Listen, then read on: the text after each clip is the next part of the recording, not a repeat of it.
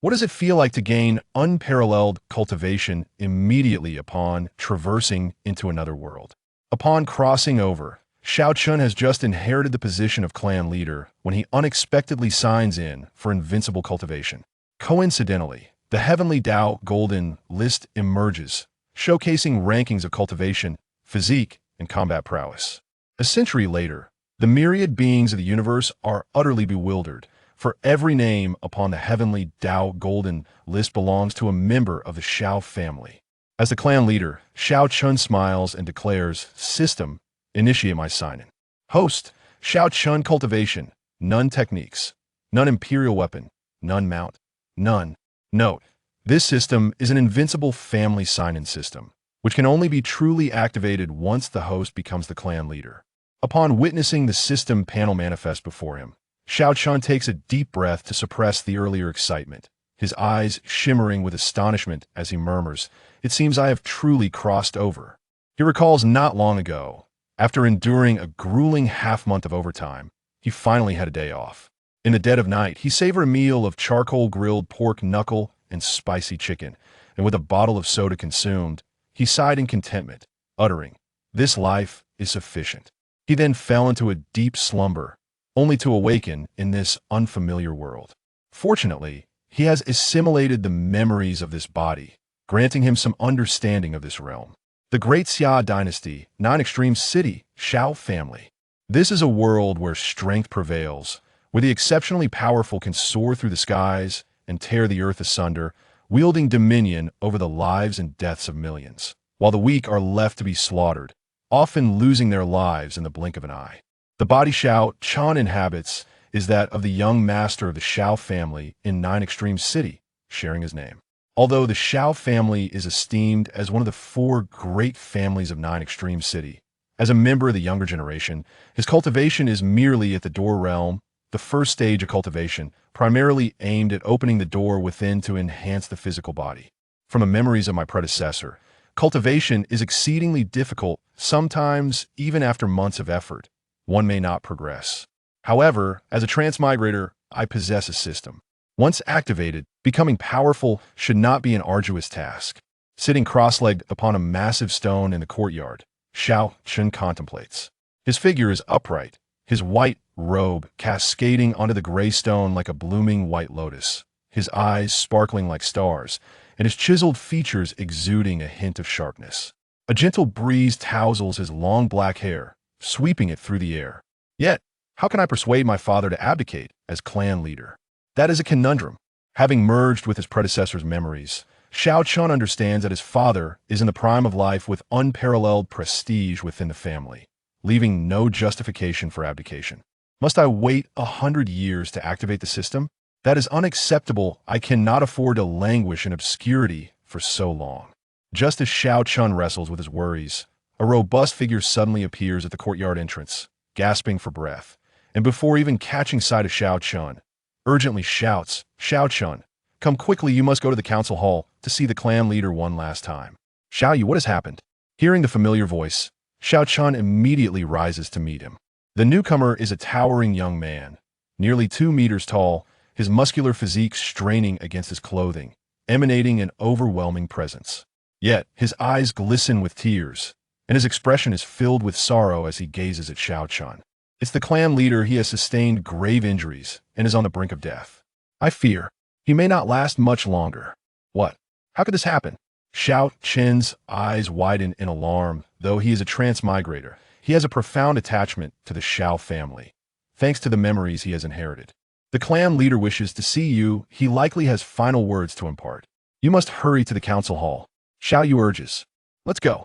Xiao Chen promptly nods. Without a moment's hesitation, he dashes toward the council hall. The Xiao family estate is vast, and the distance from Xiao Chen's residence to the council hall is considerable. Along the way, he learns from Xiao Yu the general circumstances surrounding the crisis. It all began when the Xiao family recently unearthed a third-tier spiritual artifact from a mine. In Non-Extreme City, aside from the ruling lord's mansion, there are 4 prominent families: the Chao, Ma, Fu, and Xiao families. Each of their leaders has attained the spiritual vein realm, maintaining a delicate balance among them. However, Everything changed following the acquisition of the third-tier spiritual artifact by the Xiao family. With the artifact's enhancement, the strength of the clan leader surged, inciting trepidation in the other three families, who feared being overshadowed by the Xiao family in due time. No one knew if the mine would yield further artifacts, and thus, the three families conspired to set a trap to ambush the clan leader, Xiao Ling Tian, intending to eliminate him, which ultimately led to the current predicament. By the time Xiao Chen comprehends the entire situation, they have swiftly arrived at the council hall. In the main seat sits a pallid, weakened middle-aged man, his breath faint, blood trickling from the corner of his mouth. He is none other than Xiao Chen's father, the current clan leader, Xiao Ling Tian. Beside him stand a middle-aged woman with tear-streaked cheeks. She is Xiao Chen's mother, Qin Ro, softly weeping as she clasps her husband's cold hand. Before them stand 7 elders of the Xiao family, all bearing solemn expressions, their faces etched with grief. The atmosphere in the council hall is heavy and oppressive. "Father," Xiao Chen calls out as he approaches. Xiao Ling Tian, upon hearing his voice, struggles to lift his head. Aware that his time is fleeting, he utters with his remaining strength, "Xiao Chen, your father is at his end. From this day forth, you shall be the clan leader of the Xiao family. I hope you can guide the family through this crisis." He then turns to the 7 elders before him, saying, "Esteemed elders, I implore you to assist him to the best of your abilities. Our Xiao family must not falter here." Clan leader. The elders murmur in low tones, some voices choked with emotion. Only Xiao Chen stands frozen in place, a look of shock etched upon his face. The sudden bequeathal of the clan leader position triggers the system's voice to resonate. "Congratulations, host, on becoming the clan leader. The invincible family sign-in system has been activated, and the automatic sign-in function is now operational. Congratulations, host, on successfully signing in and acquiring the invincible cultivation of the eternal divine emperor realm." Invincible cultivation? Xiao Chen is utterly stunned, his body rooted to the spot. He never anticipated that his first sign-in would grant him such unmatched power. This system is remarkable. After the initial astonishment, Xiao Chen is overwhelmed with excitement, his body trembling with exhilaration. He cannot help but clench his fist. Does this not mean he is now invincible? He had assumed that even with the system, he would need to undergo arduous cultivation to reach the pinnacle of this world yet. Unexpectedly, he has become invincible in mere moments after crossing over. What more could one ask for? At the very instant of his sign-in success, a peculiar energy surged into his body, and Xiao Chen could distinctly feel his cultivation ascending at an astonishing pace. His physical body and spirit began to undergo a rapid transformation. In mere moments, he surpassed the highest realm he had ever known, accompanied by insights into various realms. Fortunately, the system adeptly suppressed the manifestations and aura accompanying his cultivation surge. Otherwise, not only Nine Extremes City, but the very fabric of this realm would have been overturned. Chapter 2. The Revelation of My Superiority. Upon witnessing his son standing there, rigid and unyielding, Xiao Lingtian initially presumed that the boy was merely taken aback by the sudden upheaval, struggling to find words of comfort. "My son, I understand that our family situation will be challenging henceforth, yet I harbor faith that you shall lead us out of this plight. As the clan leader, you must hold steadfast to the belief that with the collective effort of our kin, no crisis is insurmountable. With the elders by your side, united in purpose, any hardship can be overcome." At that moment, Xiao Chen subtly lifted his gaze, slowly raised his hand, and with a flick of his index finger, a beam of golden light shot forth from his fingertip, striking Xiao Lingtian. The latter was momentarily stunned, his expression gradually morphing into one of astonishment. "Lingtian, what has transpired?" Qin Ro inquired anxiously, observing his peculiar demeanor. Suddenly, Xiao Lingtian sprang to his feet, his previously ashen visage now glowing with vitality, his lethargy replaced by an invigorated spirit. The elders, their faces etched with sorrow, could not suppress their tears. Could this be the clan leader's moment of resurgence? What have you done?" Xiao Lingtian did not respond to Qin Ro, but instead gazed incredulously at his son, for he could distinctly feel that the life-threatening injuries within him had miraculously healed in an instant.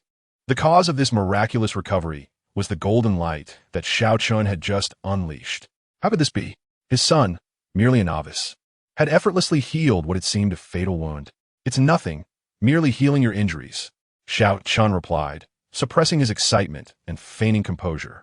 The invincible cultivation bestowed by the system was no mere illusion. It was a tangible reality. He felt the power within him continuing to grow, vast and magnificent. And with a mere gesture, he could topple the very heavens, rendering the healing of his father's minor injuries an inconsequential feat. This sensation of transcendence was exhilarating. Xiao Chen longed to roar to the heavens, his clenched fist a testament to his newfound strength, capable of obliterating all that stood before him. In truth, he could sense that his injuries had healed, yet he pressed further. How did you accomplish this? Xiao Lingtian stepped forward, his voice trembling with disbelief. Did his son harbor some hidden secret? All right, no more pretense. The truth is, I am a super being, and I have merely been concealing my true self until now. Xiao Chen shrugged, taking a seat in the patriarch's chair that his father had vacated, asserting his rightful place as the clan leader. A super being? Xiao Lingtian stared at his son in disbelief. Wasn't he merely a novice? When had he ascended to such heights? Strangely, there was no aura of a cultivator about him, resembling an ordinary person instead. This was indeed perplexing. Qin Ro and the 7 elders exchanged bewildered glances, utterly confounded by the exchange. Patriarch Yu, the elderly elder Xiao Feng, graying at the temples and with a square jaw, gazed at the suddenly rejuvenated Xiao Lingtian, hesitating to voice his thoughts. He feared this might be a fleeting moment of vitality. Elder, there is no cause for concern. My injuries have completely healed. Xiao Lingtian inhaled deeply, suppressing his shock to clarify. What? Healed? Patriarch, please do not offer us false assurances. We vow, no matter the challenges ahead, we shall support Xiao Chen to the best of our abilities, ensuring that the Xiao family does not falter. Elder Xiao Feng was taken aback, then shook his head in resignation. How could such severe injuries heal so swiftly? Even a third-tier healing pill could not achieve such rapid recovery. Elder, I speak the truth. Did you not witness the golden light that Xiao Chen unleashed? That very light healed my injuries, and not only am I restored, but I also feel invigorated, on the verge of a breakthrough. At this declaration, astonishment swept across the faces of all present. They had indeed seen the fleeting golden light, but were unaware of its true nature. Qin Ro rushed forward, grasping Xiao Lingtian's hand, which had transformed from icy cold to fervently warm. Lingtian, please do not deceive me. Tell me that what you said was genuine. Her unwavering gaze fixed upon her husband, as if fearing he might vanish. Would I deceive you about such matters? I swear, my injuries are truly healed.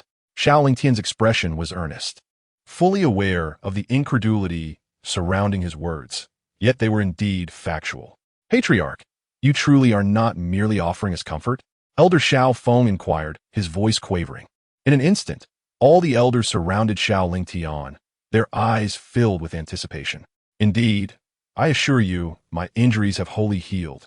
There is no need for concern. Xiao Lingtian proclaimed with a confident smile.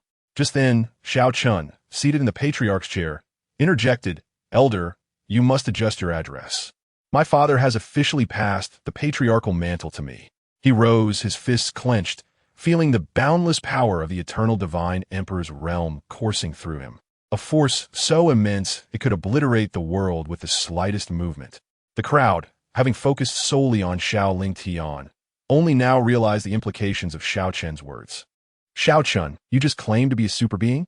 Are you perhaps of the fabled Soul Palace realm? Elder Xiao Feng asked in shock, unable to comprehend how a novice could heal such grave injuries with a mere gesture. Soul Palace realm? Xiao Chen nearly chuckled aloud. What significance did that hold? It was hardly worthy of the title super being. Yet considering the hierarchy of realms, novice, scenic sea, spirit vein, culminating in the Soul Palace within the 9 extreme city, such a realm could indeed be regarded as legendary by those of the Xiao clan. Suddenly, amidst their bewilderment, a cataclysmic phenomenon erupted in the heavens. The entire universe seemed to tremble, and the once azure sky became awash with resplendent golden light, dazzling and radiant, resembling a golden mist. This astonishing spectacle captured the attention of all beings across the cosmos, mortals and cultivators alike, who gazed upward in bewilderment at the ominous phenomenon that had manifested above. Could it be that a treasure of unparalleled might had emerged? Those cultivating power felt their hearts race, their pupils dilating as they swiftly rose to investigate the source of this extraordinary occurrence. Chapter 3. The Descent of the Heavenly Tao Golden List. Such a remarkable spectacle could only indicate the presence of an unparalleled treasure, one that had not been seen for eons. The entire universe was set ablaze with excitement. The calm demeanor of the strongest being shattered. Boom! In that moment, a melodious chime resonated through the cosmos, heralding the arrival of a colossal golden list that appeared in the heavens, inscribed with 4 ornate golden characters. Heavenly Tao Golden List. The Heavenly Tao Golden List?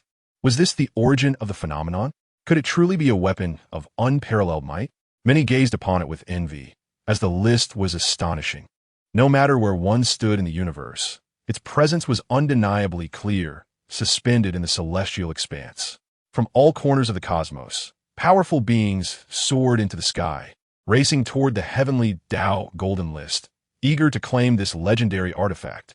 As the earth trembled and the skies quaked, 9 imposing figures materialized within the universe, standing tall like colossal stars, casting their gazes down upon the world, an overwhelming pressure enveloping the surroundings, instilling awe and trepidation. They are the 9 emperors. A voice cried out in terror, halting all in their tracks. The imperial might enveloped the heavens, rendering all others as mere driftwood upon a vast ocean, susceptible to capsizing, let alone contesting for the coveted treasure. Indeed, that golden list is a treasure of unparalleled significance. Otherwise, it would not have drawn the attention of these 9 supreme beings. Many speculated, but it no longer concerned them, for it was a treasure meant solely for the emperors to vie for. At that moment, the 9 formidable emperors sprang into action simultaneously, their colossal hands obscuring the heavens and encompassing the sun, moon, and stars, all reaching for the golden list suspended in the firmament. Yet, in the next instant, an overwhelming force erupted from the heavenly list, a thunderous roar resonating across the cosmos, sending tremors through the hearts of all living beings, as if the heavens themselves were enraged. Subsequently, a thunderbolt, as thick as a mountain and imbued with immense divine might, descended upon them. Boom! Boom! Boom! The sounds of multiple explosions reverberated, stunning the inhabitants of the universe. For the hands of the 9 emperors that reached for the heavenly list simultaneously erupted into a mist of blood, dissipating into the cosmos. How could this be? These emperors were invincible entities. How could they be injured by a mere artifact? Moreover, 9 of them were harmed at once. All who witnessed this scene were horrified.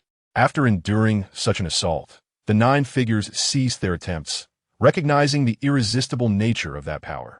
To put it plainly, if that force had wished it, they could have easily met their demise. Most crucially, that power contained the essence of the supreme path. The heavens, understanding the arduous journey of beings in their cultivation, had now presented the heavenly list. All who were inscribed upon it would receive heavenly rewards. A grand voice, akin to that of a deity, reverberated throughout the universe, echoing in the minds of all living beings. This voice carried a unique Tao essence, embodying the voice of the heavens, instilling an innate sense of reverence in all. So, it was merely a list? Not a treasure, after all. In the city of Zhujiasheng, Xiao Chen furrowed his brow at the notion of a golden list conjured by the heavenly Tao. His gaze pierced through the endless void to uncover the truth. This was indeed not the work of any individual, but the handiwork of the heavenly Tao of this realm. Yet, did this have any bearing on him? It was too coincidental that he had just attained invincible cultivation when the heavenly list appeared. Nevertheless, it piqued his interest, and he was eager to see what sort of beings might be inscribed upon this list. Xiao Chen felt no concern. After all, he was an invincible entity. He merely wondered how significant the gap was between himself and the strongest on this list. As the heavenly list manifested in the skies, the golden radiance that it spread across the horizon instantly converged into the list. The preceding phenomenon vanished, leaving only a colossal list suspended in the air, exuding divine might that deterred anyone from approaching. Today, the heavenly Tao would announce the top 100 cultivators. In an instant, All cultivators across the realms displayed expressions of astonishment. Was the heavenly Tao truly about to reveal the 100 strongest individuals in the world? Previously, it was said that those who made the list would receive rewards. But one could only wonder what those rewards might be. Who knew? Yet, it was believed that the rewards from the heavenly Tao must be extraordinary. Alas, it was regrettable that my cultivation was insufficient to make the list. Otherwise, it would have been a splendid opportunity to gain recognition. Surely my sage-level cultivation should secure a place on the list, given that there are so few saints in our star domain. The next moment, the voice of the heavenly Tao resonated. The 100th place on the cultivation list goes to the esteemed Demon Moon, with complete mastery of the Supreme Realm, receiving a portion of the origin of the star domain as a reward.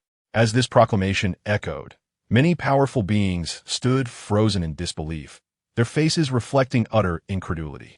How could someone at complete mastery of the Supreme Realm only rank 100th? Was there truly such a multitude of supreme beings in the world? Many were dumbfounded.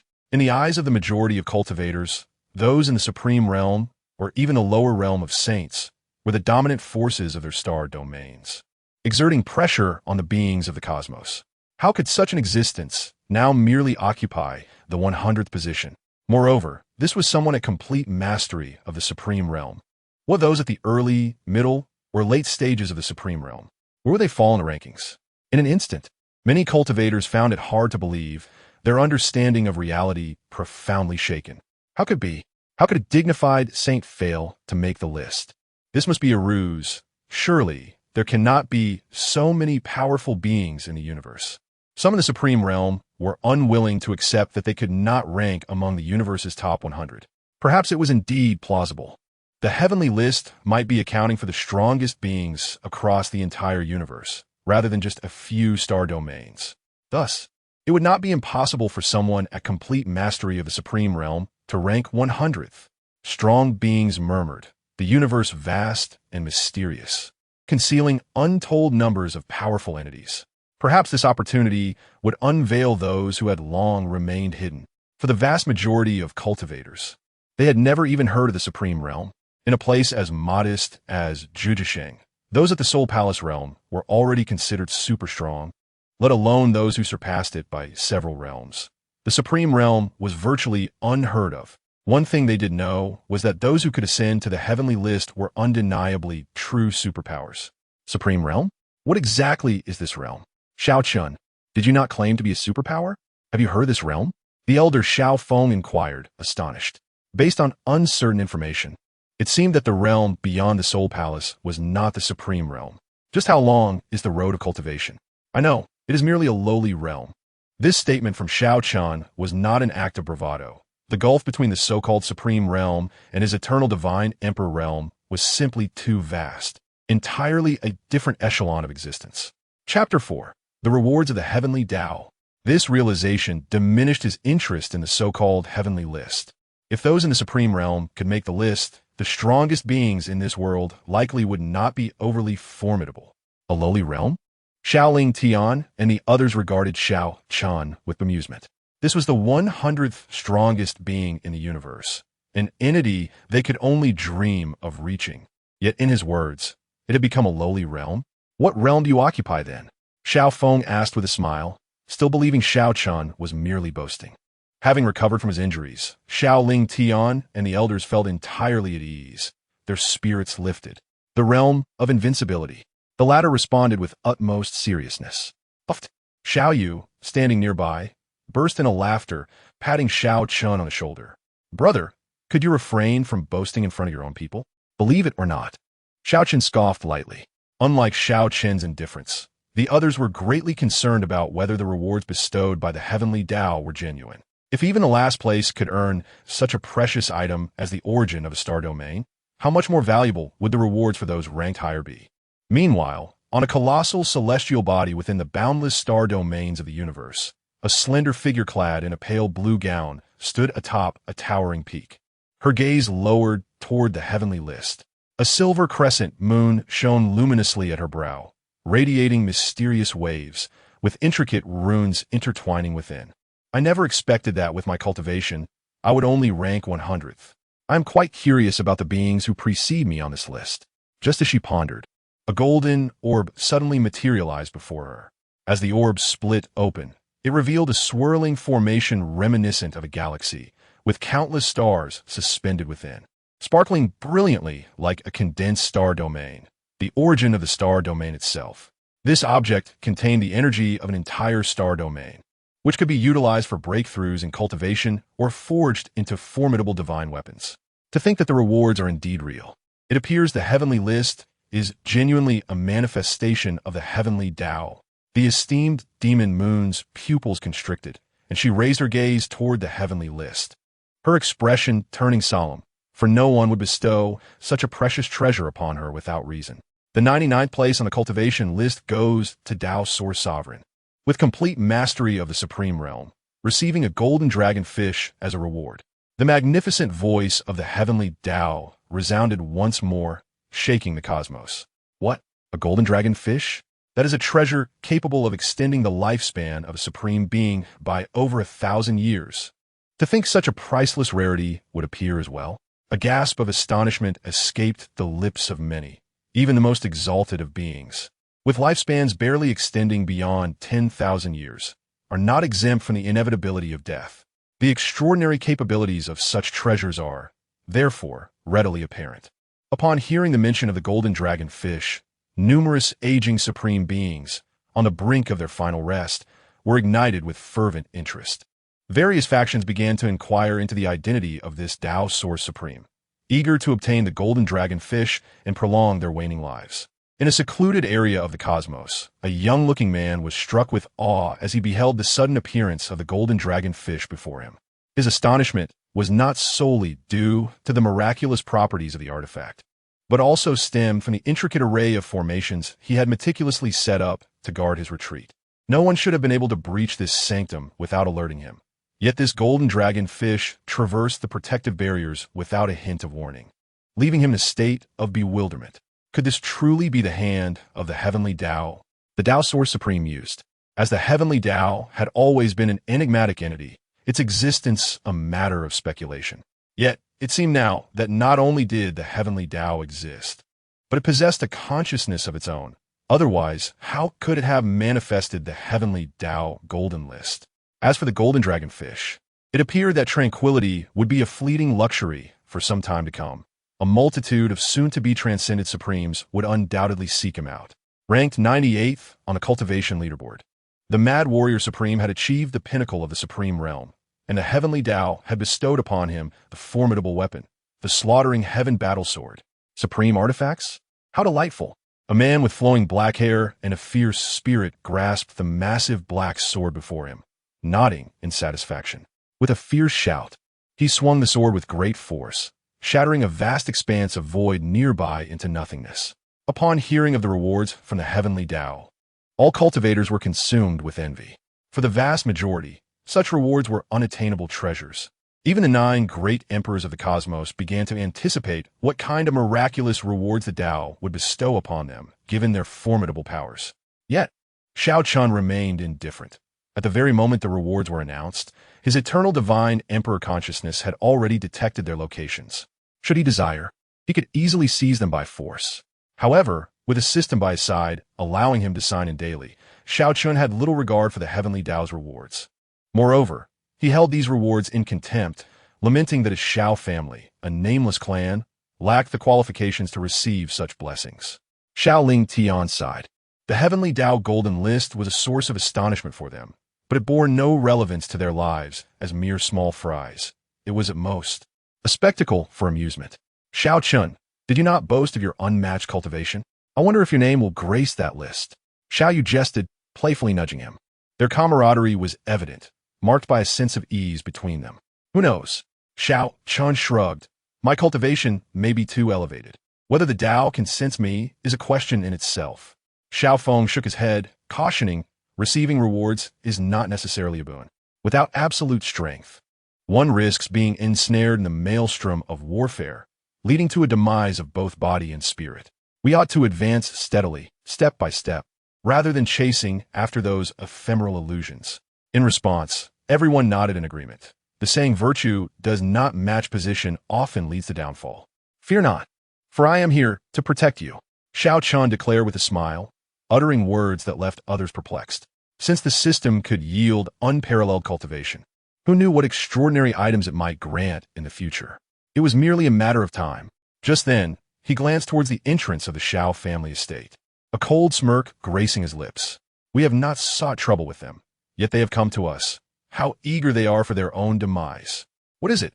Xiao Ling Tian inquired, puzzled, following Xiao Chen's gaze towards the entrance, which was obscured by numerous structures, rendering it impossible for him to see anything. The heads of the three families have arrived. It appears they seek to obliterate our Xiao family once and for all. Let's proceed to meet them.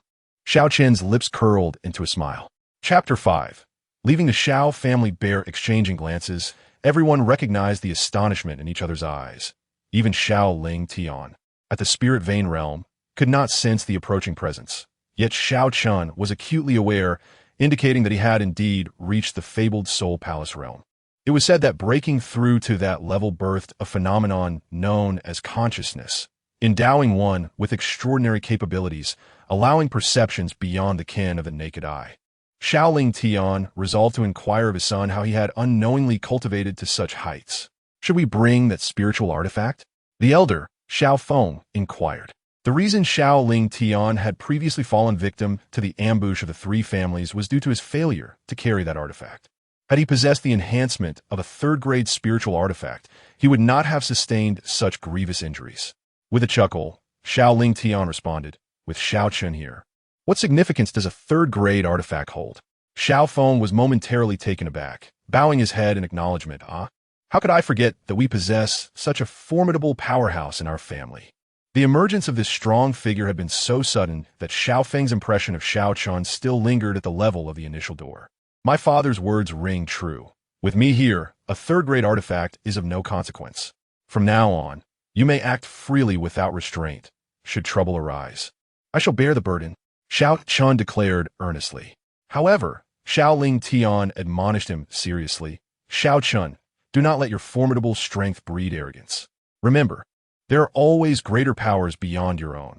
While you may surpass us somewhat, there will inevitably be those stronger than you. It is wise to remain humble and grounded. Yet Xiao Chen resolutely shook his head. My strength indeed surpasses yours by a considerable margin, but I am invincible. That is beyond dispute. As for just how invincible, you will come to know in due time. Exchanging glances, the group furrowed their brows. The patriarch's mindset was perilous. As they approached the entrance, Qin Lu remarked, my son, did you see the heavenly Tao golden list in the sky?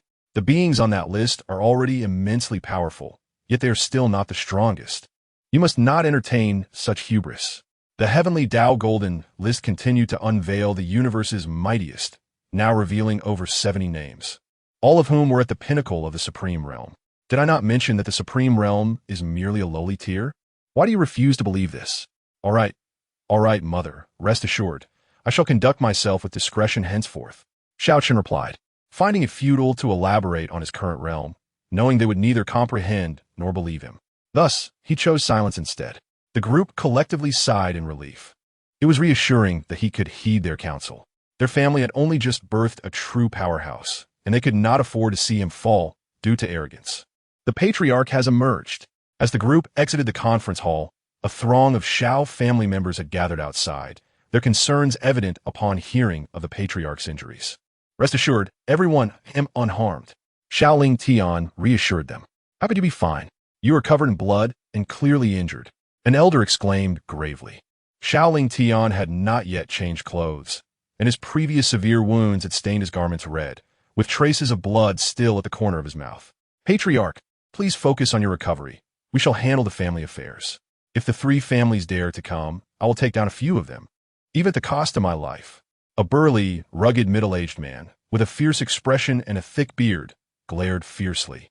He was Xiao Yu's father, Xiao Shan, wielding a massive axe, exuding an aura of lethal intent. Previously, I had indeed suffered grave injuries, but I have since recovered.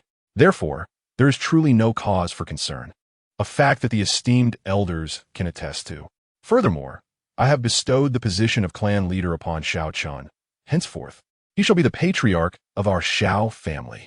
Ah, a look of astonishment spread across every face, uncertain whether their surprise stemmed from the leader's recovery or his abdication.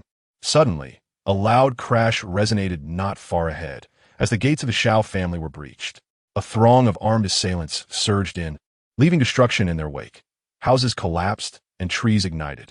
The intruders were none other than the clan leaders of the Qiao, Ma, and Fu families, accompanied by numerous kin. Xiao Chen surveyed the scene. Despite the devastation, there were no casualties among his family members, suggesting that the elders had made prior arrangements. With resolve, he led the charge forward. Annihilate them all, raze everything here to the ground, and seize their wealth.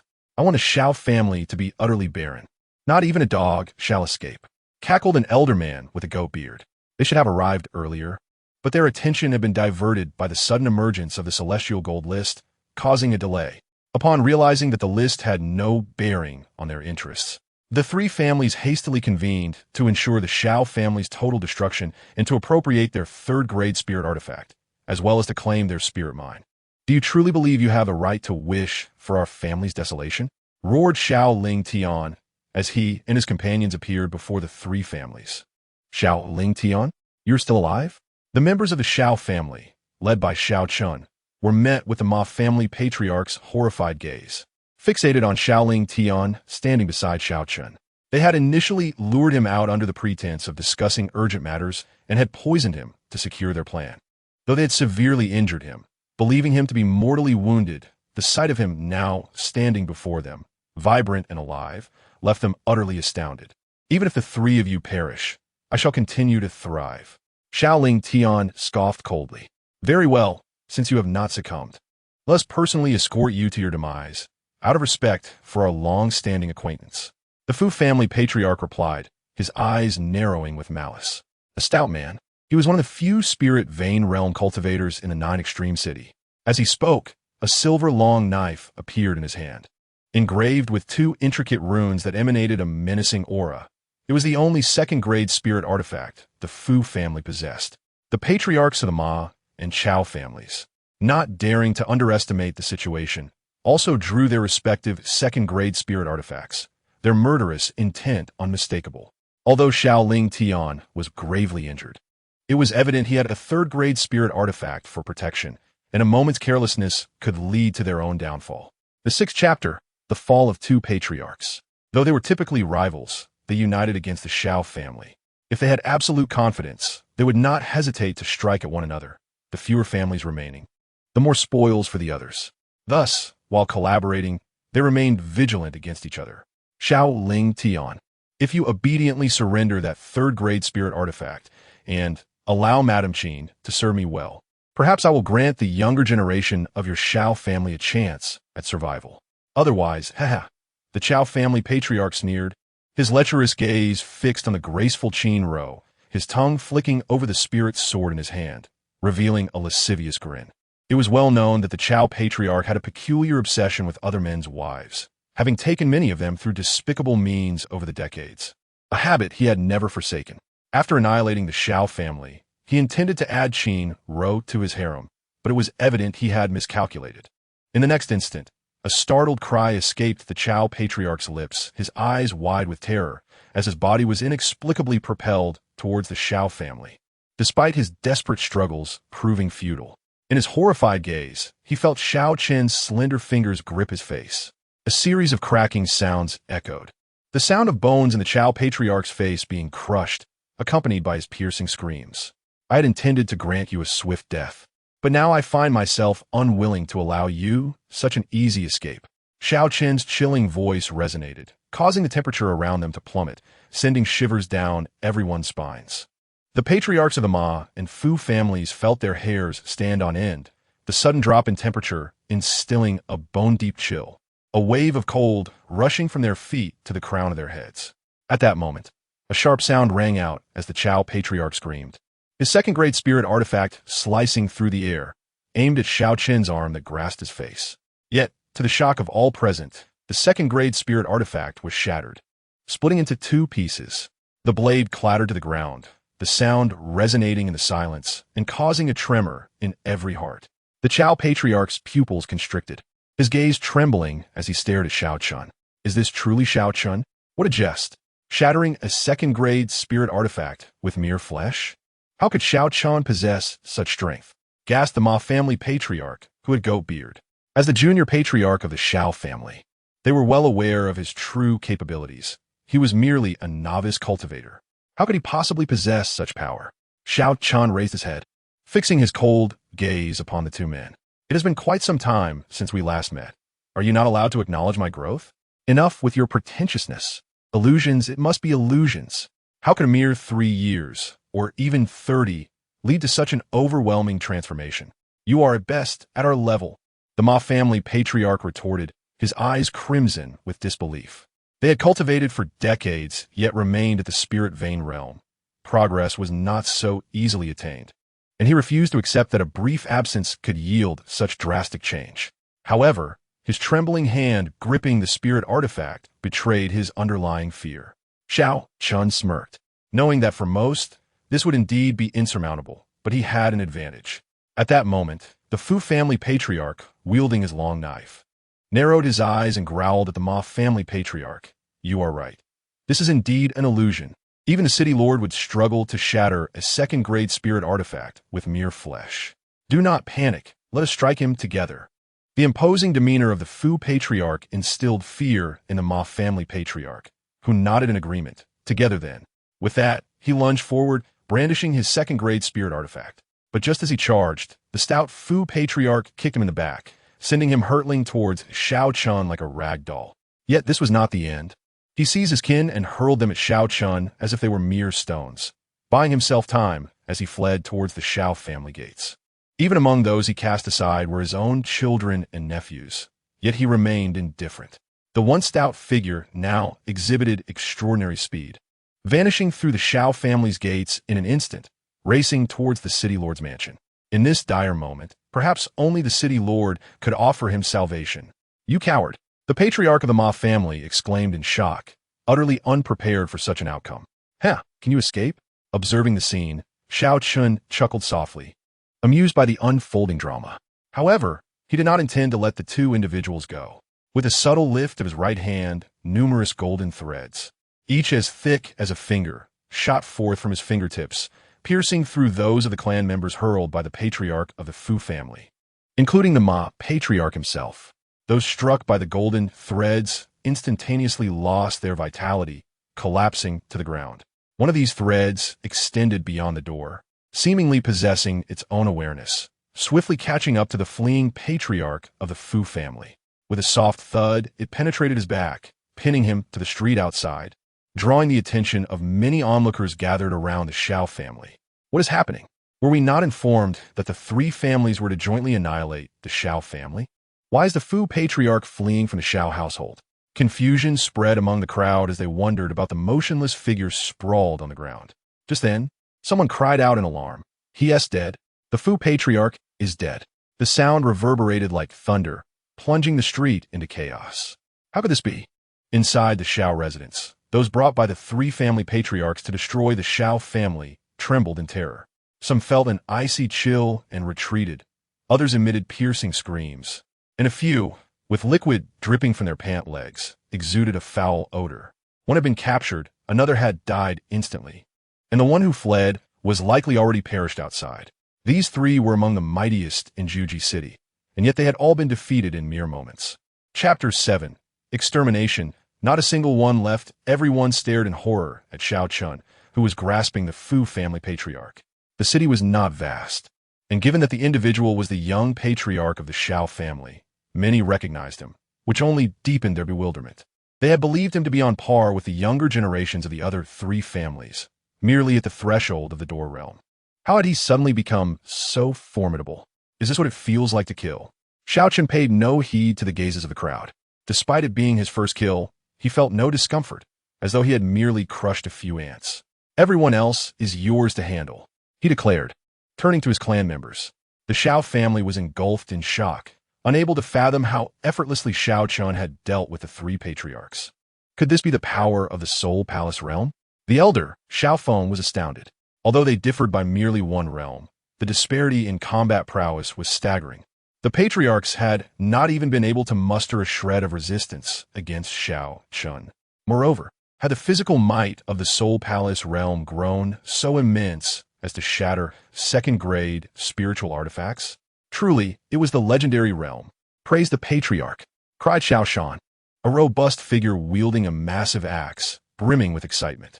Though ignorant of the source of Xiao Chen's might, he recognized it as a monumental fortune for the Xiao family. He charged forth, axe in hand, towards the remaining members of the three families. Other clan members, inspired by their patriarch's strength, echoed his fervor, brandishing their weapons and rushing into battle. As the elder Xiao Feng prepared to join them, he was halted by Xiao Chen. Elder? Elder, please gather all our able-bodied clan members. Xiao Chen instructed. What is the patriarch planning? Since the three families seek to obliterate the Xiao family, how can we allow them to remain? Today marks the day of their expulsion from Jiuji City. Xiao Feng's pupils constricted as the patriarch's intent became clear. He nodded sharply, his expression resolute. He was cautious by nature, but was not one to hesitate when decisiveness was required, and he swiftly departed to assemble their kin. Xiao Chen cast the trembling Fu patriarch onto the ground. How could he allow the one who dared to target his mother to die so easily? He intended for the patriarch to witness the annihilation of his own family. Young Master Xiao, I was wrong. I failed to recognize your greatness. Please spare my life. I am willing to surrender all of the Fu family's assets and serve as a dog for the Xiao family, obeying your every command. The Fu patriarch knelt, pleading for mercy. Having witnessed Xiao Chen's recent display of power, he understood that resistance was futile. Only surrender might offer him a sliver of hope. The Fu family's assets? Do you think I covet your paltry possessions? Xiao Chen scoffed, a cold smile gracing his lips. As long as I wish, resources are inexhaustible. And you believe your family deserves to serve as my dog? You ought to reflect on your standing. Hearing this, the Fu patriarch's heart sank further. He crawled forward, trembling, and stammered, I am willing to offer my numerous wives to young Master Xiao. Each one is. Begone! Xiao Chen barked, his voice laced with authority, striking the Fu patriarch's chest with immense force, sending him flying and causing him to spit blood. How absurd it was for him to presume that Xiao Chen shared his proclivity for others' wives. Xiao Chen's gaze shifted back to the three families, now surrounded by his kin. Though these individuals were the elite of their respective families, their spirits had been shattered by his earlier display, leaving them paralyzed with fear and significantly diminishing their combat capability. With his father, a formidable presence from the spirit vein realm, joining the fray, they stood no chance. In mere moments, the air was filled with cries of anguish, the clash of weapons, and the sight of severed limbs. As bodies fell, the ground became a crimson tapestry, the stench of blood overwhelming, inducing nausea among the witnesses. Many elders from the three families, unwilling to succumb, unleashed their fury, attempting to carve a path through the crowd. Yet, before the might of Shaolin Tian, a figure of the spirit vein realm, they were powerless. The elders of the Xiao family, also of the Sea realm, blocked any escape routes, ensuring no mercy was granted. Under normal circumstances, they would have found it challenging to slay peers of their realm, but now, their fear rendered them as fragile as autumn leaves there at this moment. All the members of the Xiao clan, drenched in the blood of their enemies, bore expressions that were somewhat ferocious. Some had sustained serious injuries, yet no one felt pity for the lifeless bodies around them. Everyone understood that had it not been for the sudden emergence of Xiao Chen, a concealed powerhouse, their family would have faced annihilation. Did they not hear the previous patriarch of the Ma clan declare that he would leave the Xiao family with not a blade of grass remaining? That not even a dog would escape? They could guarantee that had that been the case, the fate of the Xiao family would have been even more tragic. Observing the bloodied members of his clan, Xiao Chen nodded. They were indeed a group of spirited warriors. Chapter 8. To eradicate the roots. One must act decisively. He then waved his sleeve, and golden starlight cascaded from his robe onto the clan members, instantly healing those wounded in battle. The onlookers were momentarily astonished by Xiao Chen's abilities. Xiao Shan, taken aback, inquired, Patriarch, what level of cultivation do you possess? How can you wield such miraculous powers? You need not know much, only that my cultivation is invincible. Xiao Chen replied earnestly, hands clasped behind his back. In that instant, the crowd fell silent. Invincible? Could it truly surpass the supreme realm listed on the Heavenly Tao Golden Rankings?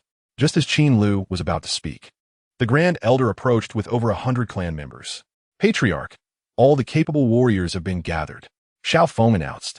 Upon seeing the mountain of corpses, everyone's breath caught in their throats, and some young clan members even retched, unaccustomed to such a gruesome sight. Do you know who these deceased are? Xiao Chen asked, unfazed by the retching. They're the ones sent by the Qiao, Ma, and Fu clans to obliterate our Xiao family, replied a girl in a pink gown, her sweet features framed by twin ponytails. Despite her pale complexion, she stood strong and did not vomit. This was Xiao Ruomeng, the daughter of a clan elder. Indeed, they are members of those 3 clans. Xiao Chen affirmed, I trust the Grand Elder has explained the reason for this assembly. It is to eradicate the 3 clans once and for all. A handsome youth with eyes as bright as stars and clad in a blue robe inhaled deeply and spoke solemnly. This was Xiao Lang, who had shared a close bond with Xiao Chen in their youth. Precisely, it is to destroy the 3 clans. Since they dared to strike at us, they must be prepared for their own annihilation. Now that the patriarchs and most elders of those 3 clans have perished in our midst, it is an opportune moment, and also a valuable trial for you. Xiao Chen continued. The patriarch of the Ma clan had once proclaimed that he would leave the Xiao family barren, not even allowing a dog to escape. Now, Xiao Chen had but one goal, to leave the 3 clans equally desolate. Even the earthworms must be cut down, and the anthills must be filled with boiling water. Though he feared no retaliation, he believed in thoroughness. Yes, the crowd responded in unison. In this ruthless world, mercy towards enemies equates to cruelty towards oneself. Then let us set forth. As they prepared to leave, they found themselves suddenly standing on the bustling streets before the gates of the Qiao clan. The passers-by, startled, wondered how so many had appeared so abruptly, as if by magic. Are these members of the Xiao clan? How did they end up here?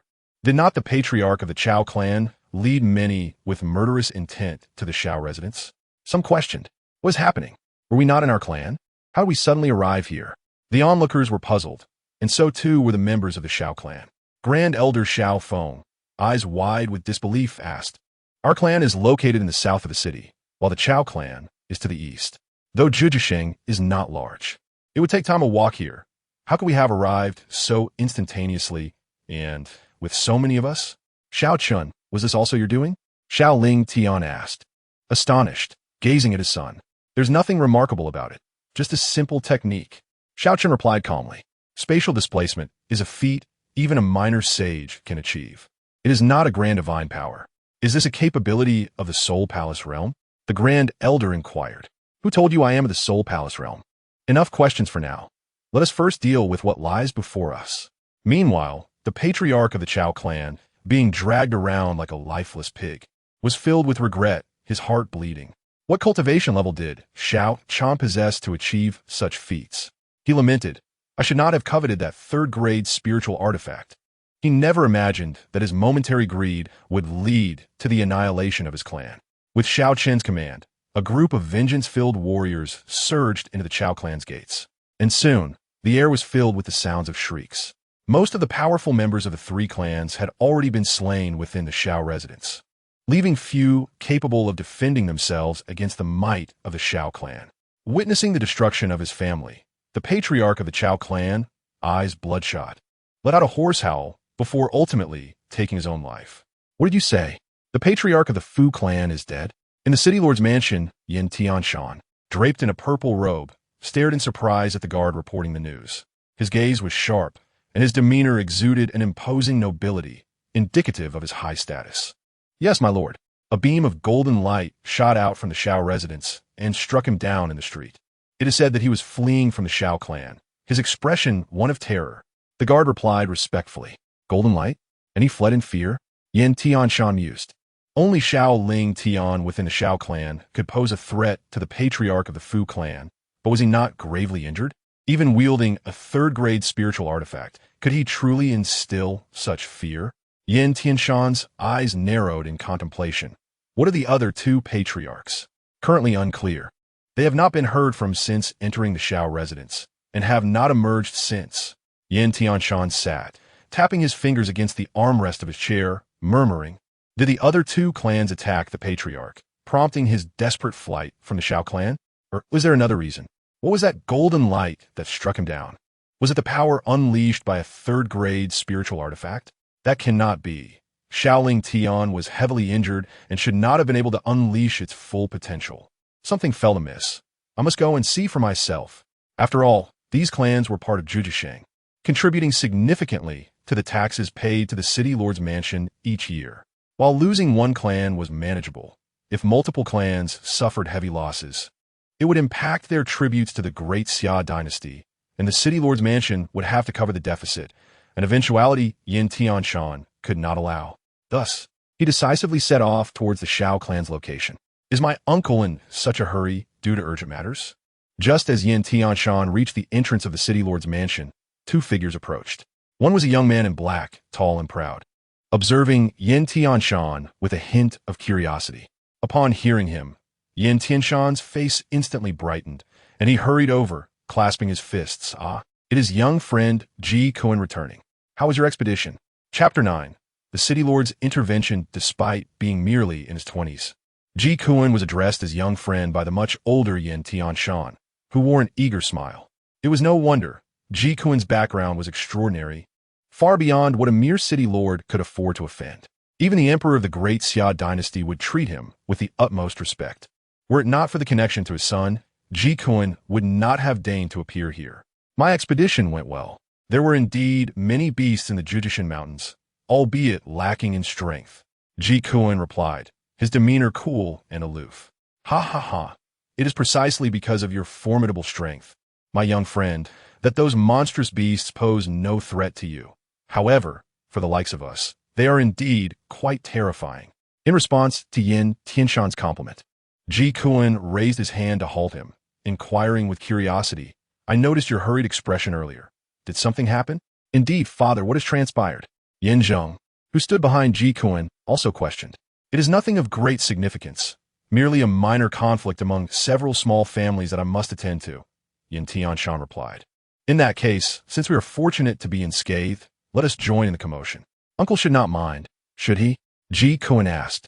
Haha, my young friend, you need not worry. It is merely a trivial matter, and those rascals would be fortunate to encounter you. Yin Tianshan laughed. Although Ji Kuan referred to him as uncle, he did not presume to regard himself as an elder. The three then sped towards the Xiao family. The Xiao family has been annihilated, leaving not a single survivor, and all their wealth has been gathered up by the clan members. Naturally, Xiao Chen himself looks down upon such meager riches. Let us proceed to the Ma family, Xiao Chen declared, and in an instant, he and his companions vanished from the scene, reappearing before the Ma family's entrance. Outside the Xiao family's premises, many curious onlookers gathered, but as the Xiao family had been inside for quite some time without any sign of activity, some, driven by insatiable curiosity, attempted to venture inside.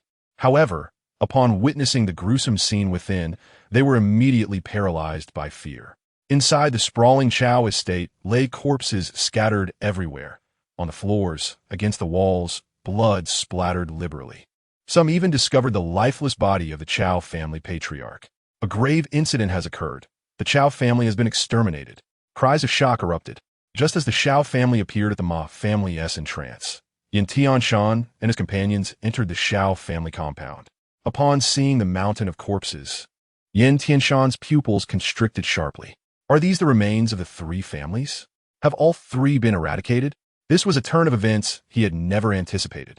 Initially, he believed only the Xiao family would be destroyed, and the other two families would remain untouched. But now, what a ruthless method.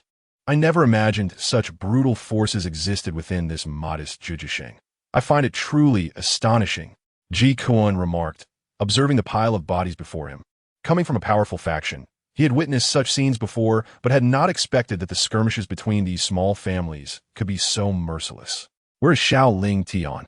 Yin Tianshan's eyes flashed with intensity as he reached out towards the Xiao family's second elder, Xiao Yuanshan, who was busy dealing with the bodies not far away. City Lord, what is your command? Xiao Yuanshan replied. What has transpired here? Yin Tianshan demanded, glaring fiercely. Reporting to the City Lord, the three families conspired to annihilate our Xiao family, but their strength was insufficient, and they ended up being vanquished by us. They brought this upon themselves. Surely you will not hold our Xiao family, the victim, accountable? Although Xiao Yuanshan's cultivation was not high, only at the Jinghai realm, he stood unflinching before Yin Tianshan, who, though the strongest in Zhujiasheng previously, now faced the Xiao family's patriarch, Xiao Chen, at the Soul Palace realm. Were it not for Yin Tianshan's position as the city lord, Xiao Yuanshan would have dismissed him entirely. Umph. The city lord does not require your concern. Where is Xiao Ling Tian? Summon him to see me. Yin Tianshan commanded angrily. They have gone to the Qiao family. What business do they have at the Qiao family? The patriarch declared that since they dare to strike at our Xiao family, they must be prepared for annihilation. You intend to wipe out their 3 families? Yin Tianshan was taken aback by the Xiao family's mercilessness. City Lord, is that not a reasonable response? They united to obliterate us. Now, it is only fair that we retaliate. Quickly to the Qiao family. Yin Tianshan turned and sped toward the Qiao estate. For him, the city lord, the paramount concern of any city lies in balance and stability, rather than allowing one family to dominate.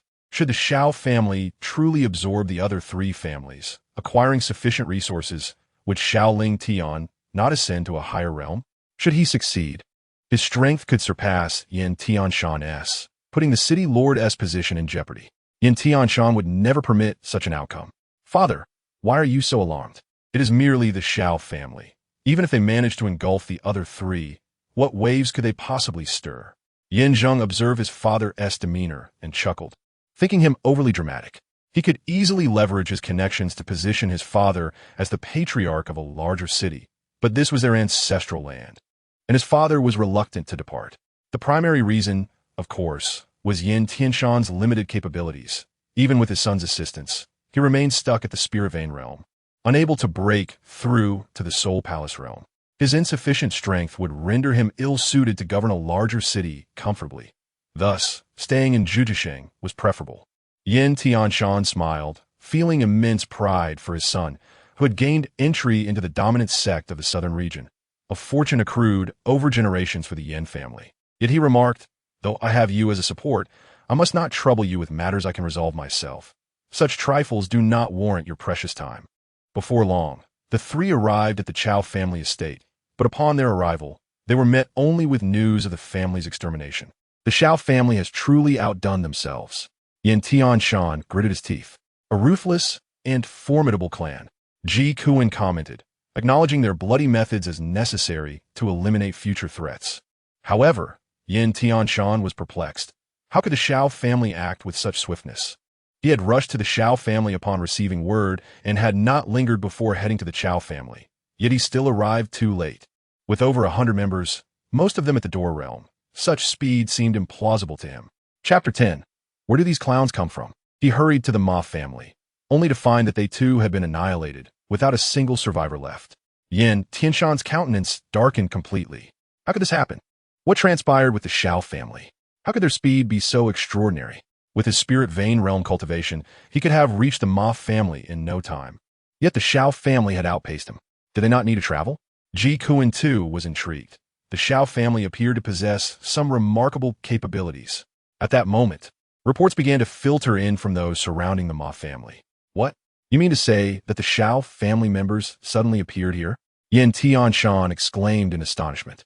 Indeed, City Lord, the Xiao family members appeared as if by magic, manifesting at the Ma family's doorstep, and then unleashed a massacre without leaving a single soul alive.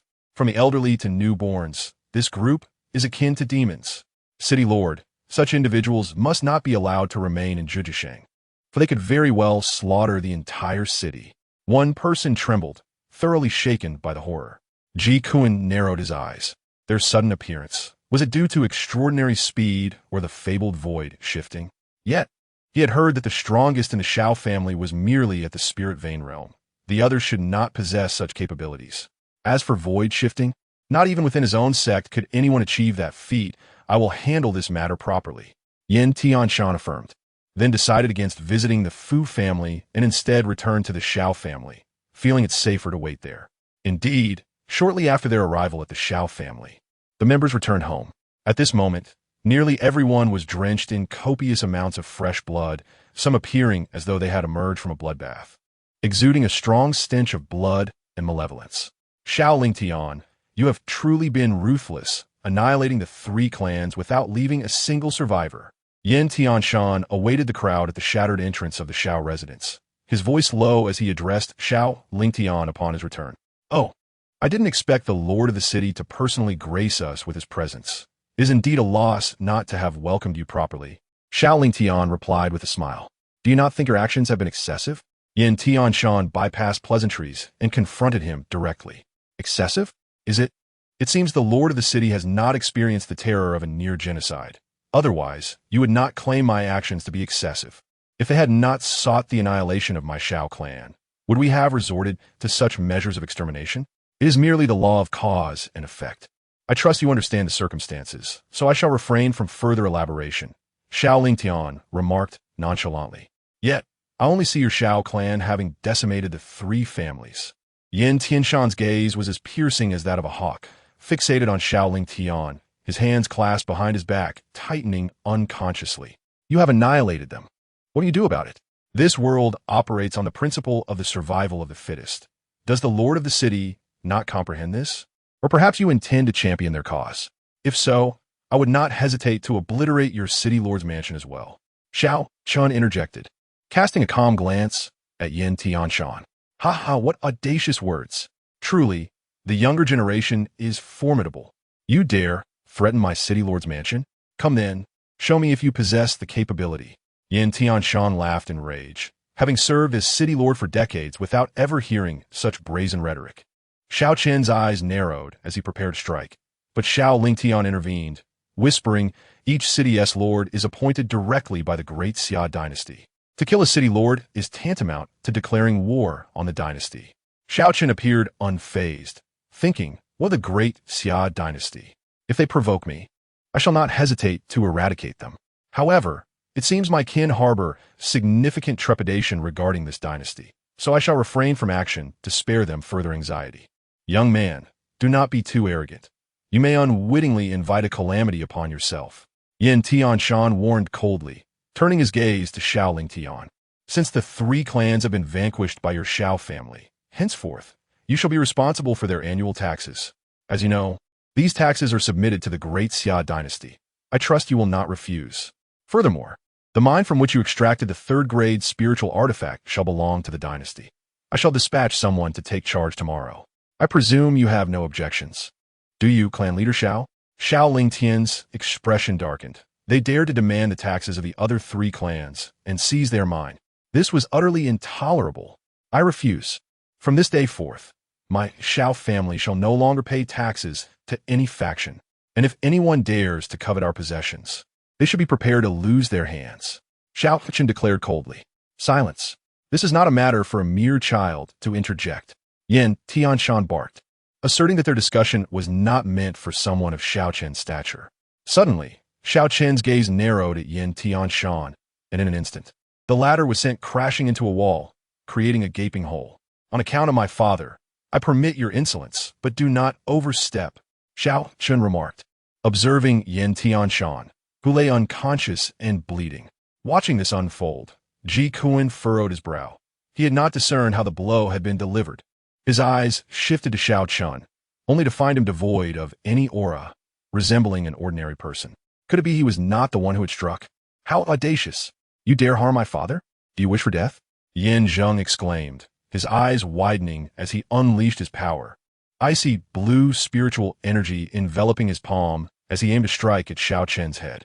Though both were at the spiritual vein realm, the disparity between Yin Zheng and his father was vast, for he had cultivated many more spiritual veins. Were it not for the fact that more spiritual veins established a firmer foundation at this level, he would have already transcended to the Soul Palace realm. What kind of clown dares to act so brazenly before me? Xiao Chen frowned, flicking his fingers, and a golden light pierced Yin Zheng's brow in an instant. The icy blue energy aimed at Xiao Chen suddenly halted, and Yin Zheng collapsed to the ground with a thud. Ji Kuan's pupils contracted sharply. Despite the absence of any evident cultivation aura, how could Xiao Chen have slain Yin Zheng with a mere gesture? Yet, he remained unfazed, taking a deep breath. He boldly declared, Do you understand who Yin Zheng is that you dare to kill him? Do you not fear inviting catastrophe upon yourself and your family? Chapter 11. Disciple of the Falling Sunset Sect? What significance does his identity hold for me? As for calamity? I am a harbinger of calamity for others. Never has anyone brought disaster upon me. Xiao Chen chuckled lightly. Just then, Xiao Lingtian's pupils constricted to the size of pinpricks as he exclaimed, "What? You say he is Yin Zheng? The one who joined the legendary Falling Sunset Sect? Ah, it seems there are still those who recognize our Falling Sunset Sect. At last, someone with a modicum of understanding." Ji Kuan's demeanor transformed back to its previous haughty arrogance. As long as someone was aware, he feared not the ignorance of these country bumpkins. Meanwhile, Xiao Lingtian's face turned ashen. He had only heard of the Falling Sunset Sect, a transcendent power that overshadowed the great Xia dynasty, a force before which even the dynasty was but a mere shoe shiner. This was dire. They had provoked such an extraordinary force. Xiao Lingtian felt a chill run through him, for such a power could reduce the Xiao family to ashes with a mere thought. Moreover, someone had just stated that your Xiao family would no longer pay taxes to the great Xia dynasty. Are you aware that every year, the great Xia dynasty pays tribute to our Falling Sunset Sect? Should you refuse to pay taxes to the great Xia dynasty, would it not also affect the tributes they owe to our sect? Do you wish to be adversaries of the Falling Sunset Sect? Ji Kuan's voice turned sharp, causing Xiao Lingtian's body to tremble. Such reasoning was utterly fallacious. Their Xiao family was minuscule and could not possibly cause such a significant impact. Moreover, they would never dare to oppose such a force. While the Xiao family had members who had joined a sect, it was a minor one, wholly incomparable to the Falling Sunset Sect's overwhelming might. Ji Kuan smirked and turned his gaze to Xiao Chen, only to find that the latter was entirely unconcerned with his words, instead showing keen interest in the heavenly Tao Golden list above, which had begun to announce the formidable beings above the supreme realm. The 44th rank on the cultivation list was Xiao Yaozi, at the first level of the quasi-emperor realm, receiving the heavenly Tao reward of the emperor-level divine ability, Great Path of the Floating Pagoda. Upon hearing this, many powerful beings in the cosmos displayed astonishment. A quasi-emperor at the first level ranked 44th? This implied that, aside from the 9 emperors, there were still 35 quasi-emperor powerhouses in the universe? Truly astonishing. They had believed that quasi-emperors were few and far between, yet there were over 30 hidden from sight. Many were left in shock, realizing the vastness of the universe was beyond their comprehension. Furthermore, the rewards this time were exceedingly generous, even featuring emperor-level divine abilities. The 43rd rank on the cultivation list was Kuang Tu, at the first level of the quasi-emperor realm, receiving the emperor-level elixir, Enlightenment Pill. The 42nd rank was Zhu Yao, also at the first level of the quasi-emperor realm, awarded with Chaos Immortal Gold. The astonishing rewards of the heavenly Tao have deeply moved many powerful beings in the universe. The Tao Enlightenment Pill, once ingested, aids individuals in comprehending higher realms and facilitates breakthroughs. Moreover, the celestial gold is an unparalleled material for forging imperial artifacts, a treasure gem sought by almighty emperors yet rarely found. Many can distinctly sense that the rewards bestowed upon quasi-emperors are far superior to those granted to supreme beings. The higher one's cultivation, the more extraordinary the rewards. One cannot help but wonder what breathtaking rewards the 9 emperors will receive. In the 9 Extremes city, Ji Kuan listened enviously to the voice of the heavenly Tao, murmuring to himself, "Quasi-emperor, I wonder if I will ever have the chance to reach such heights in my lifetime. If you were to leave this place, perhaps you would have a chance. But if you continue to court death here, then you will truly have no opportunity whatsoever." Suddenly, Xiao Chen's voice rang in his ears. "What did you say? Did you not understand? I told you to leave. My patience is limited." Ji Kuan, filled with anger, chuckled derisively at Xiao Lingtian. "It seems your kin is unaware of the might of our Falling Sunset Sect. I believe it is necessary for you to enlighten him. I have already given you a chance. You squandered it." Xiao Chen narrowed his eyes. "And what if I don't? What can you do to me? I am a direct disciple of the second elder of the Falling Sunset Sect. Do you dare to act against me? If you so much as touch a hair on my head, my master will personally ensure your entire clan is sent into reincarnation." Ha. Seeing Xiao Chen's furrowed brow and lack of reaction, Ji Kuan instantly felt emboldened, believing his opponent would not dare to act against him. In that case, allow me to demonstrate the true power of the Soul Palace realm. As long as his opponent did not dare to act, he could unleash his full power without restraint. With a low growl, Ji Kuan unleashed a beam of gold light from his forehead, resembling a pure white pillar of light piercing towards Xiao Chen's brow. Although he was unaware of the means Xiao Chen had employed to conceal his aura, he did not believe that a small place like Nine Extreme City could harbor any super strong beings. Therefore, he showed no mercy and executed a unique spiritual attack of the Soul Palace realm. This is the unique spiritual attack of the Soul Palace realm. Perish. As the sound faded, the pure, white spiritual attack struck Xiao Chen's forehead. In the next moment, Ji Kuan was completely frozen in place. His spiritual attack had accurately landed on his opponent's brow, but shockingly, it had no effect whatsoever. Xiao Chen stood there unharmed. "This is impossible," Ji Kuan exclaimed, his eyes filled with disbelief. Could it be that his opponent was strong enough to disregard his spiritual attack? Was he perhaps at the Soul Palace realm? Or had he transcended it? This was absolutely impossible. According to Yin Tianshan's earlier words, the strongest in Nine Extreme City could only reach the spiritual vein realm. It was utterly inconceivable for an indigenous Soul Palace realm cultivator to emerge. The Xiao clan was equally startled, fearing for Xiao Chen's safety. Although they viewed both individuals as Soul Palace realm experts, the opponent hailed from the formidable Falling Sunset sect, whose foundation was incomparable. They believed Xiao Chen could never be his match. However, upon witnessing the outcome, they breathed a sigh of relief, realizing that Xiao Chen's foundation was also quite profound. "Is this your spiritual attack? Are you here to amuse me?" Xiao Chen scoffed, laughing derisively. Such an attack was barely worthy of Tickle. "Though I am unaware of your capabilities, allow me to show you my strongest strike." Ji Kuan's expression darkened, losing all previous arrogance. A red-blue sphere emerged from his forehead, hovering above his head. "Country bumpkin, do you know what this is?" "This is a 5th-grade spiritual artifact. You must have never seen one before." Of course. How could a group that fights over a 3rd-grade spiritual artifact ever possess a 5th-grade one? So, dying beneath a 4th-grade artifact is no shame for you, country bumpkin. As spiritual power surged into the artifact, the initially human-sized sphere expanded, ultimately swelling into a colossal sphere with a diameter of about 10 feet. Under Ji Kuan's manipulation, the sphere radiated red and blue light, exuding an overwhelming aura. Although Ji Kuan, being at the Soul Palace realm, could not fully unleash the 5th-grade artifact's potential, the aura released at that moment left all the members of the Xiao clan feeling immensely oppressed. A 5th-grade artifact? Xiaoling Tian's eyes reflected despair. Was this the foundation of a major power? A disciple could wield a 5th-grade artifact. What could they use to defend against such a devastating weapon? "Ha ha, perish!" Ji Kuan roared, unleashing his spiritual power as the massive sphere hurtled toward Xiao Chen. "Patriarch, flee. As long as the Green Mountains remain, one need not fear a lack of firewood." Just as the enormous sphere approached, the Grand Elder swiftly leaped in front of Xiao Chen, arms outstretched, ready to block the impending strike. The Xiao clan had finally produced a Soul Palace realm expert, one whose foundation was even more robust than that of a disciple from the Falling Sunset sect, and might potentially ascend to even greater heights. Thus, Xiao Feng was willing to risk his life to provide Xiao Chen with a glimmer of hope. Witnessing this scene, Xiao Chen felt a surge of emotion, but shook his head helplessly.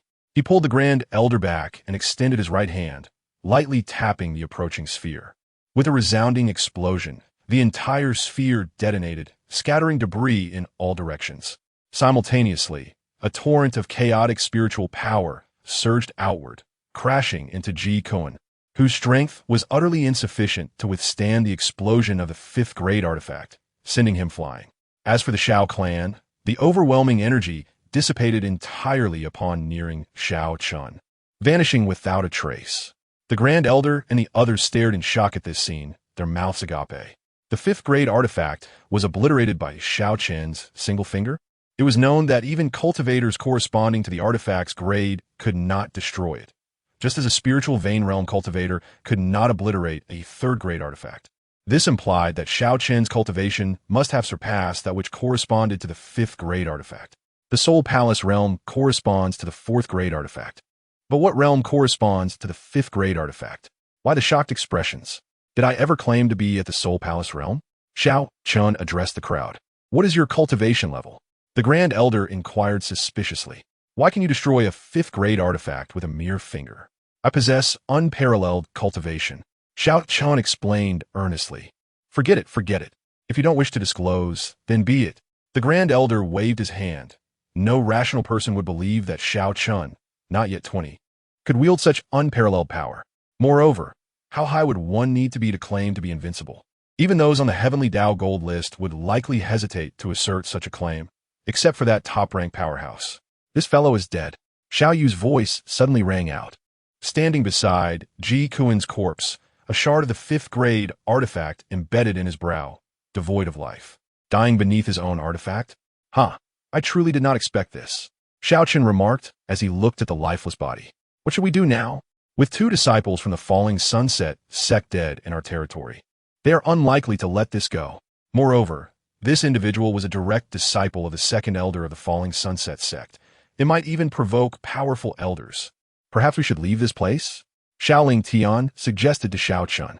If we hide for several centuries, by the time everyone has forgotten this incident, their return should attract no attention. It matters not, just a mere Falling Sunset sect. I do not regard it with any seriousness. Xiao Chen waved his hand dismissively. Do you know the cultivation level of the strongest in the Falling Sunset sect? Xiaoling Tian asked. No. Then why do you still dismiss it? Because I am invincible. Upon entering the family abode and witnessing the mountain of corpses, Xiao Chen furrowed his brow. With a swift gesture of his hand, a golden light swept across the scene, causing the bodies to vanish into thin air, leaving not even a trace of blood behind, as if those grim remnants had never existed. The elders exchanged glances, their astonishment palpable. The patriarch's abilities were truly unfathomable, leaving them in awe. They were all filled with curiosity regarding Xiao Chen's realm of power and how he had unwittingly ascended to such heights. Returning to the council hall, Xiao Chen took his seat in the patriarch's position and waved his hand, summoning dozens of treasure chests that appeared within the chamber. These were spoils acquired by the clansmen from the 3 families. Though Xiao Chen held little interest in them, they would be beneficial for the clan members' cultivation and thus should not go to waste. How did you manage to conceal so many treasure chests? The Grand Elder inquired. His curiosity piqued since the moment Xiao Chen had gathered these items, but other matters had demanded his attention then. At last, he voiced his lingering question. It's merely a small trick. One simply needs to create a personal space to store such items, Xiao Chen explained. A personal space? How does one create it? Asked Xiaoling Tian. Well, that is a topic for another time. When your strength has grown, you will naturally understand. It's rather complex to explain right now. Xiao Chen replied, stroking his chin. They were entirely ignorant of the concepts of power and realms. After reaching certain levels of cultivation, one could indeed perform astonishing feats, much like spiritual awareness. Once one's cultivation reached the Soul Palace realm, and the Soul Palace was established within the sea of consciousness, one could wield such awareness. As for these resources, I shall leave their organization to you, esteemed elders. Every clan member who participated in the war against the 3 families shall receive their due rewards. Furthermore, it is time to enhance the daily cultivation resources, spiritual stones, and elixirs of our clansmen. Only with ample resources can cultivation progress more smoothly. Additionally, there is no need to hoard the martial techniques and methods acquired from the 3 families. Let them be made public. If anyone wishes to learn, they should be allowed to do so. Xiao Chen regarded those items with disdain, believing they were of little value. It was better to allow them to serve a purpose rather than become obsolete once more formidable techniques were available in the future. The elders and Xiaoling Tian nodded in agreement. Xiao Chen was the patriarch, and they would naturally comply with his directives. Moreover, they had indeed obtained numerous valuable items from the 3 families that could significantly enhance the clan's strength. Meanwhile, the unconscious Yin Tianshan, aided by passers-by, staggered back to the city lord's mansion. He could not fathom why the Xiao family had spared him. Perhaps they had forgotten him, or perhaps he simply did not matter to them. His face was ashen, filled with a tumult of rage and despair. His fists clenched tightly, veins bulging on his forehead. His countenance twisted in fury. His son was dead, as was the direct disciple of the Falling Sunset sect, Ji Kuan. Chapter 13. Yin Tianshan's Demise. The top 10 on the golden list Xiao family. Xiao Chen, I, Yin Tianshan, shall not rest until this vendetta is avenged. One day, I will personally rend you into 1,000 pieces. I shall ensure that the men of the Xiao family serve as slaves for generations, while the women shall be condemned to a life of shame, never to rise again." He let out a low growl akin to a wounded beast. Upon his return, he immediately reported all that had transpired to the Daxiao inspector. He believed it would not be long before retribution arrived, and that would be his moment to exact vengeance. At that moment, the image of Xiao Chen etched itself in his mind, as if he were determined to engrave it upon his very soul. Yet, just as that thought took root, a spurt of blood erupted from his mouth, and his body fell lifelessly to the ground. Alas, the city lord has perished. It must be the grievous injuries inflicted by the Xiao family that led to the city lord's demise. If only my strength were sufficient, I would ensure the Xiao family paid dearly. The inhabitants of the city lord's mansion believed the Xiao family was responsible for the city lord's grievous injuries that led to his death, unaware that had it truly been an injury, Yin Tianshan would not have even had the chance to awaken. The cause of his demise was the very image of Xiao Chen he had conjured in his mind. Xiao Chen's power was too overwhelming. Even the mere thought of him was beyond Yin Tianshan's capacity to endure, especially given the immense malice he harbored towards him.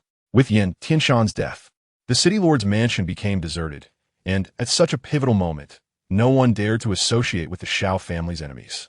News of the events spread rapidly through Jiuji City, leaving the populace in uproar. In a single day, so much had transpired in Jiuji City. The annihilation of 3 families, the assassination of the city lord. Truly, the heavens had shifted. The Xiao family, who would have thought they possessed such terrifying power? Their concealment was indeed profound. Fortunately, I have no grievances with them. This is dire. The city lord's death will undoubtedly attract the attention of the Daxia dynasty. Should powerful forces arrive, it may spell disaster for our entire city. In an instant, panic swept through Jiuji City, especially among those who had previously crossed paths with the Xiao family, who trembled in fear, anxious about potential retribution. The Xiao family? Who would have imagined they possessed such strength? This truly takes me by surprise. In the back garden of Fengwu Courtyard, a woman clad in a flowing purple gown, her demeanor icy, was feeding fish when a maid approached with an expression of surprise. "Miss Meng, the Xiao family has been exceedingly ruthless. Not a single living soul was spared among the 3 families. Is that not to be expected? Conflicts between forces often result in the slaughter of clans. There is nothing surprising about it. Besides, your focus should not be on these trivial matters. How have you fared with the task I assigned?" The purple-clad woman inquired. "Yes, Miss Ming, I understand my error. However, there have been no discoveries regarding your instructions. We have diligently searched the Jiuji mountain range, too fearful to show any negligence, yet we have found nothing pertaining to the sword path inheritance. Is that so? Then continue searching." "Understood." Once the maid departed, the purple-clad woman sighed deeply, contemplating, could it be that there's truly no imperial inheritance here? That cannot be. The records were penned by my family's ancient ancestor, explicitly stating that the Jiuji Sword Emperor once achieved enlightenment here. It is highly likely that his legacy remains. Yet, acquiring the imperial inheritance would undoubtedly require greater effort and dedication. At that moment, the rankings on the Heavenly Tao Golden List were finally revealed, showcasing the top 10. Ranked 10th in the cultivation list was the Mingyue Emperor, at the Emperor Realm, receiving the reward of celestial spiritual stones. The purple-clad woman's eyes widened in disbelief as she exclaimed, "How is this possible? How could the Mingyue Emperor rank 10th? Did the legends not state that there are only 9 emperors?" Not only she, but all cultivators aware of this rule were astonished by the revelation. If the Mingyue Emperor held the 10th position, did that imply there were 10 emperors in the current cosmos? Who, then, was the other emperor? This question echoed in the minds of all. On a colossal planet in a distant star domain, a young man sat cross-legged upon a meditation mat carved from enlightenment stones. Behind him floated a massive silver moon, radiating a shimmering silver light akin to rippling water. This was none other than the Mingyue Emperor, ranked 10th on the cultivation list. Yet, he gazed at the celestial spiritual stones before him with a furrowed brow, not because the reward was unworthy. This treasure, infused with celestial laws, was indeed coveted by imperial-level cultivators. Rather, it was the fact that his ranking was a mere 10th. I know the identities of the other 8 emperors. But who is the one remaining? Moreover, since the heavens and earth had been severed, was it not said that only 9 emperors could coexist? Had the very rules of existence been shattered? It is impossible. Even so, I cannot be oblivious to the opponent's tribulation of the emperor. Or could it be that they attained the emperor's path before me? If that were the case, I could never achieve the fruit of the great emperor's path. They are the last among the 9 emperors to attain the status of emperor, and thereafter, no one has crossed the emperor's tribulation. Logically, it is inconceivable for someone to become the 10th emperor. Alongside the moonlit emperor, the other 8 formidable emperors share the same perplexity, having never realized that a 10th imperial power lies hidden among them. Who could that person be? All are consumed by the same question.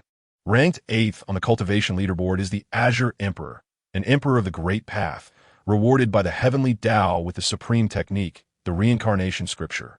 7th is the Xian Yuan Empress, also in the Great Path realm, awarded with the half-step immortal artifact, the human sovereign seal. The moment the half-step immortal artifact appears, countless powerful beings erupt in astonishment. An immortal artifact? Does the legendary immortal truly exist? The heavenly Tao's rewards shock many. Although ancient times spoke of everlasting immortals, it had always been mere legend. As countless ages have passed, no one has ever substantiated such tales, rendering the concept of everlasting life a beautiful hope in the hearts of many. Yet now, the heavenly Tao rewards a half-step immortal artifact, seemingly affirming the existence of these immortals in the world. In an instant, many cultivators feel a surge of fervor. The heavenly Tao has confirmed the existence of immortals. Perhaps this era will truly witness the arrival of those who attain everlasting life. Could it be oneself? Congratulations to your majesty for acquiring the half-step immortal artifact. Our dynasty shall undoubtedly endure eternally. Within the Xian Yuan dynasty, resounding cheers pierce the heavens, stirring the remnants of clouds in the sky. The heavenly Tao's commendation brings immense comfort to me. To share joy with the people, I decree a pardon across the realm, reducing taxes by half for all major factions within the Xian Yuan dynasty for the next decade. The Xian Yuan Empress speaks calmly from her throne, her voice imbued with boundless authority, reverberating like thunder throughout the universe. Chapter 14. The reward for ranking first 5th on the cultivation leaderboard is the Ancient Dust Emperor, a supreme emperor of the Great Path, rewarded with a single longevity elixir. 4th is the Azure Dragon Demon Emperor, also a supreme emperor of the Great Path, awarded with true dragon blood. 3rd is the War Emperor, likewise a supreme emperor of the Great Path, rewarded with a half-step immortal scripture. 2nd is the Time-Space Emperor, an emperor of the Great Path, rewarded with a strand of longevity immortal chi. The first, however, is one spoken of with utmost reverence, beyond comprehension, their power exceeding the grasp of the heavenly Tao. The heavenly Tao kneels to honor the heart of the universe. To refine the heart of the universe grants dominion over all, allowing one to exist alongside heaven and earth, ruling over all things. The cosmic cultivation leaderboard has been fully disclosed. Thereafter, those who rank will receive rewards from the heavenly Tao, with the physique leaderboard to be announced in 1 year. The rewards from the heavenly Tao leave all in awe, whether it be the longevity elixir or the longevity immortal chi. Both are deeply tied to the concept of everlasting life. Perhaps, with these rewards, even if one cannot attain immortality, they can certainly take a step closer. Yet, when the first name is revealed, silence envelopes the crowd. The intention of the heavenly Tao is crystal clear. Even the supreme heavenly Tao deems it irreverent to utter this individual's name, and thus refrains from doing so. Their cultivation has surpassed the control of the heavenly Tao, leaving it uncertain of the depths of their power. Moreover, while others receive rewards, this individual compels the heavenly Tao to kneel in reverence, suggesting an unparalleled level of supremacy. The heart of the universe. Merely refining it grants one the status of the universe's sovereign, governing all, and crucially, allowing one to exist alongside heaven and earth. This is undoubtedly the coveted treasure sought by all. Is there truly such a formidable being in this world? Somewhere in the cosmos, an elder radiating temporal waves reveals a look of astonishment. How could even the highest heavenly Tao not dare to speak of or gaze upon them? What level of existence is this? Could it be an immortal? This is undoubtedly a recluse of immense power, for it is impossible to have never heard of their existence. The time-space emperor, the eldest among the nine, well-versed and knowledgeable, has never encountered such a being, which leaves but one possibility. This individual deliberately conceals their identity, living freely among us. Though the heavenly Tao rewards me with a strand of longevity, immortal chi, it does not guarantee the attainment of immortality. If I could find this recluse of great power, perhaps I could catch a glimpse of the path to everlasting life. The time-space emperor's murky eyes suddenly shine. For them, this represents an unparalleled opportunity, one that is rare and precious. With this thought, the time-space emperor departs from their seclusion, beginning to traverse the mundane world. For this recluse may well be hidden in an inconspicuous corner. Not only the time-space emperor, but also the other 8 emperors have begun to make their moves. Whether wandering the world themselves or dispatching numerous individuals in search of this entity, all desiring guidance from the first-ranked individual to become immortals. As for other factions, their sights shift to the physique leaderboard, believing that if the cultivation leaderboard offers such generous rewards, the physique leaderboard will not disappoint either. Commands are swiftly issued to search for various talented individuals, striving to rank and receive rewards in a year. Within the Xiao clan, as several elders are astonished by the prowess of these strong beings and the rewards from the heavenly Tao, a golden light suddenly appears before Xiao Chen, who sits in the position of the clan leader. The golden brilliance radiates, resplendent and majestic, imbued with an aura of supremacy. What is this? Xiaoling Tian regards the suddenly manifested golden orb with curiosity. Just then, the golden light dissipates, revealing a heart of golden hue, translucent as jade. The heart, no larger than a fist, emits a faint golden glow, with mysterious golden runes flowing upon its surface. What is this? Why does being near it evoke such a comforting sensation? The Grand Elder inquires with intrigue. The other elders cannot resist approaching, drawn by the heart's allure. The heart of the universe, Xiao Chen declares. The heart of the universe? That name sounds familiar, muses Xiao Feng. What sounds familiar? This is the reward granted by the heavenly Tao to the first-ranked individual on the golden leaderboard. The second elder, Xiao Yuan Shan, exclaims in astonishment. What? The heart of the universe? How is that possible? How could the heart of the universe, a reward given to the first-ranked powerhouse, appear in our Xiao clan? Clan leader, please do not jest with us. You are not yet 20 years old. How could you possibly be the supreme being of the universe? Even though the reward is manifest before their eyes, none believe that Xiao Chen is the first-ranked individual on the heavenly Tao's golden leaderboard. They have watched Xiao Chen grow. How could he possibly be that supreme figure? Well then, if that is the case, let me show you whether I am indeed that first-ranked individual. Xiao Chen replies helplessly, feeling the need to demonstrate his capabilities so that his clan would not live in fear of a mere faction like the Falling Sunset sect. However, what do you intend to do to prove that? The Grand Elder asks with a chuckle, his tone tinged with jest. Yet, Xiao Chen simply sits there, gazing at the heavens, proclaiming, Heavenly Tao, I permit you to reveal my name upon the golden leaderboard. Ha ha ha, clan leader, you are acting far too convincingly. The Grand Elder bursts into laughter, incredulous that one would dare command the heavenly Tao while sitting here. Is the clan leader so immersed in their role that they genuinely believe themselves to be the first on the leaderboard? But just then, a kaleidoscope of radiant colors suddenly bursts forth from the golden leaderboard, enveloping the cosmos. Following this, the voice of the heavenly Tao, resonating with authority, reverberates once more. The heavenly Tao has received the command of the first-ranked supreme being. Their name shall be displayed upon the golden leaderboard, to which all beings shall adhere. The sudden proclamation captures everyone's attention once again, and all witness the name of the first-ranked individual, Xiao Chen. Moreover, while other names shimmer in gold, his name radiates with a spectrum of colors, signifying his unparalleled distinction. What constitutes a true powerhouse? This is the essence of strength. The heavenly Tao itself bows in submission beneath his feet. The Emperor of Time and Space lamented, pondering the kind of cultivation required to achieve such feats. No, I must seek out that elder. Perhaps then I will have a chance at immortality. As Xiaoling Tian and the others briskly exited the council hall, they beheld a name appearing on the celestial golden list. Everyone was utterly astonished. Had the name Xiao Chen appeared at the outset, They might have assumed it was a mere coincidence of names. However, they had just heard the clan leader proclaim something to the heavens. And the Golden List's subsequent reaction confirmed that the clan leader was indeed the unparalleled master ranked first on the cosmic cultivation leaderboard. Chapter 15. The Shocked Elders. This. How can this be possible? The Grand Elder exclaimed, his mouth agape, large enough to fit a fist. Others mirrored his astonishment, their eyes bulging as if they might fall from their sockets. I have long told you that I possess invincible cultivation. It is you who refuse to believe. Xiao Chen emerged from within the room. How? How did you accomplish this? You are barely in your teens. How can you have such high cultivation? Xiao Ling Tian asked, diverting his gaze from the heavenly golden list to his son. There is something you may not know. From the moment of my birth, a powerful innate technique has existed within my mind.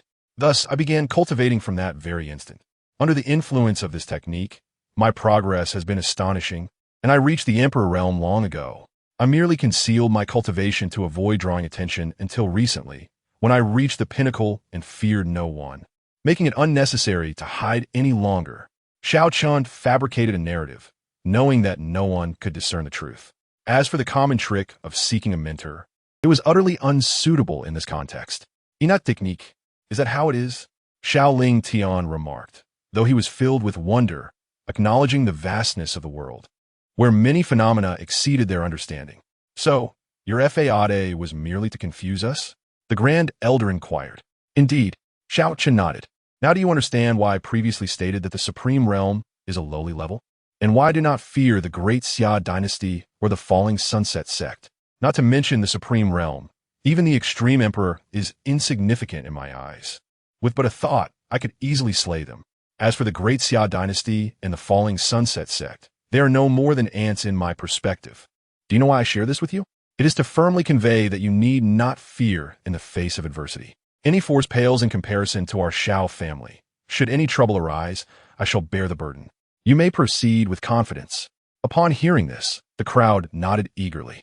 With such a formidable ally at the helm of their family, what was there to fear? Now, not even a minor disciple from the Falling Sunset Sect could intimidate them. They would confront even the sect leader boldly. As they beheld the name atop the heavenly golden list, many in the Nine Extremities city found it curious that this name was identical to that of the young clan leader of the Xiao family. What a grand joke. How could these two seemingly unrelated individuals possibly be connected?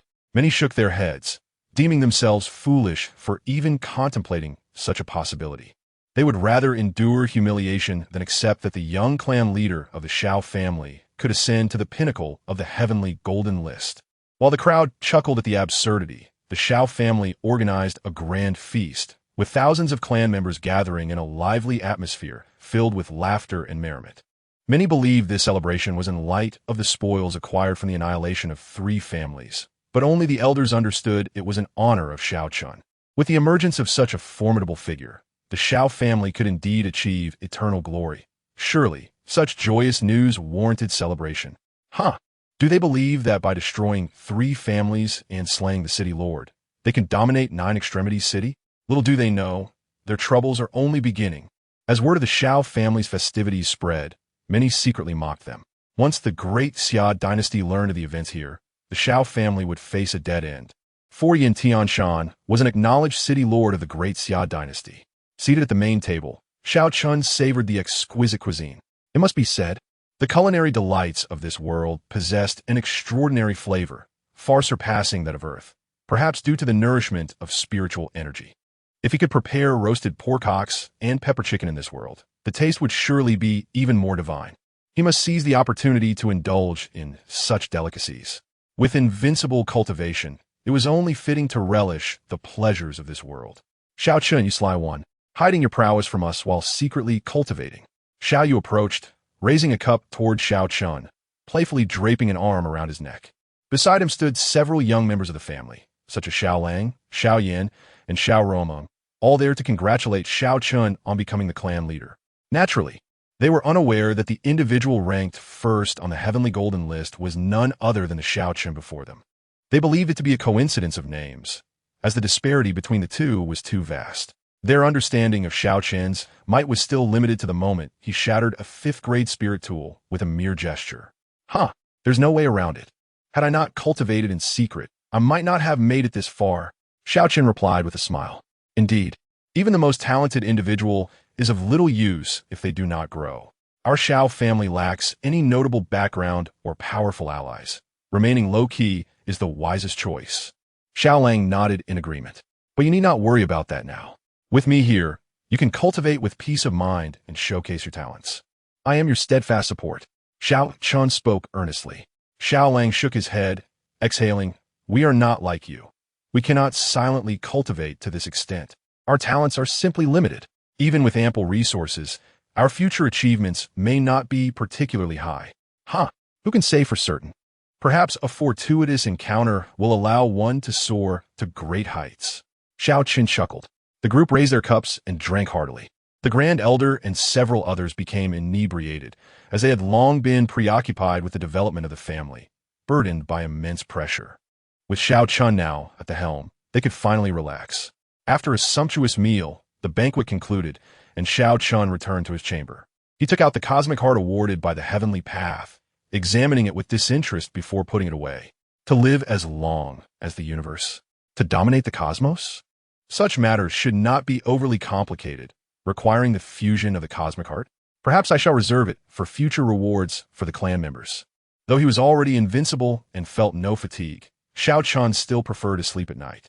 The following day, while seated by the pond, fishing, Xiao Chen thought of the many affairs within the family. Yet, the elders could handle those matters without his intervention. He had even appointed his father as the deputy clan leader, allowing them to manage general affairs while he enjoyed life. Just as he was about to catch a fish, the Grand Elder's anxious figure appeared. "Clan leader, it's dire news. Xiao Zhan has returned." "Xiao Zhan? Did he not go out to train? Why has he returned? Isn't that a good thing? What could possibly be wrong?" Xiao Chen questioned. Xiao Zhan was a year older than Xiao Chen. They had once played together frequently. However, a few years prior, Xiao Zhan had left Nine Extremities City, believing there was no future to be found there, venturing into broader worlds. Chapter 16. Reversing Yin and Yang. Reviving the dead, he returned, but the situation is grave. He is on the brink of death and may not last much longer. The Grand Elder urged. It seems his experiences outside have been perilous. Xiao Chen rose, vanishing alongside the Grand Elder, and in the next moment, they arrived at the recently renovated entrance of the family estate. However, upon arrival, Xiao Chen observed several elders and clan members weeping, and on the ground lay a young man, handsome yet devoid of vitality. "The clan leader has arrived." The Grand Elder shouted urgently. "It is futile. Xiao Zhan is already dead." The second elder, Xiao Yuan Shan, lamented. "What? Dead?" The elder staggered, filled with regret, lamenting, "It is all my fault. Had I been quicker in locating the clan leader, perhaps this calamity might have been averted." At that moment, a loud, mocking laughter resonated above the Xiao clan. "Ha! Do not blame yourself, for even if you had summoned anyone, the outcome would have remained unchanged." As the words echoed, three figures emerged, soaring down before the assembly of the Xiao clan. One of them, glancing at the plaque above the entrance, remarked, "Xiao clan? This must be the family of Xiao Zhan, right? After so long of trailing, we finally have results. Our efforts were not in vain." "Who are you?" Xiao Lingtian demanded, eyeing the trio with suspicion, sensing their malevolent intent. "Who are we? We hail from a long family in the capital, though I doubt you country bumpkins would recognize our name. Now that you are aware, it is time for you to meet your demise." One of them replied coldly, "Wait, before you take our lives, grant us the clarity to understand what has transpired," Xiao Lingtian implored. "What difference does it make if you understand? Blame your kin for their ignorance. They dared to covet the woman favored by our young master. They should have known their place. Our young master merely eliminated some bothersome nuisances for her benefit. However, the Wang family does not leave loose ends. Thus, we followed him here to eradicate you completely. Do you comprehend? Given his injuries, he should have perished long ago. We secretly administered healing elixirs to ensure he returned to his family, so you ought to be grateful. Had it not been for our clandestine aid, he would not have survived to see you once more.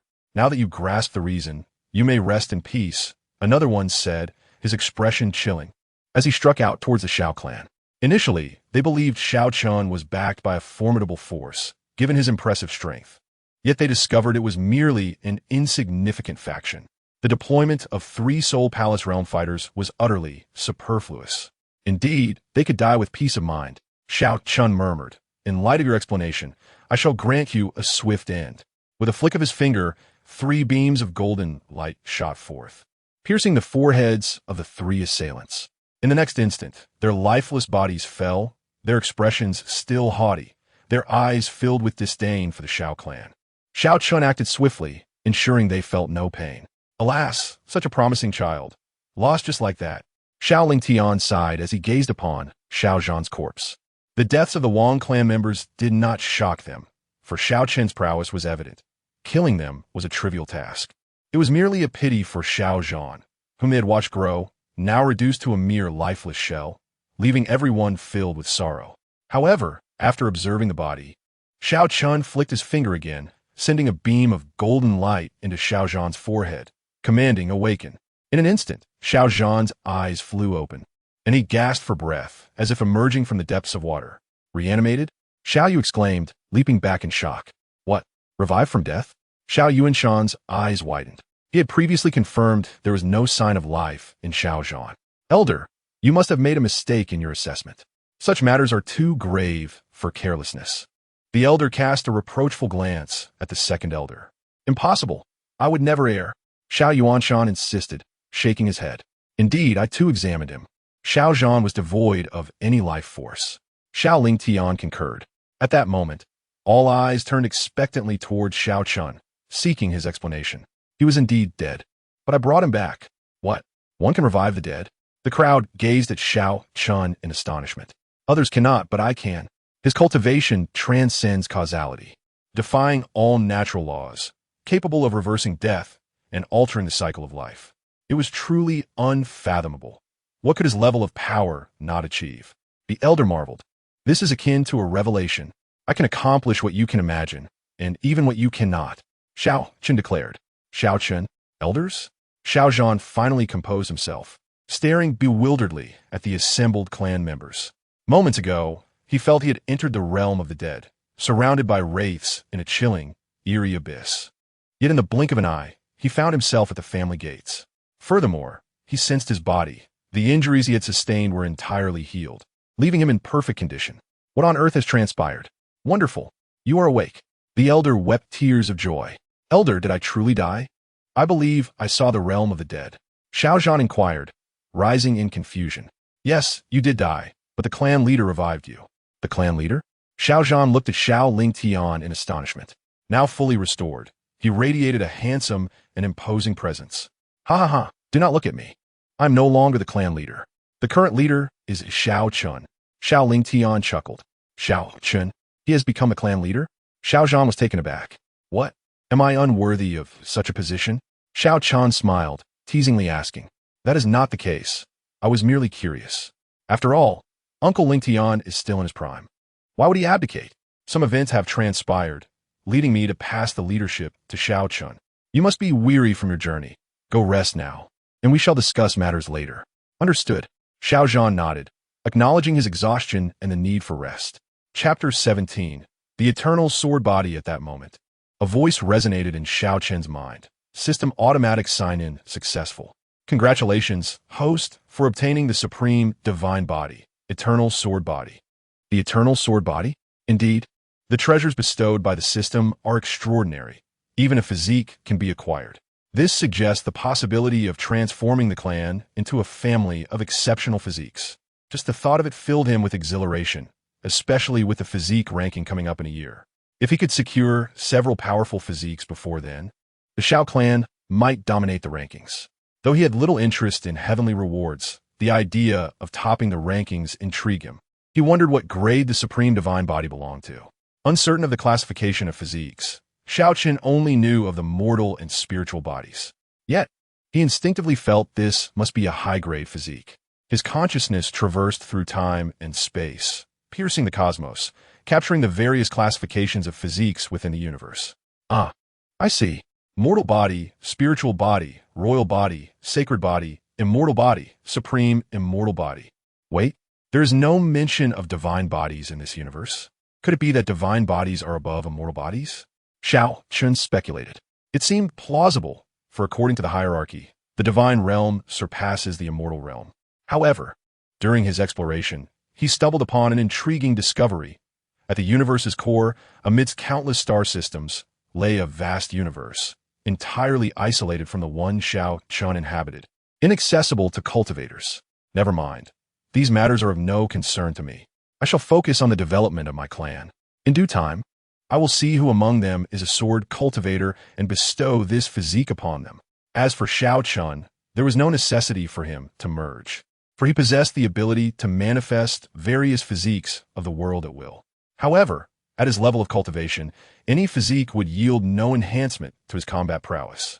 Thus, rather than utilizing such powers for himself, it would be far more beneficial to bestow them upon his clansmen, thereby augmenting their innate qualities. Outrageously, someone dared to forcibly retrieve a soul from my realm of the underworld to the realm of the living.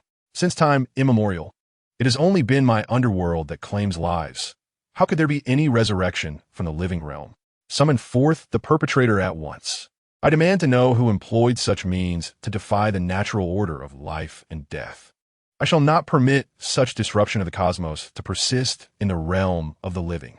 At that moment, as Xiao Chen reversed the realms and turned back the cycle of reincarnation to resurrect Xiao Zhan in a location unfathomable to ordinary beings, devoid of life and barren, a chilling atmosphere prevailed.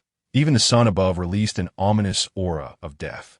Within a pitch-black hall, a towering figure donned in a beaded crown and a black robe spoke, his tone grave and imbued with an overpowering authority. In my realm, souls have but one path, the cycle of reincarnation. It is absolutely intolerable for someone to reverse the natural order and return a soul to the living realm. Yes, Lord Yama. Two figures responded in unison. One, clad in white with a long tongue, wielded a white banner. The other, dressed in black, held shackles. Indeed, they were the emissaries of the underworld, the black and white impermanents. Upon receiving Lord Yama's command, they commenced their investigation. The beings of the living realm disrespect the heavenly decree. They deserve to be punished. Moreover, why has the heavenly Tao Golden List excluded my realm from its ranks? Is this a slight against us? And that heart of the universe, I shall claim it. Lord Yama declared coldly. Xiao Zhan, weary in both body and soul, succumbed to slumber for an entire day and night, ultimately dreaming of his enemies relentlessly pursuing him back to his family, which jolted him awake.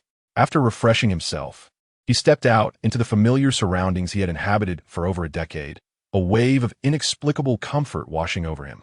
Indeed, the family is my foundation. He then sought out Xiao Chen, for he had heard that it was the latter who had drawn him back from the depths of the underworld. Though he could not repay the favor, he felt it necessary to express his gratitude face to face.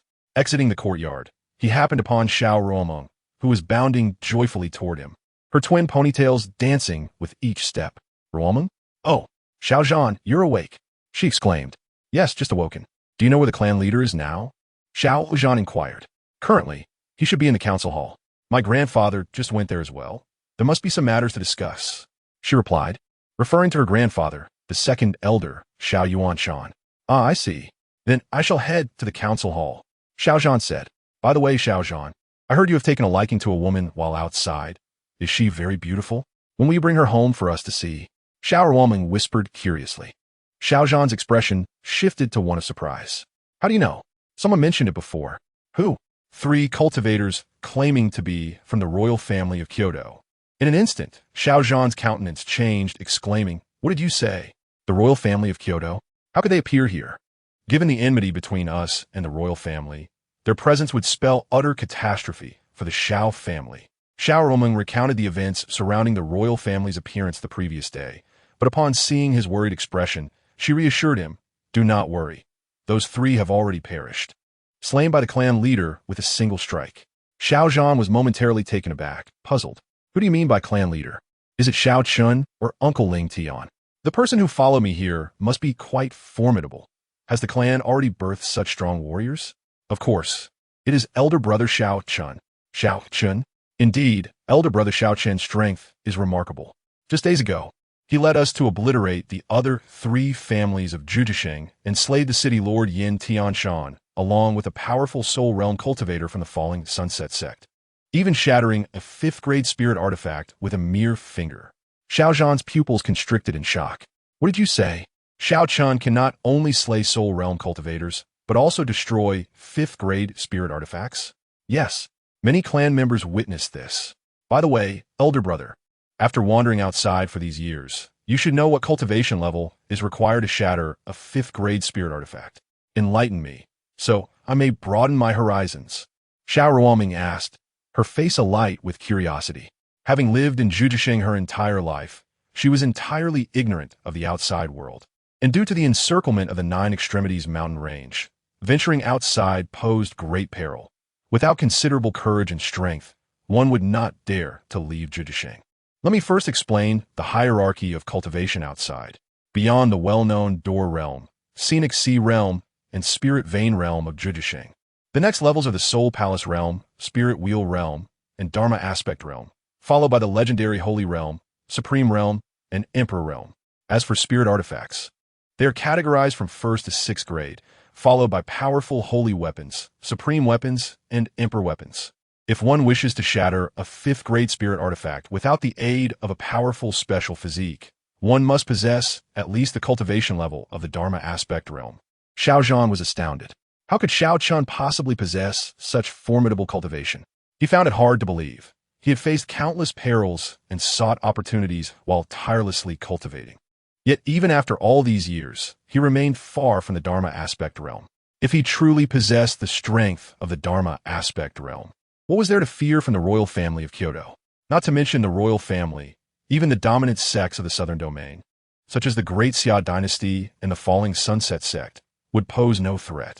Has the clan leader truly reached such heights in strength? Xiao Ruoming's mouth fell agape. Cultivation was arduous, and she was still merely at the Door Realm. Yet the clan leader had already attained such a level. Clearly, Xiao Chen had his own fortuitous encounters over the years. Xiao Zhan also felt a sense of relief. The emergence of a strong warrior within the clan was undoubtedly a boon, and with the Dharma Aspect Realm cultivator present, he need not worry about retaliation from the royal family. Given time, he too could reach such heights, and then the royal family. Xiao Zhan clenched his fists, his eyes gleaming with determination. They dare to follow me, intending to eradicate the Xiao family. If that is their intent, then they must not blame me for being ruthless. After bidding farewell to Xiao Ruoming, Xiao Zhan proceeded to the council hall. Meanwhile, within the hall, the Grand Elder gazed in astonishment at several beast skin pouches in his hands. Puzzled, could this be the fabled storage pouch? No, this is a more advanced Chinquan pouch, with a space far larger than that of a storage pouch. Xiao Chen replied, Clan leader, where did you acquire such a treasure? The Grand Elder's eyes sparkled. This was indeed a rare find. They had occasionally seen passing cultivators from Zhujiasheng using such items, but their faction had never been deemed worthy of possessing one. They are abundant in the starry skies. Simply unclaimed, Xiao Chen stated. The Grand Elder nodded. The clan leader's strength indeed enabled him to procure such items. Subsequently, he opened one of the Chinquan pouches, and an overwhelming radiance of spiritual energy erupted forth, nourishing every inch of the Grand Elder's skin, leaving him feeling utterly rejuvenated. What is this? The Grand Elder gasped, narrowing his eyes to see within the pouch countless spirit stones, so many that he could not even estimate their number, each of exceptional quality, crystalline and pure, almost devoid of impurities. Clan leader, where did you acquire such a vast quantity of high-quality spirit stones? The Grand Elder, responsible for the clan as finances, found himself utterly astounded at the sight of so many spirit stones. Compared to the meager amount they had received from the 3 families, this was nothing short of astonishing. You need not inquire about the source of these spirit stones. Simply rest assured to utilize them. In total, these Chinquan pouches contain 100 million flawless spirit stones, which should suffice for the clan's needs for quite some time. In the future, all clan members will cultivate using this flawless spirit stone. This spirit stone is devoid of impurities, making it easier to absorb. Furthermore, compared to inferior spirit stones, the energy contained within flawless spirit stones is vastly superior. As for the inferior spirit stones within the clan, they shall be reserved for regular transactions. Xiao Chen conveyed this to the Grand Elder. These spirit stones were naturally acquired from the system's daily sign-in, totaling 100 million, all of which Xiao Chen presented. After all, he had no use for them. And how could a clan that boasted extraordinary abilities resort to such inferior stones? That would diminish the prestige of my system, wouldn't it? Moreover, as a formidable entity in the universe, how could the clan's cultivation resources be subpar? What? Flawless spirit stones? Xiao Zhan exclaimed upon arriving at the door of the conference hall. In an instant, all the elders turned their gazes toward the entrance. Realizing his rudeness, he quickly clasped his fists and apologized. Xiao Zhan has been disrespectful. You appear to be in good spirits. It seems you have rested well. Xiao Ling Tian remarked with a smile. Thank you, Uncle Ling Tian, for your concern. Xiao Zhan has fully recovered. I am here to express my gratitude to the clan leader for saving my life, as well as for the troubles I caused the clan yesterday. Xiao Zhan bowed deeply. Fortunately, the clan suffered no losses. Otherwise, I would find it difficult to rest in peace, he added. What's done is done, as long as you return safely. That's what matters. Xiao Chen responded nonchalantly. Those matters were trivial to him. By the way, I heard from several members of the Wang family that you have taken a liking to a young lady who seems to have an extraordinary background. How about making a personal visit to propose? Xiao Chen suggested with a smile. Clan leader, please do not jest. That is merely the Wang family's self-importance. To be frank, I met the young lady in a secret realm, and we grew somewhat closer, exchanging a few words. This led to the Wang family's young master harboring suspicions. Our relationship is quite ordinary, far from that of destined partners. Xiao Zhan replied helplessly. He never expected that his minor actions would incite the young master of the Wang family to hold a grudge against him, leading to an assassination attempt. And if it were just the young master acting alone, I would not be afraid. The real issue was that several elders from their family attacked me. Is that so? What a pity. I thought I would get to celebrate your wedding. Laughter erupted among the crowd. By the way, Xiao Zhan, you seemed quite astonished by the flawless spirit stones earlier. Are they particularly precious in the outside world? The Grand Elder inquired, as they were only familiar with inferior spirit stones in the 9 Extreme City. Precious? To say the least. Spirit stones are categorized into inferior, middle, and superior grades, with flawless spirit stones being the highest tier. 1 middle grade spirit stone can be exchanged for 1,000 inferior spirit stones, 1 superior spirit stone for 1,000 middle grade stones, and 1 flawless spirit stone can be exchanged for 10,000 superior spirit stones. However, anyone who possesses a flawless spirit stone would be foolish to exchange it for inferior ones. The higher the grade of the spirit stone, the greater the energy contained within, and the purer it is, making absorption significantly easier. Naturally, this accelerates the cultivation speed of practitioners. You must know the Falling Sunset sect, one of the 12 hegemonic powers in the Southern Domain. Even such a grand force lacks the qualification to use flawless spirit stones. It is said that only the sacred lands have such privileges, and even then, in limited quantities. Upon Xiao Zhan's explanation, everyone swiftly grasped the rarity of flawless spirit stones. The Grand Elder was astounded. The clan leader managed to acquire 100 million stones of such high caliber? How can our Xiao family possibly utilize them all? Furthermore, based on what the clan leader just said, clan members will exclusively use flawless spirit stones for cultivation in the future. Isn't this rather extravagant? Xiao Zhan questioned. Could it be that the clan has discovered a flawless spirit stone vein? If so, this information must not leak. Otherwise, it would attract the covetous eyes of countless factions, and our Xiao family would undoubtedly become a target. How could that be? This small place, 9 Extreme City, could not possibly have a flawless vein. These must have come from somewhere beyond my knowledge. Xiao Ling Tian shook his head. What? The clan leader acquired them? Xiao Zhan was taken aback. Where could the clan leader possibly obtain flawless spirit stones? Yet he suppressed his curiosity and continued. Clan leader, esteemed elders. Although I have not achieved much during my years away, I have gathered some resources for the clan, which I hope will be of use. Chapter 19. Presenting sacred level techniques. Merging constitutions subsequently. Xiao Zhan presented a ring to Xiao Chen. Oh, is this a spatial ring? Indeed, it is an essential item for many practitioners in the outside world, though it is not particularly valuable. Xiao Zhan explained. Xiao Chen nodded and used his spiritual sense to inspect it, discovering that the space within was less than 1/10,000th of that of a Chinquan bag. You have even obtained sacred level techniques? He looked at Xiao Zhan in astonishment.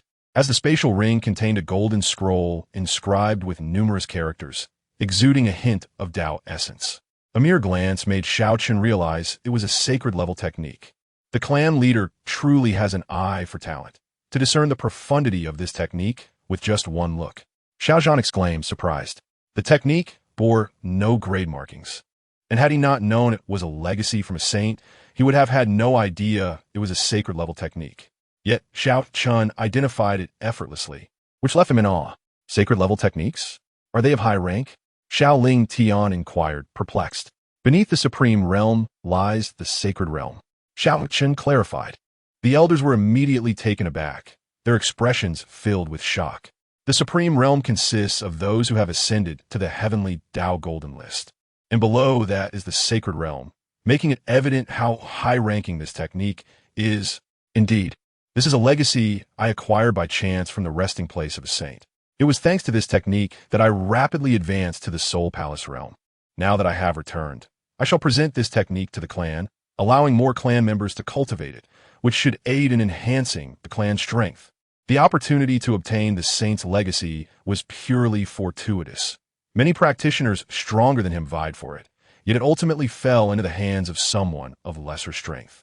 Initially, he hesitated to disclose this technique, but upon learning of Xiao Chen's formidable strength, he felt more at ease, with a manifestation realm expert safeguarding them.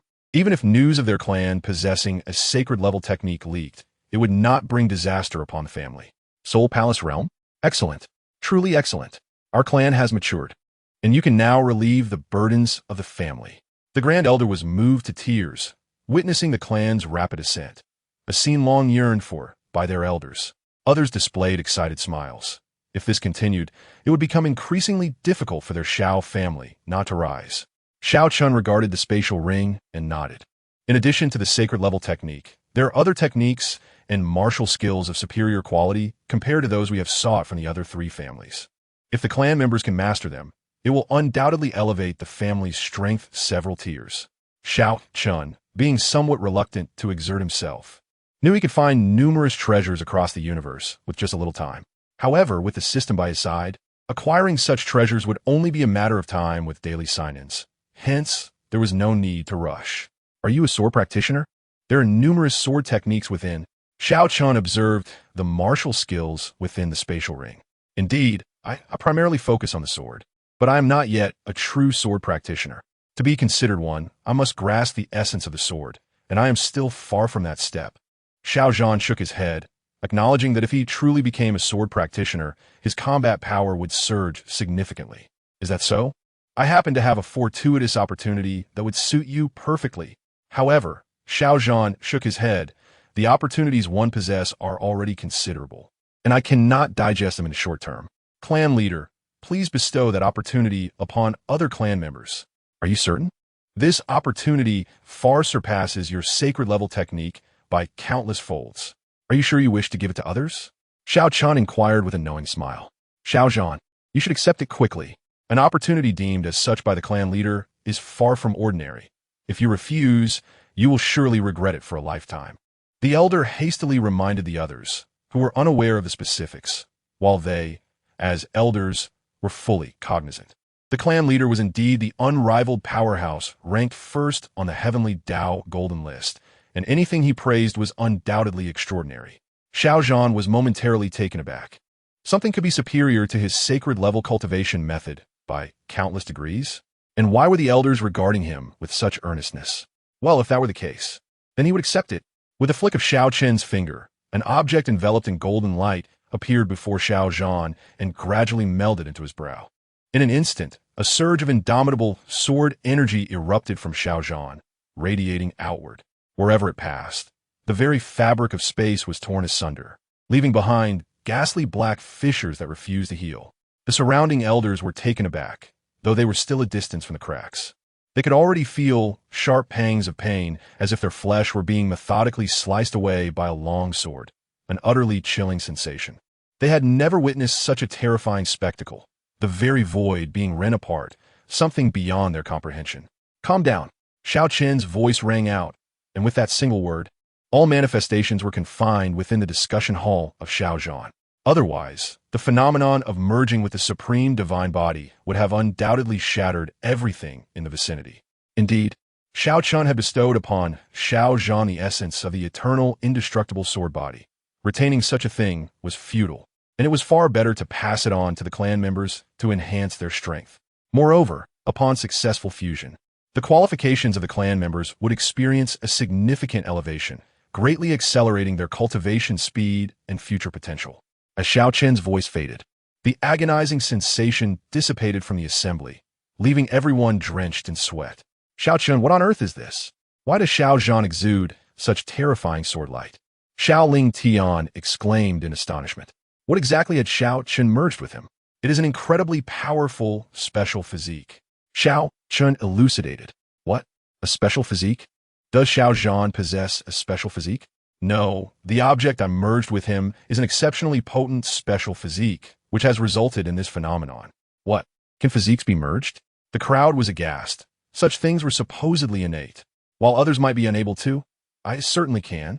Just as they conversed, the indomitable sword intent radiating from Xiao Zhan began to dissipate, eventually returning to tranquility. Thanks to Xiao Chen's assistance, the fusion of the physique proceeded rapidly. Had he relied solely on himself, he might never have achieved it and could have been torn apart by the powers inherent in the supreme divine body. Xiao Zhan opened his eyes, and two beams of golden sword light shot forth from his gaze, carving two ghastly sword marks into the hall's floor. What is this? He clenched his fist, sensing the changes within his body.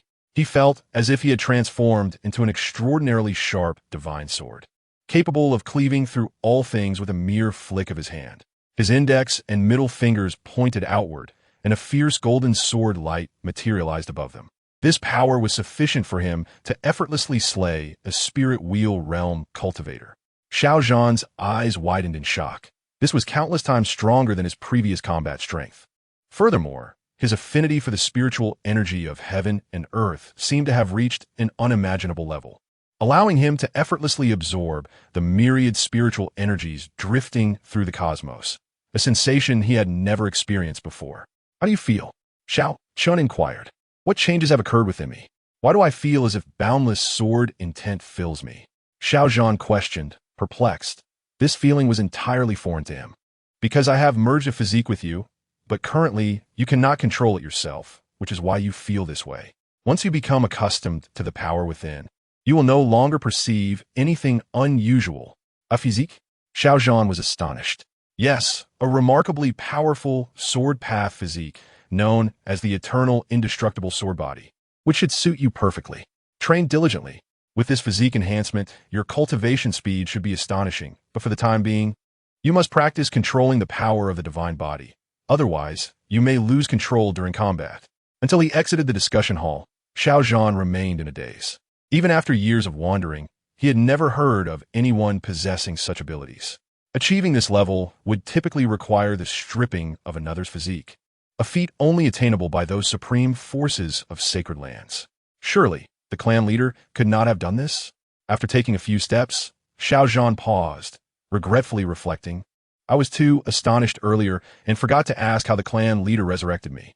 However, he surmised that perhaps the clan leader had acquired some miraculous elixir to restore him. Upon returning to his residence, Xiao Zhan dared not be complacent. Regardless of the means employed by the clan leader, he had indeed gained an extraordinarily powerful sword path physique, a remarkable boon for him. Wang family, just wait. It won't be long before I come for you, and then I shall settle all scores. After arranging everything, Xiao Chen returned to his fishing spot, casting his line into the water. One must say, entertainment in this world was indeed scarce. The majority of people were engrossed in their cultivation, striving to enhance their strength and become dominators. Whenever Xiao Lang and the others were free, they should visit the entertainment district. Such places were lively only when crowded. What joy could one find alone? Reclining on a chair, one hand gripping the fishing rod while the other popped glowing grape seeds into his mouth, he hummed a tune. Utterly relaxed. After consuming the grapes, he spat the seeds into the fish pond, immediately attracting numerous fish. The flavor of these grapes was delightful. The Kyoto Wang family certainly knew how to enjoy life. These grapes were treasures discovered within the spatial rings of the 3 Kyoto Wang family members, nourished by spiritual energy, rendering them sweet and juicy. Holding a grape seed, Xiao Chen cast it onto the nearby soil and unleashed a golden divine power. In an instant, a grapevine began to sprout. He replicated this process, causing dozens of grapevines to flourish, and due to the nurturing of his supreme divine power. These vines exhibited certain changes, with faint patterns adorning their verdant leaves. This way, he would have an endless supply of grapes. Just then, a fish was hooked, prompting Xiao Chen to set up a fire nearby and prepare to grill the fish. The life of a great figure is indeed simple and unadorned. For several consecutive days, Xiao Zhan familiarized himself with the power bestowed upon him by his special physique, and he had finally mastered it. My previous understanding of this power was lacking. Even though I still possess only the Soul Palace realm, the combat strength I can unleash is far beyond what a spirit wheel realm cultivator can withstand. The eternal, indestructible body. This physique must be of a remarkably high grade, likely surpassing my understanding. Xiao Zhan was in awe. The enhancement this physique provided to his combat capability was staggering, and he felt terrifyingly strong. Had he possessed such a powerful physique earlier, the Wang family would have been utterly inconsequential. Unfortunately, he had previously been an ordinary body, and even with the inheritance of a sage, he had to yield to those geniuses with physiques in the same realm. Though he was uncertain of how the clan leader acquired the essence of the physique, he wondered why the clan leader did not merge it himself. Perplexed, Xiao Zhan chose to dismiss the thought. After all, Xiao Chen could not possibly wish him harm. Could he? He then exited his room, intending to visit the clan members, as he had been away from the family for several years. Just as he left his residence, he spotted Xiao Yu and others approaching with cheerful expressions. Xiao Zhan, you're out of seclusion? Xiao Lang greeted him first. Yes, I just emerged. What has happened to make you all so happy? Xiao Zhan inquired curiously. What else could there be but the distribution of resources? Yet I must say, the resources this month are indeed abundant, surpassing previous amounts by several folds. Could it be due to the plundering of the resources from 3 other cultivation families? Xiao Yu remarked, gazing at the package in his hands. In the past, one could simply hold the resources, but this time, the bounty was so substantial that it could only be contained within a package. What kind of resources could have been distributed to elicit such joy from you? Come and see. Xiao Yu opened the package he held. Xiao Zhan stepped forward to take a look, his expression suddenly changing dramatically. What is the matter? Is there a problem?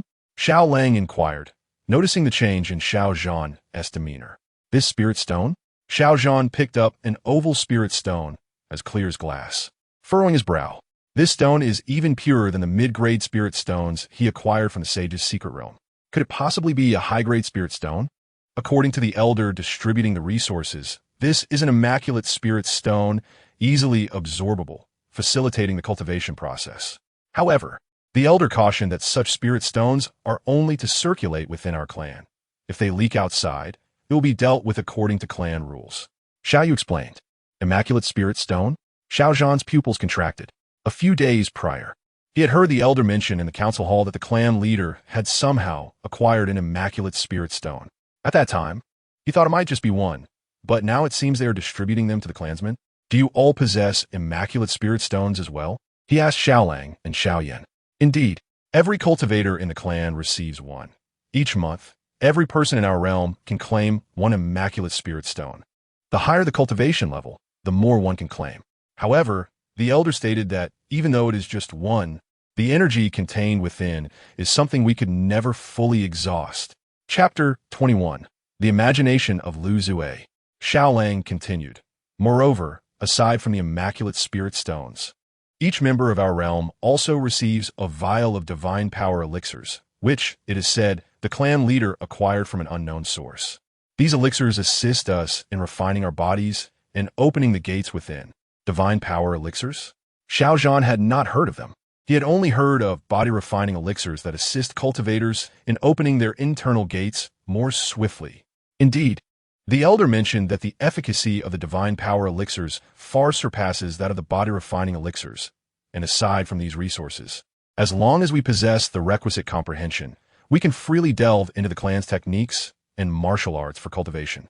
With these elixirs and spirit stones aiding us, we should be able to break through to the scenic sea realm swiftly, right?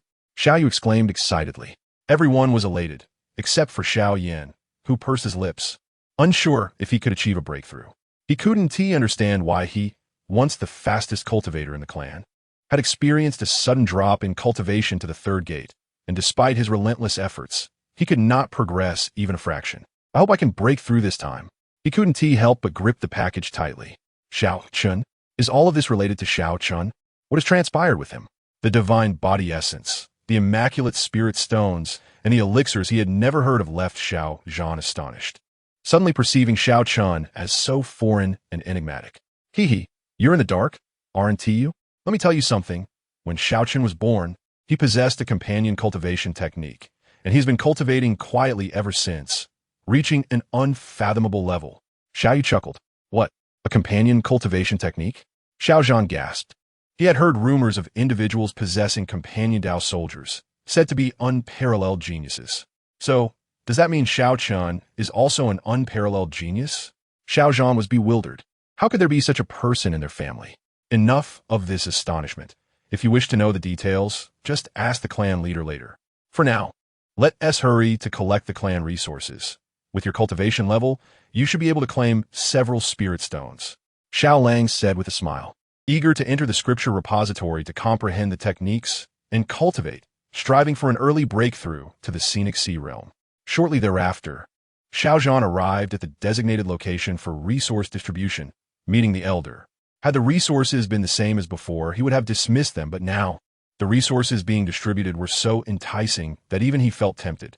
While the Xiao family distributed resources outside the city, within the Jui Mountains, a figure was searching for something with a compass in hand. After so many years, I still haven't found any location concerning the Star Heart. What on earth is going on in the Taichu Star region? Where's its Star Heart hidden? The old man furrowed his brow, murmuring. Their sacred ground had expended great efforts in the search. For once they find and seize the Star Heart, they would command the entire Taichu Star region. At that point, aside from the Emperor, their sacred ground would be invincible within the Taichu Star region. Though this star region lies on the fringes of the cosmos, it is extraordinary, a rare supreme star realm. Once they control the Star Heart, they could devour and merge with other star regions. If they devoured enough star regions, they could ultimately evolve into a transcendent star realm, surpassing countless star realms. At that stage, even contending with the Emperor would not be a mere fantasy. Of course, their purpose was not to oppose the Emperor, as their sacred ground was backed by an Emperor.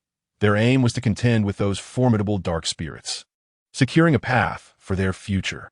Sai, I wonder who exactly holds the top position on the Heavenly Tao Golden List? What kind of cultivation must they possess to be rewarded with such a supreme treasure as the Cosmic Heart? How wonderful it would be if I could have that. Lu Zue sighed, gazing up at the massive golden list still suspended in the sky, coexisting with heaven and earth, wielding dominion over all existence. Such exalted authority. He shook his head, dispelling those unrealistic thoughts, and continued his search with the star compass in hand. This compass not only senses the presence of the Star Heart at close range, but also aids in the search for treasures. Just then, the compass in Lu Zue's hand underwent a transformation. This palm-sized compass, resembling a bagua, now displayed a three-dimensional map of mountains and rivers, with dozens of bright stars suspended above it. This is the Star Compass, a specially crafted treasure for locating the Star Heart. At that moment, a certain area on the three-dimensional map began to glow, revealing the outline of a city. There are treasures within that city? Lu Zue was astonished. Any treasure capable of triggering a reaction from the star compass is certainly not ordinary.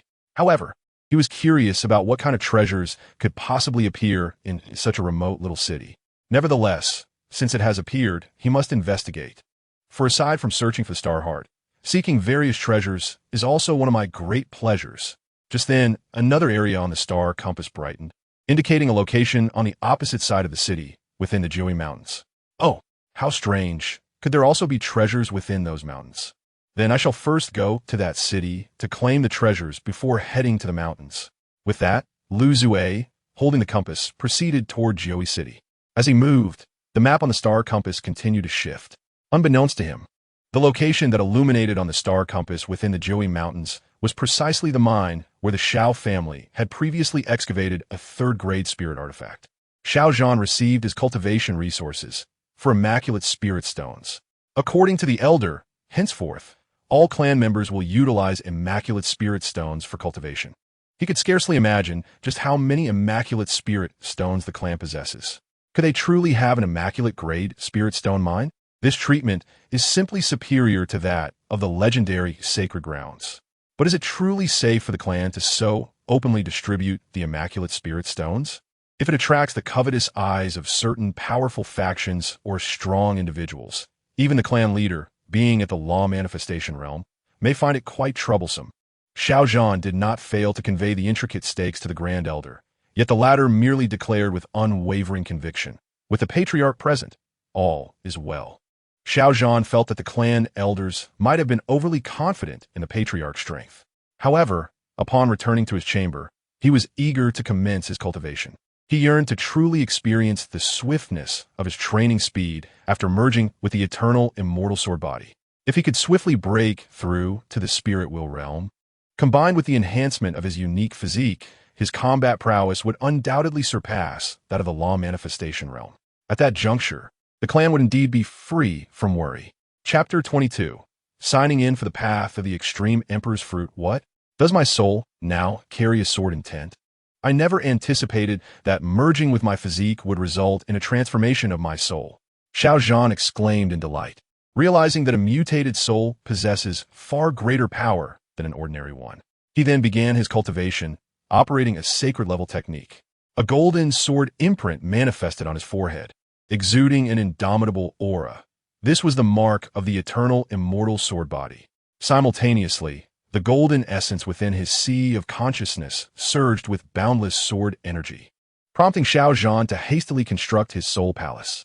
The essence of the soul palace realm lies in the establishment of a soul palace within the sea of consciousness.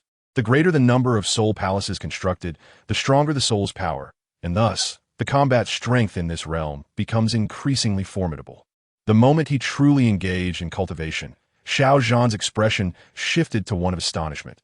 This pace of cultivation was unlike anything he had ever experienced before, transcending mere speed to be deemed divine swiftness. Of course, Xiao Zhan was not the only one diligently cultivating. All the clansmen who had received resources were equally engaged. For among the resources Xiao Zhan had contributed were many high-level techniques. At this moment, numerous clansmen were immersed in comprehension. For cultivators, techniques are the most vital resource for training, serving as a guiding light for every step in their journey. While martial skills and divine abilities are essential means to enhance one's combat strength. The power of this divine power pill is indeed formidable. Just one has allowed me to break through to the 8-gate realm. Truly remarkable, Xiao Yu exclaimed, reveling in the changes within his body. In the past, achieving a breakthrough in the gate realm would require at least several months of arduous training, and even then, success was not guaranteed. Now, however, the process had become astonishingly simple, something he had never envisioned. Meanwhile, Xiao Yin furrowed his brow, his expression darkening as he growled, "What on earth is going on? Why has the energy intended for body tempering vanished inexplicably after consuming the divine power pill?" Nearly 3 years had passed, and the situation remained unchanged. Yet within moments, his expression returned to calm. The trials of these 3 years had sharpened his mind beyond that of ordinary individuals. Even when faced with this setback, he remained undeterred. "Let us see how much energy you can absorb. After all, I have all the time in the world." His ability to maintain such a mindset stemmed largely from the clan's attitude towards him. Even though he had been unable to break through, remaining stagnant at the 3-gate realm, no one in the clan looked down upon him, and he received his fair share of resources without any reduction. Thus, his mentality remained unaffected, filled instead with gratitude towards the clan. Should I seek my brother, Xiao Chen's assistance, to uncover the reason behind this? Although he possessed ample patience, he yearned to venture beyond Nine Extremes City to find his long-lost mother. Xiao Yin touched the verdant ring on his finger, the sole memento left to him by his mother. Then he glanced outside at his father, who was drunkenly lounging, reportedly having drowned his sorrows in alcohol since his mother's departure, never having a sober day. Perhaps only by locating his mother could he restore his father from such a state of decline. Within the clan's scripture repository, numerous clansmen gathered, all delving into the techniques Xiao Zhan had brought back. Whether it be sacred-level techniques or others of varying tiers, the clan had kept nothing hidden. All was made public, allowing anyone with the capability to study freely. Particularly noteworthy was the sacred-level technique, an exceedingly precious and supreme method for the Xiao family. Originally, Shaoling Tian and the 7 elders intended to reserve it for the clan's elite, but Xiao Chen had dismissed the notion. It is merely a sacred-level technique. It does not merit such exclusivity, he proclaimed, thus making it available for all to study. Many were engrossed in comprehension, but unfortunately for the vast majority, the techniques recorded were entirely incomprehensible. Only a select few could grasp them. System auto sign-in successful. Congratulations to the host for receiving one extreme emperor's fruit. While basking in the sun by the lakeside, Xiao Chen heard the system's voice, prompting him to open his eyes. The extreme emperor's fruit? Absorbing it could lead to the achievement of the extreme emperor? Now, that is a remarkable find. Yesterday, he had signed in for 10,000 divine power pills. Although their effects were modest, merely assisting gate realm cultivators in opening their internal gates, they still held significance for the majority of the Xiao family, enabling many clansmen to swiftly break through to the scenic sea realm.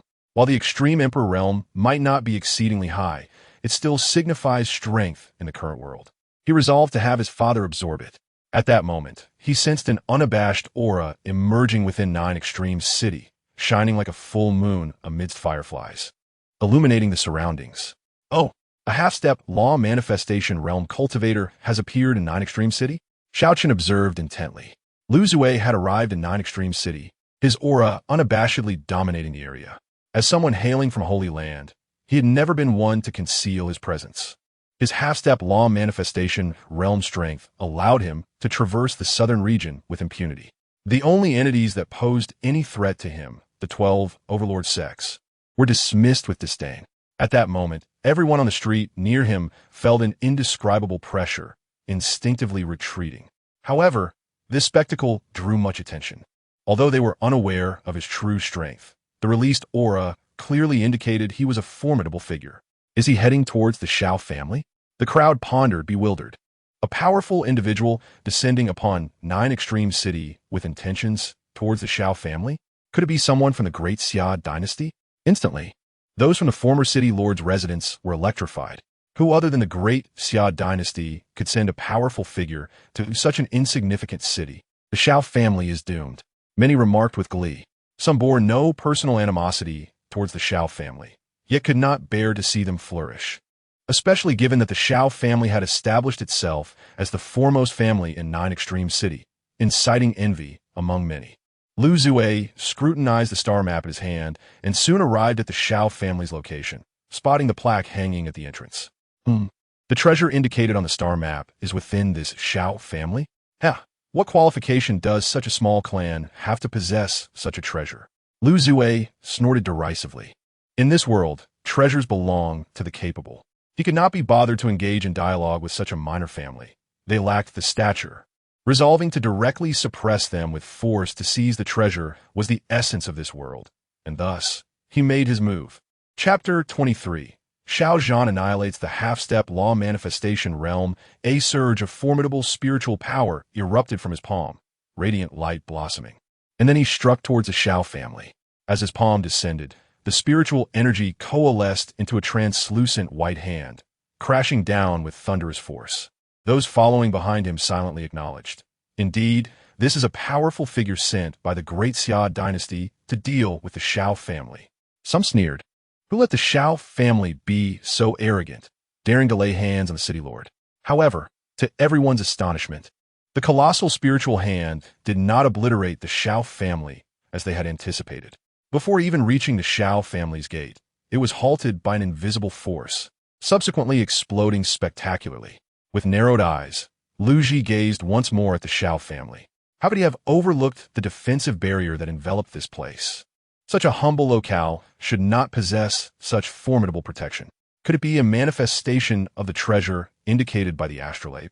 He chuckled coldly, eager to test whether the barrier was sturdier than his fist.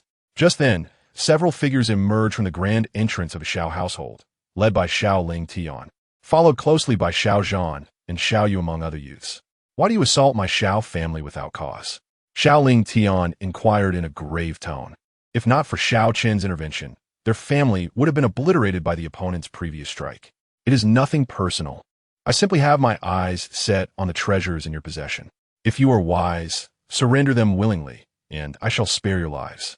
Otherwise, your insignificant clan shall be reduced to ashes today. Treasure? Xiao Ling Tian frowned.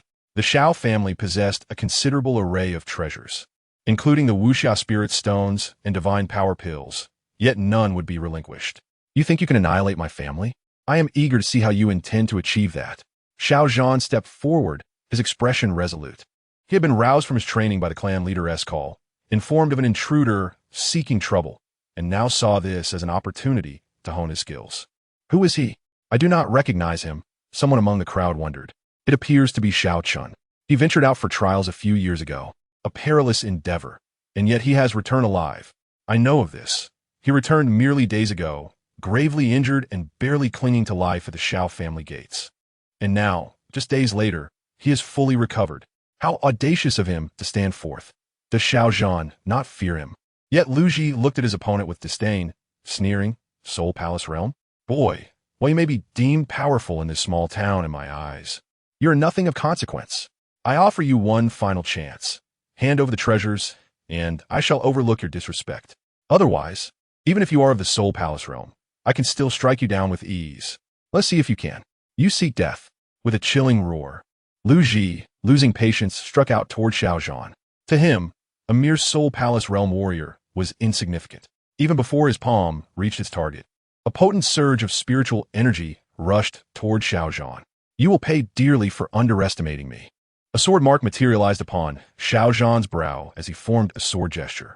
A golden sword light burst forth, exuding an indomitable aura. He raised his hand, slicing downward without even grasping a sword, yet a clear, resonant sound of a blade echoed through the air. With a swift poof, a golden sword scar flashed through the void, halting Lu Ji's advancing palm, and a crimson line appeared across his face. You! Lu Ji's eyes quivered violently, filled with shock and terror. Before he could utter another word, his body was cleaved in two, splattering blood mist in either direction. The consequences of posturing before me are dire. Xiao Zhan watched as the light from his finger dissipated, casting a disdainful glance at the fallen body. Though he was merely of the Soul Palace realm, with the enhancement of the eternal sword body, he could easily vanquish not only those at the threshold of the law-form realm, but even true experts of that realm. The caliber of such a physique was undeniably formidable. Could it be the legendary celestial-grade physique? Xiao Zhan pondered. Impressive, exclaimed the onlooking Xiao Lang and others. They had anticipated a fierce battle for Xiao Zhan, but were astonished by his effortless victory. Xiao Zhan, your strength is astounding. That man seemed formidable, yet you dispatched him with a single blow. Xiao Ruomeng's eyes widened in disbelief, though she could not discern the opponent's cultivation level. The aura he exuded was unlike anything they had encountered before. Recently, the clan leader bestowed upon me a tremendous opportunity that has greatly enhanced my power. Otherwise, I would not have stood a chance against him. Xiao Zhan replied candidly, acknowledging that, without the benefit of his physique, even matching someone of equal rank would have been a daunting task. The clan leader granted you such a boon? Who is stronger now, you or the clan leader? Xiao Lang inquired curiously, unaware that the individual ranking first upon the heavenly Dao Golden List was their clan leader, Xiao Chen, whose presence remained shrouded in mystery. Previously, the clan leader was likely stronger, but I cannot say for certain now. Xiao Zhan stroked his chin thoughtfully, considering that he could now slay those of the law-form realm, while hypothesizing that Xiao Chen was indeed at that level. Perhaps you should have a contest one day. It would certainly be enlightening, Xiao Ruomeng suggested eagerly, her small fists clenched in excitement. Perhaps another time, Xiao Ling Tian interjected, shaking his head. This group of young ones was entirely unaware of Xiao Chen's true strength. They were operating on entirely different planes of existence. The elders had refrained from revealing the truth, fearing that once the younger generation learned of it, they would become reckless, relying on their connections as a shield.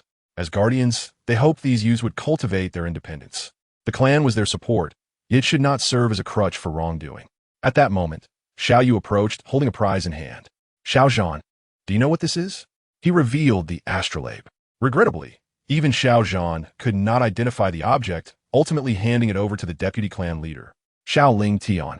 Once the Xiao family departed, the onlookers who had initially reveled in their misfortune were collectively stricken with dread. The oppressive aura of that elder had been formidable, and the fact that he could not withstand even a single strike from Xiao Zhan left them trembling. Realization dawned on many. The Xiao family was no longer one of the four great clans. They had a true powerhouse among them, and those harboring grievances would no longer dare linger, dispersing like frightened birds and beasts. Chapter 24. Xiao Ling Tian achieves the path of the great emperor Xiao Ling Tian. Clutching the astrolabe and the space ring he had obtained from Lu Ji, sought out Xiao Chen, only to discover him lounging by the lake, basking in the sun and soundly asleep. Are you not the least bit concerned that Xiao Zhan might be defeated? Xiao Ling Tian asked, puzzled. What is there to worry about? Even if he were merely a half-step into the law-form realm, he would still stand no chance against Xiao Zhan. Xiao Chen replied, eyes still closed. Is his strength truly that formidable? Xiao Ling Tian was astonished. They had come to understand the hierarchy of realms, recognizing the gap between the Soul Palace realm and the Law Form realm. To kill a Law Form realm opponent while still in the Soul Palace realm was nothing short of miraculous. The special physique he possesses is exceptionally strong, allowing him to battle across two realms without issue. Of course, this is contingent upon his current low cultivation level. As he ascends, the advantages of his physique will gradually diminish. However, there is no need for concern. Before he reaches the immortal realm, he can almost always contend against those of the mundane physique across two major realms. As for competing against other unique physiques, that will depend on his own foundation. Xiao Chen yawned, stretching lazily. The eternal sword body was a reward from the system, and he was acutely aware of its immense power. Given such a remarkable asset, why do you not merge with it yourself? Xiao Ling Tian inquired, wondering if Xiao Chen would not be even stronger with that unique physique. Useless. My cultivation has already reached an invincible stage. No physique can confer any combat enhancement upon me. Moreover, should I desire, I can manifest all the physiques in existence, rendering fusion entirely unnecessary. Is that so? Xiao Ling Tian struggled to comprehend the true nature of his son's realm, feeling as though he existed in a realm of omnipotence. He then produced the spoils acquired from Lu Ji, particularly the astrolabe, which even Xiao Zhan could not identify. Xiao Chen had never encountered a star plate before, yet the moment he laid eyes upon it, vivid images reflected in his gaze, scenes of Lu Zhe wielding the star plate in search of the star heart. So that is it. In an instant, he comprehended the entirety of the star plate's significance. What is its primary function? Xiao Ling Tian inquired. Its main purpose is to locate the star heart, and it also possesses treasure-hunting capabilities. Star heart? What is that? It serves a function akin to that of the cosmic heart. But while the cosmic heart governs the universe, the star heart only commands a specific star domain, akin to a lesser version of the cosmic heart. Xiao Chen handed the star plate to Xiao Ling Tian, saying, in the future, we can replicate and forge several more, to be given to those clan members who enjoy venturing out for training. Whoever is the first to find the star heart shall become the lord of our star domain. What? Replicate? Who besides you in our Xiao family can create such a thing? You, father. Me? Are you jesting, my son? I am but a mere spirit vein realm cultivator. How could I possibly forge such an artifact? Xiao Ling Tian was at a loss. Although he had made breakthroughs in the spirit vein realm through high-level techniques and flawless spirit stones in recent days, he still felt far from grasping the profundities of the star plate. Just then, a fruit radiating golden light appeared before him. It was a round fruit with 5 leaves, entirely golden and exuding an inscrutable aura. What is this? Xiao Ling Tian asked, perplexed. Once you fuse with it, you will know. Xiao Chen smiled. Is it reasonable to bestow upon my father the Tao fruit of the extreme emperor? Xiao Ling Tian looked at his son, astonished. Could it be another form of special constitution? Compared to Xiao Zhan's constitution, this object was slightly inferior, yet it was still a remarkable creation. Well then, if that is the case, I shall accept it. Xiao Ling Tian did not refuse, and with Xiao Chen's assistance, he began to merge with the peculiar fruit before him. With Xiao Chen's support, the fusion process was swift. Before long, a powerful aura erupted from Xiao Ling Tian, but Xiao Chen suppressed it to prevent it from spreading. Otherwise, the overwhelming pressure of the Emperor Dao would sweep across the entire star domain, reducing the inhabitants of 9 Extreme City to dust. Moments later, Xiao Ling Tian opened his eyes in astonishment, feeling an astonishing power within him. What is this? Why do I feel as though I could upheave the world with a mere gesture? This power was truly terrifying. With a flick of his fingers, he could annihilate his former self. At that moment, the heavenly Tao golden list suddenly burst forth with dazzling golden light. followed by a voice proclaiming, "Congratulations to Xiao Ling Tian for achieving the Extreme Emperor, ranking 5th on the Heavenly Tao Golden List. The Heavenly Tao rewards you with the Longevity Stone." The unexpected announcement reignited the previously tranquil universe, and on the Heavenly Tao Golden List, Xiao Ling Tian's name displaced the former 5th-ranked ancient Dust Emperor to the 6th position.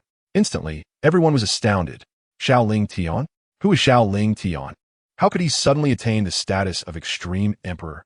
Indeed, only those at the Emperor realm could surpass the Extreme Emperor. So what was going on with Xiao Ling Tian? His name had never appeared on the Golden List before. Why had he suddenly become an Extreme Emperor? Heavenly Tao, have you made an error? How could an Extreme Emperor appear so abruptly? And ISNT it said that only 9 emperors can exist simultaneously in the realm? What is happening now? Is the world undergoing some inexplicable transformation? Everyone felt bewildered, and some even questioned the Heavenly Tao. But alas, no response was forthcoming. Not everyone possessed the strength or prestige of Xiao Chen. Xiao, could this newly emerged Extreme Emperor be related to the one ranked 1st? The Time and Space Emperor, ranked 2nd, was wandering the mortal realm when he heard the voice of the Heavenly Tao and furrowed his brow in contemplation. The law that only 9 emperors could exist simultaneously was ironclad. No one could break it. It had been this way since time immemorial. Save for the mysterious being ranked 1st. Perhaps he had employed some extraordinary means to elevate another to the status of Extreme Emperor. Truly, the being ranked 1st was as formidable as rumored. Perhaps he was indeed the legendary Longevity Immortal, or an even more terrifying entity. That elder must possess the secrets of longevity, and I must find him. The Time and Space Emperor was not alone in this thought. Several other emperors began a vast search across the universe for Xiao Chen, hoping to gain his guidance on the secrets of longevity. Meanwhile, cosmic battles erupted with unprecedented ferocity. The rewards from a Heavenly Tao Golden List were far too enticing, especially the treasures that could extend one's lifespan, such as the golden dragonfish and the wan show grass. For those ancient beings nearing the end of their lifespans, fighting offered a glimmer of hope. Without it, they faced certain demise. Naturally, many others vied for various treasures, techniques, divine abilities, and elixirs. All were objects of contention. Although those not ranked might possess lower cultivation levels, their means were not necessarily inferior to those of the ranked powerful. If they could not confront them directly, they sought alternative methods. Some of the ranked powers also contested among themselves. Who wouldn't wish for more treasures? Battles erupted throughout the cosmos, fierce and intense, leaving the weaker cultivators trembling with fear, as if walking on thin ice. In contrast, the star domains lacking powerful figures were somewhat more serene. In the Xiao family's backyard, Xiao Chen continued to leisurely fish by the pond, while Xiao Ling Tian stared in shock at a massive stone that had appeared before him. The Heavenly Tao's reward, the Longevity Stone. Only now did he truly comprehend that he had inexplicably ascended to the realm of the Extreme Emperor. So, son, what exactly was that which you helped me fuse with? Xiao Ling Tian asked again, astounded. The Tao fruit of the Extreme Emperor. Tao fruit? Yes, fuse and absorb it to become the Extreme Emperor. Is there truly such a miraculous object in this world? Xiao Ling Tian's pupils contracted. However, you have only absorbed the Tao fruit. You have yet to fully master the power of the Extreme Emperor. You will need time to acclimate to the strength within you. Otherwise, you might inadvertently annihilate an entire world with a mere gesture. Xiao Chen explained. This was entirely different from the cultivation he had signed into previously. That had been a system infusion, and he had a clear understanding of the profundities of each realm, so he could easily control the strength within him. Annihilate an entire world? Xiao Ling Tian's breath caught. He could indeed sense the world-destroying power within him, yet it felt somewhat beyond his control. Can you seal this power for me first? I truly fear that it might lead to dire consequences. Xiao Ling Tian expressed his concerns, for this was his family. If his power were to spiral out of control, the entire clan could face destruction. No worries. With me here, it won't go out of control. You just need to boldly familiarize yourself with this power. Xiao Chen replied nonchalantly. Do you think I cannot suppress an Extreme Emperor? Just then, many family members surged into the courtyard, all eyes fixed on Xiao Ling Tian. What is happening? Why are you all here? You're going to scare away my fish. Xiao Chen grumbled in dissatisfaction at the sight of his relatives. Ling Tian, is that person on the heavenly Tao golden list you? Qin Lu hurriedly asked, looking at Xiao Ling Tian, who was seated cross-legged. They could hardly believe that the individual in question was the one before them. But Xiao Chen's name was ranked first. Who could say what abilities he might possess? Xiao Ling Tian had intended to acknowledge it, yet upon seeing many of the younger generation present, he decisively shook his head and said, "How could it be me? You all know, I am merely a humble spirit vein realm cultivator. How could I suddenly become an extreme emperor? It must merely be a case of individuals sharing the same name. If the younger generation were to discover their standings in relation to Xiao Chen, it would surely cause an uproar. The arrogance displayed by the disciples of those powerful families stems from their belief that they are shielded by their elders, allowing them to act recklessly and without restraint. While the strength of the Xiao family may indeed bolster, it is imperative that the younger generation does not exploit their lineage for nefarious purposes. Even if Xiao Chen's true power were to become evident in the future, stringent regulations must be imposed upon the clan members, establishing appropriate family rules. Another case of sharing a name? How perplexing it is that there are so many individuals on the heavenly Tao gold list bearing the same name as our kin. Xiao Yu muttered, first it was Xiao Chen, and now it is Xiao Ling Tian. Such coincidences are simply too uncanny. Cough, cough. Your narrow perspective fails to grasp the vastness of the universe. There are countless individuals with the same name across the world. The Grand Elder coughed, subsequently dismissing the younger generation to continue their training. Once the surroundings were clear, the Grand Elder revisited the earlier inquiry. Indeed, that individual is I. Xiao Ling Tian affirmed with a nod. Qin Lu immediately covered her mouth, gazing at her husband in disbelief. What on earth is happening? How did you suddenly become a supreme emperor? The Grand Elder trembled as he whispered. If there was a possibility that Xiao Chen was concealing his strength, then Xiao Ling Tian was certainly not, for they often met. And during Xiao Ling Tian's tenure as clan leader, friction frequently occurred between the three families, even resulting in the death of clan members. If the other party truly possessed such power, such outcomes would have been impossible. How else could it be explained? It is undoubtedly the handiwork of Xiao Chen. Xiao Ling Tian replied. Xiao Chen? Yes, he somehow obtained a supreme emperor's fruit, which I absorbed and fused with, thus achieving the realm of supreme emperor. In an instant, everyone's gaze turned to Xiao Chen, filled with astonishment. What incredible means does he possess to acquire such a thing? Qin Lu was even more astonished. What hidden talents could her son possibly have? There's no need for such astonishment. It is merely the fruit of a supreme emperor. Hardly anything of consequence. Even the mightiest supreme emperor is still bound by the mortal realm, incapable of achieving immortality. Of no significance? That is the pinnacle of existence within the universe. I firmly believe you are merely posturing. The Grand Elder jested. Posturing? Far from it. I speak only the truth. Just as I once stated that the supreme realm is indeed a lowly level, there's no pretense involved. Merely an unfamiliarity with the heights of my current standing that leads you to perceive it as such, yet I assure you, there is none.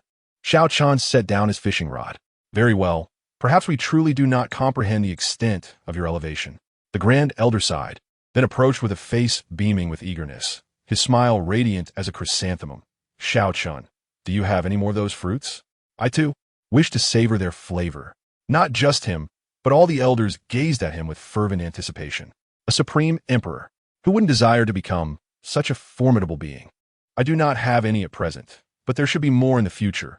Rest assured, if I come across such treasures, you will be the first to know. Splendid, splendid. Your assurance brings me great comfort. All the elders nodded in agreement. In the Fengwu Pavilion, the proprietress frowned at the sudden emergence of Xiao Ling Tian on the heavenly Tao gold list.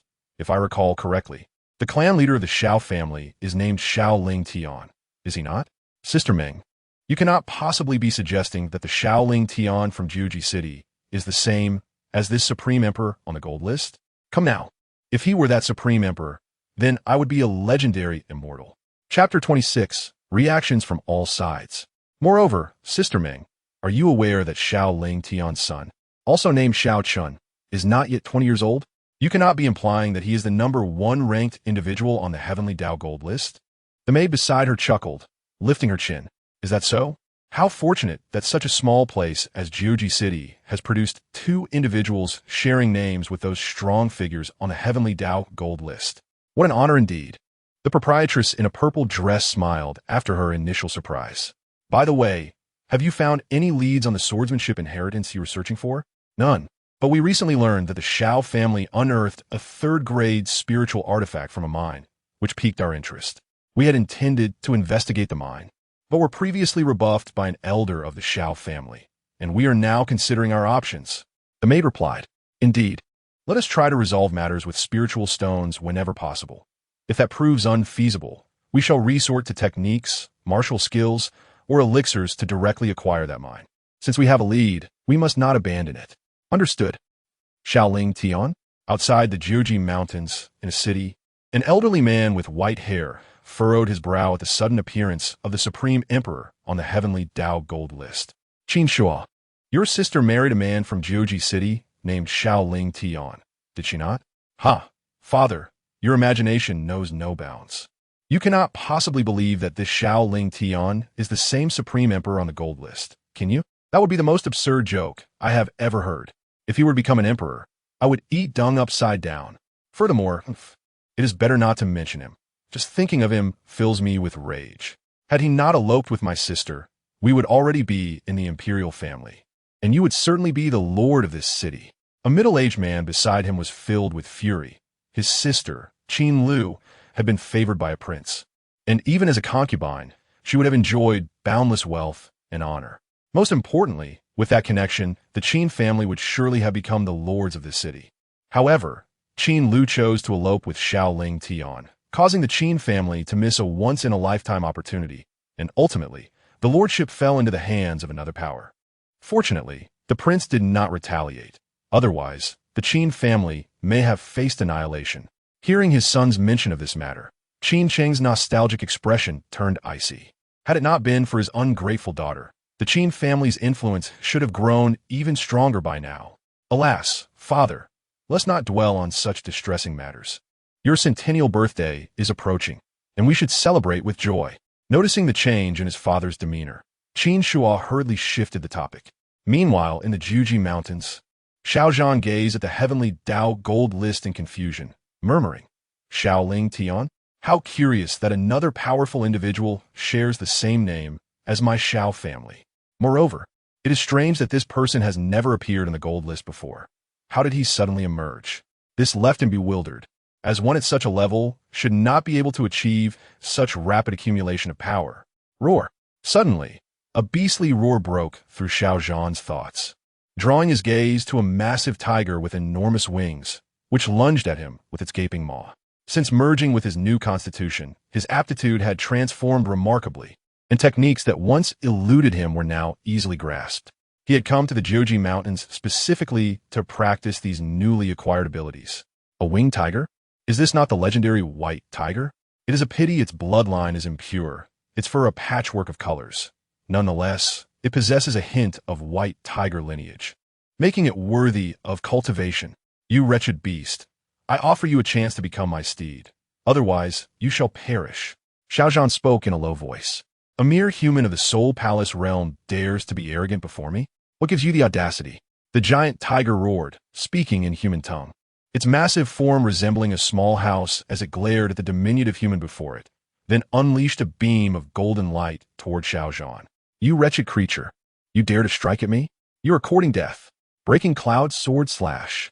Xiao Zhan let out a cold snort, and the long sword in his hand burst forth with golden light. A fierce golden sword aura sliced through the air, instantly dispersing the golden light that erupted from the giant tiger's mouth.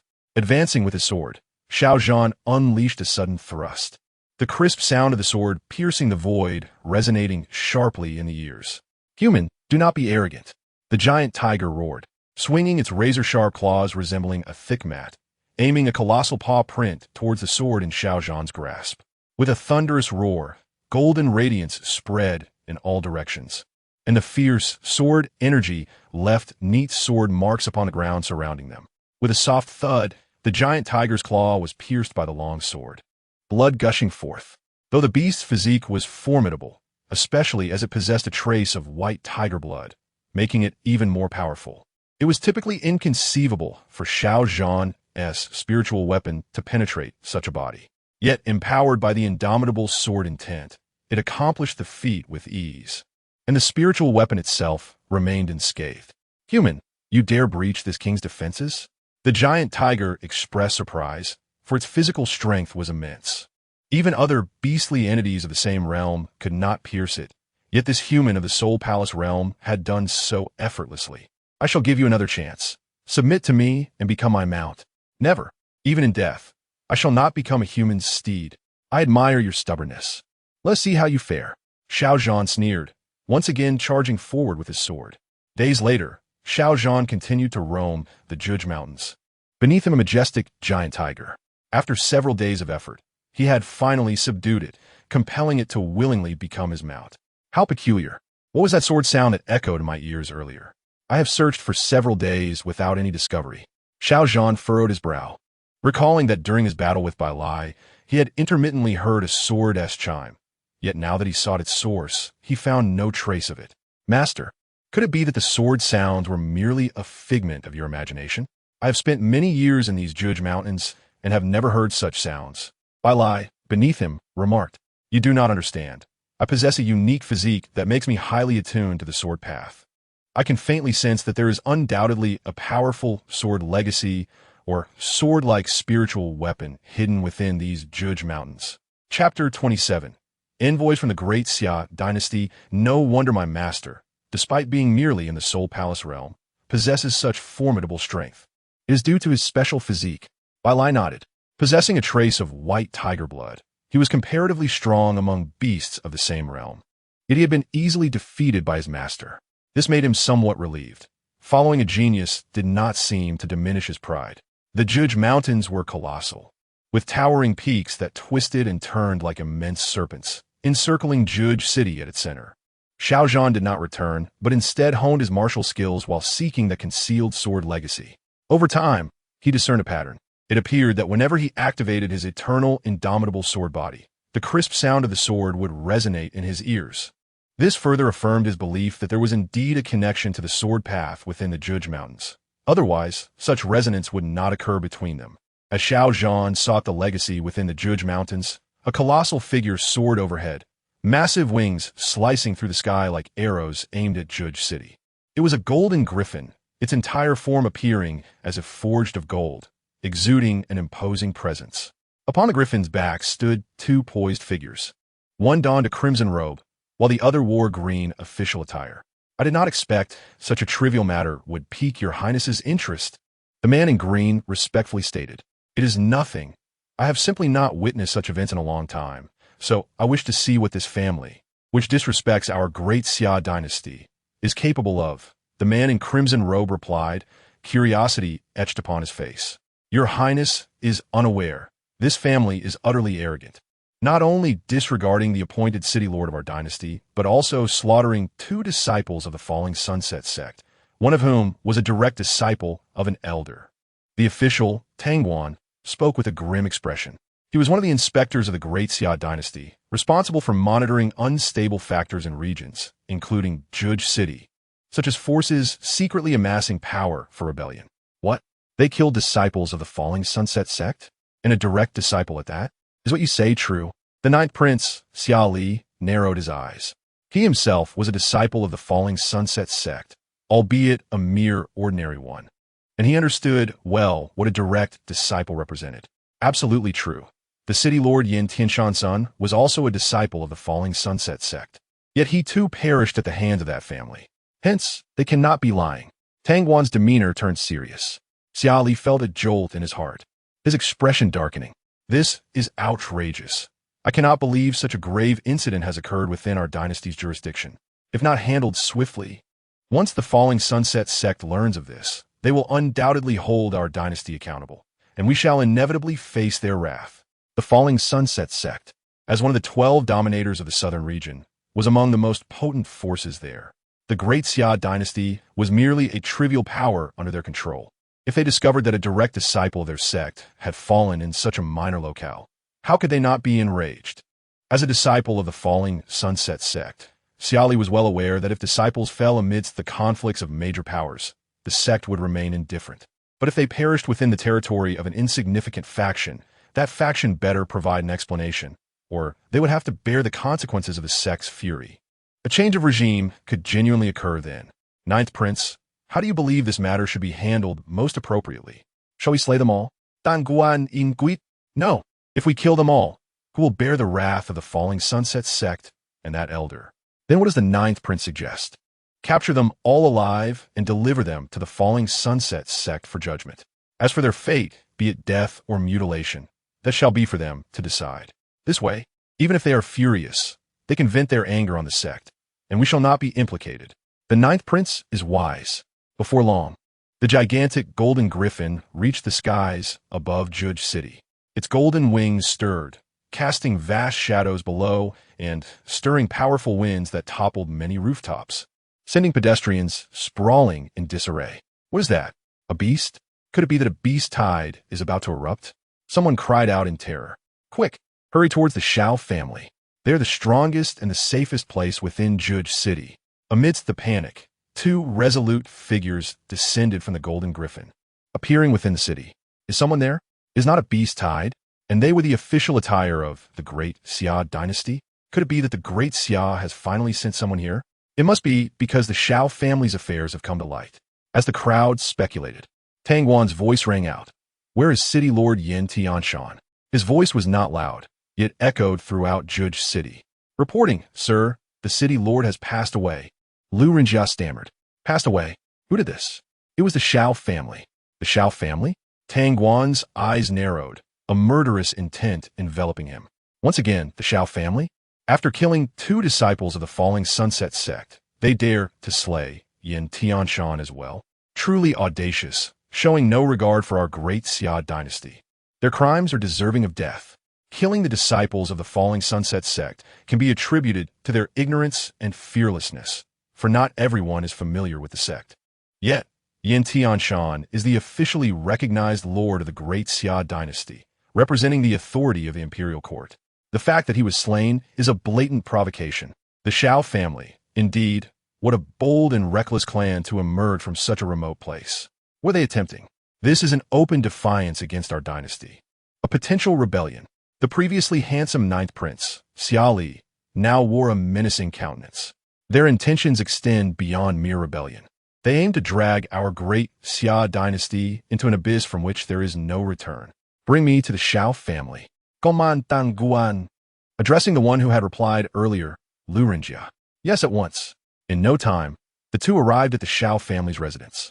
Tang Guan intended to call out for the Xiao clan to confess their sins, but was halted by the Ninth Prince Xia Li.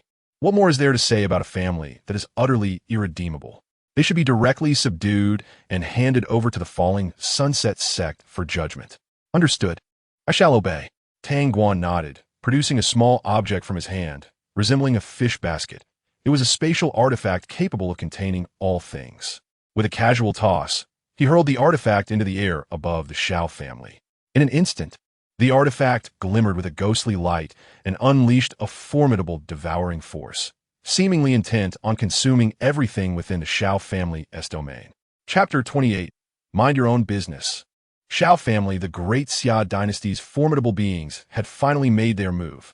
How could the Xiao family continue to act so arrogantly? Many spectators relished the unfolding drama. Presently, the Xiao family dominantly ruled Nine Extreme City.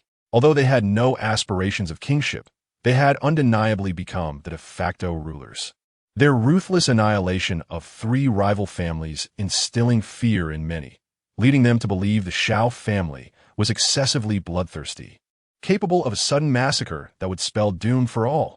Just as many anticipated the great Xia dynasty's intervention would spell the Xiao family's end, the spatial artifact, which had been suspended above them like a fish basket, suddenly vanished. What? Tang Guan furrowed his brow. Where is my artifact?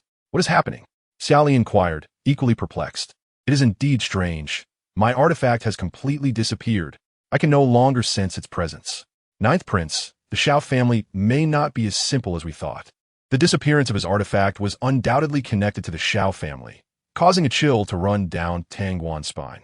Could there be a powerful figure residing within the Xiao family? Otherwise, how could his artifact have vanished so suddenly? As the inspector, Do you carry the imperial decree with you? Naturally. How could I dare to be without the emperor's decree? Then let us proceed without fear. Kulme. Let us enter and uncover the truth behind this Xiao family. Xiaoli declared confidently, knowing that with the imperial decree, they could suppress any petty miscreants. Tang Guan nodded and followed the ninth prince into the Xiao residence. However, to their bewilderment, there appeared to be no one within the Xiao family. Had they fled in anticipation of the calamity they had brought upon themselves? Even if you escape to the ends of the earth, your fate is already sealed. Xiali Skufa. But upon entering the council hall of the Xiao family, they discovered several figures leisurely seated, with the young man in the main seat toying with the very artifact that Tang Guan had previously possessed. Huh, what is this? Have you given up resisting upon learning of our arrival? Xiali snadat coldly. Give up resisting? Ha ha ha. Xiao Chen laughed heartily, his gaze narrowing as he looked at the two. In an instant, an overwhelming pressure descended upon them, akin to the weight of the heavens. At that moment, Xiao Chen no longer appeared as the casual youth they had seen before. He resembled a divine being perched high in the celestial realm, exuding an unmatched authority, gazing down upon them like mere insects. Yet in the next instant, everything returned to normal. The young man remained seated, wearing a half-smile, as if nothing had transpired. However, they were drenched in sweat, trembling uncontrollably. That pressure had made them feel an unprecedented insignificance, as if their very lives were no longer in their own hands. The great Xia dynasty, is it? Go back and tell your emperor to mind his own business regarding the Xiao family. Otherwise, the downfall of your dynasty awaits. Xiao Chen addressed them, crushing the artifact in his grasp into powder. Quick, summon the imperial decree. Xialistamarat. Fully aware that the individual before them was beyond their capacity to contend with. This is outrageous. How can such a powerful being exist in such a remote area? The inspector, Tang Guan, implored for the imperial decree to be exhibited in its full might. Both were unwilling to concede, intent on subduing the Xiao family right then and there. Soon, a golden decree materialized before Tang Guan, its regal aura enveloped in dragon energy, exuding endless authority. With a resonant roar, the dragon energy coiled around the decree, transforming into a golden dragon that surged toward Xiao Chen. Begone! A calm voice emanated from Xiao Chen, and the golden dragon dissipated in an instant. With a resounding crack, the imperial decree floating before Tang Guan split in half and fell to the ground, losing all its power. Simultaneously, Xiao Chen's voice, imbued with boundless strength, struck the two, forcefully ejecting them from the Xiao family courtyard and onto the street outside.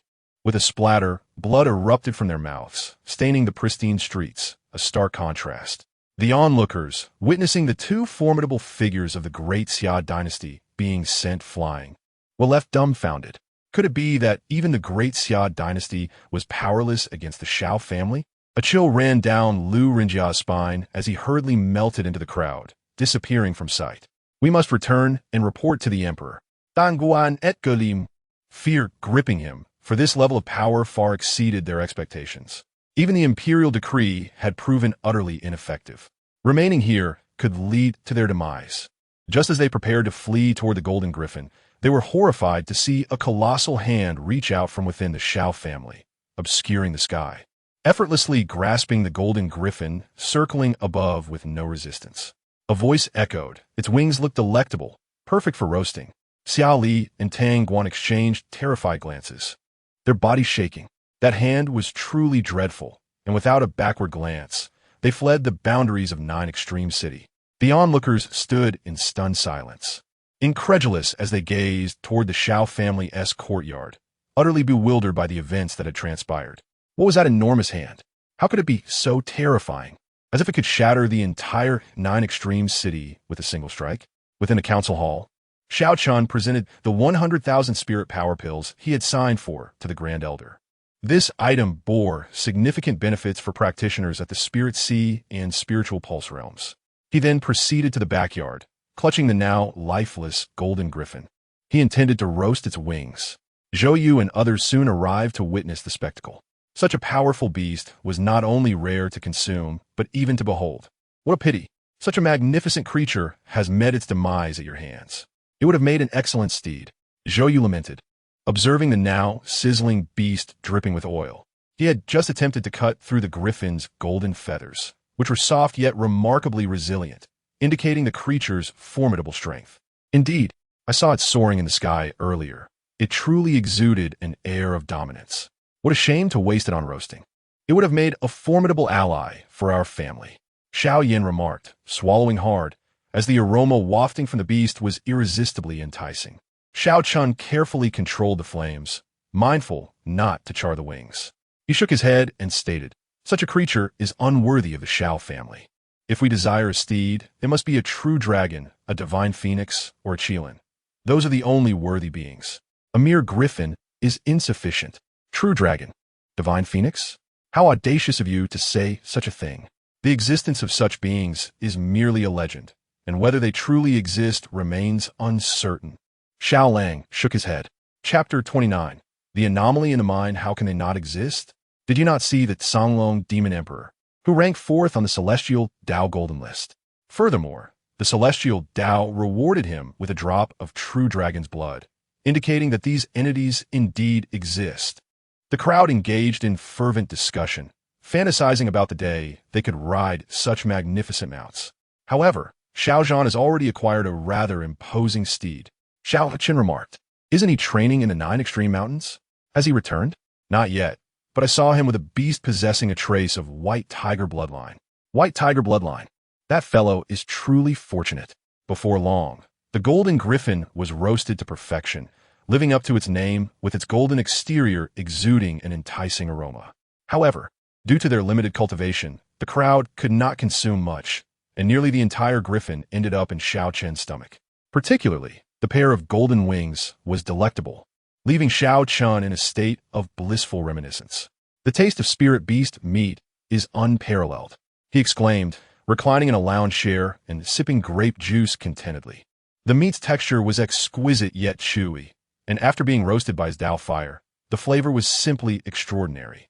Despite the modest seasoning, its deliciousness surpassed anything he had tasted before his transmigration. The invincible Xiao Chen did not need to expend extensive time on cultivation. His life goals, aside from leading the family to prosperity, revolved around enjoyment and indulgence. As a transmigrator, he believed he should not live a miserable existence, but rather relish life to the fullest. Otherwise, what was the point of transmigrating? The taste is delightful, but it pales in comparison to the delicacies at Fengwu Garden Restaurant. Xiao Lang interjected. "Fengwu Garden Restaurant? Is that the one that remains closed for half a year and only opens for 3 days?" Xiao Chen's interest was piqued, for he had always been passionate about gourmet food. "Indeed, that's the one. Last year, I made a reservation for this year. The opening day should be approaching, and we must go together to experience its flavors. It will undoubtedly broaden your horizons." "Absolutely, I look forward to it." Days later, the severely injured Grand Elder was brought back, cradled by a colossal tiger. His body bore numerous minute wounds, resembling the aftermath of being sliced by 1,000 blades, with blood trickling down in a gruesome spectacle. Which beast dares to act so brazenly within the Xiao family? Upon the tiger's appearance, a member of the Xiao family shouted, "Immediately on guard. I am merely following my master's orders to bring this individual to the Xiao family in Juzhisheng. Other matters do not concern me." The giant tiger replied, "Your master? Who is it?" "Xiao Zhan," the tiger declared, and with a surge of spiritual energy, it gently lowered the elder from its back before turning to leave. "Grand Elder?" The crowd gasped in astonishment. What transpired? Xiao Chen, who had been fishing, appeared in the hall and, with a flick of his fingers, summoned healing golden light towards the Grand Elder, frowning as he inquired. "There has been an anomaly in our mine located in the 9 extreme mountains," the Grand Elder murmured, regaining consciousness. "Amina, what exactly happened?" Xiao Chen pressed for details. At this moment, the Grand Elder had recovered sufficiently, though the sight of his bloodied form was unsettling. He explained, "It is a spirit mine where we previously extracted 3rd-grade spirit artifacts. Today, an extraordinary entity emerged. I initially thought it was another artifact or treasure, but instead, it was a great terror. As soon as I touched it, a sword light erupted, splitting into countless smaller sword lights that struck me. Had Xiao Zhan not been there to block some of the sword chi and administer a healing pill, I fear I would not have survived to this moment." The Grand Elder spoke with lingering trepidation, recalling the unbearable pain of being enveloped by endless sword lights. Yet, he could not fathom what could possess such terrifying power. Sword light? Xiao Chen furrowed his brows, his eyes shimmering with insight as he gazed towards the mine's location. In an instant, he comprehended the underlying cause. So that's it. It appears that a legacy of a supreme emperor lies hidden within. What? A legacy of a supreme emperor within a mine? The Grand Elder's astonishment was palpable. Such a place could harbor a legacy so extraordinary? Indeed, it belongs to a commendable sword emperor. How intriguing that he has not perished completely. Xiao Chen chuckled lightly. Since it is a legacy of a supreme emperor, the clan leader should act swiftly to retrieve it. The inheritance could greatly enhance our family's foundation. The Grand Elder was somewhat impatient, for a legacy of a supreme emperor was nearly unparalleled in strength, second only to Xiao Chen. Although the location was fraught with danger, the clan leader's prowess would surely allow for a safe acquisition of the legacy. There's no need to rush. Didn't Xiao Zhan just appear there? Let us assess his situation first. He might possess the capability to obtain the emperor's legacy. Xiao Chen waved his hand, particularly noting that Xiao Zhan's indestructible sword body resonated well with the sword legacy. Xiao Zhan, is he capable? Let's wait and see. If any issues arise, I shall intervene. Regardless, this legacy will not escape. For Xiao Zhan, this was also an opportunity for growth. Generally, Xiao Chen would refrain from intervening in matters that could be handled by his kin. As an invincible being at the eternal God-Emperor level, engaging in combat with these individuals felt akin to bullying a child. Moreover, the clan members required honing to grow stronger, especially since Xiao Zhan was currently the sole prodigy of their generation. Upon hearing this, the Grand Elder nodded in understanding, aware of Xiao Chen's formidable strength. Meanwhile, after ensuring the Grand Elder's safe return, Xiao Zhan commenced his exploration of the mine. If the clan leader can revive me, he should also be able to heal the Grand Elder's injuries. With only a limited supply of healing pills, Xiao Zhan realized that the Grand Elder's wounds were far too severe. Not only were his physical injuries grave, but his soul had also sustained significant damage. There was no other recourse but to return him to the clan for the leader to devise a remedy.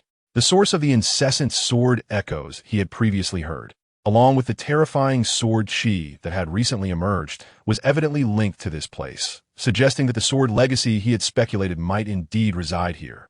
Xiao Zhan frowned.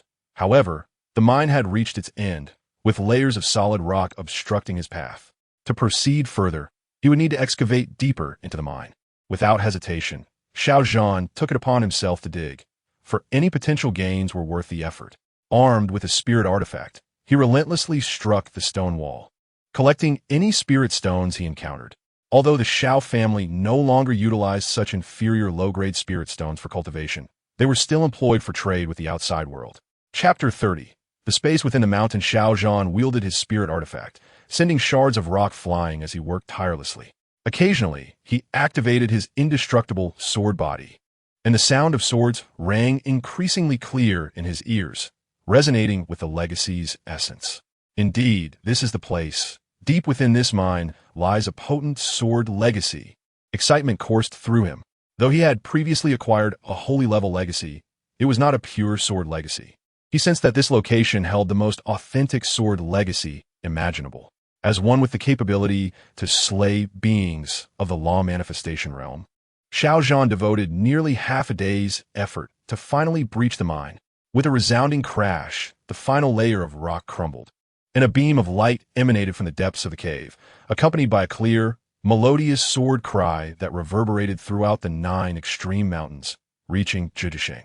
The proprietress of Fengwu Garden, who had been feeding the fish in the lake, abruptly lifted her gaze, her previously serene yet slightly troubled expression transforming into one of piercing intensity directed towards the 9 extreme mountains. Sword cry. Could it be that the imperial legacy I have long sought has manifested in the present? The resonance of this sword's cry is extraordinary, imbued with an ineffable essence of the Tao. Anyone who hears this sound seems to envision a formidable celestial sword piercing toward them, causing an involuntary shudder. Xiao Zhan feels as though he has entered another realm, a vast expanse where the sun, moon, and stars float majestically in the firmament, illuminating this world with unparalleled brilliance. As he steps into this space, he perceives the myriad traces of swordsmanship scattered throughout the air. A moment's carelessness could lead to being obliterated by these traces. Fortunately, he possesses the eternal sword body, and the sword intent emanating from him resonates harmoniously with the sword marks in this realm. Each movement he makes causes the sword traces to disperse like flowing water, inflicting no harm upon him. With a mere glance, Xiao Chen spots the source of the inheritance. It is conspicuously obvious. 9 colossal swords tower in the very center of this space, as if they are the pillars sustaining this world. Xiao Chen is awestruck, gazing up at these titanic swords, murmuring to himself, could this be the 9-fold inheritance of swordsmanship? He then leaps toward the location of the 9 great swords. After his departure, the figure of the proprietress of Fengwu Courtyard appears at the edge of this realm. Clad in crimson, her enchanting visage and curvaceous form exude an exceptional allure. Upon witnessing the scene within the space, Yi Ruming's face lights up with joy. This must undoubtedly be the legacy of that great emperor. Historical records state that his most formidable technique is the sword formation. She hopes to uncover the emperor's residual offensive techniques within, for otherwise, the long wait would have been in vain. She does not desire the emperor's legacy for its own sake, but rather the techniques left behind, as only those can fulfill her ambitions. As for the emperor's legacy, acquiring it would be splendid, but if not, she remains indifferent. Yet, as she steps into this space, an overwhelming sense of danger washes over her. The sword marks, concealed within the void, suddenly manifest, dense and pervasive throughout the entire expanse, each one evoking a sensation of imminent death. How could this be? Yi Ruming feels her composure fraying. Wasn't there someone who just entered? If they could, why not herself? Reluctantly, she steps forward, but as she crosses the threshold, a sword mark severs one of her feet. Why? She emits a series of low growls, despairing at the thought of being unable to access the emperor's residual techniques. How could she enter that forbidden place to save her father? Her gaze is filled with hopelessness. She journeyed thousands of miles from the central domain to this remote location solely to seek the emperor's relics, and now, when they are right before her, she cannot approach?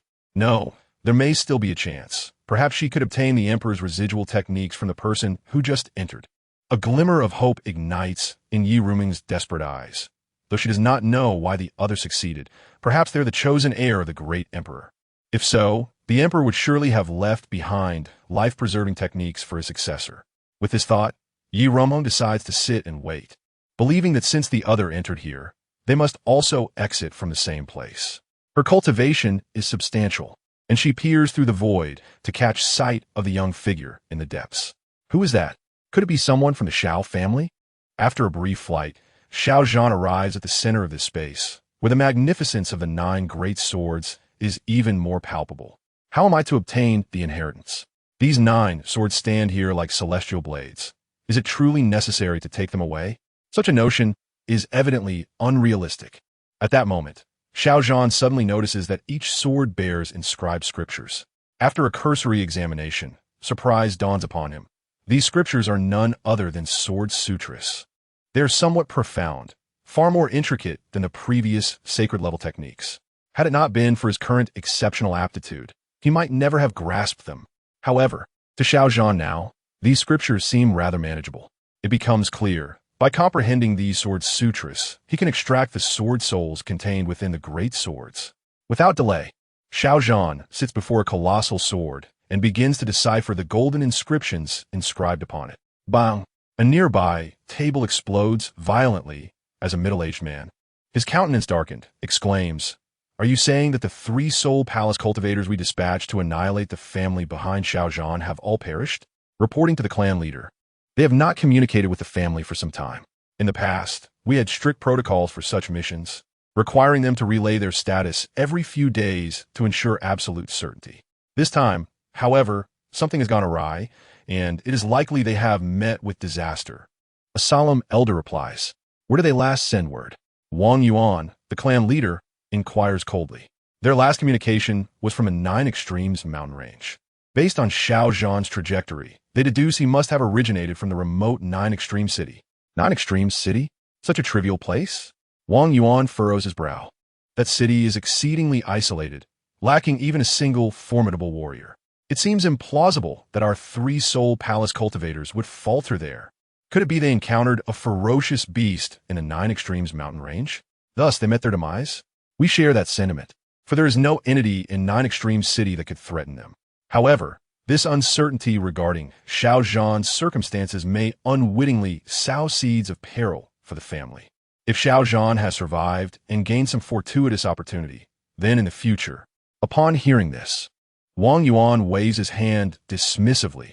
Although we do not know the precise cause of their demise, Xiao Zhan is doomed. We cannot allow any survivors from the family behind him. This has always been the principle of our Wang clan. Either we do not act, or we eradicate every last trace. So, the clan leader's intention is, since we now know Xiao Zhan hails from Nine Extreme City, it is straightforward. Dispatch several Soul Palace cultivators to obliterate every Xiao family influence within Nine Extreme City. Not a single one bearing the surname Xiao is to be spared, especially that Xiao Zhan. I want him alive or dead. At such a young age, he has already reached the Soul Palace realm. If he were to break through to the Spirit Wheel realm in the future, it would be disastrous within the entire Daxia dynasty. The strongest are merely at the Spirit Wheel realm. While our Wang family boasts several Soul Palace cultivators, none have managed to ascend to that level. Thus, we must not permit Xiao Zhan any opportunity for growth, nor can we afford any leniency. Understood, clan leader. I shall make arrangements immediately. Wait, should we discover Xiao Zhan's corpse, ensure to thoroughly search for any powerful inheritance he may possess. Last time we failed to locate it. I am unsure where it was concealed. This time, we must leave no stone unturned. Yes. Meanwhile, within the spatial realm of the Nine Extremes mountain range, two long swords now hover behind Xiao Zhan, one silver and the other pitch black. In a brief span, he has comprehended the scriptures inscribed on two of the colossal swords, acquiring their sword souls. Cracks begin to appear on the giant sword before him, golden light radiating from its core, and then the sword collapses, revealing a golden long sword. A clear, resonant sound reverberates, emanating an aura capable of cleaving through all, and it transforms into a golden light, floating behind him. Now, three long swords have materialized behind him. It is unexpected that this place offers not only the inheritance of swordsmanship, but also the inheritance of sword formations. Xiao Zhan sighed as he observed the terrifying sword formation composed of 9 long swords, a formidable array dedicated solely to slaughter. To his astonishment, this was a legacy from an extreme Dao emperor, a heritage so powerful that it seemed unfathomable that such a terrifying inheritance could exist in a place like Nine Extremes City. The moment Xiao Zhan comprehended the magnitude of the legacy here, he was truly taken aback. The extreme Dao emperor, the mightiest being in the universe, felt so distant from him, yet he was now delving into the teachings of such an existence. Nine Extremes City, Nine Extremes Mountain, Nine Extremes Sword Emperor. Everything here was indeed connected to this Nine Extremes Sword Emperor, a fact that had remained unknown to all until now. Were it not for Xiao Chen merging the everlasting sword body with him, he likely would not have been able to access this legacy. Yet, he found it perplexing why such a potent physique was not utilized by Xiao Chen himself, even without significant foundations. Merely relying on this physique could allow one to transcend 2 major realms in battle. Such an extraordinary capability was beyond anything he had ever heard of. Nevertheless, it was reasonable to assume that the clan leader had his own plans. For now, it was imperative for him to comprehend the legacy here. Once he acquired the entirety of this inheritance, with the everlasting sword body complemented by the teachings of the Nine Extremes Sword Emperor and the Extreme Dao Emperor's weapon, the Xiao clan would have nothing to fear throughout the entire southern region. As he continued to comprehend, the massive swords shattered, turning to dust, while the sword spirits emerged. Floating behind Xiao Zhan, each long sword radiated a distinct sword light, symbolizing different sword intents. The black sword represented death, the red sword embodied slaughter, the green sword signified life, and the white sword stood for illumination. The more he delved, the more he was astounded. This Nine Extremes Sword Emperor truly possessed unparalleled talent, capable of crafting such a formidable sword formation. When the final purple sword soul manifested before him, Xiao Zhan had comprehended all the scriptures inscribed upon the 9 colossal swords. Just as he breathed a sigh of relief, a chill breeze swept by. causing him to involuntarily shudder. Then a peculiar voice echoed in his ear. Hee hee, ha ha, the moment has finally arrived. Do you know how long I have waited for this day? Xiao Zhan's body stiffened instantly, and he turned his head to glance around, trembling as he inquired. Who are you? Who are you? You have obtained my legacy, yet you do not know who I am? The voice continued, Very well. Let me show you who I truly am. As the words fell, the 9 long swords simultaneously radiated a dazzling light, and 9 beams coalesced before Xiao Zhan into a semi-transparent figure. The figure was tall, with piercing eyes that seemed to contain 2 long swords. And although it was a sole entity, it still emanated an oppressive aura that weighed heavily on Xiao Zhan. Could you be the 9 extremes, Sword Emperor? Xiao Zhan's pupils constricted. Hee, have you finally realized? Then, may I ask, would you be so kind as to relinquish your body to me? The thought of possession flashed through Xiao Zhan's mind, but he dismissed it as impossible. The 9 extreme Sword Emperor was a figure from ages long past. How could he still be alive? In an instant, a chill enveloped Xiao Zhan, and he trembled uncontrollably. Do not fear, my actions are swift, and you will feel no pain.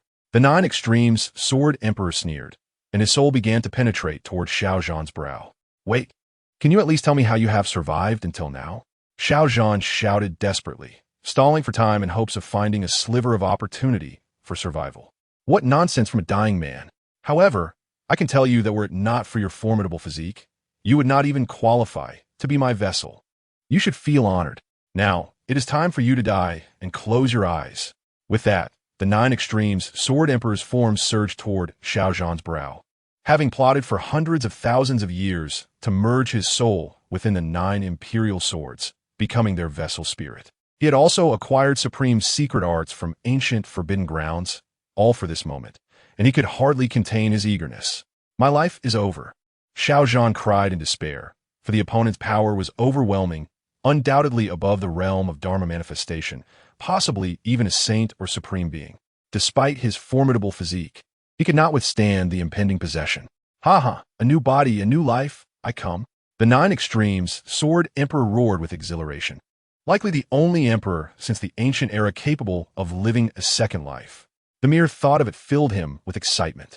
In this life, I shall reclaim my title as emperor. He shouted in joy, but the next moment his body went rigid. What? The 9 extremes Sword Emperor bellowed in fury. For half of his soul had already entered the consciousness of the youth before him, yet the other half was being held back by an unknown force, unable to advance. Xiao Zhan looked up in astonishment at the figure that had appeared unexpectedly, exclaiming, Clan leader? Meanwhile, Yi Rumeng, who had been guarding the entrance, was equally bewildered. She had been stationed there the entire time and had not noticed anyone entering. Is there another entrance here? You have audacity to attempt to possess my clansmen. Xiao Chen sneered, gripping the leg of the 9 extremes Sword Emperor. He had been vigilant precisely to prevent such an occurrence. For long ago, when the Grand Elder was injured, he had discovered the residual soul of the 9 extremes Sword Emperor merging with the 9 imperial sword spirits. In this state, the opponent could achieve an alternative form of immortality, but separation from the sword spirits would lead to annihilation unless a suitable vessel was found within a very short time. What of your clansmen? I am seizing him. After waiting for hundreds of thousands of years, I have finally found a suitable vessel, and no one can stop me. The harsh voice echoed in Xiao Zhan's consciousness, and a terrifying force erupted from the leg, attempting to repel the intruder, yet it proved utterly ineffective. His leg remained firmly grasped by the 9 extremes Sword Emperor.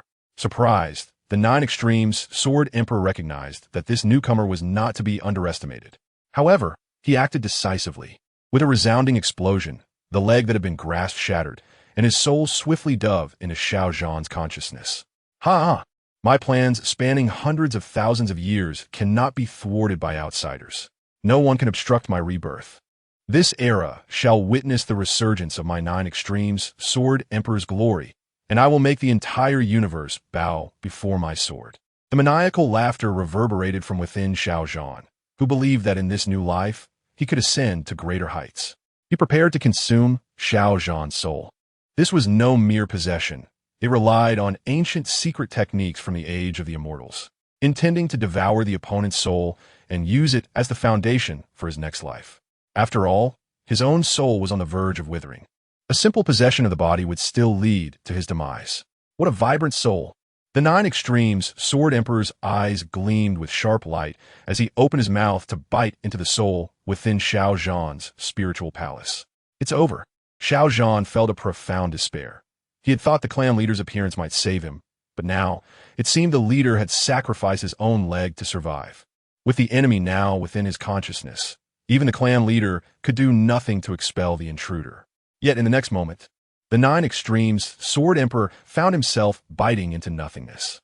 What was happening? He widened his eyes in disbelief. Having unexpectedly emerged outside of Xiao Zhan's body despite just entering his consciousness, Xiao Zhan was equally bewildered.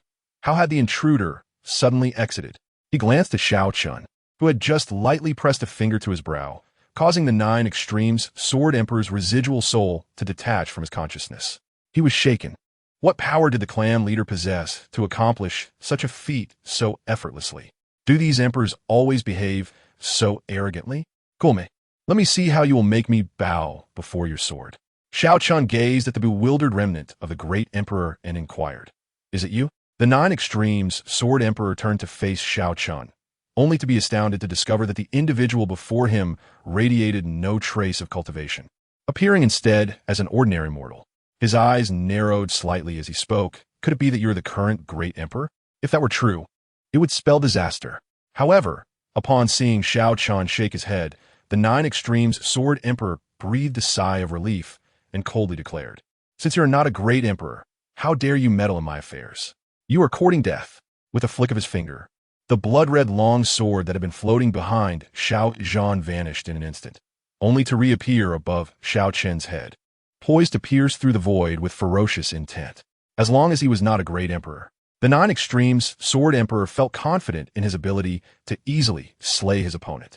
Although his strength had significantly waned, now only at the supreme realm, his imperial weapon remained, capable of unleashing power comparable to that of an emperor-level warrior, sufficient to annihilate anyone beneath the emperor's realm.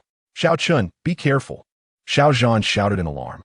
Yet in the next moment, an astonishing scene unfolded, leaving the nine extremes Sword Emperor's scalp prickling and Xiao Zhan in shock. The imperial sword that had been aimed at Xiao Chen's head had bizarrely appeared in Xiao Chen's hand. How could this be possible? This is my life's work, an imperial weapon I have refined for tens of thousands of years. Why does it not obey my command? Gazing at the blood-red long sword in his grasp, Xiao Chen nodded and remarked, "This is indeed an impressive imperial weapon. It seems you have invested considerable effort into your armament. A sword formation composed of 9 imperial weapons must possess significant power." Turning his gaze to the nine extremes Sword Emperor, Xiao Chen's expression turned icy. "If it were not for the matter of soul transference, I might have spared your life out of respect for your legacy and imperial weapon. However, since you have set your sights on my kin, I cannot allow you to live." With that, he swung the blood-red long sword, unleashing a crimson sword beam that cleaved the nine extremes Sword Emperor's soul in twain. "You!" The nine extremes Sword Emperor gazed at Xiao Chen in terror, realizing that this individual was certainly not an ordinary mortal. Yet this became his final thought as his soul dissipated. Xiao Zhan stood in deep shock, unable to contain his curiosity. "Chief, what level of power do you possess?" The remnant soul of a great emperor was easily vanquished by you, and even the imperial weapon of the enemy was turned against him and used to slay him. This is truly terrifying. "Me?" Xiao Chen smiled and replied, "An invincible power." Xiao Zhan was taken aback, shaking his head, realizing that the chief was reluctant to reveal the truth to him. Just then, Xiao Chen regarded the imperial weapon in his hand and coldly stated, "I offer you a choice. Either submit to my kin and accompany them in battle, or face complete annihilation. The choice is yours." This set of imperial weapons is extraordinary, having given birth to a spirit, and more importantly, the techniques Xiao Zhan comprehended in conjunction with these weapons could unleash tremendous power. Thus, Xiao Chen offered an opportunity. "It would be my honor to accompany your kin in battle. I choose to submit." The spirit within the imperial sword hastily spoke, fearing that a moment's hesitation would lead to its destruction. The overwhelming power that had previously suppressed it was certainly not that of an ordinary great emperor. Moreover, the fact that it had been drawn to the sound of its sword's resonance was testament to its extraordinary talent. And following such an unparalleled genius would not be a dishonor. Chapter 33. Yi Ruming's Request, Wise Choice. Xiao Chen returned the imperial sword to Xiao Zhan, who was left astounded, realizing that even an imperial weapon dared not act recklessly before the chief. His curiosity about Xiao Chen only deepened. Now that we have secured the legacy here, let us return, Xiao Chen stated. All right. Xiao Zhan took a deep breath and nodded, then proceeded toward the entrance. Meanwhile, Yi Ruming, noticing the two approaching, rose hastily. Her foot, previously marred by a sword wound, had healed, yet she wore a look of apprehension as she observed them. Who are you? Upon seeing the figure at the entrance, Xiao Zhan's eyes narrowed, exuding an air of danger. If the secret of his acquiring the great emperor's legacy were to leak, it could incite chaos among the cultivators of the entire Taichu star domain. You need not worry. I swear by my Tao heart that I will not reveal what transpired here, or else I shall meet with ruin. I remain here only to borrow something from you. Yi Ruming took a deep breath, addressing Xiao Zhan while casting a wary glance at Xiao Chen, fully aware of the events that had transpired, including the demise of the Nine Extremes, Sword Emperor's remnant soul. It was clear to her that this seemingly unremarkable youth harbored unfathomable strength. She was uncertain of his cultivation level, but she knew he could easily slay her if he wished. What do you wish to borrow? Xiao Zhan inquired, puzzled. Given that she swore by her Tao heart, it was unlikely she would deceive him, as doing so would invite the wrath of the heavenly Tao, resulting in severe consequences. Especially in this era where the heavenly Tao was manifest, no one dared to make light of such vows. I wish to borrow an offensive or defensive technique left behind by the great emperor. Yi Ruming clenched her delicate fists as she spoke. None. Xiao Zhan firmly rejected. Rest assured, I shall not take it for free. I will go to great lengths to assist you whenever you require my help. Moreover, if I'm not mistaken, you should hail from a Xiao family of 9 Extreme City. I can offer a substantial amount of spirit stones and elixirs, or martial techniques and skills in exchange. Even if you have no use for them, your kin surely would benefit from such resources. Stop. Xiao Zhan interrupted, exasperated. To be frank, all I have acquired here are imperial weapons and scriptures. I have not obtained the means you seek. What? None? How can that be? Yi Ruming stood frozen, disbelief washing over her. Had the great emperor truly left nothing for her? She had witnessed the revival of his remnant soul and its desire to seize the body of the youth before her. In an instant, her once radiant figure appeared dejected and forlorn. Must I then swear by my Tao heart? Xiao Zhan frowned and questioned. Could it truly be the will of heaven? Yi Ruming murmured. Her father was trapped in a terrifying forbidden zone, and she could only dare to venture in with the means of the great emperor. Now, her sole hope had been extinguished. I apologize, but I cannot assist you. With that, the two departed, leaving Yi Ruming standing alone. She possesses quite a formidable constitution. After exiting the mine, Xiao Chen remarked suddenly. Who? Xiao Zhan inquired. That woman. Her? What kind of constitution? Xiao Zhan asked. It is a celestial body.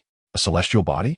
Xiao Zhan gasped in astonishment, turning back to look, only to find the cavern shrouded in darkness. He had heard of such a level of constitution, rumored to be extraordinarily formidable. Mortal bodies, spiritual bodies, royal bodies, sacred bodies, and beyond that. The legendary celestial body. Yet he had never witnessed such a constitution with his own eyes. What? Do you have thoughts about her? Xiao Chen inquired with a smile. None. I am currently uninterested in romantic affairs, solely focused on my cultivation. Xiao Zhan shook his head repeatedly. There is no need to render oneself like a monk, devoid of worldly desires. If all our kin were to abstain from seeking partners or marriage, how could our Xiao family thrive? Xiao Chen promptly corrected this perilous line of thinking. Population growth is absolutely essential for the family's expansion. That is not the case. It is primarily because I have yet to find someone appealing. Speaking of which, Chief, why do you not seek someone? Xiao Zhan remarked, observing that the chief did not seem to be particularly busy. The chief's days were indeed quite leisurely.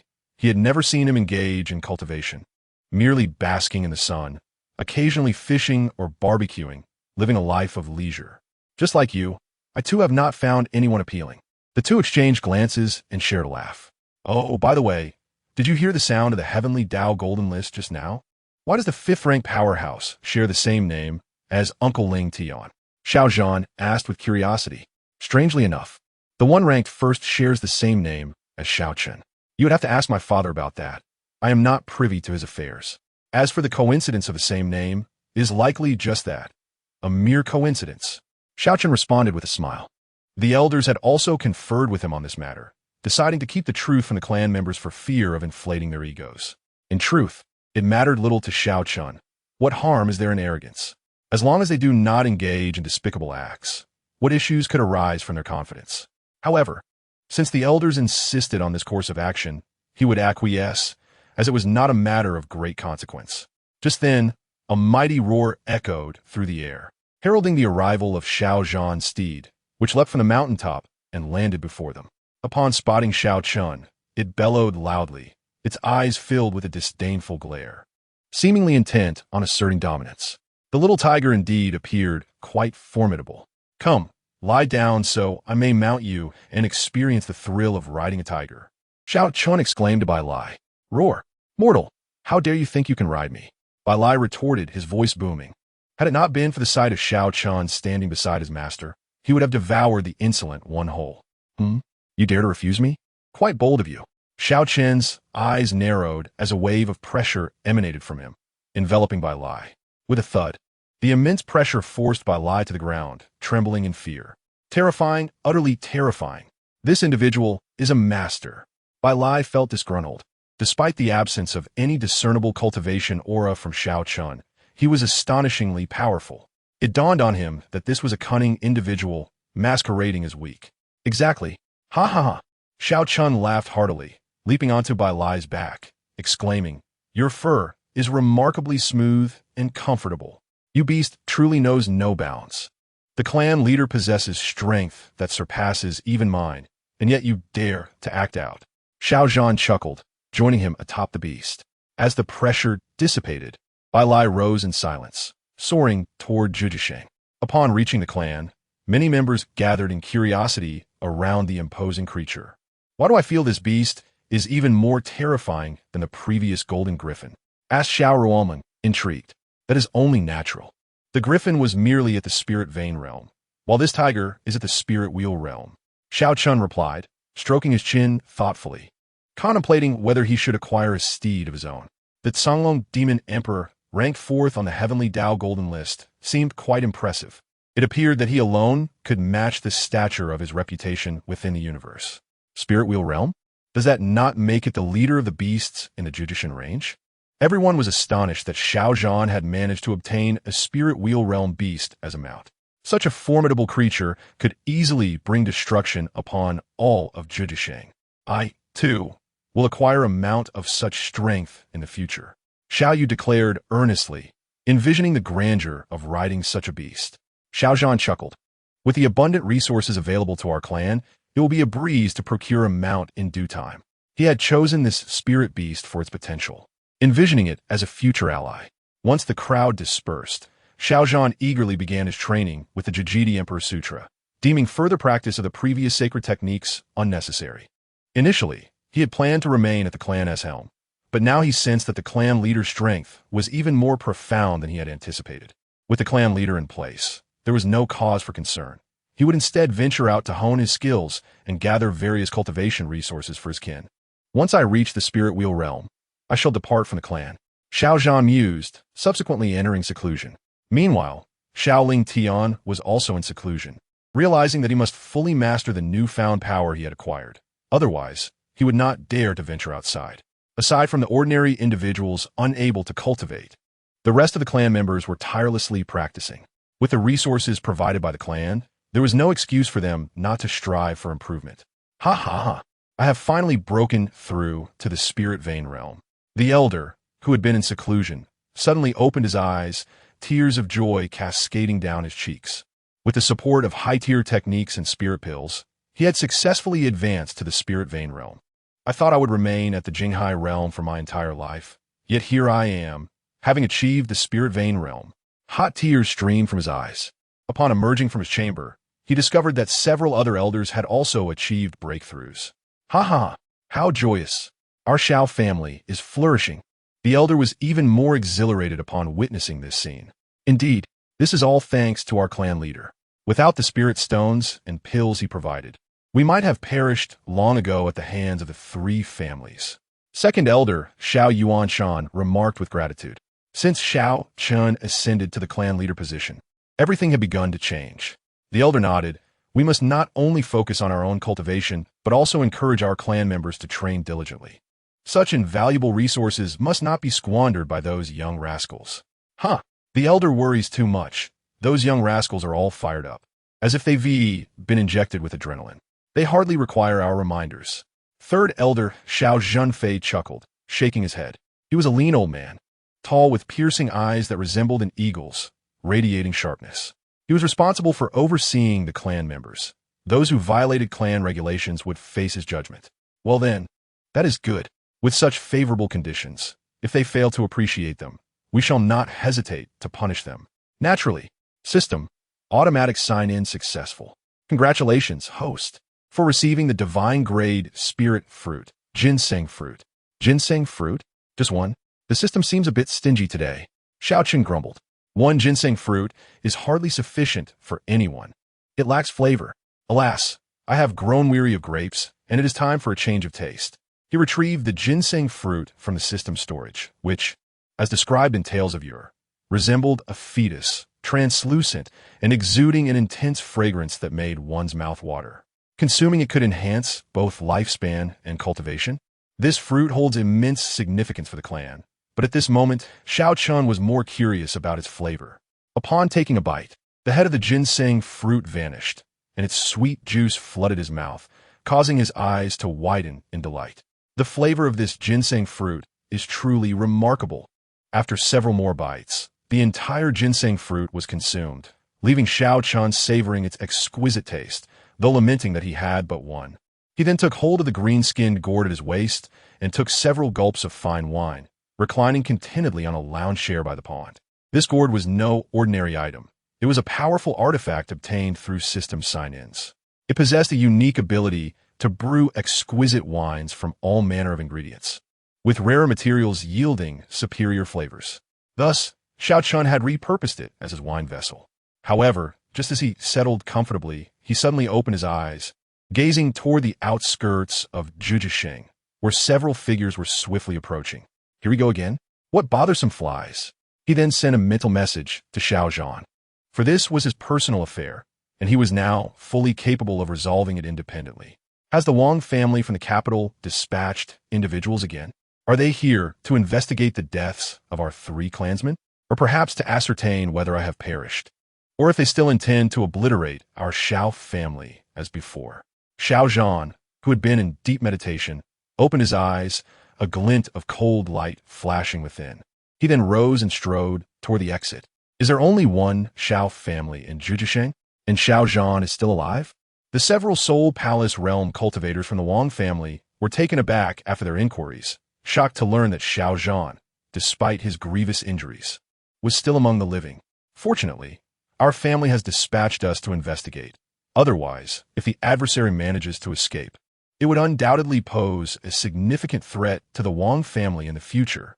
Indeed, since we are here today, neither the Xiao family nor Xiao Zhan shall exist any longer. The group walked side by side towards the direction of the Xiao family, but halted after taking only a few steps, their gazes converging on an approaching figure. Clad in a flowing azure robe, the individual bore an imposing demeanor, coldly fixing his gaze upon them. Xiao Zhan, so you are indeed alive. One among them said in a chilling tone. Speak honestly. How did the 3 Soul Palace realm clansmen we pursued meet their demise? Another questioned. Do you possess the right to know? Xiao Zhan replied with disdain. I had considered allowing your Wang family to live a little longer. But since you are so eager to court death, I shall grant your wish. Laughter erupted from him. Xiao Zhan, have you not grasped the situation? Can you not see how many of us there are? Do you truly believe you can vanquish us all single-handedly?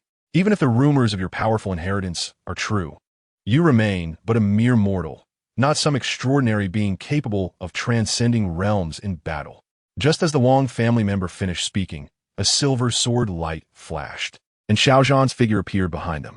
In an instant, several heads soared into the air, their expressions remaining eerily calm until they glimpsed their own decapitated bodies on the ground, horror finally dawning in their eyes, yet they could utter no sound. The heads thudded to the ground, blood splattering in all directions. The sudden spectacle caused bystanders to scream and scatter in terror. Xiao Chen sheathed his sword, casting a disdainful glance at the lifeless bodies, disinterested in further dialogue, before striding towards his family. "Are you leaving the family?" Xiao Chen inquired, puzzled. "Indeed, as you said, the Wang family is quite bothersome. The best course of action is to eliminate them entirely. Moreover, with you, the clan leader, stationed at home, there should be no issues arising. We cannot simply remain idle. Venturing out may also allow us to seek resources for cultivation." Xiao Chen nodded, recognizing that he had some grievances to settle outside, and now he possessed the strength to do so. "Very well. Gaining experience through travel is beneficial. With your current strength, you should face no threats in the southern region. If you advance further, you could likely traverse the entire Taichu star domain. You may venture to explore more distant and expansive places. Our Xiao family cannot remain confined here indefinitely. When the time is ripe, I shall lead the family away to a broader world." The family's resources were currently abundant, having recently acquired a significant number of spirit stones. However, it was not a bad idea for the clansmen to venture out, and, as clan leader, he naturally supported this initiative. "Then I shall make preparations to depart without bidding farewell," Xiao Chen announced. Afterward, he took his leave from the elders and Xiao Yu before organizing his belongings and departing from the family. "When shall we leave the family to train?" Xiao Yu remarked, gazing enviously at Xiao Zhan's disappearing figure. "Our strength is too weak. We probably cannot even traverse the 9 Extremes mountain range." Xiao Zhan was merely fortunate. Otherwise, he would have ended up like many others, reduced to mere bones. The 9 Extremes city was encircled by the treacherous 9 Extremes mountain range. To reach other cities, one had to navigate these perilous mountains, where most would perish along the way. Only a fortunate few would manage to escape. Of course, with Xiao Zhan's current cultivation level, traversing the 9 Extremes mountain posed no danger. "Master, what is the strength of your clan leader?" the soaring Bai Lai inquired, recalling the terrifying pressure from that day. "I cannot say for certain, but it is undoubtedly formidable," Xiao Zhan replied. "The clan leader could effortlessly slay remnants of emperors and command extreme Dao emperor weapons." Xiao Zhan could only speculate the extent of his power. He gazed up at the massive golden ranking list suspended in the sky, murmuring the name glowing with prismatic light at the top. Could it truly be him? Just a single word could compel even extreme Dao emperor weapons to bow. Such power must be at least of the emperor level, right? At that moment, the 9 Extremes emperor sword within his consciousness spoke.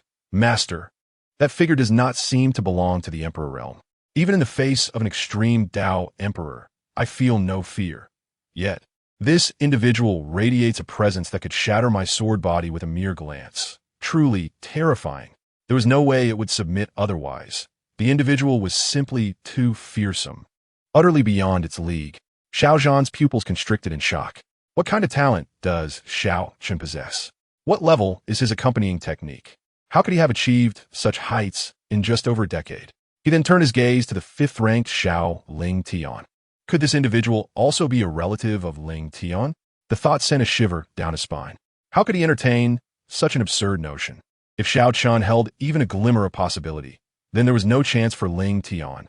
Shortly after Xiao Zhan departed the family, the Grand Elder excitedly approached Xiao Chen, holding a jade slip. "What is it? Why are you so jubilant?" Xiao Chen asked with a smile. "It's about Xiao Ran. He has sent a letter," the Grand Elder exclaimed. "Xiao Ran? Did he not join the Lingyan sect? I thought we hadn't heard from him in ages." Xiao Chen responded, surprised.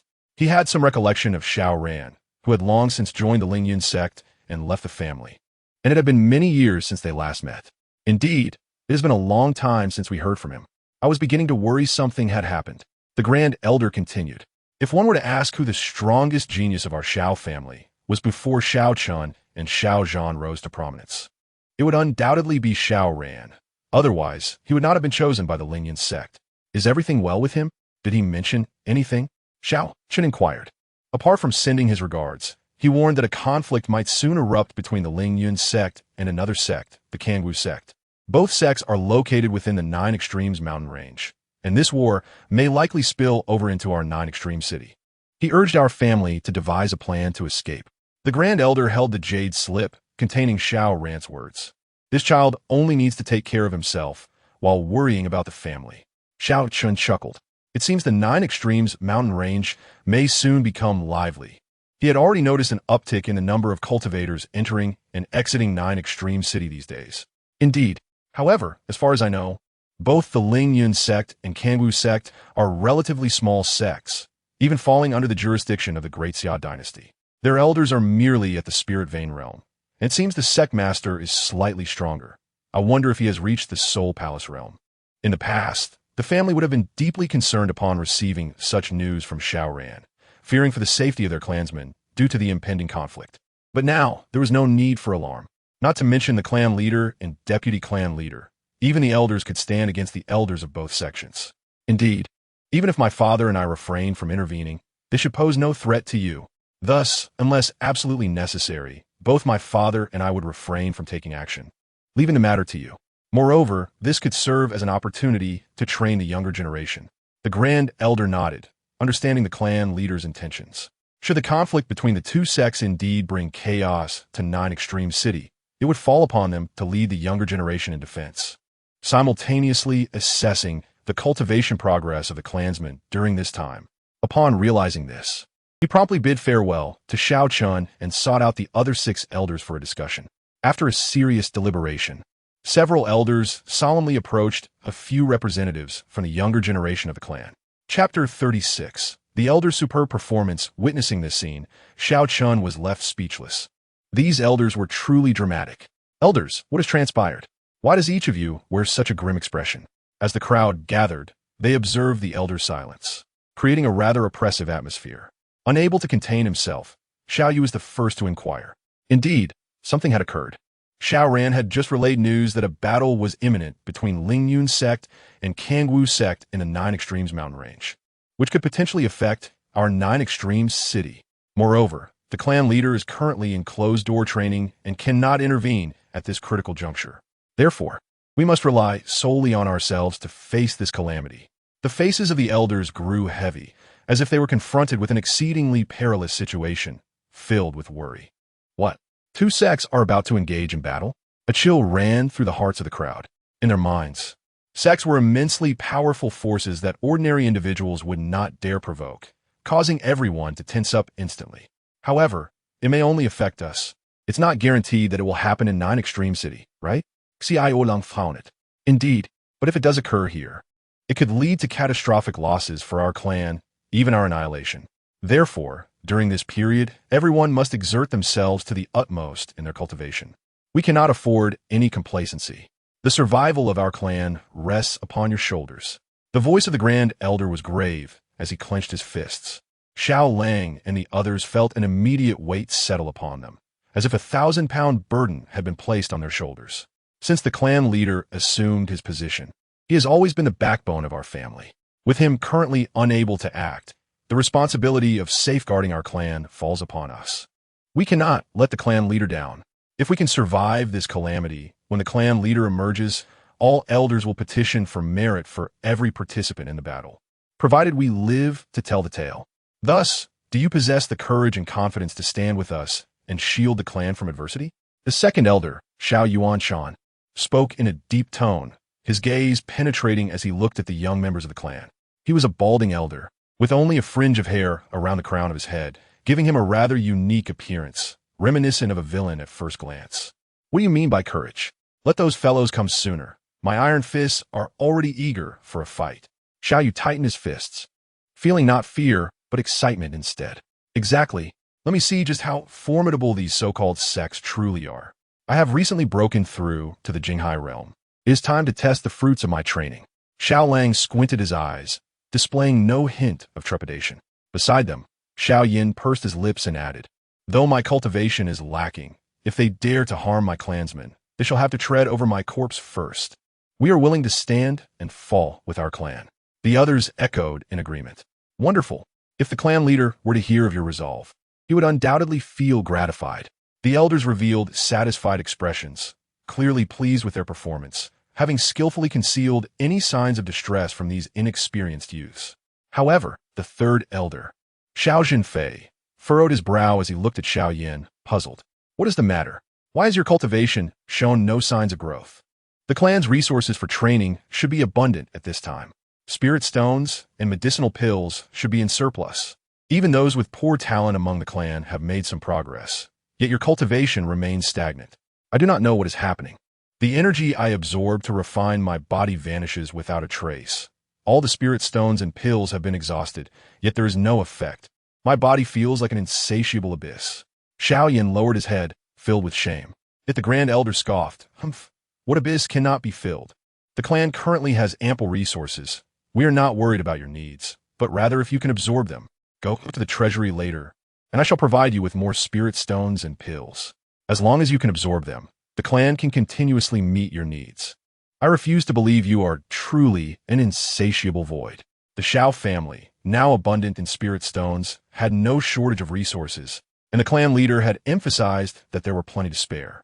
Grand Elder, I truly do not deserve such expenditure from the clan. I am worried that no matter how many resources are spent on me, it will ultimately yield no results. Rather than this, it would be better to allocate those resources to others, thereby strengthening the clan. Xiao Yin lowered his head, his hands tightly gripping his clothing. The clan will not abandon any member, especially now that we possess the capacity to support you. The resources consumed for you are negligible compared to what our clan possesses, so you need not feel guilty or burdened. Simply absorb the energy freely. If resources are lacking, just speak up. The clan will certainly meet your requirements. The Grand Elder spoke solemnly. Xiao Yan's innate talent was exceptionally high. He was on the verge of breaking through to the Jinghai realm, and at that time, he would have been the fastest cultivator among the younger generation. However, for reasons unknown, his cultivation had suddenly plummeted to the Sandman realm, and he had not made any progress since. Yes, Brother Xiao Yan, you must not give up. Xiao Ruoming cheered him on from the side. And you all as well. Should resources be insufficient, do not hesitate to voice your needs. As long as you are capable of absorbing them, the clan will ensure you lack for nothing. The Grand Elder addressed the other young members, determined not to favor one over the other. Xiao Yin could absorb without waste, while others, even if they desired more energy, could not take in more due to personal aptitude. Xiao Yin, do not despair. Once this calamity passes and the clan leader emerges with his capabilities, he will certainly discern the root of your issue. At that time, a solution will surely be found. The third elder, Xiao Zhenfei, encouraged. The other elders also chimed in, urging Xiao Yin not to lose hope, as brighter days would undoubtedly come. In the courtyard, as Xiao Chen observed the elders' captivating performance, he couldn't help but glance at Xiao Yin upon hearing their dialogue. Honestly, I should have paid more attention to the ring on Xiao Yan's hand when I first heard his name. After all, the old man is a standard feature of his. Yet, there was no need for me to intervene. With this energy nurturing him, it would not be long before the old man within the ring awakens. Moreover, by that time, his physique should also awaken. Haha, splendid. My Xiao family is indeed giving birth to such a genius. Could this be the child of destiny? Xiao Chen saw through it all. Part of the vanishing energy had been absorbed by his physique for self-awakening, while another portion had been taken in by the old man in the ring for healing. Chapter 37. The Fall of the Wang family in the capital. After all, Xiao Yan's physique was something he was born with, requiring awakening to activate its powers. In contrast, Xiao Zhan's eternal sore body originated from the system, having awakened without the need for excessive activation. Listening to the encouragement from those around him, Xiao Yin clenched his fists and nodded deeply. Following the heartfelt and sincere performances of the elders, Xiao Yu and the others departed, immersing themselves in diligent cultivation. No one displayed even a hint of laziness. However, the dialogue here reached the ears of those clansmen. Nearly everyone was fully energized. The clan's conditions had finally improved, showing signs of development, and they could not allow anyone to disrupt that progress. As the Xiao family members tirelessly cultivated to enhance their strength, a terrifying giant tiger emanating a dreadful aura appeared over the capital of the Great Xia dynasty, its powerful presence exerting pressure all around. A spirit wheel realm demon king? The sovereign of the Great Xia dynasty, Xia Yangtian, abruptly rose from his seat while reviewing official documents, soaring into the air with a grave and vigilant expression. Beside him coiled a golden dragon illusion, formed from the essence of dragon energy, emanating an unparalleled majesty. Was it the Beast King from the Jiojing mountain range? The Great Xia dynasty harbored no animosity towards it. Why, then, had it appeared in the capital? Xia Yangtian recognized the entity as within the territory of the Great Xia. Those at the spirit wheel realm were indisputable powerhouses, and he was well aware of its capabilities. However, he refrained from immediate action, for the beast's target was not the royal palace in the heart of the capital, but another location. Furthermore, even if he engaged, he was uncertain of his own strength against this formidable foe, whose power was extraordinary. Wait, there was a rider atop this beast? Xiao gasped in astonishment. The spirit wheel realm beast king was but a mount for another? This realization rendered him even more hesitant to act rashly. The colossal tiger appeared above the Wang family estate, its terrifying presence causing the members of the Wang family to tremble in fear. Elder, may I inquire about the purpose of your visit to our humble abode? The family head, Wang Yuan, was filled with trepidation. With so many powerful families and factions in the capital, why had this entity chosen to descend upon their clan? It was evident that its intention was directed at them. He could not recall any grievances that his family had with such a powerful being. Could it be a remnant of their past actions of extermination? Their ruthless methods were not solely directed at humans. Beasts were equally susceptible. If this were true, it would spell disaster. At that moment, Wang Yuan bowed deeply, clasping his fists, beads of cold sweat forming on his forehead.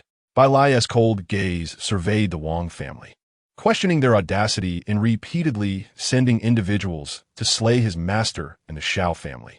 How dare they challenge a master and the family that supported him? Did they not fear obliteration, with no hope of reincarnation? Wang Yuan's heart jolted. They had not merely provoked the tiger, but its master and the family behind it. This was inconceivable. Recently, aside from Xiao Zhan and the Xiao family, they had not targeted any other factions. Yet, Xiao Zhan, of the Soul Palace realm, could not possibly be the master of this spirit wheel realm beast king. As his thoughts raced, he mentally recounted every family and faction he had eradicated during his tenure as clan leader, but no answers materialized. At that moment, Bai Lai's enormous wings surged with a thunderous flap, unleashing a torrent of terrifying golden light that engulfed the entire Wang family estate. The golden radiance, akin to countless sharp swords, possessed immense power, piercing through the bodies of all family members without resistance. Cries of agony erupted as figures collapsed into pools of blood. The golden light pierced Wang Yuan's body, contorting his face in anguish as he howled at the heavens. Even in death, I demand an explanation. Alas, no answer came. His body lay riddled with wounds, eyes wide open, unable to close. As the brilliance dissipated, every member of the Wang family lay deceased, with not a single survivor. A true eradication of roots. Though misfortune may not extend to the family, their intent to annihilate his clan left him no choice but to ensure their complete destruction for lasting peace. The Wang family's fate is indeed bloody. Xiao Zhan remarked emotionlessly from atop Bai Lai, yet it is a consequence they brought upon themselves. Let us depart. The great Xia dynasty is too small. We must venture to broader realms. With that, Bai Lai flapped his wings and ascended into the clouds, vanishing from the capital of the great Xia. Xiao, his body relaxing, murmured in relief. It appears the Beast King's target was solely the Wang family. Otherwise, had a battle erupted between the two spirit wheel realm entities, the entire capital would have been reduced to ashes. He refrained from sending anyone to investigate the Wang family's situation, as he already understood the outcome. Yet others could not contain their curiosity. After a time, someone ventured into the Wang estate only to gasp in horror, trembling as they exclaimed, "Retribution!" The Wang family, known for their brutal exterminations, has now faced obliteration themselves. System notification. Successful sign-in. Congratulations, host, for obtaining the celestial treasure, Xianling Pool. Xianling Pool? What a remarkable item. Xiao Chen's eyes sparkled at the sight of the system's latest acquisition.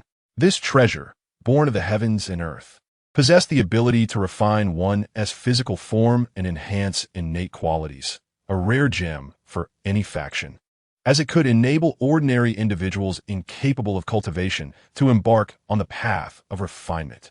In this vast universe teeming with life, only a select few could attain the path of cultivation. The majority lived out their lives as mere mortals. Even within the Xiao family, thousands among them lacked any cultivation, with only a mere 100 capable of refining themselves. I had always believed the system would eventually yield such treasures without my intervention. With his prowess, he could easily manifest such an item through divine energy. yet he found no inclination to exert himself. As the system signed in daily, the treasures would only accumulate over time, rendering his efforts unnecessary. With this item, not a single mortal would remain in the family. He subsequently placed the Xianling pool in a spacious room, and the moment it touched the ground, it merged seamlessly, transforming into a vast, natural spiritual pool that radiated golden light. Xiao Chen discerned that within this pool, endless celestial laws intertwined. Any being soaking in it would undergo a purifying transformation, enhancing their innate qualities. Truly, as the system had proclaimed, this treasure was of immense value. Even mortals incapable of cultivation would emerge with qualities comparable to a royal physique after a soak. Chapter 38. The efficacy of the Xianling pool after a brief study. Xiao Chen grasped the full extent of the Xianling pool's capabilities. He then summoned several elders and his mother, naturally thinking to share such a treasure with them. When did such a pool appear in our family? The elders arrived, with fourth elder Xiao Yun, a graceful middle-aged woman with long hair, cascading to her waist, expressing her confusion. Is there any need to ask? It must be the clan leader's doing. The grand elder shot her a glance, exasperated. Well, that is true. Aside from the clan leader, none other would possess such means. Xiao Yun chuckled awkwardly. Xiao Chen, did you call us here for something specific? Inquired Qin Lu, curious. To soak in the spring water. Xiao Chen gestured toward the Xianling pool. Soak in the spring water? What benefits does it provide? You will understand once you experience it. It will bring you unexpected delight. Xiao Chen replied with a smile. The elders grew increasingly intrigued, finding their leader's air of mystery captivating. Then I shall be the first to try, the grand elder declared, swiftly shedding his garments before leaping into the Xianling pool. You shameless old man. Can't you see there are two women present? Xiao Yun scolded. Who said cultivation does not know gender? If you don't mind, why not join me? The grand elder retorted with a haughty snort. Who would want to share a soak with you, old man? Qin Lu, let us wait until they are finished before we enter. Xiao Yun urged, pulling Qin Lu away. Very well. Meanwhile, the grand elder had already lost interest in their banter, feeling a delightful transformation occurring within him, a warm, tingling sensation, utterly comfortable, as if delicate hands were caressing him, prompting involuntary sounds of pleasure. How unbecoming! Enjoying a soak with such a look of bliss. Xiao Yun scoffed, leading Qin Lu away from the scene. At this moment, the other 6 elders had also entered the immortal spirit pool, immersing themselves and revealing expressions akin to that of the grand elder. There was no need for prolonged soaking. Merely an hour sufficed, Xiao Chen declared, then departed, reclining on a chair by the pond to enjoy some sunflower seeds. Although nourished by spiritual energy, the flavor of these seeds still left much to be desired. I wonder what the taste would be if I cultivated them using my divine power. He seized a handful of seeds and tossed them onto a patch of open ground. With a surge of divine energy, a multitude of sunflowers sprouted. No, at this moment, they could no longer be called mere sunflowers. They radiated a brilliance akin to the sun itself. What set them apart were their vibrant colors: golden, green, blue, yellow, and red. The cultivation of the 5 element sunflower seeds was a resounding success. Xiao Chen smiled, noting that these 5 colors corresponded to the 5 elemental energies of metal, wood, water, fire, and earth, a result of his divine power manifesting as different elements. He then sampled his newly cultivated 5 element seeds, each offering a distinct flavor, far surpassing any he had tasted before. Regrettably, during this period, Xiao Lang and the others were too busy. Otherwise, he would have relished the experience with them. Moreover, the Fengwu Pavilion had yet to open its doors, and he was already eager to savor their delicacies. The invincible Xiao Chen spent his days contemplating indulgence in food and leisure. Soon, half a day had passed, and Xiao Yun and Qin Lu emerged from the immortal spirit pool. Aside from feeling extremely comfortable, there seemed to be no other effects. Qin Lu remarked, perplexed, as she could not fathom that her son would merely allow them to soak in the spring water without deeper implications. However, the moment she returned to her practice, she was utterly astonished. She felt the spiritual energy of the world becoming extraordinarily harmonious, far easier to absorb than before. Could this be the effect of that pool? Qin Lu's eyes widened in disbelief. Meanwhile, in the courtyard where Xiao Chen resided, the grand elder and others had gathered once more. It was evident that their vitality and spirit had transformed entirely, with several elders having noticeably less gray hair. After soaking, why are you not practicing? What brings you here? Xiao Chen inquired. It's not that we are dissatisfied. Rather, we are overwhelmingly pleased. The Grand Elder gasped, Patriarch, what exactly is that pool? Its efficacy is astonishing. After merely soaking for an hour, we returned and practiced for just a moment before breaking through, which is significantly easier than before. Despite the ample resources available to the clan during this period, their innate talents were limited, making it impossible for them to absorb much, resulting in a painfully slow progression in cultivation.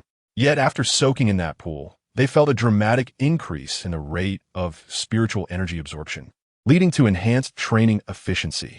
The pool is known as the Immortal Spirit Pool, and its primary function is to cleanse the marrow and enhance one's innate qualities. Your current foundational qualities are now akin to those who have awakened royal grade physiques, hence your rapid cultivation speed. What? Our foundational qualities are comparable to those possessing royal grade physiques? The second elder, Xiao Chen, exclaimed, his breath quickening. Royal grade physique. That is a power far superior to that of spiritual grade physiques. Oh, by the way, that pool also has similar effects on ordinary individuals who cannot cultivate. What? Are you saying that this could allow our non-cultivating clansmen to embark on the path of cultivation? The Grand Elder, Xiao Feng, exclaimed in astonishment. Indeed, you can arrange for every clansman to soak for an hour, regardless of their ability to cultivate. This will elevate their foundational qualities to rival those of royal-grade physiques.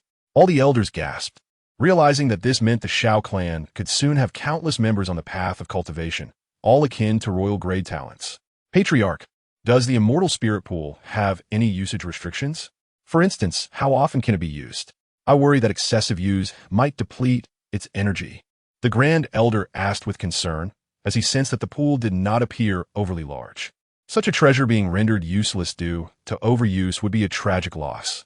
Worry not. With the current number of clansmen, it is impossible to deplete the energy within. The laws of the immortal Tao will continuously replenish it, so there is no need for such concerns. Moreover, even if it were to be exhausted, what of it?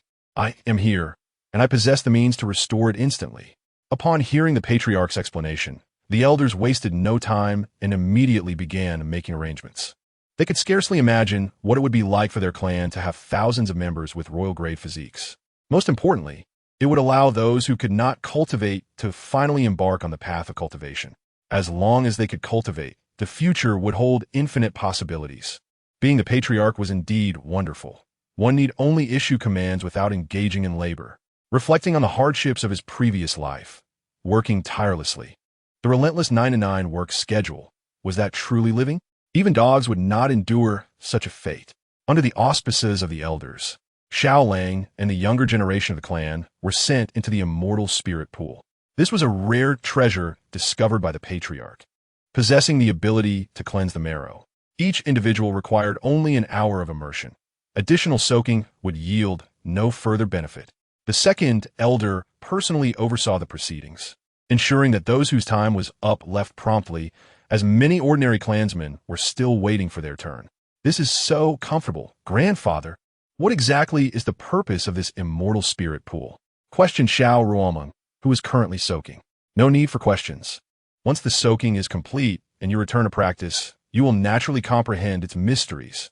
Meanwhile, all members of the Xiao clan, including those ordinary individuals unable to cultivate, have been notified of an unparalleled opportunity awaiting them. Regardless of their pressing matters, they were instructed to set them aside. In an instant, even those responsible for the clan's businesses had returned. Now, as the largest family in Nine Extremes City, every move they made captured widespread attention. All clansmen returned home, even closing their shops, prompting many to speculate whether the Xiao clan was preparing for a significant event. Could it be that the great Xia dynasty was sending someone, and the Xiao clan was readying themselves? Many whispered their conjectures. However, in truth, they returned solely due to the emergence of the Immortal Spirit Pool. Oh, why have you come with such a prominent belly? I had no choice. The elders issued their orders, and I had to comply. A pregnant woman replied with a smile. Such a round belly surely indicates a boy. I believe it may be twins. Others chimed in. Hee hee, whether boy or girl, their father will cherish them all. The pregnant woman, Jiang Ruolin, laughed, while a stout middle-aged man beside her nodded in agreement. Yet, unbeknownst to her, the fetus within her womb had already awakened and was listening to their conversation. Ah, it seems I have reincarnated into a humble little family in this world. The Wheel of Six Paths indeed possesses the power to protect the true spirit from obliteration and grants the ability to reincarnate. However, both my parents in this life are ordinary. No matter, did I not rise from the humble beginnings in my previous life? I could do the same in this one. The fetus within the pregnant woman's belly pondered silently, even before opening its eyes, regardless of the ordinariness of its parents, or its own potential to be ordinary in the future. It possessed the means to embark on the path of cultivation, all thanks to the creation artifact nestled within its consciousness, the Wheel of Six Paths. The divine nature of this object was sufficient to compensate for any shortcomings. Her downfall was precipitated by her attempt to seize a coveted artifact, contending against deities far more formidable than herself. Ultimately, she found herself cornered and resorted to a desperate act, self-detonating with the Six Paths reincarnation mirror in her possession. Yet, she still yearned for a unique constitution, for such traits are innate and cannot be acquired later in life. Possessing a special constitution would facilitate swifter cultivation, granting her a head start over ordinary individuals. At that moment, she noticed the myriad scriptures inscribed upon the primordial artifact, the Six Paths reincarnation mirror. Upon closer inspection, she gasped in astonishment. The Six Paths reincarnation technique. Could it truly be the legendary, creation-level technique of the ancient era? Her heart raced with excitement, for this technique was said to be the supreme art of the Six Paths Reincarnation Hall, which had vanished along with the hall itself, leaving this art to fade into obscurity. To discover it inscribed upon the Six Paths Reincarnation Mirror was utterly unexpected. With this technique as her ally, she was determined to surpass her past life. With fervor, she eagerly delved into the study of this profound technique. Meanwhile, outside, voices echoed with curiosity. But what opportunity could compel us, mere mortals incapable of cultivation, to partake? As ordinary members of the family, they were relegated to managing trivial family businesses, believing that any opportunity for transformation had no bearing on them. Whispers circulated about the patriarch acquiring a miraculous pool, rumored to possess extraordinary effects, believed to enhance physical well-being. Thus, the elders urged everyone to immerse themselves in it to improve their physical constitution. As the discussions continued, many found solace in the notion of strengthening their bodies, considering the pool a treasure. However, as time passed, those who previously could not cultivate were astonished to discover their newfound ability to do so, not by mere chance, but collectively. When this news spread throughout the Xiao family, excitement erupted. A celestial spirit pool? How could such a small family possess such a treasure? Within her, Jiang Ruolin felt a stirring of doubt upon hearing the external conversations. Such a marvel should not be within the grasp of a humble family.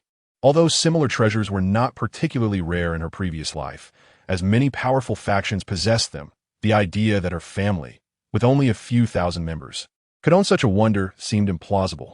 Nevertheless, she decided not to dwell on it. If the celestial spirit pool was indeed real, it would afford her the chance to absorb celestial essence in advance. Soon, with excitement illuminating her face, Jiang Ruolin entered the celestial spirit pool. No one wished to miss the chance to become a cultivator. It was merely that many lacked the innate conditions for such a pursuit.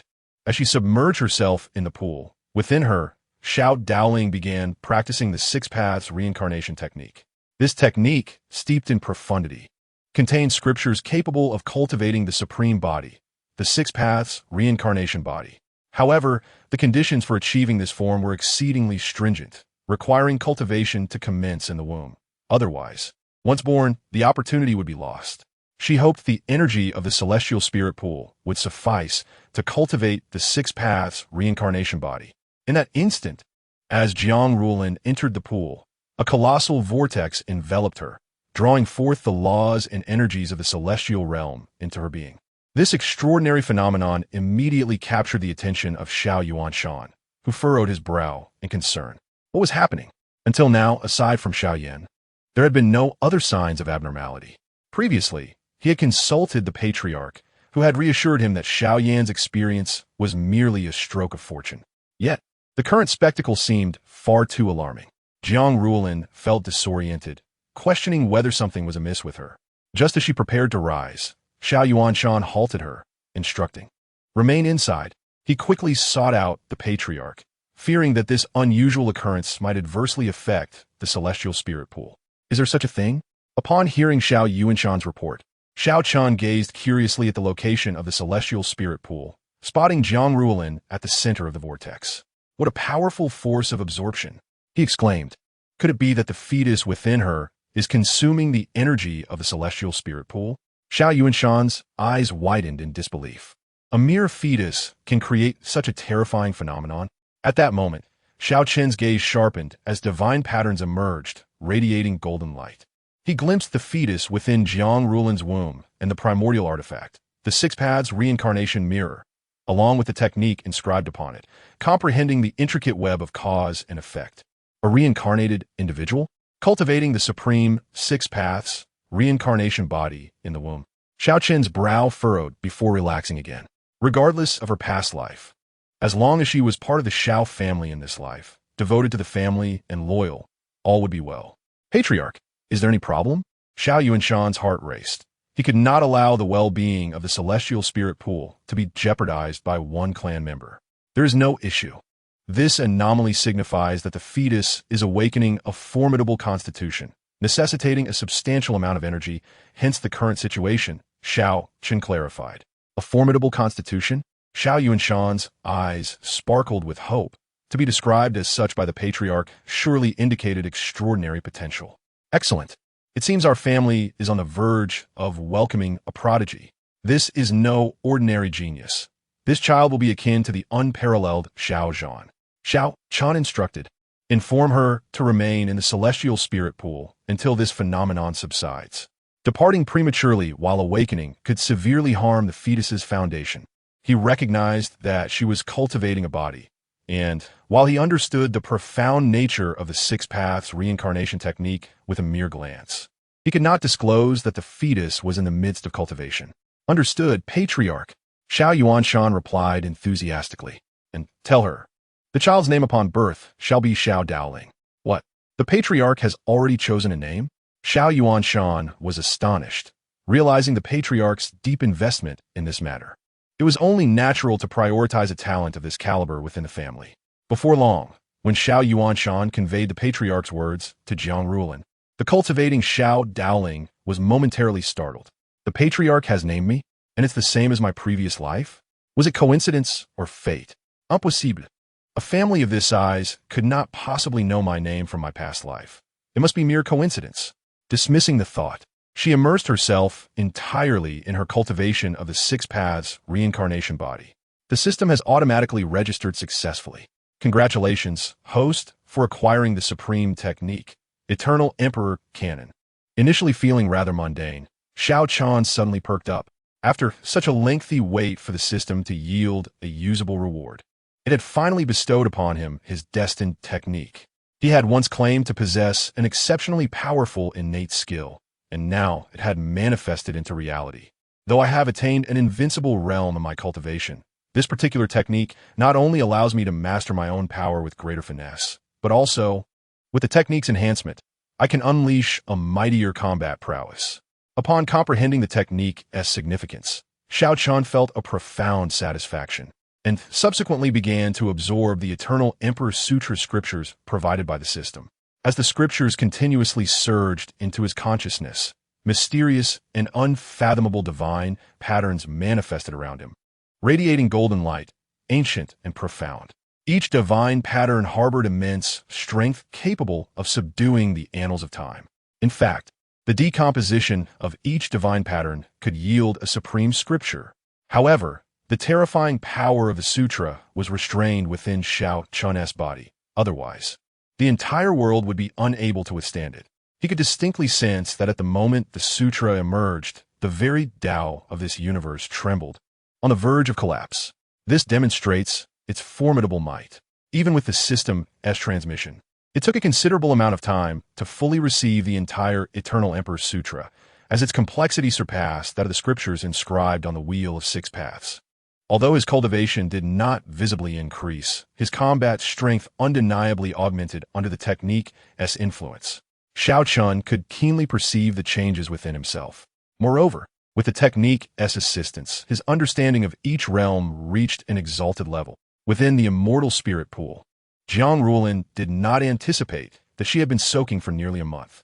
The swirling anomalies beside her had finally dissipated, and the Xiao Dao spirit within her womb absorbed sufficient energy, culminating in the formation of the Six Paths reincarnation body, before once again succumbing to slumber.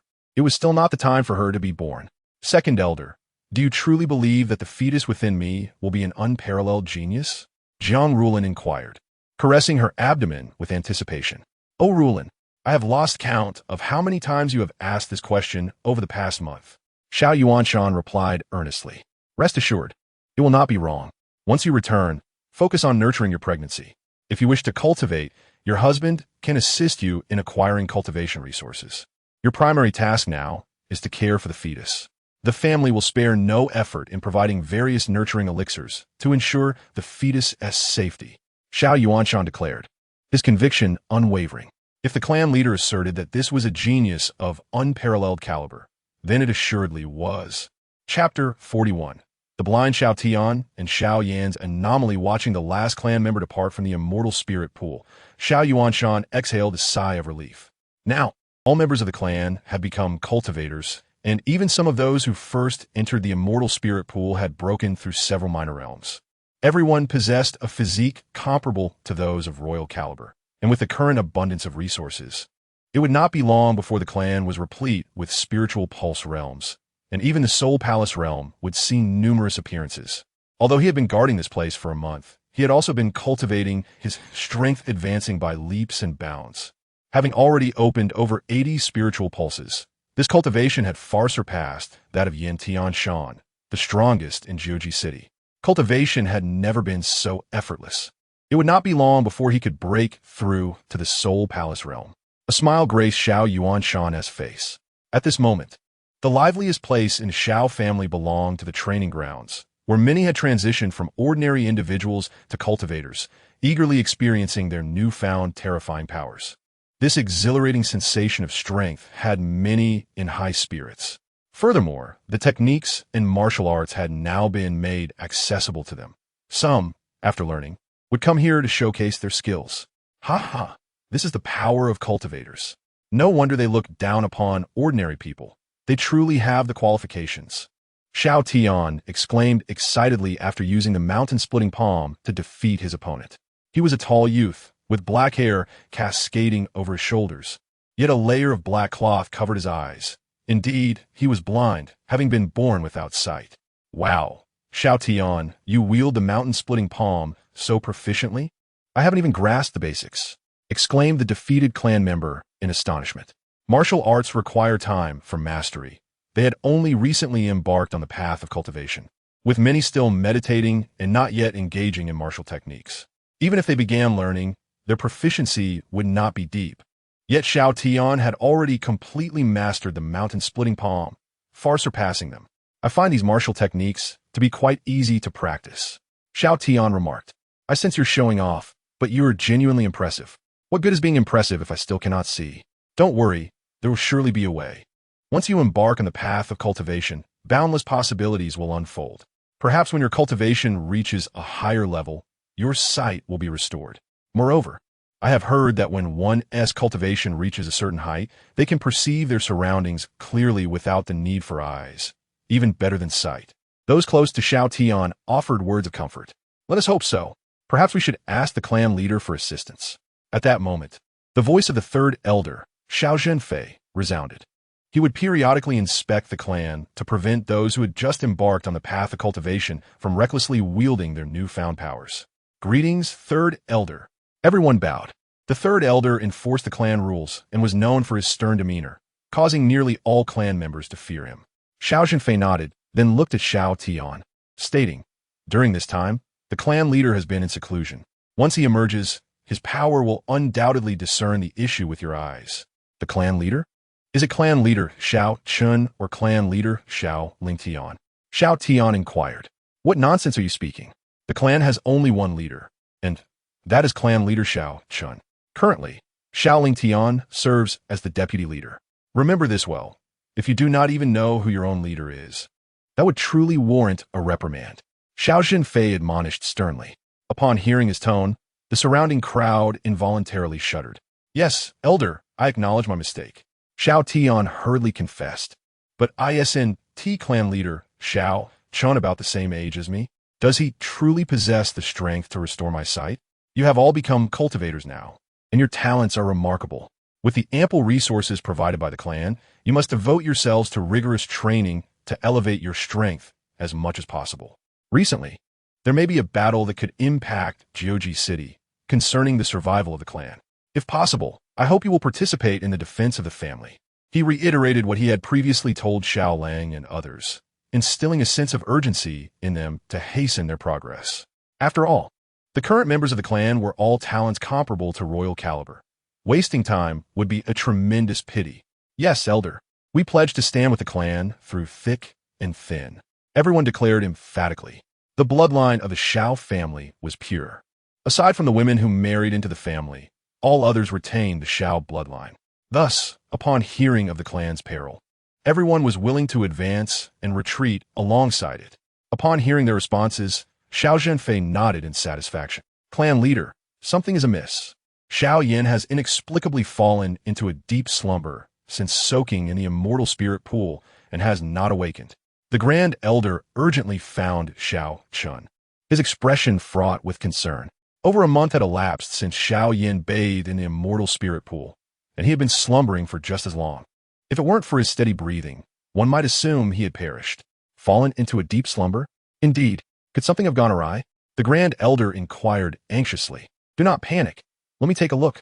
Xiao Chen directed his gaze toward Xiao Yin's south resting place, where he lay peacefully on the bed. A scruffy middle-aged man seated beside him. There's nothing to worry about. This is merely a sign of his unique constitution awakening. What? Xiao Yin possesses a special constitution too? The Grand Elder was astounded, feeling as if their family had suddenly birthed numerous extraordinary talents. Previously, there was Xiao Zhan, and then the one bestowed with a name by the clan leader, Xiao Daoling. Now there was Xiao Yin. Could it be that the Xiao family was truly favored by the heavens? One of the primary reasons for his stagnation and cultivation over the past few years was his awakened physique, which demanded an immense amount of energy. However, after his journey to the celestial spirit pool, he had finally acquired the requisite energy. At present, he is in the process of awakening his physique, and he must not be disturbed. It won't be long before he awakens. At that time, his path of cultivation will surely be smooth sailing, and he will soar to new heights. Indeed, I always believed that Xiao Yin was a prodigy. The sudden halt in his progress had to have a reason, and it turns out it was due to the need for his physique to awaken. The Grand Elder was elated, lamenting that had it not been for the clan leader, they would have remained oblivious to this. Who could have guessed it was due to the awakening of his physique? He sighed, lamenting the family's previous poverty, thinking that had they had the current resources, perhaps he would not have had to wait over 3 years. By the way, you just mentioned that one of the main reasons was the awakening of his physique. Are there any other reasons? Xiao Chen nodded and smiled, saying, Indeed, there are other factors, but that reason might soon present itself as an opportunity for him. He cast his gaze toward the ring adorning the other S finger. Chapter 42. The Techniques of Interest to All Elders. Let us hope that the remnant soul within the ring does not seek to possess Xiao Yin as that 9 Extreme Sword Emperor did, or else he may meet a fate similar to that of the 9 Extremes Sword Emperor.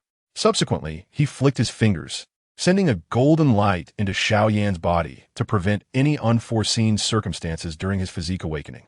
In the following period, nearly every day, someone in the family broke through to a higher realm, and everyone was immersed in this atmosphere of cultivation, competing secretly.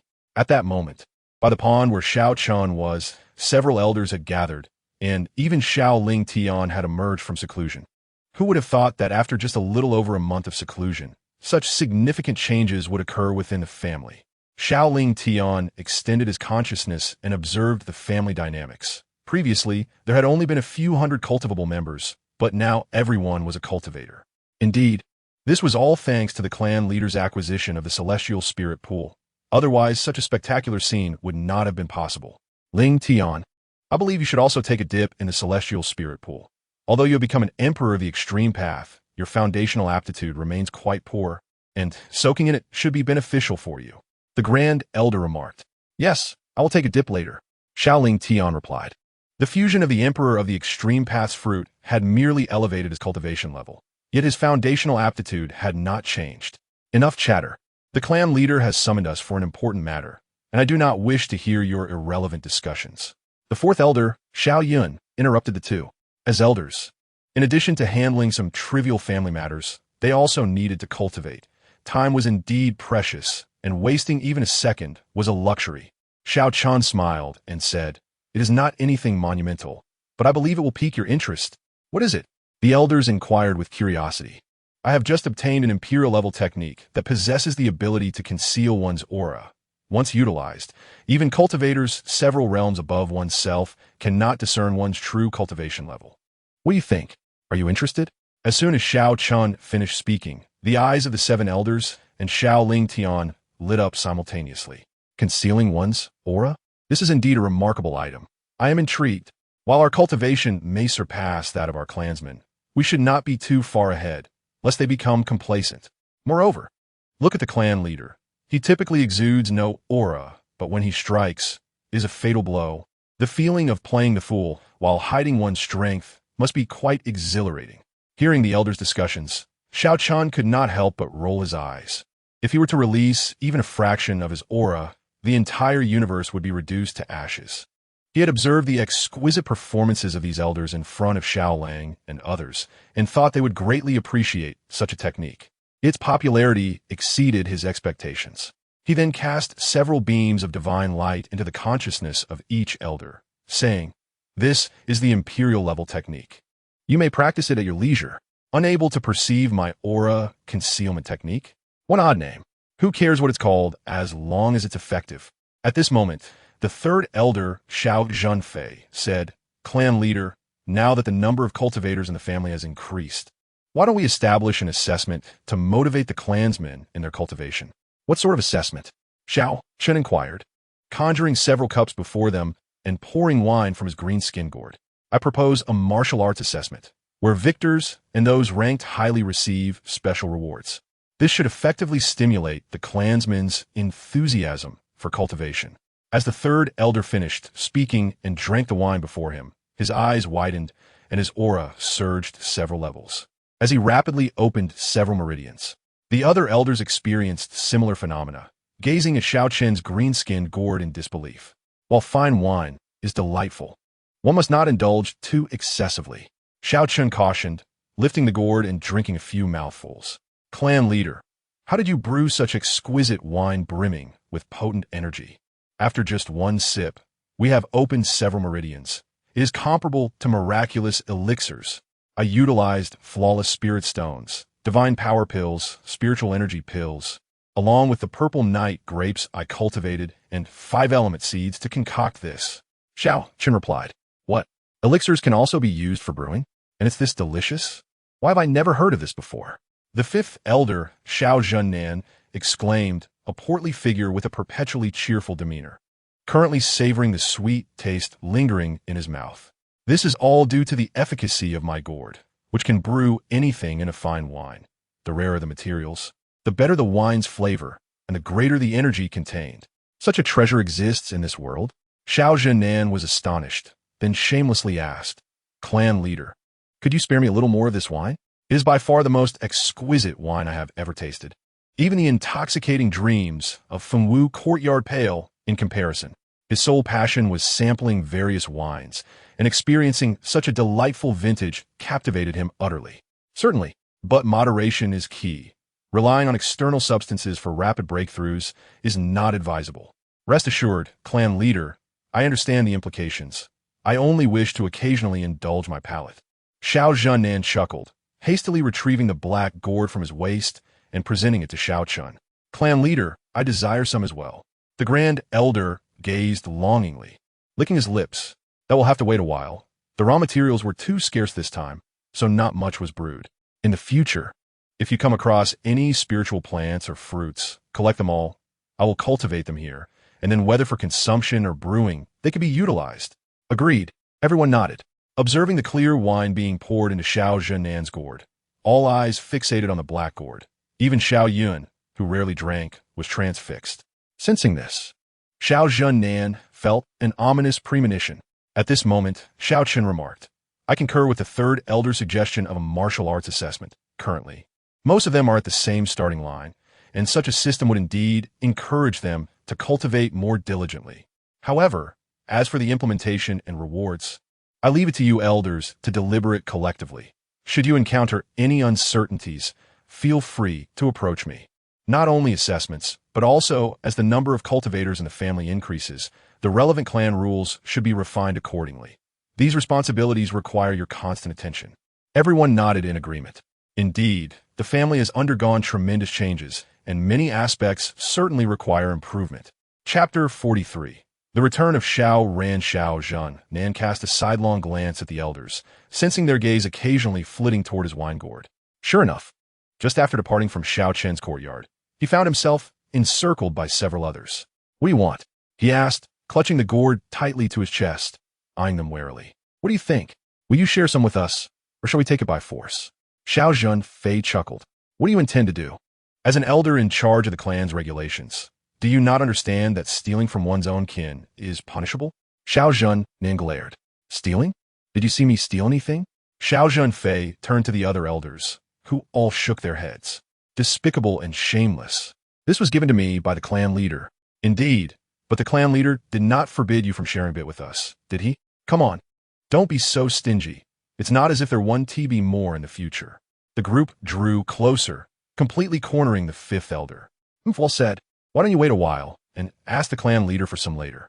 But gazing into their eyes, which gleamed with greed, Xiao Zhennan ultimately relented, his heart bleeding as he distributed some of his precious drink. Elders, that is our Xiao family's Jujisheng, situated perfectly between Lingyun sect and Kangwu sect. Amidst the Jujishan mountains, a dozen tall figures stood atop a massive eagle. A handsome young man clad in a blue robe gazed at the distant city's outline and spoke to the leading elder. He had been away for many years, not returning due to a lack of ability. Even after joining Lingyun's sect, he had only recently broken through to the spirit vein realm. Cultivation was indeed no easy endeavor. Without the strength of the spirit vein realm, crossing the Jujishan mountains was exceedingly perilous. Even with such strength, one had to tread carefully within the mountains. He couldn't help but wonder about the state of his family. Xiaoren clenched his fists, feeling a surge of anxiety. Had his family received his messages? Had they left this place? Do not worry, as your family. When the time for battle comes, we shall do our utmost to protect them. The elder at the forefront assured. Thank you, Elder Chun. Xiaoren clasped his fists in gratitude. Yet, he hoped even more that his family could escape this land of turmoil. No need for thanks. We are all members of the same sect, and it is only natural for us to stand together. Moreover, once this conflict between the two sects concludes, you should be able to ascend to the rank of elder yourself. At that time, we shall all stand on equal footing, and I hope Elder Xiao will look after us. Chen Yuanfeng smiled. The young man, already at the spirit vein realm, had the potential to break through to the soul palace realm in the future, becoming a true powerhouse within the sect. Even the elders would have to show him respect. Elder Chun, you flatter me. I'm unworthy to stand alongside you. Xiao Ran quickly bowed in response, aware that according to sect rules, one could indeed become an elder at the spirit vein realm, especially as an inter-sect elder, with a resounding flap of wings. The eagle soared above Jujisheng before landing steadily on the main street in front of the Xiao family. Why are there more people arriving? Is it another envoy from the Daxiao Empire? Many curious onlookers gathered in the street, but dared not approach too closely. At that moment, some younger members of the family opened the doors and stepped out. Ha ha ha, Xiao Ran. After so many years of silence, I thought you had forgotten us. Xiao Yu laughed heartily. Huh? You knew I was coming back? Xiao Ran was taken aback. He had only just arrived. So how did they know? Did they possess some prophetic ability? Just now, the deputy clan leader mentioned your return, so we came to greet you. Xiao Lang replied with a smile. Of course I recognize you. Although there are some changes, I can still tell who you are. But who is this deputy clan leader you speak of? I don't recall our family having one. Xiao Ran inquired curiously as he jumped down from the eagle's back. Uncle Ling Tian. What? Uncle Ling Tian is the clan leader. How did he become a deputy leader? Ha ha, you'll understand in due time. Come, let us head home. Wait, I came here with the elders of the sect. This is Elder Chun from Ling Yun's sect, and the others are my fellow brothers. Xiao Ran gestured toward Chen Yuanfeng and the others. Greetings, esteemed elders. Xiao Yu and the others greeted politely, acknowledging their status as Xiao Ran's predecessors. The latter nodded, observing Xiao Yu and the others with surprise. They were young yet seemed to possess considerable cultivation, akin to core disciples within their sect. Come, everyone. The elders are waiting for you in the hall. Xiao Lang beckoned. But how did you know I was back? Xiao Ran asked again, repeating his earlier question. Didn't I just say the deputy clan leader saw you? Xiao Lang replied. He saw me? Xiao Ran was puzzled, glancing at Elder Chun, who shook his head, indicating he was unaware. How did he see me? With his eyes, of course. As they approached the main door of the conference hall, Chen Yuanfeng's gaze swept through the interior, quickly discerning the situation. 1 at the spirit vein realm and 7 at the scenic sea realm. Indeed, such small factions were prevalent within Seven Sword City.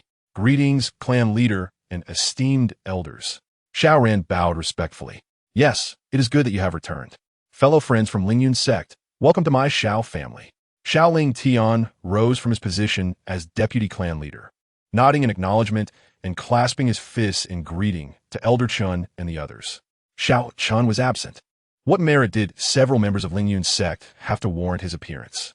In truth, Xiao Ling Tian's presence was merely out of respect for Xiao Ran. Otherwise, with their unremarkable sect, they would hardly have a right to meet a formidable figure of the extreme Tao. Xiao Ran, you truly are something. You've been away for nearly a decade without sending word to the family. Do you not know that your parents, and we have all been worried sick about you? Xiao Feng chided gently, as many in the family had nearly forgotten he existed due to the lack of communication. The eldest elder is unaware that I have sent no fewer than 10 messages to the family over the years, but each time they fell silent.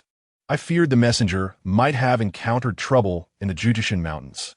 This time, I traveled with sect members, and it was only alongside the elder at the spirit vein realm that I dared to cross the mountains, all while feeling anxious the entire journey.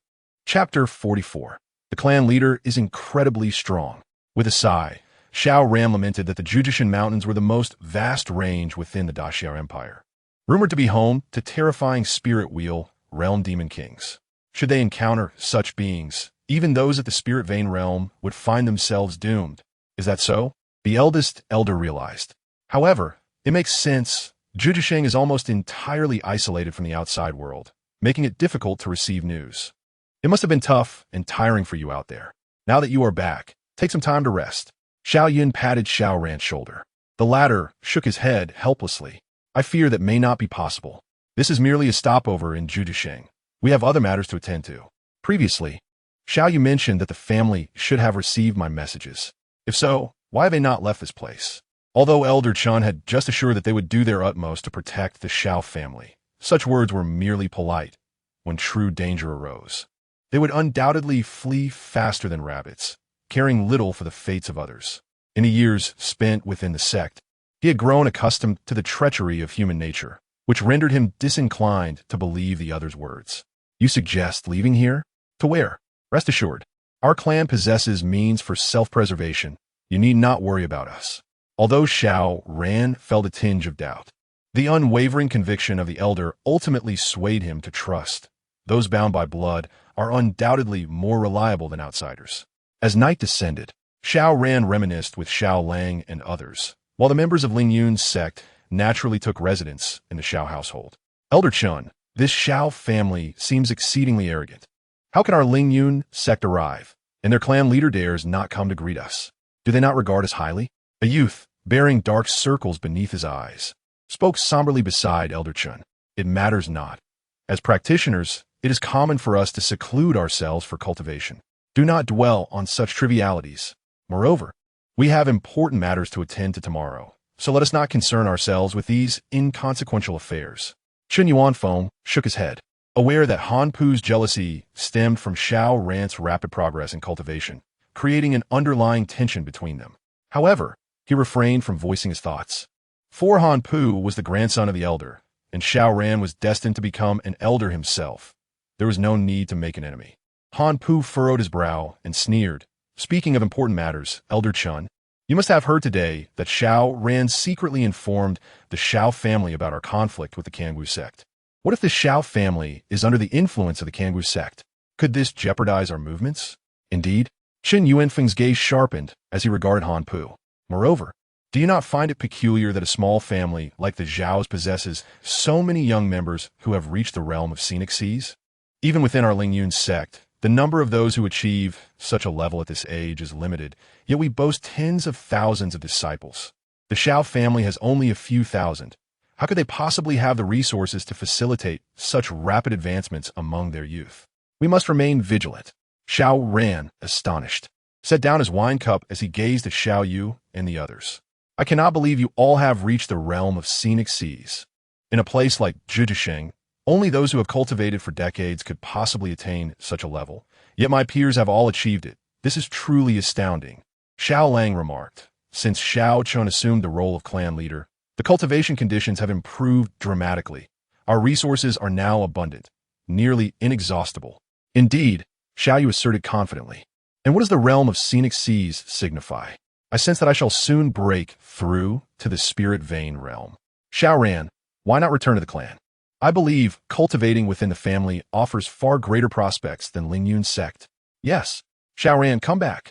Within the clan, there is far less intrigue.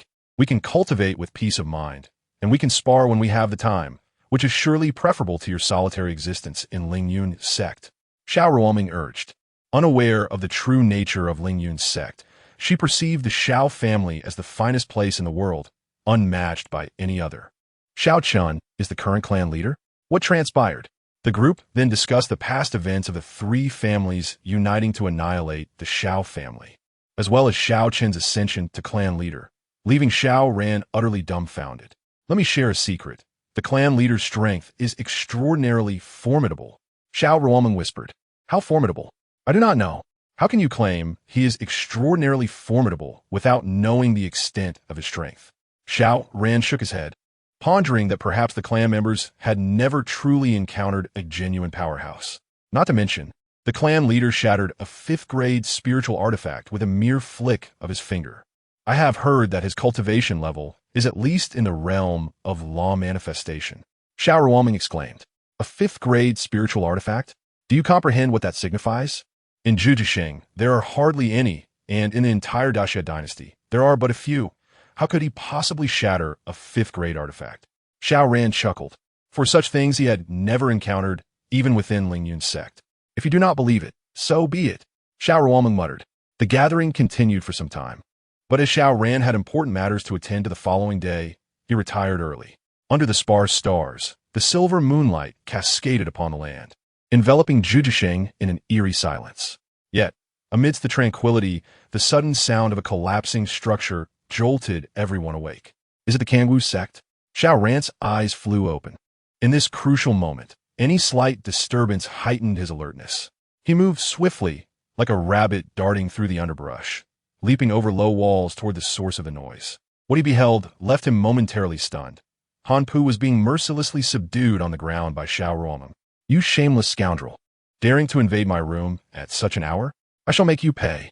Xiao Ruoming, with fury etched upon her face, stomped down on his arm, producing a sickening crunch as it broke. How dare this scoundrel enter my quarters at this hour? Ruoming, have mercy. Xiao Ran rushed forward in alarm. Xiao Ran, save me. Han Pu screamed, taken aback by the ferocity of the young woman from this small clan, unable to gain the upper hand against her. Cease this at once. What are you doing? Elder Chen arrived, his voice booming with authority. He swiftly intervened to halt Xiao Ruoming's assault. If she continued her ruthless attack, on peut would surely faire dire conséquences. Kill her, Elder Chen. Kill her. Han Pu's face contorted with rage as he shouted at Elder Chen. Elder Chen, you ought to ascertain what has transpired. Xiao Ran positioned himself protectively in front of Xiao Ruoming, apprehensive that Elder Chen might unleash his wrath upon her. Given Chen Yuanfeng's temperament, he typically would not inquire into such matters, but now that they were within the Xiao family, failure to address the situation appropriately could lead to dire consequences from the Xiao family's spirit vein realm vice leader and Xiao Ran joining forces against him. It was this woman. I merely stepped out for some fresh air and mistakenly entered the wrong room, only to be met with her brutal assault. resulting in the breaking of my arm. Xiao ran. You had best not shield her. You cannot protect her. Veins bulged on Han Pu's forehead as he glared hatefully at Xiao Ruoming. In Ling Yun's sect, who had ever dared treat him in such a manner? The female disciples there were at his beck and call, and none dared defy him. Yet today, he found himself humiliated. Entering the wrong room? And what of your advancing upon me once inside? You are nothing but a scoundrel. Xiao Ruoming retorted angrily. Had I not recently bathed in the immortal spirit pool, enhancing my innate talents and advancing to the realm of scenic seas, I might have truly fallen victim to your vile intentions. You claim I assaulted you? Where's your proof? Did your clothing tear, or is your hair a disheveled mess? There is nothing. That is because my strength surpasses yours. Utter nonsense. It was I who was merely taking a stroll, and you assaulted me with punches and kicks. I had refrained from retaliating due to your gender. Yet you escalated matters and broke my arm. Xiao ran. If you do not provide me with an explanation for today's events, your Xiao family. Well, my Xiao family. Just as Han Pu's words fell, a chilling voice resonated from behind him. Lying on the ground, Han Pu lifted his gaze, encountering the imposing figure of Xiao Lingtian looming over him. Meeting the icy gaze of the latter, Han Pu felt a shiver run down his spine, his very breath becoming labored as if he had plunged into a freezing abyss. Chen Yuanfeng furrowed his brow, having been secretly observing his surroundings, wary of the sudden appearance of Xiao Lingtian of the Xiao clan, a practitioner of the spirit vein realm. Yet, he was astonished that he had not sensed the other S arrival at all. What do you intend to do? I am the grandson of the Grand Elder of the Ling Yun sect. Do you dare to lay a hand on me? Han Pu said, mustering his courage, though his voice trembled slightly. Xiao Lingtian ignored him and turned to Chen Yuanfeng, stating, in light of our shared connection through Xiao Ran, you are guests of the Xiao clan, and we have treated you with honor. However, your actions have been most disrespectful. Elder Chen, your disciple has violated my kin, and I believe it is not unreasonable to demand his life in return. Surely, you would not stand in my way? Han Pu was taken aback. Did the other truly wish to kill him? Elder Chen, save me, please. He cried out. Hold on, there is no evidence for this. Chen Yuanfeng hastily replied. For at that moment, several other elders of the Xiao clan appeared, their presence exuding the aura of the spirit vein realm. All 7 elders were practitioners of such strength. This revelation weighed heavily upon him. How could a family in Zhujiasheng possess such formidable power?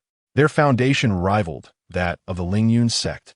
Xiao Ran was equally astonished, gazing incredulously at the elders. Were they not in the Jinghai realm? How had they all ascended to the spirit vein realm? When had the clan produced so many strong individuals? No evidence? The words of the Xiao clan's kin are evidence enough. The Grand Elder declared solemnly. Indeed, do you think the Xiao clan can be trifled with without consequence? Xiao Yuanshan remarked with a grave expression directed at Chen Yuanfeng. The members of Ling Yun's sect had certainly overestimated their importance. If not for Xiao Ran's face, would these people even have the right to set foot in the Xiao clan? Han Pu was dumbfounded. The cultivation levels of these elders were indeed terrifying, comparable to that of his own grandfather. Even the Kangwu sect could not cultivate such a family. As the tension escalated, Xiao Ran stepped forward urgently. Elders, I implore you to exercise mercy. This incident is Han Pu's fault. But considering that Ruoming has not been harmed and Han Pu has lost an arm, I ask for his life to be spared. I was wrong. I should not have let lust cloud my judgment, nor should I have intruded upon this young lady's room. Han Pu hastily apologized. He recognized that these individuals were far beyond his ability to provoke, and thus, he swiftly admitted his faults, knowing that without this, he might not leave here alive. Elders, my sect has failed in its discipline, but I hope that you will spare him in light of the punishment he has already received. Chen Yuanfeng also pleaded for Han Pu. From the very beginning, he understood that Han Pu had instigated this incident, as he was well aware of the young man's reputation within the sect. How many female disciples had he wronged? Ruoming, the decision lies with you. Whether to kill or spare him is merely a word from you. Xiao Lingtian delegated the decision to Xiao Ruoming. Please spare my life. Young lady, consider me a dog or a cockroach and let me go. Woof, woof, woof. In the face of death, all dignity was meaningless. Survival was paramount. To plead for his life, he even resorted to barking. Ugh, truly disgusting. Killing you would soil my hands. Depart at once, lest you offend my eyes. Xiao Ruoming replied with disdain, appalled at his degradation. Thank you, thank you. Woof, woof, woof. Han Pu stumbled to his feet and quickly departed. Chen Yuanfeng sighed and cupped his hands, a gesture of respect, before following Han Pu out.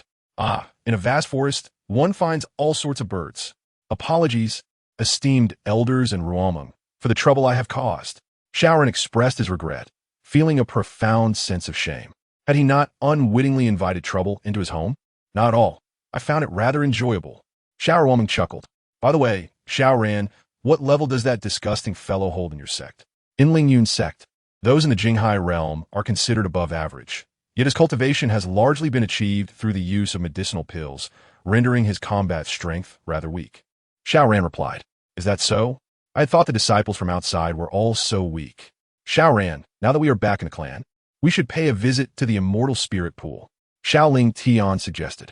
The immortal spirit pool? What is that? You will find out when we go. Beside the pond in a pavilion, Xiao Chen reclined, having witnessed the events unfold. However, such trivial matters could easily be handled by others. It was not necessary for him, as the clan leader, to intervene. His concern lay with Xiao Ran. Chapter 46. The awakening of Xiao Yan. That fellow would undoubtedly not let this matter rest. The hatred that flashed in his eyes as he departed was unmistakable. However, it mattered not. If he truly saw death, then it would be his fate. All he hoped was that the entire Ling Yun sect would not be dragged into it, for that would place Xiao Ran in an awkward position. Xiao Chen observed carefully, noting the shifts in the other's gaze. But what could Han Pu do? Even the Ling Yun sect was insignificant in comparison. Yet, he cared more about the sentiments of his kin than those of outsiders. However, Xiao Ran was revealed to possess a hidden, unique constitution, a remarkably powerful one at that. Yet, this constitution required a special method to awaken. Xiao Chen stroked his chin, realizing that the Xiao clan harbored many hidden talents. But the awakening of this particular constitution was rather peculiar. Must one experience extreme sorrow and anger to awaken it? Under what circumstances could one feel such profound sorrow? The death of a loved one due to him? The destruction of his clan because of him?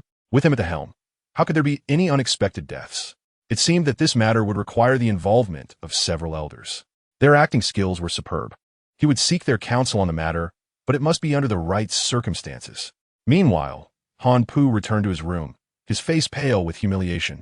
As he had never endured such disgrace throughout his life, being forced to bark like a dog. The Xiao clan. How could they possess so many cultivators of the spirit vein realm? Their strength was comparable to that of the Ling Yun sect. Were it not for this, he would not have been so subservient. Yet he could not comprehend how a mere small family in Zhujiasheng could house such powerful individuals. Did this family harbor some secret? No, he would wait until he returned to the sect to have his grandfather decide. However, he swore that he would not rest until he avenged this grievance against the Xiao clan. Anyone who had witnessed embarking would pay with their lives. The next day, Xiao Ran and his companions departed Zhujiasheng early, seeking intelligence. After their departure, Zhujiasheng grew bustling with activity, as the number of practitioners passing through increased significantly. However, these individuals bore solemn expressions, exuding an aura that discouraged approach, rendering Zhujiasheng's atmosphere somewhat oppressive. Everyone was aware that something significant might transpire here. Clan leader, trouble, trouble. Xiao Yan has ignited. Xiao Yuanshan hurriedly found Xiao Chen, exclaiming, What's the fuss? As a respectable elder, how can you be so flustered? Xiao Chen replied, bemused. It's merely a trivial matter. They managed to make it seem as if the sky is falling. No, it's true. Xiao Yan is genuinely on fire. He has spewing flames. Xiao Yuanshan insisted anxiously. What is there to fear? I have placed a restriction on him, confining the flames around his body, preventing any damage to the surrounding structures. What is there to worry about? Xiao Chen glanced at him. Huh? You knew? Of course. There are only a few matters within the clan that warrant my concern. How could I not pay attention? Then what about the golden flames surrounding Xiao Yan? Is it a manifestation of his constitution awakening? Indeed, after such a long slumber, it appears he is about to awaken. Xiao Chen gazed in the direction of Xiao Yan's slumber, realizing that had he not confined the flames, the intense heat could have incinerated the entire Xiao clan. However, the flames were terrifying, resembling a golden fire dragon. Would it not burn him? Xiao Chen looked at the second elder with a puzzled expression and said, You truly worry too much. At this moment, with Within the room where Xiao Yin resided, an oval-shaped golden barrier enveloped him, while fierce golden flames blazed around him. These flames coalesced into a golden fire dragon that circled him. As the fire dragon spiraled, Xiao Yan's aura gradually ascended through the 3 gates for gates and 5 gates, reaching the realm of Scene C, then the spirit vessel realm, finally halting upon breaking through the soul palace realm. After 3 years of silence, he now made an astonishing breakthrough. Having awakened his constitution, he had lost so much, but now it all returned. The golden barrier was a technique of Xiao Chen, designed to prevent the flames within him from dispersing and affecting the surroundings. Not far away, a scruffy middle-aged man paced anxiously back and forth. Why hadn't the second elder returned? Did he have a solution? Son, you must not come to harm, Xiao Tian lamented, watching his son lying on the bed with deep worry. Years ago, he lost Xiao Yan's mother and could not bear to lose his son now. Forced apart from Xiao Yan's mother, he was subsequently stripped of all his cultivation and had lived in a haze, numbing himself with alcohol. Just recently, after soaking in the immortal spirit pool, his severed meridians had begun to heal. Just as he regained confidence and prepared to embark on the path of cultivation again, Xiao Yan encountered another crisis. Thus, he had neglected his own training, vigilantly staying by his son's side day and night. Suddenly, Xiao Yan opened his eyes wide, and 2 golden fire dragons shot forth from his gaze. With a low growl, the fire dragon that had coiled around him shattered, dispersing into flames that entered his body. As the flames finally dissipated, the golden barrier enveloping Xiao Yan vanished as well. Son, you've finally awakened. How do you feel? Xiao Tian inquired eagerly. Father? Xiao Yan was astonished, noticing that his father was sober. This was the first time in over a decade he had seen him in such a state.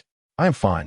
I feel incredibly powerful, Xiao Yan exclaimed, clenching his fists, sensing his cultivation had reached an unimaginable level. What exactly happened? Why did flames appear just now? Xiao Tian asked with concern. I have awakened a unique constitution, and the flames that just manifested are my innate fire, Golden Emperor Dragon Flame. It is an immensely terrifying celestial fire, possessing the power to scorch the heavens and boil the seas. Moreover, my constitution is an unparalleled celestial body, the Flame Emperor celestial body. While Xiao Yan was unaware of the exact rank of such a supreme constitution, he sensed its formidable strength. Without the energy from the immortal spirit pool, it would have taken me much longer to awaken my constitution. A special constitution? Xiao Tian gasped, his eyes gleaming with joy. Your mother possessed a fire attribute special constitution as well. It seems you have entirely inherited her noble bloodline. Wonderful. My mother? Xiao Yan was momentarily taken aback, surprised that his father had brought her up. Father, where exactly is my mother? Xiao Yan asked. Xiao Tian fell into brief silence, but then spoke without reservation. Your mother hails from the other side of the starry sky. Chapter 47. The 2 sects clash. He had not intended to disclose this, especially since Xiao Yan had made no progress in his cultivation for years. Sharing this would only burden him psychologically. But now, things were different. Xiao Yan's talent was extraordinary, and with his powerful constitution, he might achieve what his father could not. Hence, Xiao Tian revealed the truth. The other side of the starry sky? Xiao Yan was puzzled. Yes, I don't know the specifics, but I do know that some refer to her as the imperial daughter. Perhaps when you grow stronger, you will be able to find that place. I will. No matter how distant, I will surely bring my mother back. Indeed, let us strive together. Xiao Tian patted Xiao Yan's shoulder. Xiao Yan gazed at his father in surprise, wondering when he had undergone such a transformation. It was all thanks to the immortal spirit pool that his severed meridians had healed, allowing him to cultivate once more. That person who had shattered his meridians would eventually pay for it.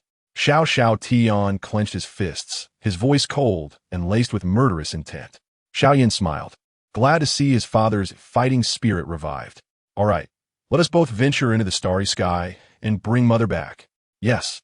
Observing this scene, Xiao Chen could not help but exclaim, not only has he awakened, but he has also achieved the unparalleled celestial body and reached the soul palace realm. It seems all those years of effort were not in vain. You mean Xiao Yan has broken through to the soul palace realm? Xiao Yuanshan's eyes widened. Go see for yourself. However, Xiao Chen chuckled and turned to the second elder beside him, asking, what happened to Uncle Xiao Tian? How was his cultivation completely destroyed? Him? The second elder sighed. He once ventured out like Xiao Zhan, but no one knows what transpired. One day, bloodied and battered, he returned with Xiao Chen in his arms. Upon examination, we found that not only had his cultivation been obliterated, but his meridians were entirely severed. We tried everything to heal him, but despite our efforts, there was no improvement. According to him, the one who harmed him was exceptionally powerful and left some form of energy within him. Unless that energy was dispelled, his injuries could never be healed. However, it has been reported that after soaking in the immortal spirit pool, he can now cultivate again. His overall condition has improved significantly, which is indeed a positive development. After hearing this, Xiao Chen stroked his chin, pondering how much this resembled the archetype of a protagonist. Just then, his gaze shifted toward the outskirts of the family estate. "What is it?" Xiao Chen inquired. "The war between the two sects has erupted, and they have chosen to stage their main battlefield in 9 Extreme City. What are they planning?" Boom! A figure was sent flying, crashing into a building and reducing it to ruins. Then, Xiao Ran descended from the sky, delivering a fatal punch to his opponent's chest, instantly snuffing out their life. His strikes were ruthless, devoid of mercy. In the war between the two sects, the losing side would inevitably face extermination and utter devastation. Such occurrences were far too common in the cultivation world. Therefore, there could be no compassion at this moment. Just then, over a dozen figures charged at him, their furious roars echoing through the air. They were all Scene Sea Realm cultivators from the Kangwu sect. "Are you sending Scene Sea Realm cultivators to kill me? Do you underestimate me?" Xiao Ran growled, launching himself into the fray like a bloodthirsty beast, merciless and resolute. As his fists flew, blood sprayed, and numerous corpses littered the streets. "It is not that we underestimate you. Rather, we aim to exhaust you." Just as Xiao Ran dispatched the dozen figures, 2 more emerged, blocking his escape routes. This time, 2 spirit vessel realm cultivators appeared. "Then come, let me see the strength of Yo for them." The battle came too suddenly. Even if they wished to flee, escape was impossible. Many frenzied cultivators showed no regard for whether their opponents were mortals or enemies. As long as they were not one of their own, they would strike down anyone. Such is the humble plight of mortals, where life and death remain beyond their control. Within the entirety of Juji City, the only place that seemed tranquil was likely the territory of the Xiao family. Surrounding the Xiao family estate were thousands of clansmen, forming a protective circle around their ancestral land. "Those who offend the Xiao family shall be punished." Xiao Yu bellowed furiously, launching a fist the size of a sandbag at a cultivator from Kangwu sect who charged at him wielding a blade. The elder commanded that regardless of the faction, anyone harboring ill intentions towards the Xiao family would be slain without mercy. The current members of the Xiao family possessed foundational qualities rivaling those of royal physiques. Their combat prowess was unparalleled, especially as Xiao Yu and his companions had recently broken through to the spiritual vein realm. A single punch from him shattered several ribs of his opponent, causing the latter to spew blood and collapse, unable to rise again. "Presumptuous! Who dares to lay hands on my Kangwu sect disciples?" A figure with a fierce countenance shouted, leading a group towards Xiao Yu and his companions. "Oomph! We are the local cultivators of Juji City. What of it? Are you dissatisfied?" Xiao Yu retorted arrogantly, glaring at them. "Such audacity! A mere small fry from Juji City dares to strike at us. It seems you court death." Anger surged within the crowd. How dare a trivial cultivator from Juji City provoke them? Just as Xiao Yu prepared to act, someone interjected, "Xiao Yu, allow us to handle such trifles." A young man, his eyes wrapped in bandages, stepped forward. It was Xiao Tian. Some of those who entered the immortal spirit pool had already advanced to the scenic sea realm, thanks to the ample cultivation resources of their clan. Besides the flawless spirit stones and divine power pills, a thunder pool had also emerged, rumored to be the patriarch's doing. It was an excellent place for body tempering. Even if they could only linger at the edges, enduring the agony would easily allow them to unlock their inner gateways. Thus, a portion of the determined clansmen had already broken through to the scenic sea realm. "Very well, then, I entrust it to you." Xiao Yu nodded, for engaging with those at the scenic sea realm held little interest for him. Chapter 48. The Thunder Pool. A physique unacceptable to heaven and earth, he sought a worthy adversary to engage in a balanced contest. In an instant, Xiao Tian and the others charged forward to confront the dozen or so cultivators from Kangwu sect. "A blind man dares to challenge me? I shall end you." The leader roared, feeling gravely insulted as he struck mercilessly at Xiao Tian's forehead, intending to kill him with a single blow. Though blind, Xiao Tian sensed the rush of air and raised his hand to deliver a mountain-splitting palm in response. With a resounding crash, it was as if two stones collided, producing a dull sound as an invisible shockwave radiated from their palms. However, a moment later, a figure screamed and was sent flying, an unfortunate disciple of Kangwu sect. How could a mere small family from Jiuji City possess such formidable strength? The disciple gasped in horror, his arm shattered with a single strike. Who decreed that the members of a small family must be weak? Xiao Tian surged forward with the wind at his feet, launching a powerful punch. Simultaneously, battles erupted around the Xiao family as its members fought against the frenzied cultivators, predominantly disciples of Kangwu sect. It was not that disciples of Ling Yun's sect were absent. Rather, they had been warned to keep their distance from the Xiao family to avoid provoking them. With the vast expanse of the Jiuji Mountains, why had these individuals chosen to make Jiuji City their battleground? By the Xiao family's pond, Xiaoling Tian lifted a filled wine cup, taking a sip and sighing. After this battle, how many lives will be lost in Jiuji City? Why concern ourselves with such matters? We need only watch quietly. Xiao Chen smiled. Regardless of their opponent's intentions, they posed no threat to the Xiao family. Instead, the conflict served to temper those newly embarking on their cultivation journey. What's not to enjoy? As for the dead, in the vast universe, countless battles erupt daily, resulting in innumerable casualties. Even among powerful beings, entire planets can be obliterated, leading to the demise of billions.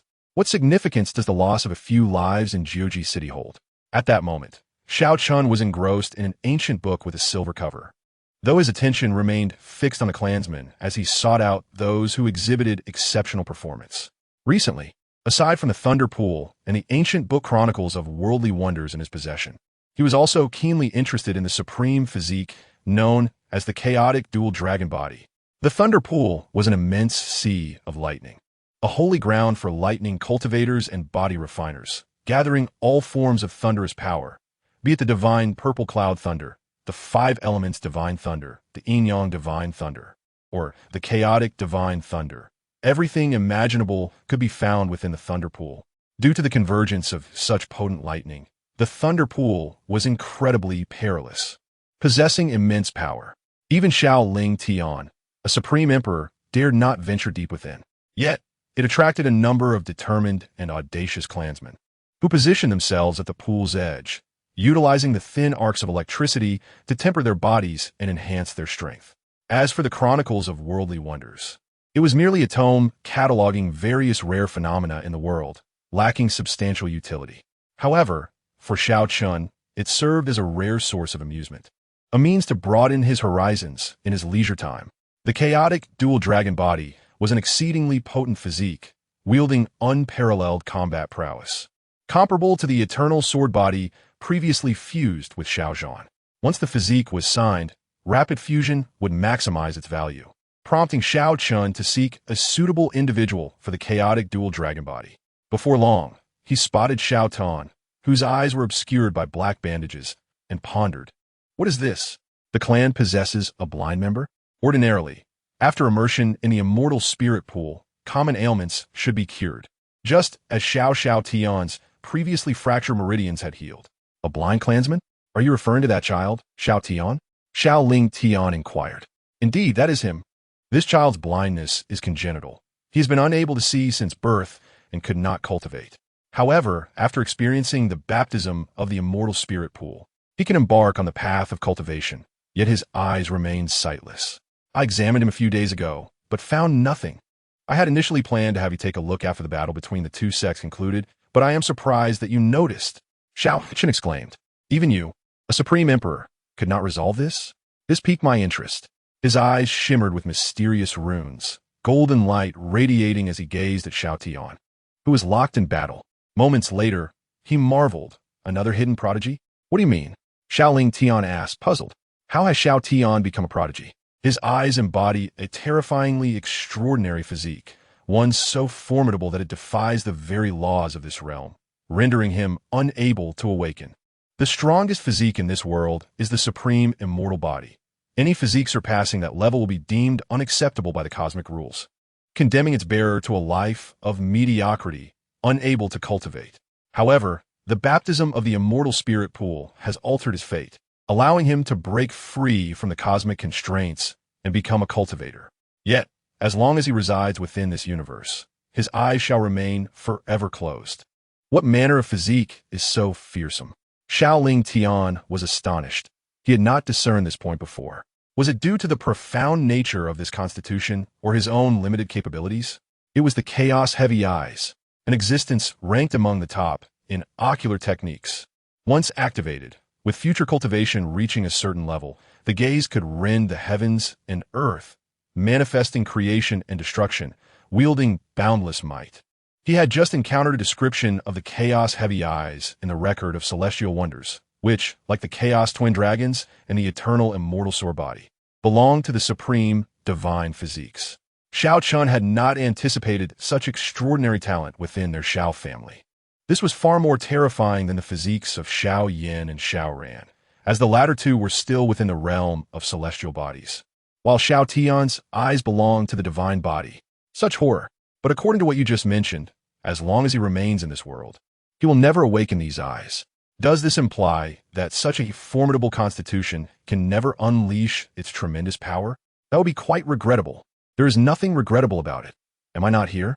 Xiao Chen chuckled. The mere rules of heaven and earth cannot constrain him. Once this matter concludes, I shall assist him in awakening his constitution. Indeed, it seems our Xiao family shall gain yet another unparalleled genius. Xiao Ling Tian nodded with a smile. With such youthful talent, our Xiao family has a promising future. Father, please assess who performed the best in this family event, so I can reward him accordingly. Oh, what reward? Xiao Ling Tian inquired curiously. A portion of the essence of the Constitution. Gasp. Xiao Ling Tian gasped in shock. Didn't Xiao Zhan just integrate his Constitution not long ago? Now, there's a source of the Constitution. It seems the family is not merely acquiring one unparalleled genius, but two. The battle in Jiuji City raged on, with corpses continuously falling to the ground, blood staining the streets and flowing like stream. The pungent smell of blood inducing nausea. The Xiao family was embroiled in a conflict characteristic of the Jinghai realm, with thousands from the Kangwu sect perishing here.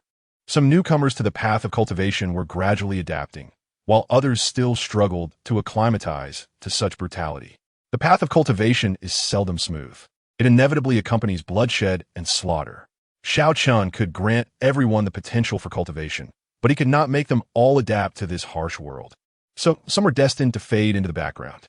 The 7 elders mingled with the newly emerged spirit vein realm practitioners within the family, orchestrating the overall strategy. Should any family member encounter dire peril, they would intervene. Thus, despite the fierce combat, no fatalities occurred within the Xiao family. The leader's foresight was indeed commendable. Now that the Xiao family had engaged with the Kangwu sect, having been dragged into the conflict, they could be considered allies. Not far from the Xiao family, several figures observed the battle between the Xiao family and the Kangwu sect. They were the elders and the sect leader Peng Fei of the Lingyun sect. These high-ranking figures had yet to intervene. When they did, it would undoubtedly be a decisive moment. Naturally, given that they have several elders in the spirit vein realm, it is unwise to antagonize them, Peng Fei remarked, observing the clash of the Xiao family. However, the strength of the Xiao family surpasses what Elder Chen reported. What is the reason for this? Stronger than what I witnessed? What do you mean? Chen Yuanfeng inquired, puzzled. Their family possesses more than just those 7 elders. Many among the younger generation also possess spirit vein realm cultivation. What? Besides a few elders, there are others in the spirit vein realm? Chen Yuanfeng's heart trembled. The mere existence of 7 spirit vein realm elders was already alarming. How could there be more from the younger generation? Even within their Lingyun sect, only Xiao Ran among the youth had attained the spirit vein realm. The Xiao family harbors great secrets. Otherwise, how could a family from Jiuji City possess so many powerful figures in the spirit vein realm? The elder Han Zhen's eyes narrowed slightly, a knowing smile gracing his lips. It appears indeed to be the case. Peng Fei observed the Xiao family, particularly noting a vast mass of colorful thunderclouds hovering above, which seemed extraordinary. Could that be the Xiao family secret? This thought ignited a fervent glint in his eyes, Should the opportunity arise, he would certainly seize it. Nevertheless, it is best not to provoke the Xiao family for now. Our main focus is on dealing with the Kangwu sect. We shall address future matters later. At this stage, we still require the Xiao family's assistance. At that moment, someone approached to report. Reporting to the sect leader, news has just arrived that Xiao Ran, unscathed, has slain 2 spirit vein realm adversaries. Instantly, every individual present was taken aback, disbelief evident in their expressions. Is this news true? Peng Fei inquired solemnly. Indeed, it is absolutely true. The crowd exchanged glances, and Han Zhun expressed his confusion. Xiao Ran has only recently broken through to the spirit vein realm. How could he be so formidable? It defies reason. They, seasoned practitioners in the spirit vein realm, understood all too well that slaying fellow cultivators of the same realm was no trivial feat, especially when the opponent had been unharmed. That was somewhat terrifying. Peng Fei furrowed his brow, then calmly remarked, "It appears he possesses his own fortuitous encounters. Such occurrences are commonplace in the cultivation world. Without a stroke of good fortune, he could not have broken through to the spirit vein realm at such a young age. It could also stem from opportunities presented by his family." The elder Han Zhun noted, having observed that the combat prowess of those from the Xiao family appeared quite formidable. Some Jinghai realm practitioners easily dispatched opponents of the same level within the Kangwu sect. Let's not dwell on such matters. Prepare to engage with me. Should we falter, all will be in vain. Peng Fei was aware that Han Zhun's grandson had been humiliated within the Xiao family, and given his character, he would certainly not let it go easily. However, the time was not yet ripe. Subsequently, under Peng Fei's leadership, the higher-ups of the Lingyun sect located the upper echelons of the Kangwu sect, where a fierce battle erupted. The combat power in the spirit wheel realm was significantly stronger, with greater destructive capacity. Fortunately, they did not battle within the city, but relocated outside its confines. Particularly intense was the clash between Peng Fei of the Lingyun sect and Ni Feng Tian of the Kangwu sect. As they were the only 2 practitioners of the Soul Palace realm in their respective sects, their might unparalleled, rendering others powerless to contend. At this moment, as enemies met, no words were wasted. The 2 soared into the air, engaging in battle amidst the clouds. Their internal spiritual forces erupted, colliding with one another and igniting a brilliant display of light. However, within the span of merely a day, a bloodied disciple of the Lingyun sect staggered into the Xiao family compound, one of those who had previously entered with Xiao Ran and the others. Yet, upon arriving at the entrance of the Xiao family, he collapsed to his knees, tears in his eyes, pleading, "I implore the esteemed elders to assist my Lingyun sect." He had come seeking help. The Lingyun sect sought assistance from us? Upon hearing this news, Xiao Chen was somewhat taken aback. He had not focused on the battle between the 2 sects, for such conflicts held little allure, and he was unaware of the exact circumstances. Wasn't the situation previously evenly matched? How had it suddenly transformed into this? According to the report, the Kangwu sect had secretly summoned reinforcements, launching a surprise attack on the Lingyun sect at a critical moment, thus reversing the tide of battle. Now, all surviving members of the Lingyun sect were trapped in a valley, but they were all severely injured. The elder explained that he had been tasked with guarding the family's entrance and had encountered the disciple seeking help. So that is how it is. But the question remains, why did they come to us for assistance? The Xiao family has no ties with the Lingyun sect. Could it be due to Xiao Ran? Xiao Chen pondered aloud. According to the words of the other party, we have slain numerous disciples of the Kangwu sect. Should they claim ultimate victory, they will undoubtedly seek retribution against our Xiao family. The only path available to us lies in allying with the Lingyun sect to repel the Kangwu sect. The elder spoke with a hint of disdain. The insignificant Kangwu sect hardly warrants our attention. Do we truly need to form an alliance with them? It is utterly laughable. If that is the case, take all the clan's spirit vein cultivators with you. The elder was perplexed when Xiao Chen surprisingly agreed. Huh? Why? Did you not assert that there was no bond between our sect and Lingyun? Is it because of Xiao Ran? Xiao Chen nodded. Indeed, it is due to Xiao Ran, but primarily to facilitate his awakening of his innate abilities. What? Xiao Ran possesses a unique constitution? The elder gasped, having failed to notice this earlier. Furthermore, during his immersion in the immortal spirit pool, he did not exhibit any peculiar phenomena like Xiao Yan had. His method of awakening is quite peculiar. It requires significant external stimulation. Just follow my instructions, treating it as a rite of passage for our clan members. Xiao Chen smiled, having glimpsed through the river of time at the future actions of the Lingyun sect, which could conveniently serve as the catalyst for Xiao Ran's awakening. He then extended his fingertip, summoning several golden orbs the size of a thumb. Were these? The elder inquired with curiosity. Sufficient to slay any soul palace cultivator. These are for your protection. If anyone displeases you, throw one at them. Guaranteed to hit. Very well. The elder nodded, carefully stowing the golden energy orbs before promptly organizing the clan's spirit vein cultivators to assemble. In a mere moment, a dozen spirit vein cultivators were gathered and sped towards the place where the Lingyun sect was besieged. What is the purpose of this? Is there to be a battle? Xiao Yu asked excitedly. At this moment, Zhujiasheng was devoid of any ongoing battles. Both factions had retreated, and some survivors began to emerge from their quarters, with the bolder ones starting to loot the fallen. Any item salvaged from these deceased cultivators could be worth a fortune. If they stumbled upon techniques or elixirs, the value would be even greater. The potential for a fortuitous encounter could propel them onto the path of cultivation. The demise of many would inevitably lead to the rise of a few. Look at you all, eager for more.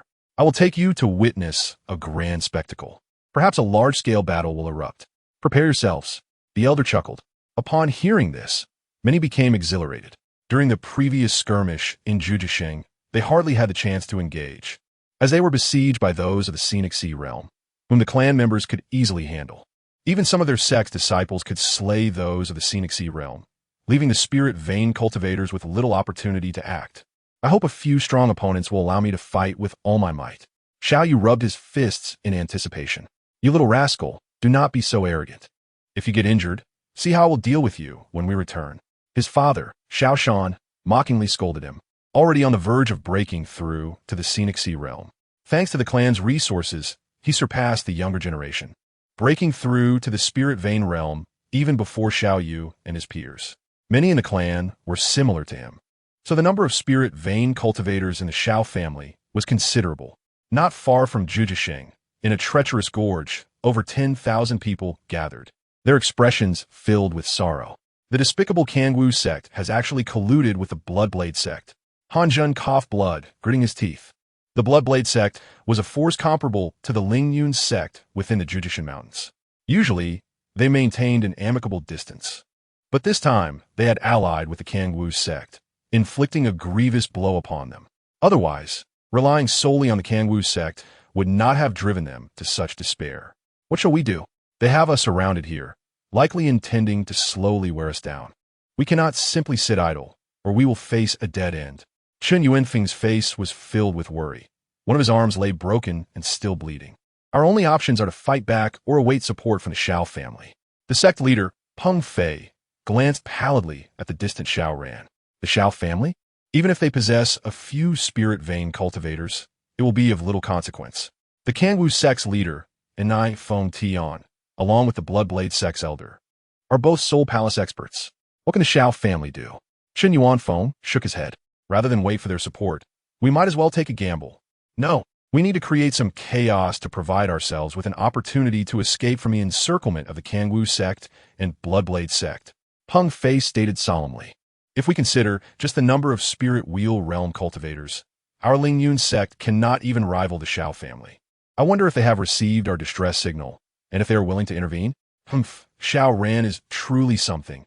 At such a critical moment, he refuses to seek help from his family, claiming he does not wish to involve them in our conflict. Does he care nothing for our sect? Han Zhun, observing Xiao Ran meditating nearby, snorted coldly, feeling quite dissatisfied. If Xiao Ran were to take action, the likelihood of the Xiao family intervening would increase significantly, thus enhancing their chances of survival. As time passed, he grew increasingly astonished. Xiao Ran's combat prowess was indeed formidable, having already defeated several spirit vein cultivators, while he himself had sustained minimal injuries. Such strength was astonishing. Could it be that he possesses some unique constitution? That seems improbable. If he had such a constitution, it would have been discovered long ago. Sitting nearby, Xiao Ran overheard their conversation and frowned slightly. He truly did not wish to drag his family into this conflict, as there was no bond between the family and the sect. What if it brought calamity upon his family? Moreover, he felt a sense of shame from Han Pu's previous actions. How could he now bear to seek assistance? However, thoughts of his family puzzled him. Where did they acquire the immortal spirit pool, a substance he had never heard of, and its effects were terrifying, capable of enhancing one's aptitude? Just then, someone rushed in with urgent news. Reporting to the sect leader, someone outside is battling the Kangwu sect and Bloodblade sect. Oh, who is it? Peng Fei inquired hastily. The other elders also displayed excitement, rising to their feet. Could this be their opportunity? I do not know, but they are all formidable spirit vein cultivators, currently engaged in a fierce battle with the other two sects. All spirit vein cultivators? Could it be the Xiao family? Peng Fei's eyes narrowed. Let's go see Elder. You prepare everyone for action. If an opportunity arises, we shall charge out. Yes, sect leader. Everyone immediately sprang into action. Chapter 51. The Xiao family moves. Meanwhile, Han Pu, who had been trembling in fear, suddenly lit up with hope upon hearing of the incoming rescue, disregarding the sect leader's orders. Just before the Lingyun sect received the news, outside the gorge, Xiao Feng led a contingent from the Xiao family to this location. They advanced boldly, drawing the attention of the Kangwu sect and Bloodblade sect. Bloodblade sect, halt your advance. An elderly man wielding a bloodblade coldly obstructed the Xiao family's path. He was an elder of the Bloodblade sect, a cultivator of the spirit wheel realm. I know you are from the Bloodblade sect, but I hope you can grant me some face and allow the Lingyun sect members to leave. This battle should come to an end. Xiao Feng addressed the elder with newfound confidence, emboldened by his enhanced strength and backing. In the past, you have lacked the courage to speak so boldly before a spirit vein cultivator. The Bloodblade sect elder looked at him, puzzled. Who are you? Which faction do you belong to? Could this individual speak so assertively because he hails from a significant power? He had no choice but to seek clarification. Non-extreme city. The Xiao clan. Non-extreme city. The Xiao clan? They originated from a remote corner of the world. How dare a nameless, small family meddle in the affairs of our Blood Knife sect? Are you tired of living? The elder of the Blood Knife sect's expression instantly turned cold. His blood knife unsheathed, and a murderous intent filled his gaze. With such audacity in speech, he had assumed a formidable power was approaching. Little did he know it was merely an insignificant family, utterly outrageous. Do they think the Blood Knife sect is some trivial entity that anyone can provoke? It seems that negotiations have broken down. If so, let us settle this matter with our strength. With a mere glance from Xiao Feng, Xiao Yu grinned, and with both hands, he clashed his pair of drum-shaped golden hammers, producing a resonant sound before shouting, "Take this blow," and leapt towards the opponent. This was a fourth-grade spirit weapon brought back by Xiao Zhan, and Xiao Yu found it convenient to wield. Yet, it must be said, this seemingly cumbersome spirit weapon matched Xiao Yu perfectly. Presumptuous! Who gave you the audacity to strike at my Blood Knife sect? The elder roared in fury, his blood knife slicing down with a blood-red arc. The clash produced a crisp sound as the massive golden hammer met the blood knife, but in the next moment, the elder felt an unparalleled force. His feet sank into the ground, and with a crack his blood knife shattered instantly, followed by the relentless strike of the massive hammers against his chest. Spitting out a mouthful of blood, mixed with shattered organs, his body was flung like a cannonball into the distant mountain, falling silent. Is this all? Do you even have the right to be so arrogant before my Xiao family? Who gave you the courage? Xiao Yu scoffed. The opponent's strength was utterly pathetic, not even worthy of warming up against. Upon hearing the commotion, some spirit vein cultivators from the Kangwu sect and Blood Knife sect arrived. Once they learned that their elder had been slain, what more was there to discuss? Upon their first encounter, battle ensued.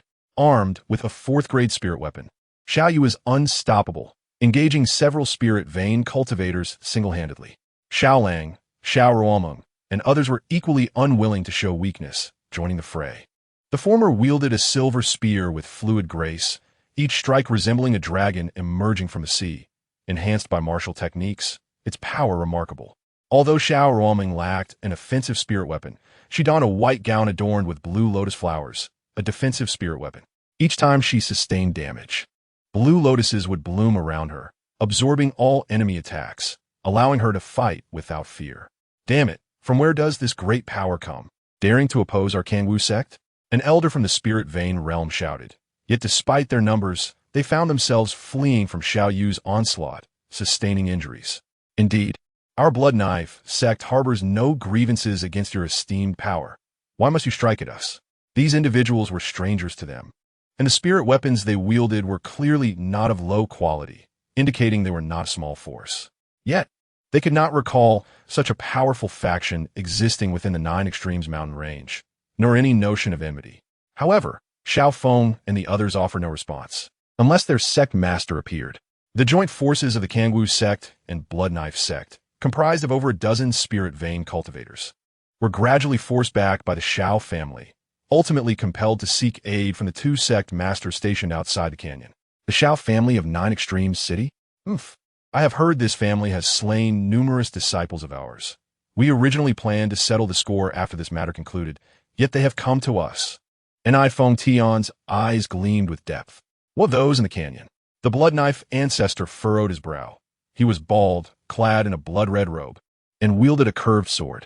How long could it take to eliminate a few spirit vein cultivators? With that, Feng Tian vanished from sight. Just as he departed, Hung Fei, accompanied by the disciples of Ling Yun's sect, surged forth from the canyon, having seized the perfect moment to strike after the two Soul Palace realm masters had separated. In their dire straits, they now glimpsed a sliver of hope, fighting desperately to break free. Hung Fei's expression was fierce as he engaged the blood knife ancestor, his fierce strikes instilling terror in the opponent's heart. So, you refuse to grant us face? Xiao Feng inquired of Feng Tian. Were you the Xiao family? Do you have the right to demand my respect? Feng Tian's eyes were inscrutable, dismissing the mere spirit vein cultivators. If so, let us see whose strength prevails. Upon finishing, the energy within Xiao Feng and the other elders erupted, encircling the Soul Palace Realm Master. Even though their opponent was at the Soul Palace Realm, they were eager to test the resilience of this formidable opponent. Do you still not comprehend the disparity in strength between the Soul Palace and Spirit Vein realms? Allow me to demonstrate. Feng Tian bellowed as his energy surged forth, a radiant white light emanating from his brow, an ability unique to the Soul Palace realm. He brazenly struck out, a palm aimed at Xiao Feng, infused with immense spiritual energy and a mental assault of unparalleled might. The two palms collided, and the force sent Xiao Feng flying backward, crashing heavily into the ground. The power of the Soul Palace realm exceeds that of the Spirit Wheel realm by such a margin. Xiao Feng exclaimed in astonishment upon rising. Yet he found himself only mildly injured, which puzzled him. Even the so-called mental attack did not affect him. At that moment, the third elder, Xiao Zhenfei, was also sent hurtling back, yet similarly emerged unscathed, merely feeling some discomfort. They brushed off the dust from their clothes, exchanged a glance, and charged back into the fray. Chapter 52. The Kangwu sect master who surrendered. What is happening? Why are you uninjured? Feng Tian exclaimed in disbelief, gazing at the two figures returning. For he had exerted his full strength. Blame yourself for not being strong enough. Xiao Feng charged forward like a reckless brute, even welcoming the opponent's assault. In the next moment, he seized the opportunity to tightly grasp the opponent's arm, clinging to it like a leech. Let go. What kind of fighting style is this? Are you brawling like a thug? Feng Tian shouted in anger. Yet, just as he raised his left hand to strike down upon Xiao Feng's head, a searing pain shot through his back. Xiao Zhenfei's fist had struck him. His mental awareness had detected the incoming attack, but being held by the arm had significantly slowed his movements, causing him to fail to evade the blow. As long as I achieve my goal, I do not care what methods I employ. Xiao Feng laughed heartily, refusing to release his grip on the opponent's arm. Having endured such challenging times before, why fear the present? Observing from Nine Extremes City, Xiao Chen shook his head. This truly resembled a children's brawl, clinging to each other's arms. They likely have no other option. Their opponent's cultivation is higher, and their speed surpasses theirs. Without employing some tactics, they would probably struggle to land a hit. Xiaoling Tian remarked with a smile. However, their sole advantage lay here. While their opponent was a Soul Palace realm cultivator in every other aspect, the elders of the Xiao family surpassed him. In the spirit vein realm, one could open up to 365 spirit veins, but some cultivators opened very few. Even if they rapidly advanced to the Soul Palace realm, their offensive power remained pitiful. As for the opponent's mental attack failing to penetrate the defenses of the Grand Elder and others, It was solely because his mental power could not breach their physical defenses. The souls resided within their bodies. To strike at the opponent's soul, one must first break through their bodily defenses. And Feng Tian's mental strength was not particularly formidable. It sufficed against ordinary spirit vein cultivators, but Xiao Feng and the others had immersed themselves in the immortal spirit pool, possessing bone and aptitude akin to royal-grade physiques. Thus could not be compared to ordinary spirit vein cultivators. Xiao Chen nodded and remarked, "Our family's martial arts techniques are somewhat lacking. After we annihilate the Kangwu sect and the Blood Knife sect, we should scour their remnants. Perhaps we'll uncover something of value, although I find little use for such things. They may serve a purpose for our clan, especially considering the current low cultivation levels of our kin. These lower-tier martial arts will be quite suitable." Under Xiao Feng's nearly unscrupulous fighting style, it wasn't long before Feng Tian sustained severe injuries, his back a gruesome sight, with some areas even revealing internal organs. Faced with this dire situation, he could only utter, "I concede." What exactly do you intend to do? Not only was he injured, but even some of their Kangwu sect practitioners at the spirit vein stage had perished. Such heavy losses would not be easily recoverable. Originally, we merely wished to spare the Lingyun sect, but now we seek your life. Xiao Feng replied gravely, having released his opponent, as the severity of the injuries was enough to tilt the advantage in their favor. "We have no grievances or enmities. Why do you insist on my death?" And Feng Tian glared, blood trickling from his lips. "There is no reason, simply because we desire it." Xiao Feng waved his hand, and the other 6 elders launched another assault. At this moment, the adversaries had lost their speed advantage and unleashed their martial techniques. The 5th elder, Xiao Zhennan, executed particularly cunning attacks, his hands clawing toward the opponent's throat with the left and their chest with the right. However, at that instant, a massive crimson palm imprint, spanning over 10 meters, suddenly descended from the heavens, enveloping Xiao Feng and the others. The unexpected turn of events startled everyone, prompting a hasty retreat. In the next moment, a blood-colored figure, akin to a phantom, flashed past, rescuing Feng Tian, and the newcomer was none other than the Blood Knife sect's patriarch. With a thunderous crash, the colossal crimson palm imprint struck the ground, leaving behind a deep imprint several meters in depth. After administering a healing blood pill to the opponent, the Blood Knife patriarch disdainfully remarked, "Humph, did you not claim that dealing with a few spirit vein practitioners wouldn't take much time? How did it come to this?" And Feng Tian, suppressing his disgust, swallowed the blood pill, which was concocted from a cultivator's heart and possessed potent healing properties. Normally, he would never consume such a repulsive item, but he had little choice at that moment. As the blood pill coursed through him, his injuries visibly healed at an astonishing rate. These spirit vein practitioners are rather peculiar. My divine sense seems unable to harm them. And Feng Tian wiped the blood from the corner of his mouth and gazed at the 7 figures that had converged, speaking solemnly. "This has never happened before. But why are you here? What of Peng Fei and the others in the canyon?" No sooner had he spoken than the sounds of battle erupted from the canyon, where their respective sects practitioners were steadily being routed. Faced with the desperate fighting spirit of the Lingyun sect, the disciples of the 2 sects could hardly withstand the onslaught. In just a moment, Peng Fei and his group burst forth. "Is it truly the elders?" Upon seeing his family's members appear, Xiao Ran sighed. It was not necessarily a good thing for the family to become embroiled in battle. Otherwise, with their clan's foundation, they could have developed steadily over decades, inevitably becoming a formidable force in the 9 extreme mountains. "Thank you to the Xiao family for your assistance. My Lingyun sect is profoundly grateful. Once this crisis passes, we will surely repay our friends." Peng Fei expressed his gratitude toward the Xiao family. But when they noticed the spiritual artifacts in the hands and on the bodies of some Xiao family members, their eyes reddened. How could the Xiao family be so affluent, with so many possessing spiritual artifacts? Where had they procured such a vast quantity of them? Moreover, some appeared to be of considerable quality, far surpassing the resources of their Lingyun sect. If only they could acquire such wealth, perhaps they would not have suffered such a grievous blow. "There's no need for thanks. Our primary objective was not to rescue you," Xiao Feng coldly remarked, casting a glance at Xiao Ran amidst the crowd. "Haha, regardless, we must extend our gratitude." Peng Fei clasped his fists, showing no hint of embarrassment, as the joy of surviving a dire situation overshadowed any concerns. However, he observed that the Xiao family members seemed disinclined to depart. What were they planning? Since we have intervened, we cannot leave empty-handed. Hee, the Kangwu sect and the Blood Knife sect, is it? If you are willing to obediently surrender all your resources, I may consider granting you a path to survival. Otherwise, the consequences shall be yours to bear. Chapter 53. Want to split evenly? Then you come. Xiao Feng's words left the other three factions utterly astonished, demanding that the two sects voluntarily relinquish all their resources.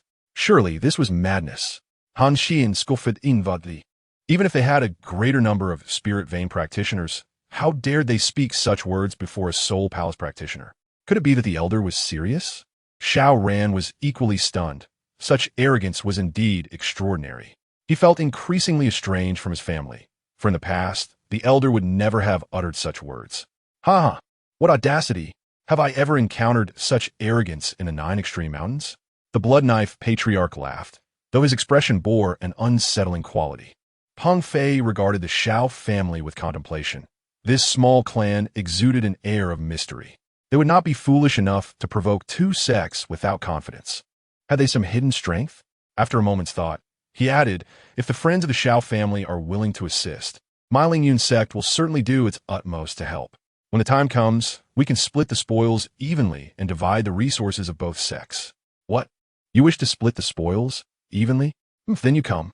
Xiao Feng scoffed, shooting a disdainful glance at Peng Fei. Though our goal was not to save you, we have at least provided you with a means of survival. To express such ingratitude while seeking an equal share is simply wishful thinking. His words were ruthless, causing the already pale faces of the Lingyun sect's higher-ups to grow even more ashen. Friend of the Xiao family, you may not be aware, but Ni Feng Tian and the Blood Knife Patriarch are both Soul Palace practitioners. Although you may have many at the Spirit Vein stage, you may not necessarily stand against them. Peng Fei inhaled deeply, suppressing his rising fury. Will you assist us or not? If not, we shall take action, and the resources of the two sects will belong to us. Xiao Feng urged, feeling anxious. Rather than waste time here, he will be better off returning to cultivate. Very well, if that is the case, then please, all of you, take action. The Lingyun sect has indeed exhausted its fighting strength. Peng Fei said, his gaze darkening. Have we reached a consensus? Do not think that just because you are a group of spirit vein practitioners, you can pose any threat to me. I have not taken you seriously at all. The Blood Knife Patriarch sneered, his blood knife gleaming menacingly as he adopted an arrogant stance. At that moment, Ni Feng Tian's injuries had also healed with the aid of the blood pill, and he was fully revitalized. It seems the outcome is decided. We can send you on your way, Xiao Feng declared, summoning 2 golden energy orbs given to him by Xiao Chen for self-defense. With a flick of his finger, the 2 golden orbs shot towards their adversaries. All the embellishments are mere illusions in the face of absolute power. With an enraged roar, the Blood Knife Patriarch vanished like a phantom. Though unsure of the nature of the golden energy orbs, he knew that as long as he did not make contact, he would not be harmed. His figure left a shadow on the ground, charging towards Xiao Feng and the others, determined to teach these arrogant individuals a lesson today. As the Blood Knife Patriarch moved, Ni Feng Tian also struck, a radiant light emanating from his brow as a heavy sword materialized in his hand, his 4th-grade spiritual artifact, which he had not yet had the opportunity to wield. Now it was finally time for it to shine. Whoosh! The 2 men soared through the air like wild geese, their faces set in grim determination as they lunged toward the Xiao family members. A cold smile curled upon Hanjin's lips as he contemplated the bitter rivalry. The Xiao family truly dared to be so audacious. Once both sides suffered mutual destruction, not only would the resources of the 2 sects fall into their hands, but everything belonging to the Xiao family would also become the possession of Lingyun's sect. At that point, any losses sustained by Lingyun's sect during this battle could be easily compensated. To death, I say, roared the Blood Knife ancestor, his eyes gleaming with a bloodthirsty grin. However, just as the 2 believed they had evaded the assault of the golden energy spheres, the 2 spheres suddenly detonated upon contact, resulting in a cataclysmic explosion. The resounding blasts shook the very fabric of the surrounding void. When the blinding light faded, the Blood Knife ancestor and his companion had vanished without a trace, leaving behind not even a fragment of their remains. Where are they? Where have the 2 sect masters gone?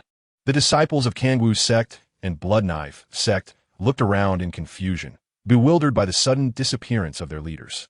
Yet, witnessing this scene, Peng Fei's pupils constricted sharply, trembling in disbelief.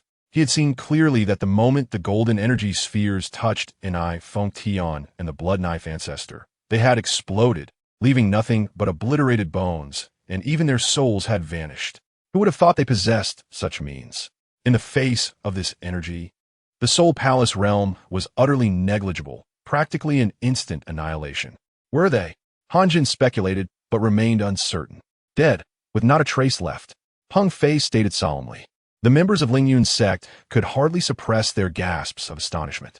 What treasure were those golden energy spheres that wielded such overwhelming power? Clearly, the Xiao family had encountered extraordinary opportunities to develop to such a level. A glimmer of avarice flickered in Peng Fei's eyes. To allow a minor family to ascend to such heights by mere chance must signify a fortune of extraordinary caliber. If such fortune were to fall into his hands, perhaps it could elevate Lingyun's sect to a status comparable to that of the great Xia dynasty. Xiao Ran, too, was taken aback, murmuring to himself, "It appears that during my absence, our family has encountered remarkable opportunities. The immortal spirit pool and this incredibly powerful golden energy sphere. No wonder the elders felt emboldened to boast about the Soul Palace realm. My methods may be flamboyant, yet they are sufficient to eliminate you." Xiao Feng snorted disdainfully. Had they retreated at the outset, such calamities would not have ensued. Yet the two sect masters seemed overly confident in their Soul Palace cultivation. To think that the Xiao family possesses such means. My oversight was indeed profound. I wonder if your esteemed family holds any more of those earlier attacks. Lingyun's sect is willing to exchange 10,000 spirit stones or other martial techniques for them. Peng Fei approached, genuinely eager to obtain such a formidable means of protection. 10,000 spirit stones? Xiao Feng's eyes brightened, yet he sighed and shook his head. Your offer is tempting, and our Xiao family is indeed in need of resources, but alas, we truly have none left. To acquire such a treasure is already a monumental chance. How could we be greedy for more? Xiao Feng silently scoffed. Despite his modest cultivation, he had an astute eye. The Lingyun sect master was clearly not to be trusted, his gaze almost overflowing with greed when he beheld the spirit artifacts in the hands of the Xiao family. Had it not been for his current caution, he would likely have attempted to seize them. How unfortunate, indeed. Peng Fei lamented. Yet he understood that even if the other party did possess such treasures, they would never part with them, as they were undoubtedly the family's ultimate weapon. In that case, we shall take our leave. Lingyun's sect has suffered grave losses and will require substantial time to recuperate. When the time is ripe, we shall prepare a generous gift to express our gratitude to the Xiao family. Gratitude is unnecessary, for we did not come here for you. Xiao Feng dismissively waved his hand, turning to Xiao Ran. Make sure to return home more often. Yes, I extend my gratitude to the elder and all those who intervened. Xiao Ran expressed his thanks. There is no need for thanks. You are our kin. In times of peril, how can we not come to your aid? Xiao Feng smiled. However, he was curious about what opportunity had prompted the patriarch to mention Xiao Ran's awakening of his innate constitution. A tumultuous current surged within Xiao Ran. This was the bond brought forth by their bloodline. If those from the sect knew he was in danger, they would undoubtedly not have acted so rashly. Before long, the members of Lingyun's sect departed, while the Xiao family continued to clean up the remaining powerhouses from the other two sections. Regardless, those of the spirit vein realm must perish, and yet another bloody conflict ensued.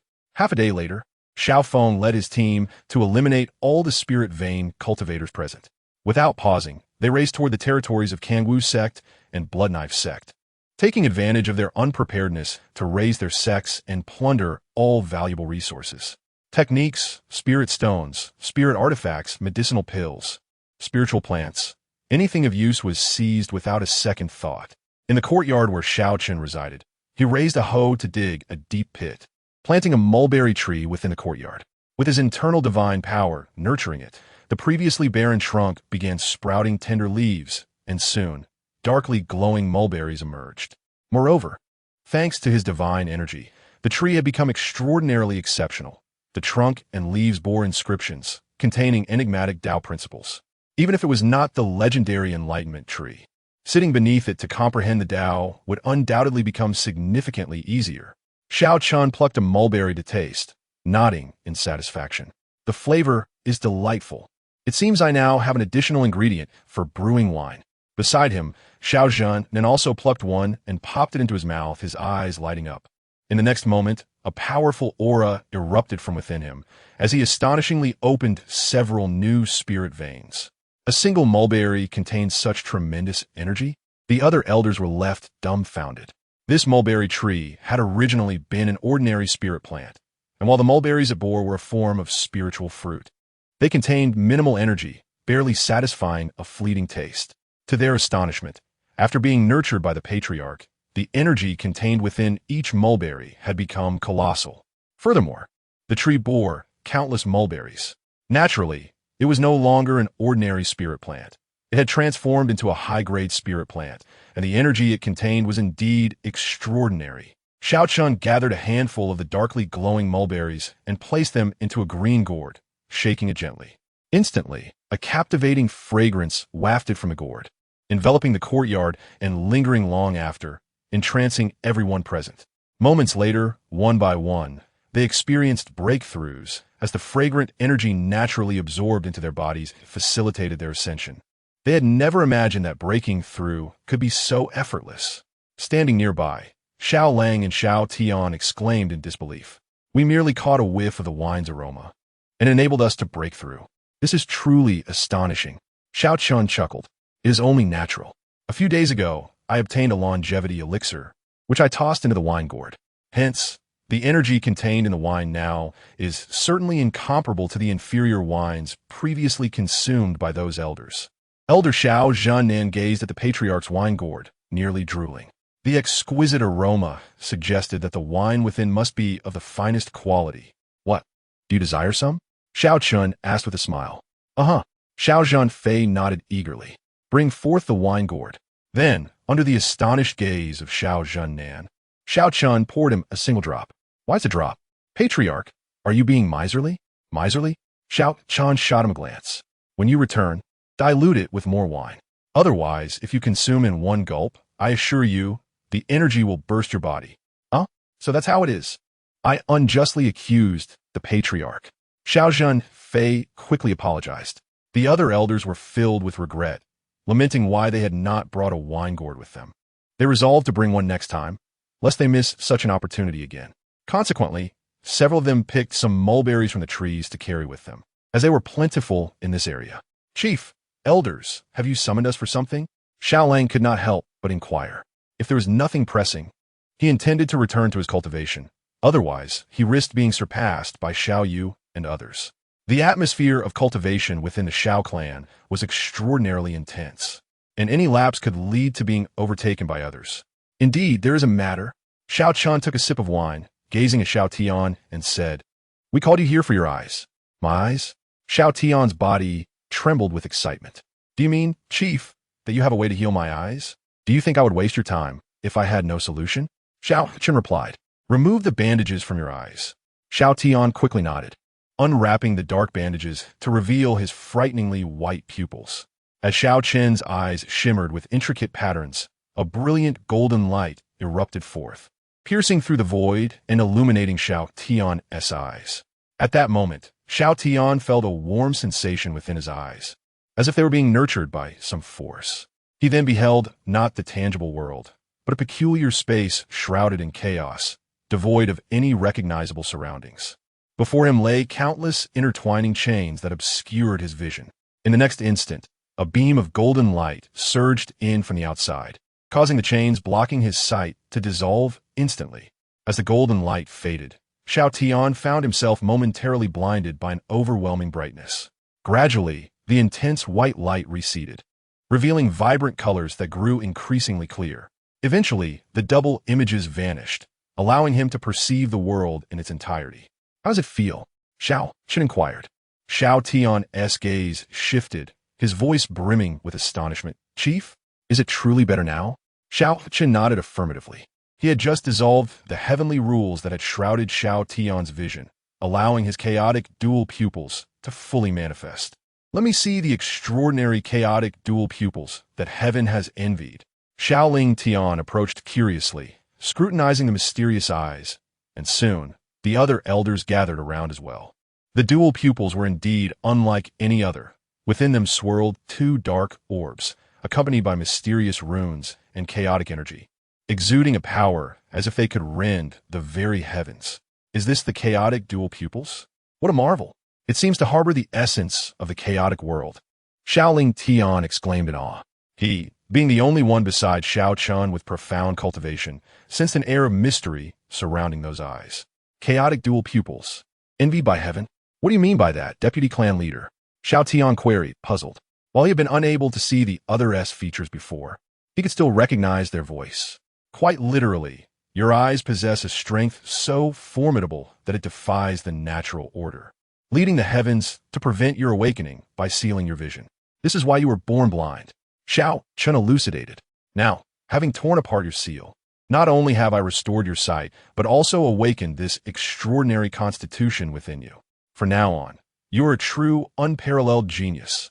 Xiao Tian stood frozen, having believed his blindness was due to a congenital illness, only to discover it was because his eyes were too powerful and envied by heaven. He gazed into the distance, and, even without using spiritual power, he could see the lush Jujig mountains beyond the city, disregarding all obstacles of buildings. This ability was nothing short of invincible. And what about me? Do I possess some kind of heavenly envious constitution as well? Xiao Lang asked, filled with envy and impatience. Avez-vous vu constitution? Where do you think such rare gifts come from? Do you believe they appear at random? The elder shot him a disapproving glance.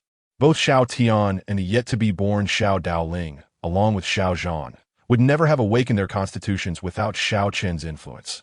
They might have remained ordinary throughout their lives.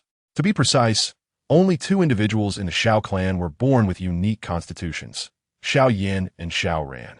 The emergence of any other special constitutions was intricately linked to Xiao Chen's presence. What? I don't have one. Then why did you summon me? You do not possess a special constitution, but I can bestow one upon you. Xiao Chen spoke, observing a vividly red phoenix-like bird that had suddenly appeared in the courtyard. This bird resembled a golden pheasant from Earth in a previous life, but its entire body was a brilliant red, and flames danced upon its crown. Drawn by the fragrant aroma emanating from the surroundings, it perched on the courtyard wall, fixated on Xiao Chen, sensing the source of the scent. Chief, are you addressing me or that bird? Xiao Lang asked, perplexed. I am indeed addressing you. Xiao Lang's eyes brightened, his breath quickening, for he understood that the reason Xiao Zhan had returned to the clan with such formidable strength was due to the powerful constitution bestowed upon him by the chief, enabling him to fight across realms. Thank you, Chief. Xiao Lang bowed hurriedly, a beaming smile breaking across his face. Amidst Xiao Tian's astonished gaze, Xiao Chen flicked his fingers, sending forth a golden orb of light. Through the chaotic dual pupils, Xiao Tian could vaguely discern two terrifying beastly figures swirling within that orb. Though he could not identify the beasts, he felt their overwhelming might. Under Xiao Chen's guidance, the golden orb merged with Xiao Lang, summoning forth two colossal black dragons that coiled around him, their forms composed of chaos, entwined with chaotic energy, emanating an aura of tremendous power. Xiao Lang opened his eyes, astonished to see the two dragons beside him, stammering, chaotic dual dragon body. When fully cultivated, not only can I wield chaotic power, but these dual dragons can also serve as my formidable allies in combat. Thank you, Chief. I shall treat you to a banquet someday. Xiao Lang exclaimed excitedly. Now he felt he had truly become a genius, and his future cultivation speed would far surpass the rest. The banquet can wait. When precisely will the Fengwu courtyard open? I am eager to taste their delicacies. It is not yet time. However, with the recent turmoil in Jujig City, I wonder if the Fengwu courtyard has been destroyed in the conflict. I shall check, and, if it remains intact, I will inform you when it reopens. All right, but Chief, I timidly ask, which constitution is stronger, mine or Xiao Zhan's? Xiao Lang queried curiously. Yours, Xiao Zhan's, and Xiao Tian's constitutions are all of the same formidable level. However, the extent to which you can develop your abilities will depend on how well you cultivate. Yes, I will not disappoint the expectations of the chief and the elders. Xiao Chen replied earnestly. That is for the best. If you cannot exhibit an unrivaled presence that suppresses your peers, do not expect any further rewards from me. The elder admonished sternly. Understood. As they watched the two depart, Xiao Ling Tian expressed contentment. Our clan is increasingly blessed with talent. Xiao Chen, I believe this place is no longer suitable for their growth. It won't be long before their cultivation reaches the Soul Palace realm or even higher. Perhaps we should venture to broader horizons. Jujig City is too small. The strongest here are merely at the spirit vein level. Such a place cannot accommodate them. Then it is settled. Once we resolve Xiao Ran's matter, we shall leave. Xiao Chen responded. And how will we handle Xiao Ran's situation? When will the opportunity you mention arise? Soon. When the master of Lingyun Gate has nearly recovered, the opportunity will arise, and at that time, your cooperation will be required to stage a performance. A performance? We are not adept at that. The elder shook his head. How can you say that? Did you not perform quite well before Xiao Yu and the others? Besides, only you can activate Xiao Ran's unique constitution. Xiao Yuanshan inquired. What kind of constitution does Xiao Ran possess that necessitates our collaboration for activation? It is a rather intriguing constitution, and you will understand in due time. Upon arrival, Xiao Tian did not think much of being guided by others, but upon returning, he found himself at a loss for directions. Suddenly, the surrounding environment felt somewhat unfamiliar, and eventually, he was escorted back by Xiao Lang. Sitting cross-legged on the mat, he grasped the flawless spirit stone and began to cultivate, only to discover that his current cultivation speed was exponentially faster than ever before. Chapter 56. The awakening opportunity of Xiao Ran. The spiritual energy within the stone was effortlessly absorbed into his body, and the spiritual sea within him expanded at a visible rate. Remarkably, the ordinary spiritual energy had transformed into a pitch-black chaotic energy without him even realizing it. Is this the cultivation speed of those geniuses? It is astonishing. At this rate, if he cultivates for a few years, he would surely become invincible. Xiao Tian was astounded. He had already found the cultivation speed after soaking in the immortal spirit pool to be exceptionally fast, yet now it was magnitudes quicker than before. Is this one of the benefits of having a unique constitution? Moreover, he felt his physical body had grown immensely stronger, even without utilizing his internal spiritual energy. The sheer strength of his body could withstand spiritual artifacts. This sensation was something he had never experienced before. Xiao Lang shared the same sentiment, feeling terrifyingly powerful, especially with the two black dragons coiling around him, which he found incredibly impressive. The rise of Xiao Lang has begun. Ha ha ha. System auto sign-in successful. Congratulations to the host for obtaining an Imperial level spiritual vein. An Imperial level spiritual vein? Even an emperor can be satisfied with it. For the family at present, an Imperial level spiritual vein is already sufficient. However, Xiao Chen did not intend to integrate this vein here. Before long, the Xiao family would leave Zhuzhisheng for broader territories, and they would need to extract the spiritual vein again, which would be troublesome. Furthermore, the clan members currently used flawless spirit stones for cultivation, rendering the vein's function less significant. They would integrate the Imperial-level spiritual vein into their new territory once they relocated. Additionally, there was the Jade Spirit Waterfall obtained a few days ago from Sign-In, which was also a treasure to aid cultivation. They would wait until they found a suitable location to bring these treasures out. Xiao Chen pondered, realizing that the treasures from the system sign-ins were plentiful. Yet the family was few in number, making it impossible to utilize them all. It seemed imperative to encourage clan members to procreate, or else the treasures acquired from the system would go to waste. Several days later, Xiao Ling Tian, accompanied by several elders, appeared at Lingyun Gate. They had received an invitation from Xiao Ran, as Lingyun Gate was hosting a grand banquet to express gratitude to the elders of the Xiao family. At this moment, tens of thousands of disciples within Lingyun Gate lined the path to welcome them, and Peng Fei personally greeted the elders of Lingyun Gate with a smile. I was worried that you would not grant us the honor of your presence at Lingyun Gate. With a smile, Peng Fei ushered everyone inside. Since Xiao Ran invited us, why do we not see him? Xiao Ling Tian curiously surveyed the area. Ah, that child is truly something. Upon hearing you were coming, he was overly excited and insisted on personally welcoming you. However, today he suddenly felt signs of a potential breakthrough.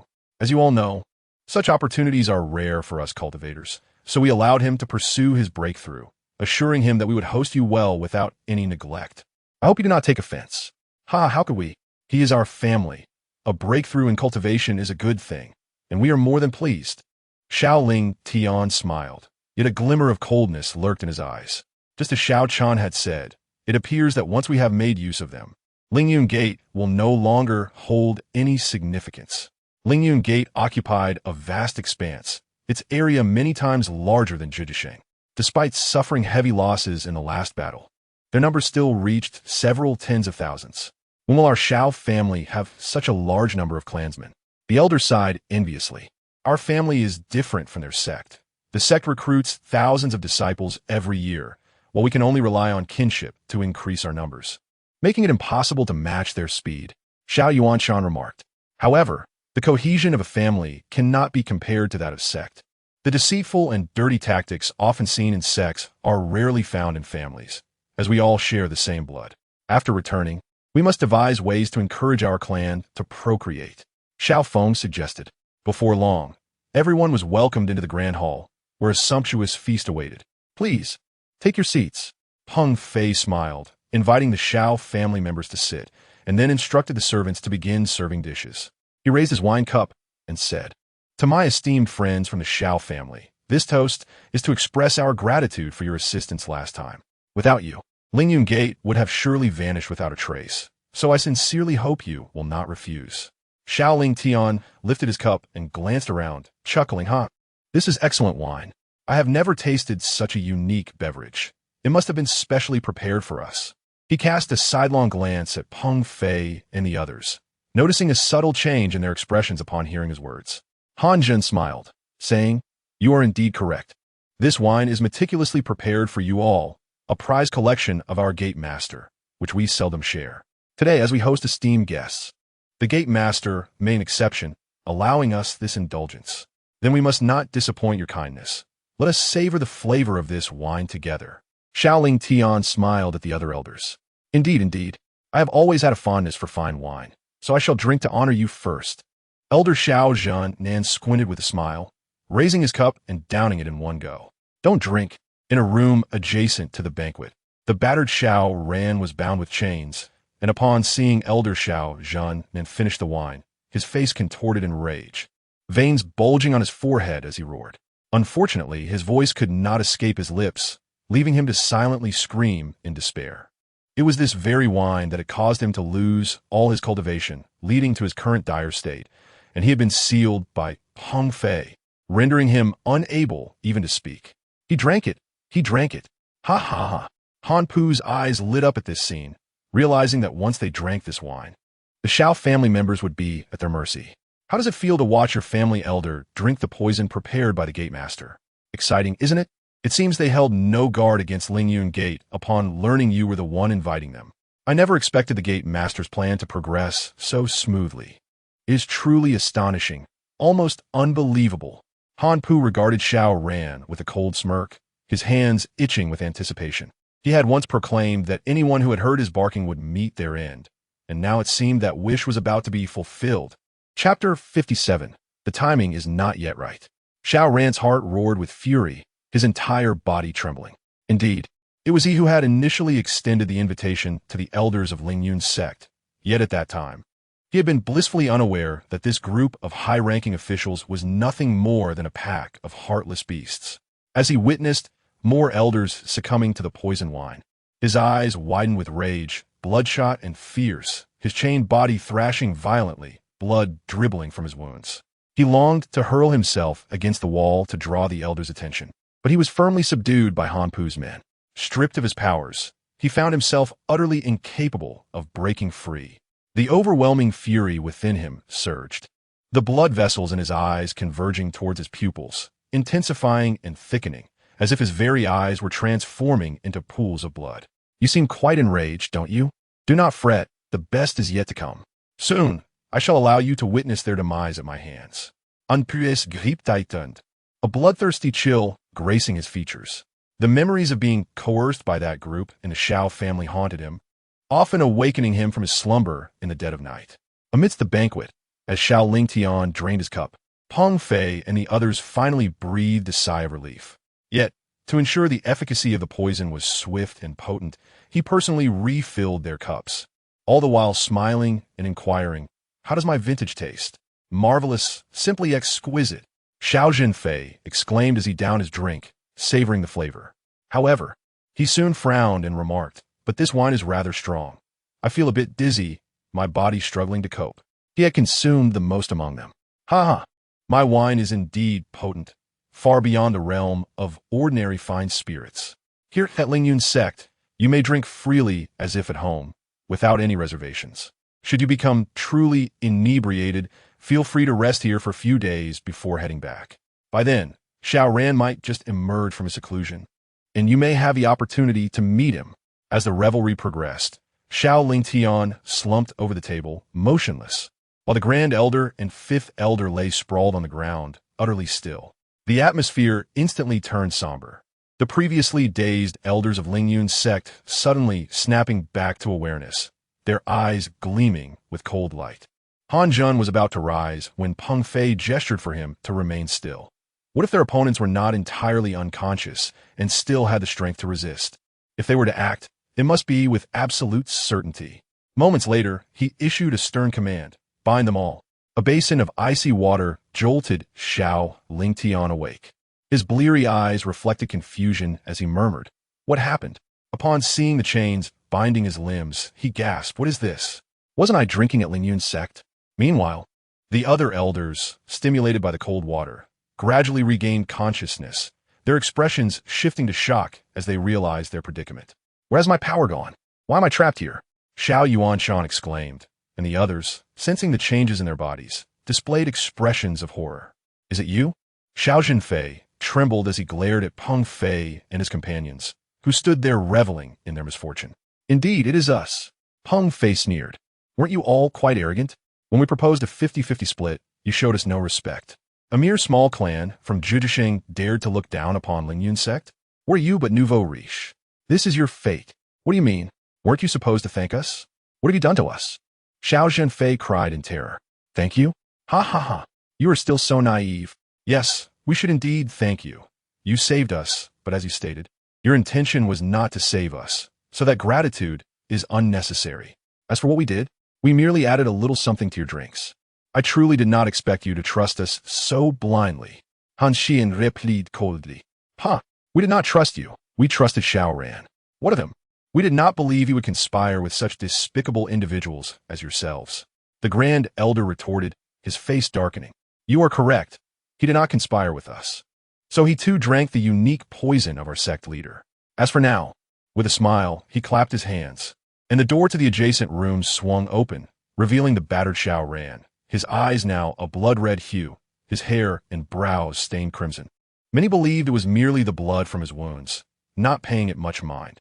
Only Xiao Lingtian squinted, perceiving that Xiao Ran's body was undergoing certain changes. Yet he was still a fraction shy of reaching that critical point. The time was not ripe. Xiao Ran's physique required just a bit more to awaken. His fury, still insufficient. "Xiao Ran, what has happened to you? You beasts of Lingyun's sect, what have you done to him? He is one of your disciples." Xiao Zhenfei bellowed, his voice torn with anguish as he spat at Han Zhun. "Scoundrel!" A resounding slap echoed as a red imprint appeared on Han Zhun's plump face, leaving a distinct mark. Xiao Zhenfei's gaze shimmered with cold light, yet a smile crept onto his lips. This smile sent a chill through Han Zhun, igniting a fleeting sense of danger within him. Yet, he quickly dismissed it. After all, the other party had consumed the sect leader's poison. No mere Soul Palace realm cultivator could withstand that, let alone someone of the spirit vein realm. Xiao Ran let out a low, pained roar, his entire body trembling. At that moment, Xiao Lingtian noticed that Xiao Ran's hair and eyebrows had turned a deeper shade of red, with only a small portion remaining black. Could it be that he required our sacrifice for his awakening? Xiao Lingtian mused. He is a disciple of our sect, yet he shows no regard for it. The sect leader commanded him to investigate the secrets of your Xiao family, but he outright refused. What use is such a disciple to me? Peng Fei shouted in anger. The more he thought about it, the more furious he became. After all, the sect had supported him for so many years, yet in his eyes, it seemed to pale in comparison to his family. It was merely a matter of inquiring about their family's rise to power, not a demand to slay his kin. Was that so hard to accept? Even Peng Fei had tempted him with the position of elder, yet he remained unmoved, utterly outrageous. Chapter 58. The Awakening at Last. So this was the reason you treated Xiao Ran thus. No wonder Ling Yun's sect has failed to flourish. Secrets? Our Xiao family has no secrets whatsoever. The Grand Elder's expression darkened. No secrets? Huh. Spare us your pretense. How did your Xiao family suddenly rise to such prominence? How could you possibly have so many spirit vein realm cultivators, even surpassing our Ling Yun sect? Moreover, what is that storm cloud hovering over your Xiao family? Had it not been for some great fortune that your Xiao family possesses, how could you have quietly nurtured so many strong cultivators? Thus, I feigned an invitation for you to visit, and you believed it, TSK. Otherwise, it would have truly been difficult to take action. They dared not confront the Xiao family directly, fearing the mysterious golden energy orbs in their possession, thus resorting to cunning tactics. If not for the message sent by Xiao Ran, they would not have dared to approach the Xiao family based solely on Ling Yun's reputation. At present, the upper echelons of the Xiao family are entirely under my control within the Ling Yun sect. If you wish to avoid suffering, it would be wise to divulge your family's secrets.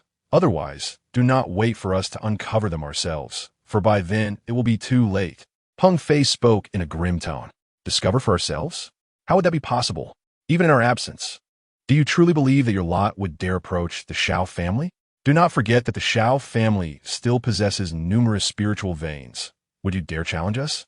Xiao Lingtian scoffed coldly. Boom!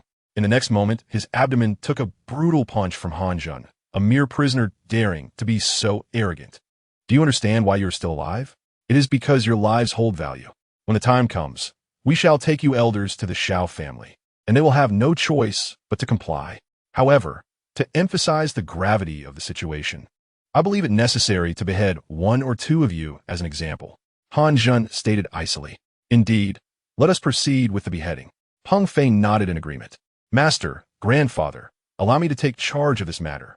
Han Pu exclaimed eagerly as he quickly stepped forward. Very well, it shall be entrusted to you. Han Xian knew it. Aware of the tribulations his grandson had faced within the Xiao family, he handed over a long blade, one of the few third-grade spiritual weapons of the Ling Yun sect, perfectly suited for severing the heads of these spiritual vein practitioners. Does a mere child dare wield a blade? Xiao Lingtian retorted coldly. You speak boldly. Since that is the case, let us use you as the first sacrifice. I recall you once threatened to sever my arm within your Xiao family. Han Pu replied with a chilling smile as he accepted the long blade. And what if I did? What can you do to stop me, you foolish child? Xiao Lingtian sneered, glancing at Xiao Ran's state. He was so close. Thus, he deliberately provoked Han Pu, hoping to incite him into hastening his own demise. Seeking death, Han Pu raised the long blade, sweeping it across. But in the next instant, accompanied by a thunderous roar, a terrifying aura erupted, crashing upon Han Pu's back and sending his figure tumbling forward, crashing to the ground. Who ambushed me? Han Pu twisted around, roaring in fury, only to have his eyes widen in disbelief. You, Xiao Ran?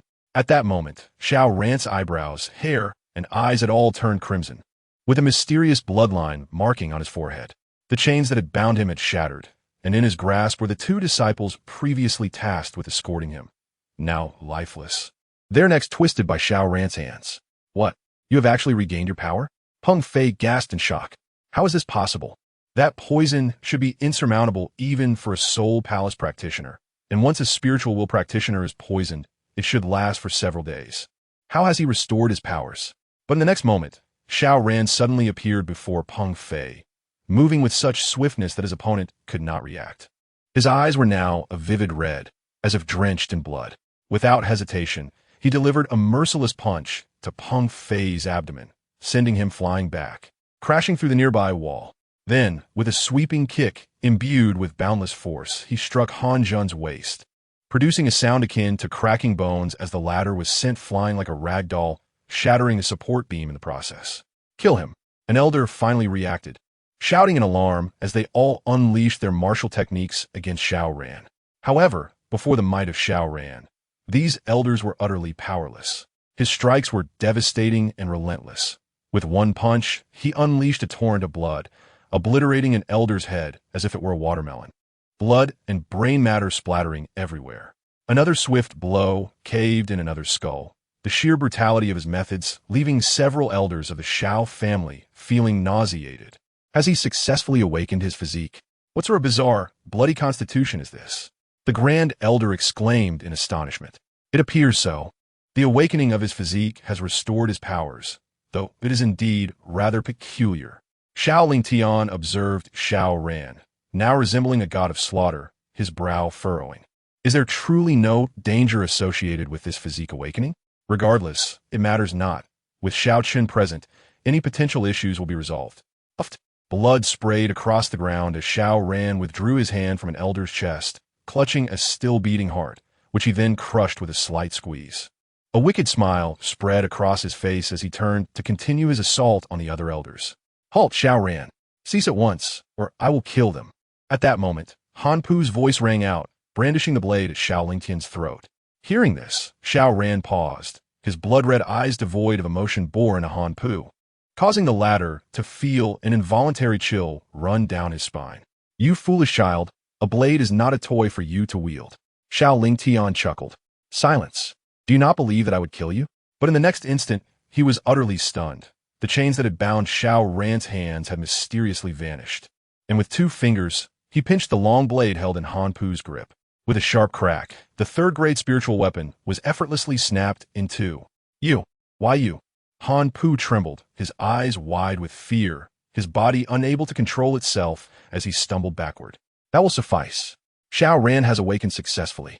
Our performance has reached its conclusion. Xiao Lingtian addressed the others. Finally, can we proceed? The powerful spiritual force erupted from the group, and with a series of loud snaps, the chains binding them shattered into pieces. Chapter 59. Everything for Xiao Ran. Where is that old man who just slapped me? It is the first time in my life I have been struck across the face. Xiao Zhenfei touched his cheek with a cold smile, gazing at Han Zhun, who had been kicked unconscious by Xiao Ran. Dousing him with a bucket of cold water awoke him, reminiscent of how he had previously awakened them. Did that slap feel good? Han Zhun, jolted awake by the icy water, found himself confronted by the grinning figure of the plump boy he had just struck, though the tone of his voice was unsettling. You, how could you? Han Zhun stammered. How could we not be poisoned, you ask? Xiao Zhenfei countered then. With a conspicuous motion, he spat a mouthful of saliva directly onto Han Zhun's face, laughing, because we never drank any. Han Zhun's pupils dilated as realization struck him. They had never drunk the poison? Does that mean they had maintained their powers all along? But if that were the case, why did they act so? Just then, Xiao Zhenfei seized Han Zhun, his right hand moving in a blur as he delivered a series of resounding slaps across Han Zhun's face, teeth and blood flying with each strike. Uncle Lingtian, how could you all still possess your powers? Xiao Ran exclaimed in astonishment, gazing at the elders, who had not lost their abilities. Ha! It is nothing. We merely collaborated with the Lingyun sect to stage a performance. Xiao Lingtian laughed, reaching out to capture Peng Fei, who was attempting to flee from the adjacent room. A performance? Why? Xiao Ran asked, puzzled. Is it not for you? Have you not noticed the changes within yourself? Xiao Lingtian inquired. Changes within myself? Xiao Ran paused, looking at his hands. Indeed, he felt different. His power significantly increased, and his combat strength far superior to before. All of this was to facilitate the awakening of your physique. Your constitution is unique. It can only awaken under extreme emotional turmoil, best achieved by witnessing the death of your loved ones.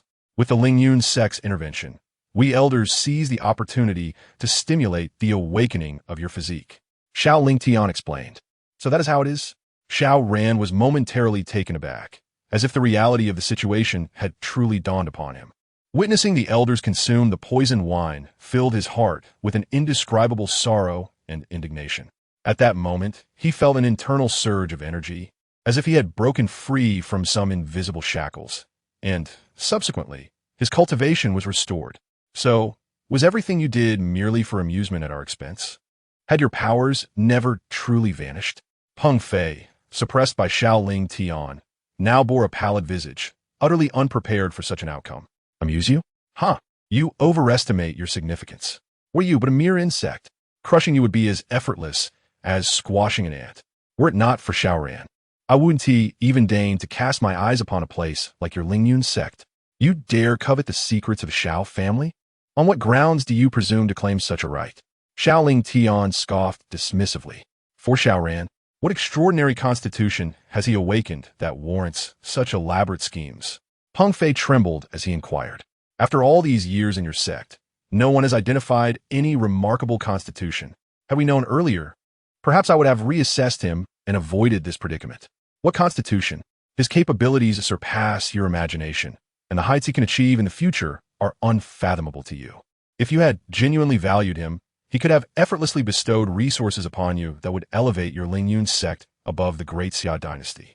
Regrettably, true opportunity has been squandered, and you have fixated on provoking the Xiao family. Enough. Everything that needed to be said has been uttered. You may now face your demise. With a slight exertion of force from Xiao Ling Tian, Peng Fei coughed up blood, utterly powerless against the overwhelming strength of his opponent. An existence far beyond the realm of the Soul Palace. How had he attracted such a formidable adversary? It can only be said that those who masquerade as innocuous should indeed fear the tiger. Wait, even in death. I demand clarity. How did you know the wine was poisoned in advance? Peng Fei shouted desperately, perplexed by this enigma. Would you like to know? Xiao Ling Tian leaned closer and whispered, because the patriarch of the Xiao family foresaw that your Lingyun sect would commit such acts. Thus the elders never truly ingested the poison wine. Furthermore, our swift eradication of the Kangwu sect and the Bloodblade sect was a deliberate ploy to use you to awaken Xiao Ran's constitution. In summary, it was all for Xiao Ran's sake. You ought to express gratitude to him for prolonging your lives. Peng Fei's pupils quivered. They had been outmaneuvered long before they even realized it. Their self-righteous tactics had rendered them mere jesters in the eyes of their adversaries. This despicable lot played their roles to perfection, failing to detect any anomalies. Xiao Ran, I was wrong. We were blind to your hidden genius. Yet, considering the sect's investment in you, I plead for my life. In this critical moment, Peng Fei sought Xiao Ran's mercy, for perhaps he was the only one capable of saving him. The remaining elders, still alive, also resorted to appeals for compassion, hoping Xiao Ran would grant them a reprieve. Are you truly so foolish? Have you yet to recognize the genius before you? Even before awakening his constitution, he managed to break through to the spirit vein realm within a minor sect like yours. Does that not indicate exceptional talent? Given better conditions, he could easily advance to the Soul Palace realm or even beyond. It is no wonder that, despite years of establishment, your Lingyun sect remains an inconspicuous minor force. Yet, at this moment, Xiao Ran's eyes burned with a crimson hue, his expression devoid of emotion, cold and merciless like a harbinger of death. I spared Han Pu last time, only to be repaid with grievous injuries. Therefore, Uncle Ling Tian, dispose of them as you see fit. I shall not intervene, Xiao Ran declared frostily. And as the crimson color of his hair, brows, and eyes faded, he resumed his previous state, staggering and nearly collapsing. In an instant, Xiao Ling Tian unleashed a surge of light toward him, allowing Xiao Ran's faltering form to regain its balance, his injuries swiftly mending. Xiao Ran gazed in astonishment at Uncle Ling Tian, amazed by his miraculous ability. Since you have spoken thus, then let it be done. With a slight exertion of his hand, Xiao Ling Tian extinguished Peng Fei's consciousness, reducing him to a lifeless husk. No, do not kill me. I am willing to sever an arm. Grant me a chance at survival, and I shall serve you as a beast of burden, without a word of complaint. Chapter 60. The decision of the great Xia dynasty, however, scarcely had he finished speaking when a beam of light pierced through his brow. He said the same thing last time at the Xiao family. The Grand Elder snorted coldly. With Xiao Ran's successful awakening, Lingyun sect had lost its significance. Not only had all resources within the sect been plundered, but also every elder in the upper echelon had perished, leaving none alive. Yet, in consideration of Xiao Ran's face, the Xiao family refrained from acting against the ordinary disciples, for they posed no threat. As Lingyun sect was annihilated, the inspector of the great Xia dynasty, Tangwan, and the ninth prince, Xia Li, returned to the imperial capital in a disheveled state. They should have reached the capital long ago. But recent turmoil in the Nine Extremities mountain range, where numerous demonic beasts vied for the title of Demon King, had nearly cost them their lives on several occasions. What did you say? The Xiao family in Juji City not only tore up the imperial decree, but also slaughtered 2 disciples of the Falling Sunset sect, one of whom was a direct disciple of an elder. When Tang Guan recounted the events that transpired in Juji City, the entire court of the great Xia dynasty erupted in chaos. This was undeniably a monumental matter, if mishandled. The very existence of the great Xia dynasty could be at stake. Ministers, how should we address this situation? The emperor, Xiao Chen, sat upon the throne, a golden dragon coiling around him, exuding an air of authority, though his countenance was notably grim. Your Majesty, there is nothing to deliberate. We must dispatch an army to suppress the Xiao family, who have shown such blatant disrespect for imperial authority. Moreover, as the 9th prince suggested, handing the Xiao family over to the Falling Sunset sect might quell their wrath. The Chancellor, Sun Zheng, declared with a bow. For the fury of the Falling Sunset sect was a burden the great Xia dynasty could scarcely bear. Indeed, Chancellor, this must be done swiftly. This incident occurred within the jurisdiction of our great Xia dynasty, and we must suppress the Xiao family before the Falling Sunset sect catches wind of it. Otherwise, we will undoubtedly be the first to bear the brunt of their ire. Another high-ranking official chimed in, despite their usual discord with the Chancellor. They shared the same sentiment on this matter. While the demise of disciples during training was commonplace, the status of the Falling Sunset sect was unparalleled. Their disciples' lives were inherently more valuable, especially when the fallen was a direct disciple of an elder, not an ordinary disciple. If the great Xia dynasty failed to handle this properly, they would undoubtedly face the wrath of the Falling Sunset sect. Not just these 2, but everyone in the court surprisingly echoed this sentiment. The Xiao family must be suppressed and handed over to the Falling Sunset sect for judgment. Your Majesty, the Xiao family's strength is formidable. Any envoy sent must be a powerful individual, Tang Guan cautioned, recalling how their mere reprimand had torn the imperial decree and injured them. Both at the Soul Palace realm, such prowess is certainly not trivial. Indeed, Father, the Xiao family harbors formidable forces. We must not underestimate them. Xiao Li also warned. Xiao Tian nodded gravely. Where's the Grand General of the nation, Xiao Cong? Here I am. A robust man clad in golden armor stepped forward decisively. I command you to lead 5,000 golden dragon riders, wielding the divine sword of national defense, to suppress the Xiao family. Should you fail, you will present your head before me. The emperor's authoritative voice resonated throughout the resplendent palace. The gathered officials nodded in agreement. The golden dragon riders were the emperor's personal guard, each a powerful warrior, many possessing prowess at the Soul Palace realm. Moreover, the National Protector Sword is a 5th-grade spiritual weapon, one of the most formidable artifacts within the great Xia dynasty, possessing unparalleled destructive power.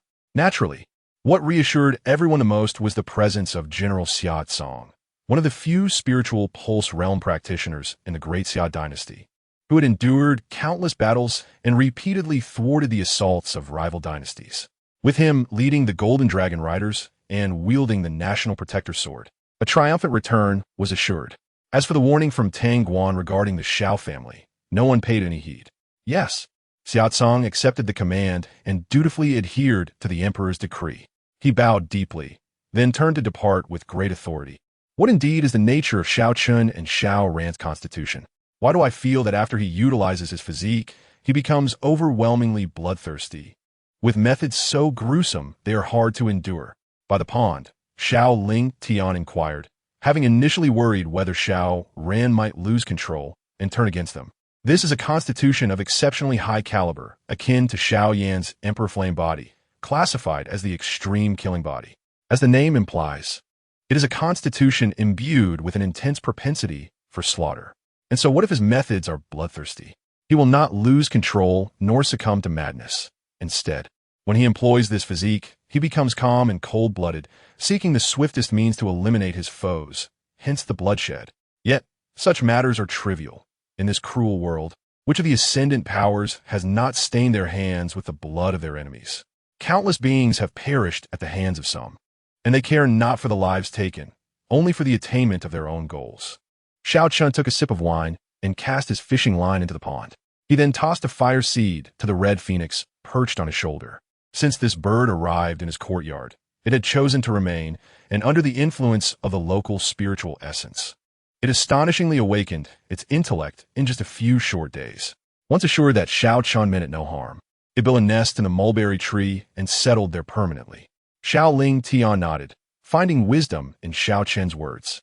In this world of cultivation, it is indeed a dog-eat-dog scenario. Survival until the end is what defines the victor. Now that Xiao Ran's constitution has also awakened, shouldn't we consider departing from this place? Xiao Ling Tian suggested. Only by venturing into broader realms can we better temper the younger generation of our clan. Otherwise, in a small place like Nine Extreme City, they might truly believe themselves invincible. Not yet. I am awaiting something. Xiao Chen shook his head. What is it? Xiao Ling Tian asked curiously.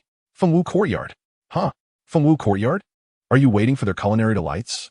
Indeed, I have been eagerly anticipating it for quite some time.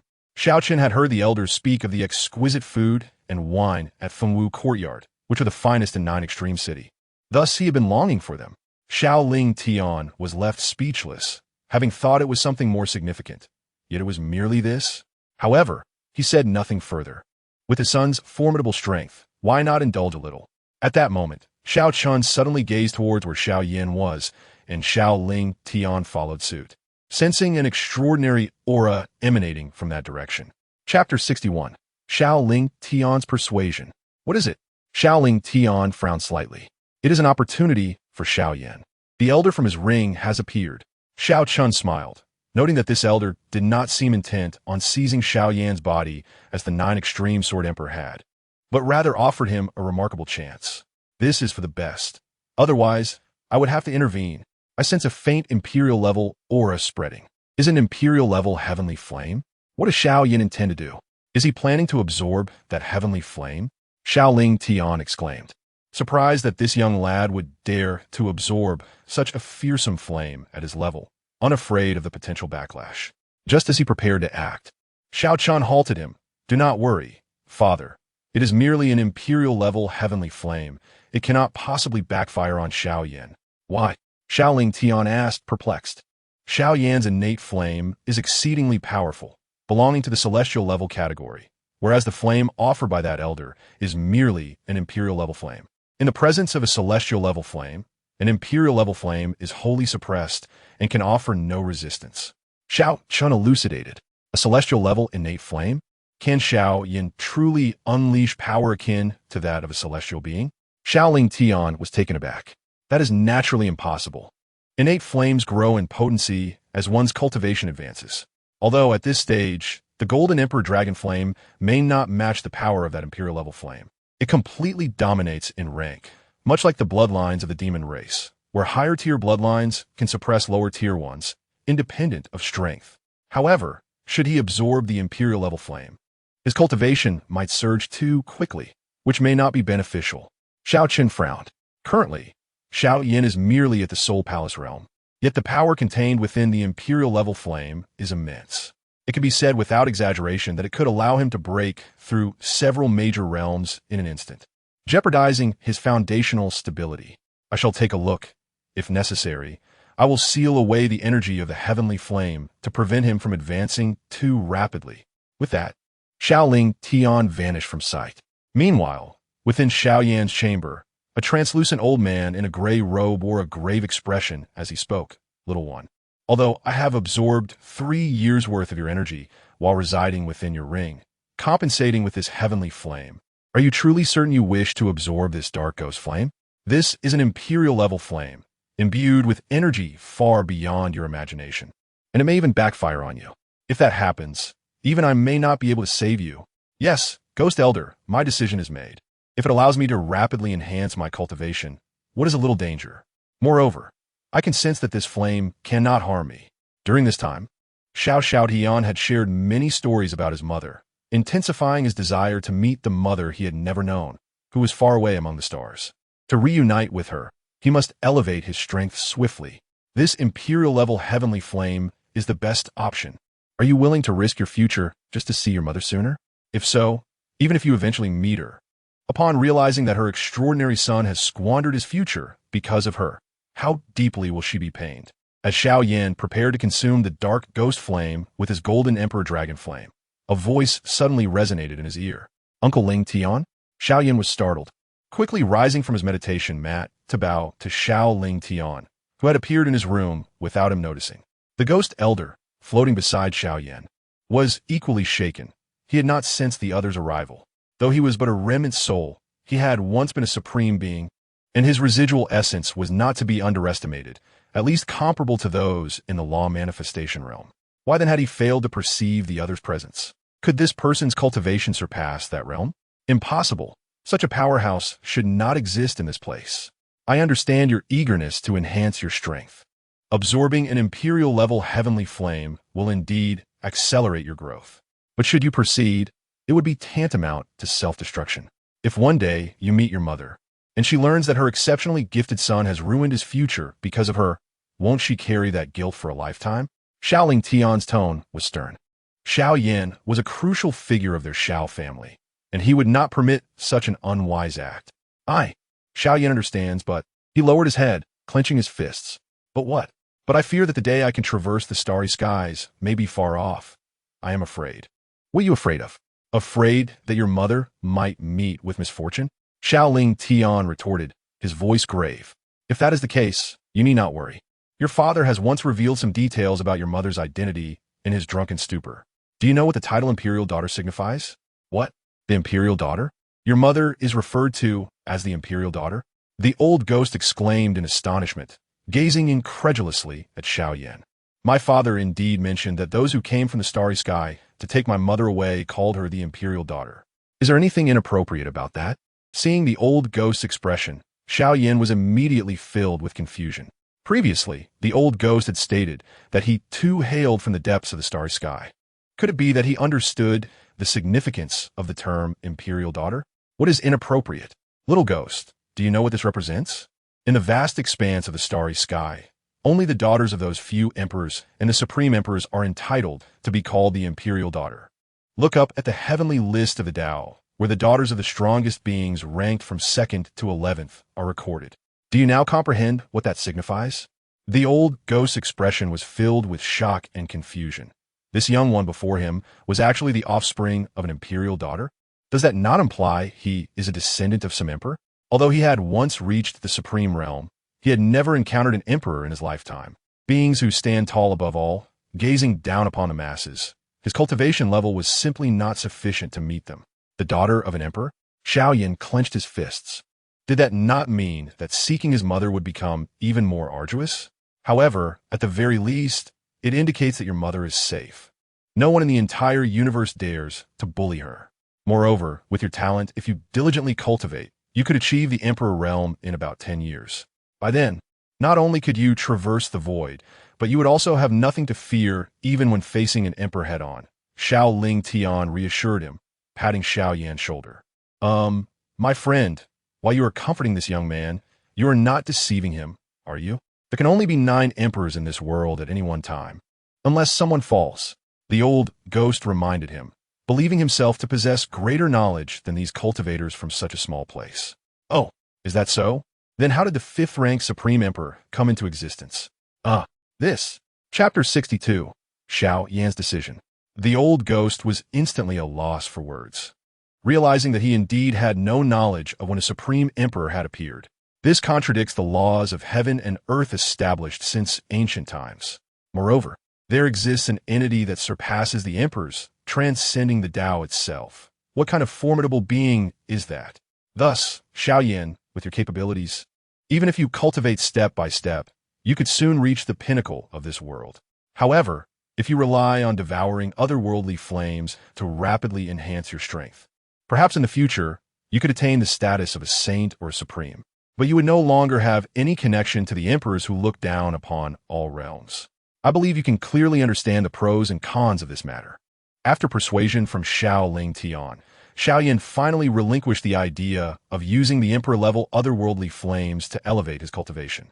Then does that mean this emperor-level otherworldly flame is of no use to me? Xiao Yan looked at the pitch-black flame before him. Such vast energy that he could not absorb felt utterly regrettable. Who said it was useless? This is indeed an emperor-level otherworldly flame. It possesses imperial might. If you can refine it, would you not then possess emperor-level abilities? It would also serve as a powerful trump card during your adventures. Xiao Ling Tian stated. Refined? That is far more challenging than simply devouring it. Xiao Yan frowned. No worries, I will assist you. Xiao Ling Tian replied. The old ghost looked on, puzzled. How would he help? This was an emperor-level otherworldly flame. Only an emperor could refine it. Otherwise, if it caused a violent reaction, the consequences would be beyond their bearing. However, if one were to devour it, it would be a different matter altogether. This young man's innate otherworldly flame was of a high grade, capable of suppressing and devouring it. Xiao Ling Tian gazed at the dark ghost flame before him. Although it was a flame, it exuded a chilling aura, pitch black, with a somewhat sinister skull at its center, the source of the dark ghost flame. In a swift motion, he reached out towards the dark ghost flame. But just as he approached, the dark ghost flame seemed to react to an external stimulus, instantly expanding and surging outward like a volcanic eruption. Oh no! The old ghost's once translucent soul seemed on the verge of disintegration. Years ago, he had been left with only a remnant of his soul while vying for this otherworldly flame. Did fate dictate that he would perish here today because of it, just as despair washed over him? Xiao Ling Tian's hand descended upon the dark ghost flame, forcefully suppressing the recently erupted high temperatures and the surging black flames. Not only that, but the flame, which had previously been the size of a human head, was now reduced to the size of a thumb. Resting in Xiao Ling Tian's hand, the old ghost was left dumbfounded. The emperor-level otherworldly flame was forcibly subdued by him. He struggled to comprehend why. Could it be that he was an emperor? Of course, that was impossible. How could an emperor exist in such a place? Very well, now you can refine it. Xiao Ling Tian handed over the otherworldly flame to Xiao Yan. Thank you, Uncle Ling Tian. Xiao Yan accepted it and began the refining process without a moment's hesitation. With Xiao Ling Tian's suppression, the refining process went smoothly. Before long, Xiao Yan opened his palm, revealing strands of black flames burning within, emanating intense heat that melted the surrounding void, demonstrating the formidable power of the emperor-level otherworldly flame. Excellent. Once your cultivation increases and this otherworldly flame becomes of no use to you, you may then consume it as nourishment. Xiao Ling Tian remarked. Yes, Xiao Yan solemnly nodded. Additionally, do not use the otherworldly flame unless absolutely necessary. It is your trump card, to be employed only when you encounter insurmountable foes. Do not rely on it excessively. You possess a powerful physique. Your focus should be on developing your body, learning martial skills, and gaining combat experience, as these are the true methods to enhance your strength. Only in this way can you journey further in the future. Young man, who exactly is your uncle? After Xiao Ling Tian departed, the old ghost inquired with suspicion, wondering how he managed to subdue the emperor-level otherworldly flame. Who is he? He was once our clan leader, but after sustaining severe injuries, he passed the position to his son, Xiao Chen, and became the vice-clan leader. Xiao Yan explained. Xiao Chen? You mean to say his son is named Xiao Chen? Isn't that the same name as the one who ranks first on the heavenly list? The old ghost exclaimed in surprise. Haha, old ghost, do not overthink it. How could that be possible? Xiao Chen is about the same age as me. How could he be the one who ranks first on the heavenly list? To cultivate to such a level, he must have lived for an inconceivably long time. Moreover, do you know what my uncle's name is? It is Xiao Ling Tian, sharing the same name as the one who ranks fifth on the heavenly list. You cannot possibly be suggesting that my uncle is that supreme emperor, right? Do you really think that is feasible? Just a few months ago, my uncle was besieged by several spirit vein realm cultivators and nearly perished. Do you think he could be that supreme emperor? Upon hearing Xiao Yan's explanation, the old ghost found it reasonable. Their small clan could not possibly have an emperor overseeing them. But how had the other party just subdued the otherworldly flame? Could there be some special means at play? Furthermore, he had only recently been severely injured by spirit vein realm cultivators, which was impossible for an emperor-level being. Even if he merely stood there, those below the emperor realm would be unable to breach his physical defenses. Just then, a thunderous roar reverberated, followed by a tremor in the cosmos that startled everyone. Soon, several powerful cultivators witnessed a gigantic rift appearing in the heavens, revealing glimpses of a vast and prosperous world. What is that? The emperors were the first to be startled, raising their heads in astonishment at the world beyond the rift. Even from an immeasurable distance, they could vaguely discern terrifying entities standing within. What place is that? Could it be the immortal realm? One emperor exclaimed, launching himself toward the rift. But suddenly, a colossal, imposing, yet icy green eye filled the entire rift, as if it were gazing down upon all realms.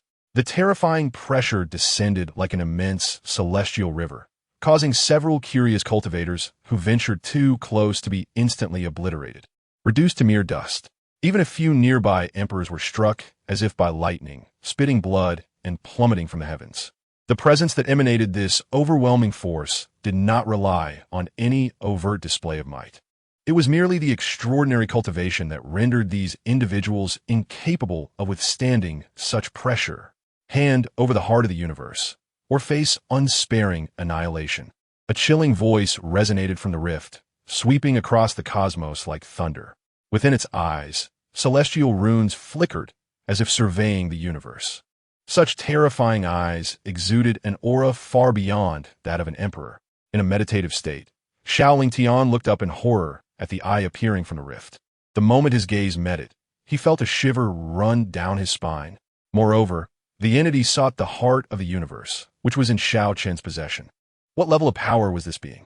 Why was it so terrifying? Xiao Chen pondered whether he should persuade Xiao Chen to simply hand over the heart of the universe. For the eye emerging from the rift was overwhelmingly frightening, and he feared Xiao Chen might not be a match for it. However, when he found Xiao Chen, he was leisurely fishing, seemingly oblivious to the anomalies in the heavens. "Son, perhaps you should just give that item away," Xiao Chen suggested. At that moment, several elders from the family hurried over, urging Xiao Chen to surrender the heart of the universe. The eye that had appeared from the rift was indeed too terrifying. Just a glance sent shivers through their souls. Besides, the heart of the universe served no purpose in Xiao Chen's possession. While fishing, Xiao Chen frowned and looked at the crowd, asking, "What is going on? Did I not tell you? I am invincible. How could you forget so quickly? Even if the opponent is an immortal emperor, what of it? To me, they are no different from a mere door realm cultivator." He raised his head to glare at the eye in the rift, frowning. "What a noisy fellow. Just when I was about to catch a fish, you scare them all away. A mere immortal emperor dares to look down upon me? Who gave you such courage?" He then flicked his fingers, and a beam of golden light shot forth, piercing through countless layers of void, appearing before the gaping rift. With a resounding boom, the eye behind the rift exploded under the astonished gazes of countless beings in the universe. However, what they witnessed was merely the surface.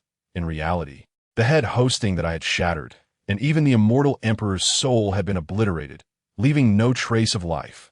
In that realm, all the supreme beings who had been observing the scene were left utterly dumbfounded. An immortal emperor had fallen. What on earth had transpired?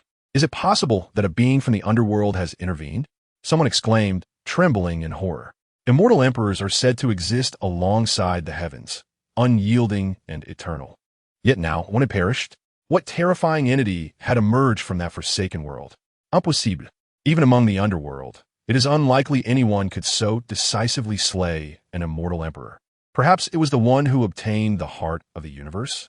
Indeed, if they secured the heart, no one would forsake such a supreme treasure. Perhaps we acted too late, allowing them to integrate it successfully. Humph! We had long proposed to breach the barrier to seize the heart of the universe. Yet you feared the unclean beings of the underworld invading our immortal realm. Now, look, they have integrated it and wield the power to dominate all. We have lost our chance. The voices of anger and resentment echoed from the other side of the barrier, lamenting the heavens for failing to recognize their existence. Despite being two realms separated, yet under the same celestial principle, they had once formed a singular world, now severed. The celestial decree had been announced, yet they were excluded, which could have allowed the heart of the universe to fall into their hands. It was profoundly unjust for the beings of the immortal realm. However, upon witnessing the fall of the immortal emperor, none dared to covet the heart of the universe anymore. The opponent was now invincible. Even should they act, they risked meeting the same fate as their predecessors. The rift sealed, the once nebulous immortal realm vanished, and the universe returned to its normalcy. As if all that transpired had merely been an illusion, Xiao Chen cast his baited hook into the pond and addressed the elders. In the future, do not panic. Regardless of how formidable the opponent may seem, remember this. I am invincible. Very well, we shall remember. It was just that the eye was so terrifying. It felt as if the entire universe lay within its gaze. The power of life and death was but a glance away. The elder remarked. Xiao Lingtian was equally astonished. It seems the path of cultivation is far deeper than merely being an emperor. Xiao Chen, just how distant is the gap between an immortal emperor and our emperors? Distant. Indeed, it is akin to the space between the Door realm and the Emperor realm. Yet the cultivation required to reach immortality is infinitely more arduous. Xiao Chen replied. The crowd sighed in awe, realizing that what they once deemed the pinnacle was merely a stepping stone to something far greater. And what of that world? It appears unlike our own, as if it possesses substances beyond mere spiritual essence. Xiao Lingtian questioned, sensing some distinct differences as the supreme emperor of the universe. That is the immortal realm, wherein lies the essence of eternal life, also known as the immortal essence, a substance far superior to spiritual essence, essential for attaining immortality. Just as Xiao Chen finished speaking, the system chimed in. System auto sign-in successful. Congratulations to the host for acquiring the Eternal Divine City. Eternal Divine City? Xiao Chen was taken aback. This was indeed a treasure of eternal quality, boasting unparalleled defense. He had originally intended to seek a fortuitous location to relocate his entire family. But now a better place had presented itself. Residing within the Eternal Divine City, no one could inflict harm upon them. Moreover, he could freely modify the entire Divine City.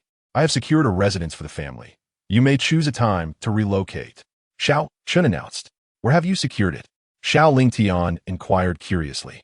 Xiao Chen extended his hand, revealing a quaint, gray Divine City. Just this?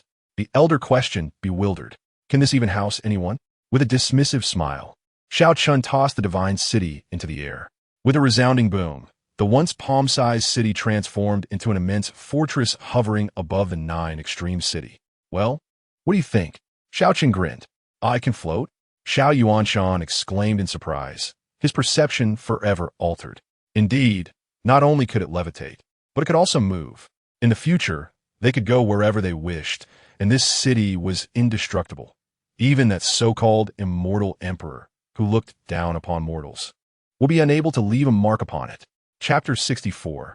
A shocking turn of events. The God Emperor was actually rejected. Upon hearing Xiao Chen's description, everyone was left in awe. This city possessed such formidable capabilities? As the city appeared, everyone in 9 Extreme City was left astonished. How had a city suddenly materialized in the sky? Within the confines of Fengwu Courtyard, the proprietress He Rameng has recently descended into a state of despondency. Having devoted several years to this place in search of the relics left by the great emperor and the means to enter that perilous domain to rescue her father, all her efforts now seem to have been in vain. If that is the case, it is time to depart from here. Suddenly, a city appearing in the sky captures her attention. Initially, she wished to disregard it, as her only concern now is her father and nothing else matters. However, the aura emanating from this floating city appears to be peculiar, compelling her to soar closer for investigation. Yet, the nearer she approaches, the more she feels an indescribable pressure. With her cultivation, she is unable to ascend. Whose method is this? Why is a colossal floating city suddenly manifested? Such feats seem only possible by the sacred grounds of Zhongzhou. Yi Rumeng, hailing from Zhongzhou, knows that inscribing formations upon the city can render it suspended in the air. Yet such a feat requires profound mastery of formation techniques. How could such an entity exist in Judisheng? Could it be related to the enormous eye that previously appeared in the firmament? How could a massive floating city emerge here? Meanwhile, not far from Judisheng, for figures glide through the air. Among them, a slender maiden clad in green gazes at the colossal city with astonishment. The elder leading the group frowns and states, "Do not concern yourself with matters that do not pertain to us. This time, we must sever all ties between you and the Xiao family. Otherwise, harboring this in your heart will affect your state of mind. The floating city is no ordinary force's doing. Even a grand sect like the Falling Sunset sect does not possess such a floating city. Thus, it is wise to avoid provoking them. Indeed, junior sister, your exceptional talent and your affiliation with our esteemed Feiyun sect render you far above the trivialities of Judisheng. Moreover, you are now a formidable Soul Palace realm cultivator, and any future breakthroughs require a clear state of mind. Otherwise, the dust in your heart will impede your progress. Thus, the engagement with that unknown child of the Xiao family must be severed, or it will undoubtedly obstruct your path. The young man flying alongside the maiden gazes at her with infatuation. He is Zhou Su, the son of the Feiyun sect's leader. Normally, he could easily manage the situation, but he finds it difficult to resist the allure of Yuling, a rare royal physique. Hence, he is particularly proactive this time. Years ago, Xiao Lingtian fortuitously saved the lives of dozens of my family members, leading to the whimsical engagement. Had I known Linger possessed such extraordinary talent, I would have never agreed. A middle-aged man beside them sighs. He is Yu Linger's father, Yu Zifeng, who has come to annul his daughter's engagement. After all, his daughter's status and talent far surpass that of Xiao Lingtian's son. The promise made previously no longer holds any necessity. Moreover, he has received news that the Xiao family has provoked the Daxia dynasty, which has dispatched a formidable army for retribution. It will not be long before the Xiao family is obliterated, so it is best to sever their ties early to avoid implicating the Yu family. Rest assured, uncle, the Xiao family would do well to agree to the annulment willingly. Otherwise, let them witness the might of our Feiyun sect. Zhou remarks with a smile. Within the Xiao family, upon witnessing the enormous city, all the elders immediately begin to organize their clansmen, preparing to ascend to the divine city. I wondered how a floating city suddenly appeared. It turns out it belongs to our Xiao family. Xiao Yu gazes up at the divine city, astonished at its sheer magnitude, which dwarfs Zhuzhisheng. It is unmistakably the work of our patriarch. Xiao Lang observes the colossal city, excitement coursing through the crowd at the thought of residing in such a grand structure. However, within the hall, Xiao Lingtian's expression darkens considerably. Yu Zifeng, had you not mentioned this, I might have forgotten, for I never took your engagement seriously. Yet you insist on broaching the subject and wish to annul it? Do you truly believe your daughter possesses such unparalleled talent that my son would find her appealing? Humph, Xiao Lingtian, I had intended to discuss this amicably. Yet you remain so self-assured. Allow me to clarify. My daughter, Yu Linger, is indeed a bona fide royal physique. Moreover, she has been accepted as a direct disciple by the patriarch of Feiyun sect. Do you genuinely believe your son is worthy of her? Yu Zifeng proclaims with arrogance. A special physique is a coveted endowment that many covet.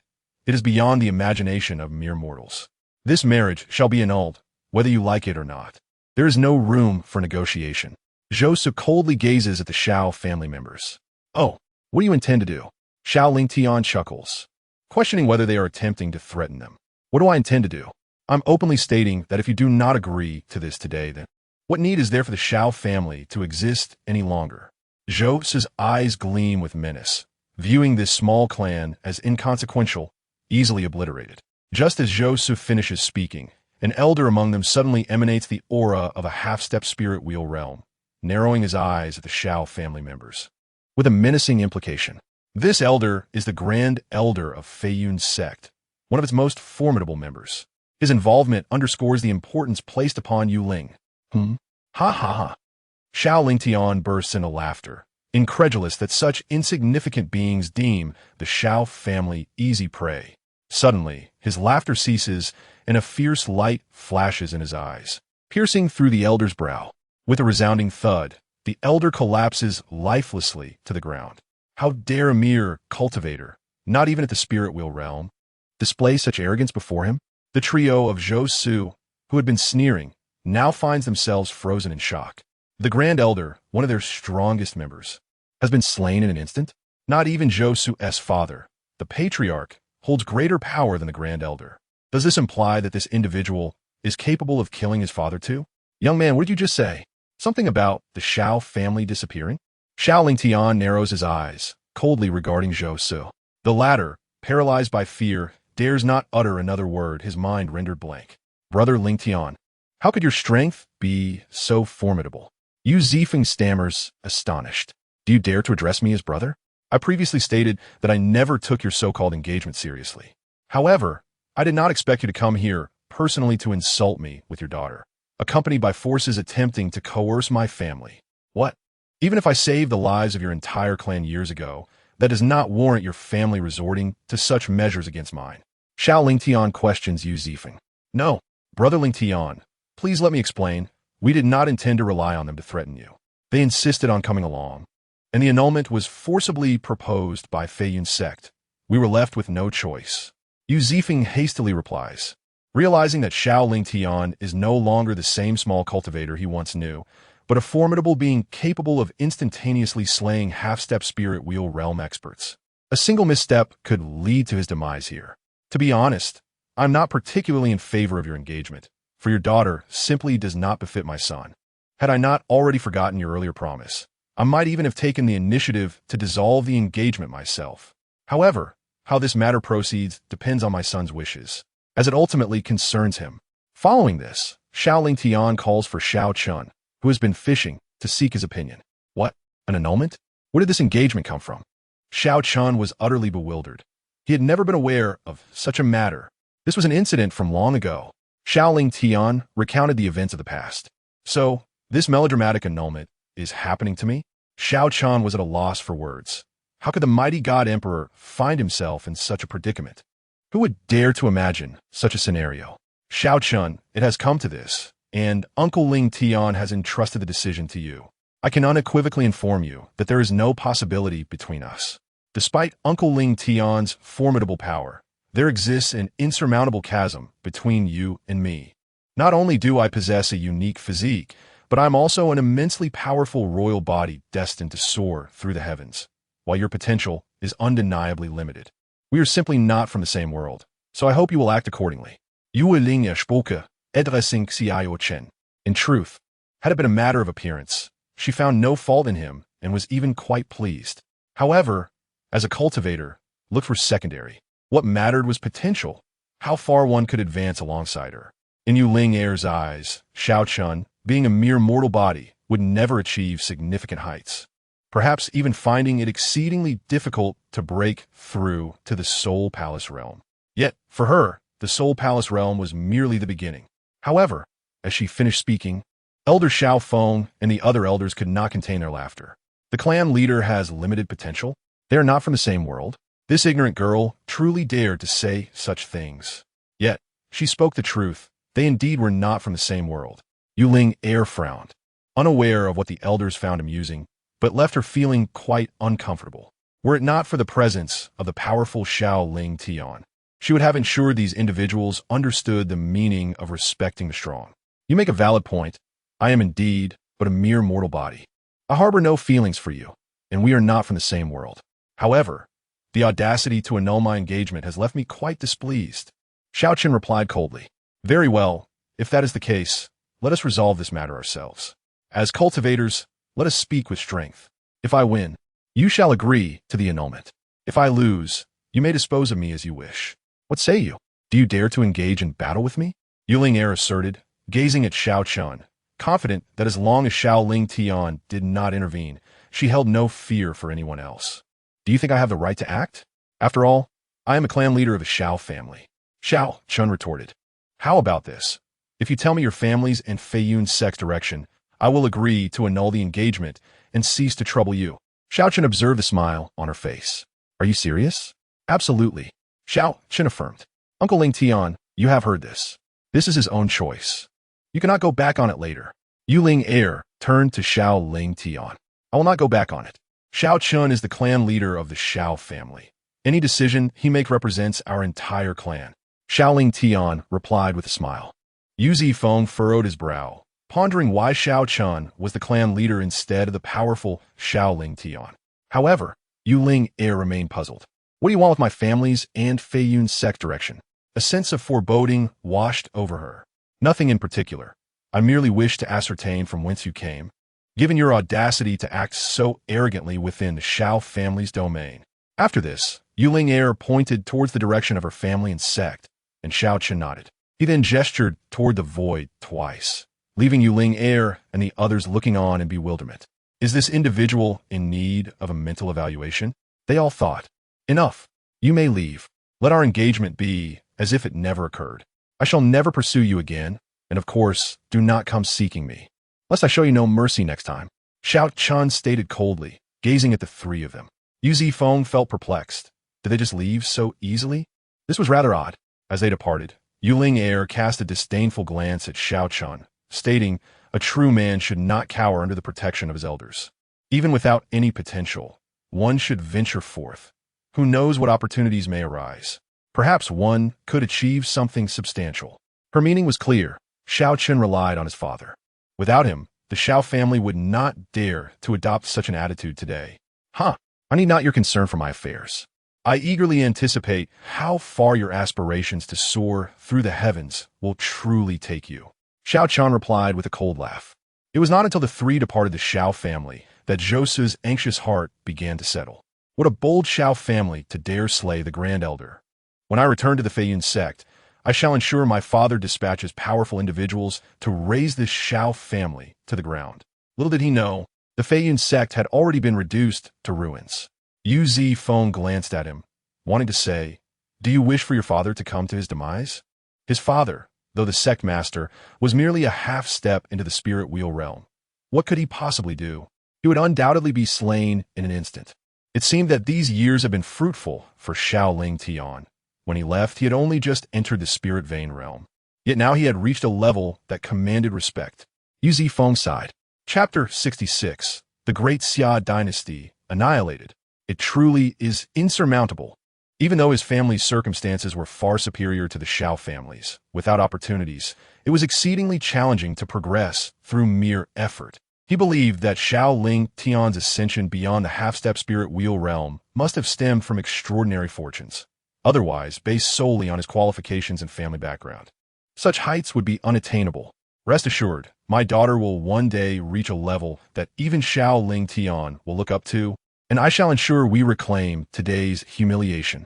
Yu Ling Air declared with conviction. Indeed, my daughter is a royal body. How could she possibly be compared to him? A mere mortal? Yu Zifeng nodded, proud of his daughter. Within the Xiao family's council hall, the Grand Elder inquired with confusion, "Clan leader, what did you just do?" "What do you mean what?" "That gesture you made, pointing toward the void. I cannot believe you would do such a thing without reason." "Oh, it was merely to make the Yu family and Feiyun sect disappear. Is our Xiao family a force that can be threatened by anyone? Are you truly not enraged by her? She lacks the looks to incite such feelings."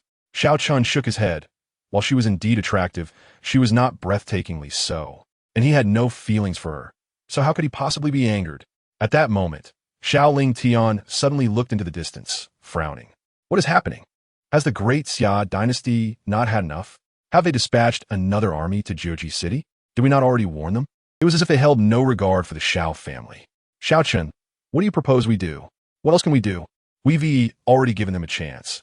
They squandered it themselves. Annihilate them. There is no need for the Great Xia Dynasty and their sovereign to exist. One must pay for their choices. Xiao Chen's voice was frigid. The Xiao family may not have ventured out, but that did not signify their weakness. They would not permit themselves to be bullied. Xiaoling Tian nodded, his figure vanishing instantaneously from the family hall.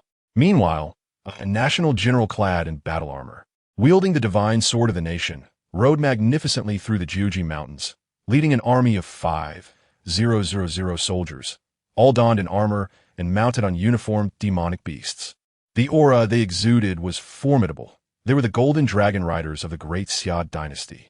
A half-step spirit wheel realm expert led a multitude of soul palace realm cultivators and several spirit vein realm warriors through the mountains, with even the powerful demonic beasts within the mountains daring not to approach. Yet, just as they marched with great pride, a figure suddenly appeared above them, coldly surveying the gathered troops. "The Great Xia Dynasty marches. Who dares to obstruct our path?"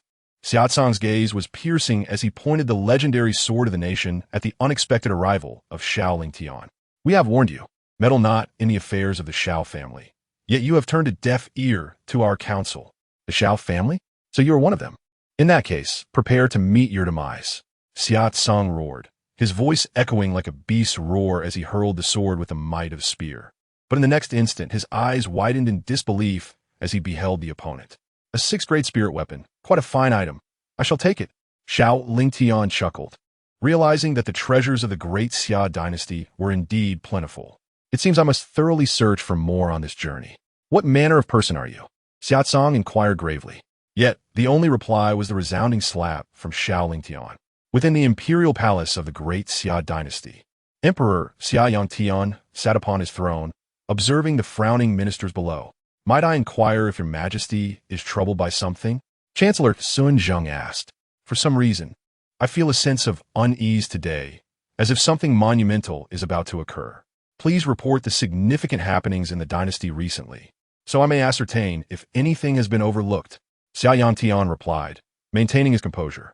"Your Majesty, there have been no significant events recently, save for the Xiao family of Zhizhisheng." However, Sun Zheng's words faltered as a figure unexpectedly appeared within the Grand Hall. "How audacious! Who dares to intrude upon the sacred grounds of our imperial palace?" Sun Zheng bellowed.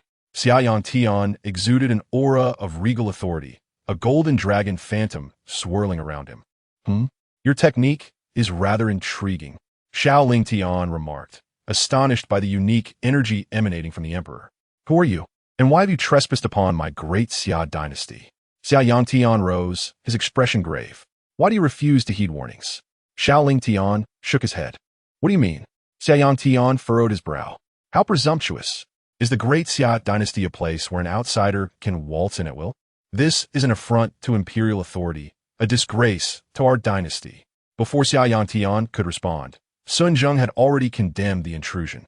As the chancellor, he could not permit such insolence. Silence. With a mere glance, Xiao Tian unleashed an invisible force that struck Sun Zheng, causing him to spew blood and fall lifelessly to the ground. In an instant, the expressions of the ministers changed.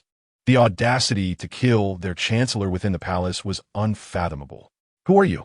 What grievances do you have with our great Xia dynasty? You dare to slay our chancellor?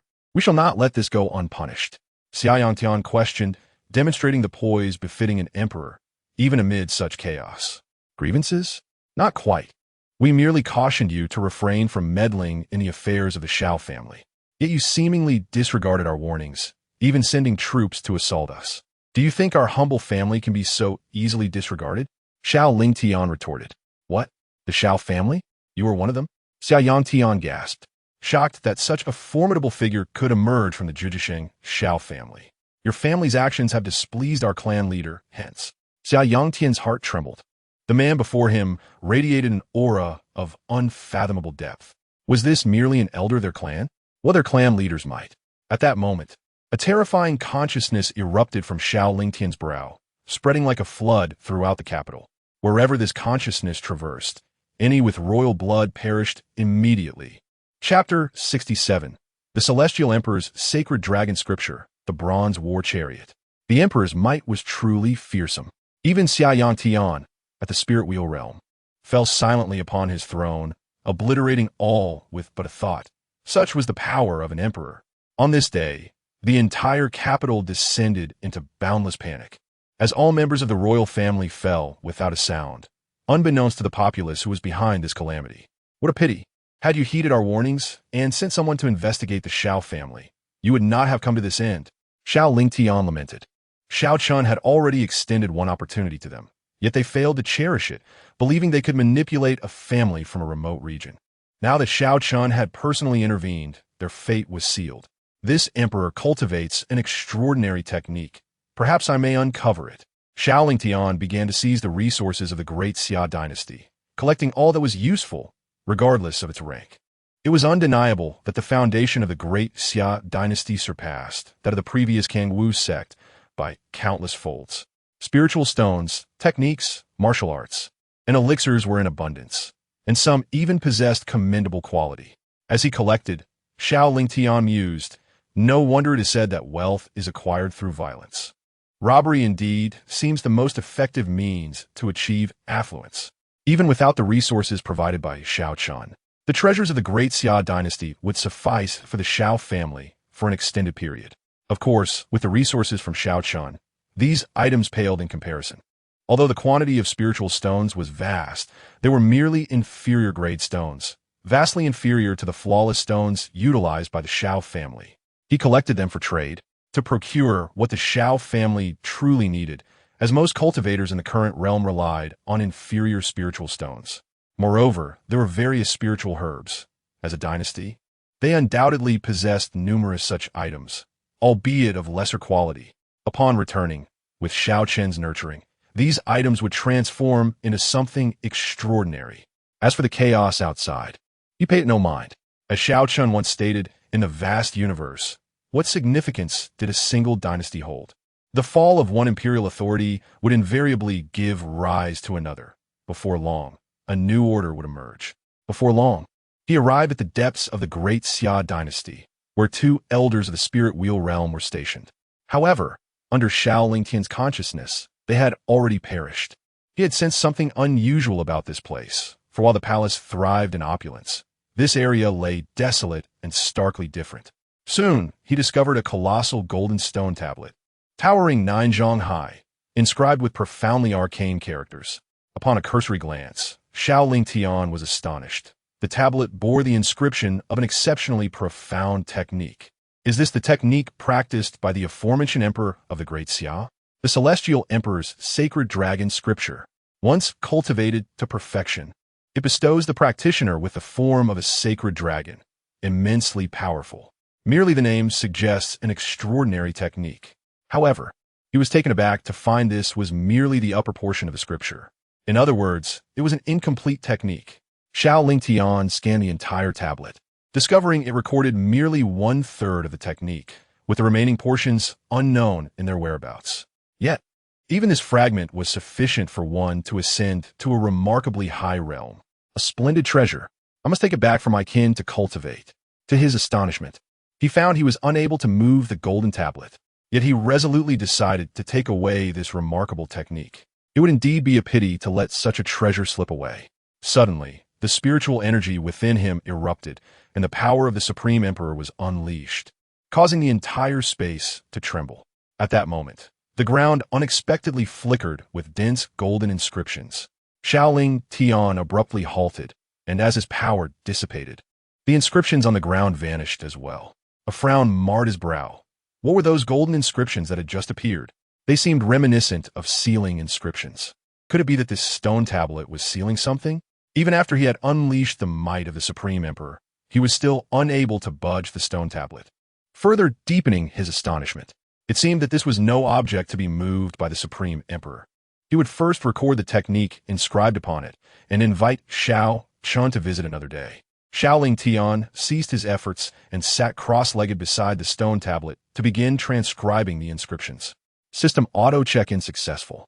Congratulations to the host for acquiring the Divine Emperor's Chariot, the Bronze War Chariot. The Bronze War Chariot? Xiao Chen, who had just set foot in the Eternal Divine City, was taken aback. He had signed in for yet another eternal-grade treasure. Indeed, the system had been exceptionally generous lately. First the Eternal Divine City, now the Bronze War Chariot. Both were treasures of eternal grade. Stretching out his hand, the Bronze War Chariot materialized in his grasp. It was a war chariot drawn by 4 bronze horses. While it appeared unadorned, it emanated a profound weightiness, as if it had withstood the test of endless time. Xiao Chen placed the Bronze War Chariot upon the bustling streets of the Eternal Divine City, and in an instant, it transformed. Sounds of dragon roars and phoenix cries echoed, with ethereal figures of the azure dragon, white tiger, black tortoise, and vermilion bird manifesting around the chariot.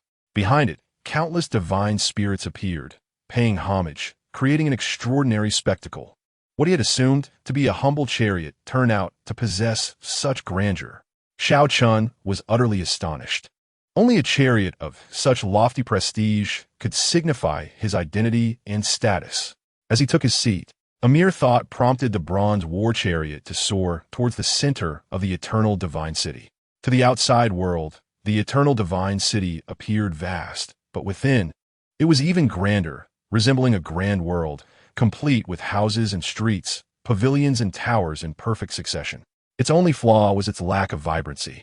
At this moment, the members of the Xiao family began to appear within the Divine City, and upon witnessing its vastness, everyone was once again left in awe. Was it truly this expansive? When would the population of the Xiao family ever fill this city?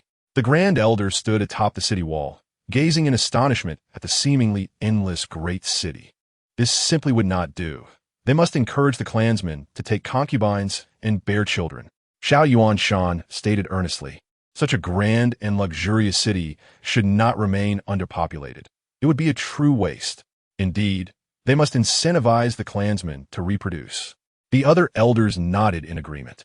In the present day, not only was the living environment superior, but the resources possessed by the Xiao family were such that even with the utmost diligence in cultivation, they could never exhaust them. Allowing resources to go unused was also a form of waste. The clan's population must be increased. Chapter 68. Moving to the eternal divine city without any delay, several elders began to deliberate on the matter. The clan rules must be revised. Ever since Xiao Chen assumed the role of clan leader, the resources available to the clansmen had been unlimited, but it was time to transition to a reward-based system. Each month, they would receive a basic allocation of resources, but this allocation should not be overly generous, merely sufficient for partial cultivation and use. Only those who contributed to the family, through breakthroughs in cultivation, quests for treasures, or through marriage and childbirth, would receive greater rewards. The more children they bore, the larger the rewards. Especially regarding childbirth, they would inform the clansmen that their children might receive guidance from the clan leader. Currently, Xiao Chen held absolute prestige within the family. Any words uttered in his name would undoubtedly command respect. Indeed, since the clan leader had little to occupy his time, perhaps he could nurture the exceptional young talents of the family. Xiao Zhenan's eyes lit up as he spoke. In the clan leader's eyes, who could be deemed exceptional? Whoever he favored would be regarded as the best. Were not Xiao Zhan, Xiao Lang, and Xiao Tian the unparalleled geniuses of the clan, all nurtured by the clan leader himself? You are correct. Xiao Yu and the others are quite envious now, and this matter is no secret within the family. Many would eagerly seek the clan leader's guidance. The others found this reasoning sound, and since he had enabled Xiao Zhan and Xiao Lang to possess special physiques, he could similarly bestow such traits upon others, a prospect that would be immensely enticing to many. Moreover, did the clan leader not mention cultivating a vast expanse of spiritual fields? Those disinterested in combat could also farm and still receive rewards. While the family possessed ample resources, they would not support those who sought to gain without effort, lest everyone begin to believe that they could receive abundant resources without labor. The elders deliberated on this matter, planning to reach a conclusion before discussing it with the clan leader. Meanwhile, within Feng Wu courtyard, Yiru Meng gazed in astonishment at those ascending to the city. They were all members of the Xiao family. She had initially wished to enter the city, but upon nearing, she felt an indescribable sense of oppression, implying that this city was accessible only to the Xiao family. Was this city truly theirs? What was happening? How had the Xiao family become so mysteriously formidable all of a sudden? Previously, she had never regarded any power within the Nine Extreme City with any seriousness. But ever since a member of the Xiao family obtained the inheritance of the Nine Extreme Sword Emperor, she began to pay attention to this clan. And the more she observed, the more enigmatic it became. A family that had once seemed inconsequential had now annihilated 3 forces of the Zhongwu sect, and now, cultivators of the spiritual pulse realm were emerging from the Xiao family like bamboo shoots after a rain. According to her investigations, several elders of the Xiao family had already broken through to the Soul Palace realm.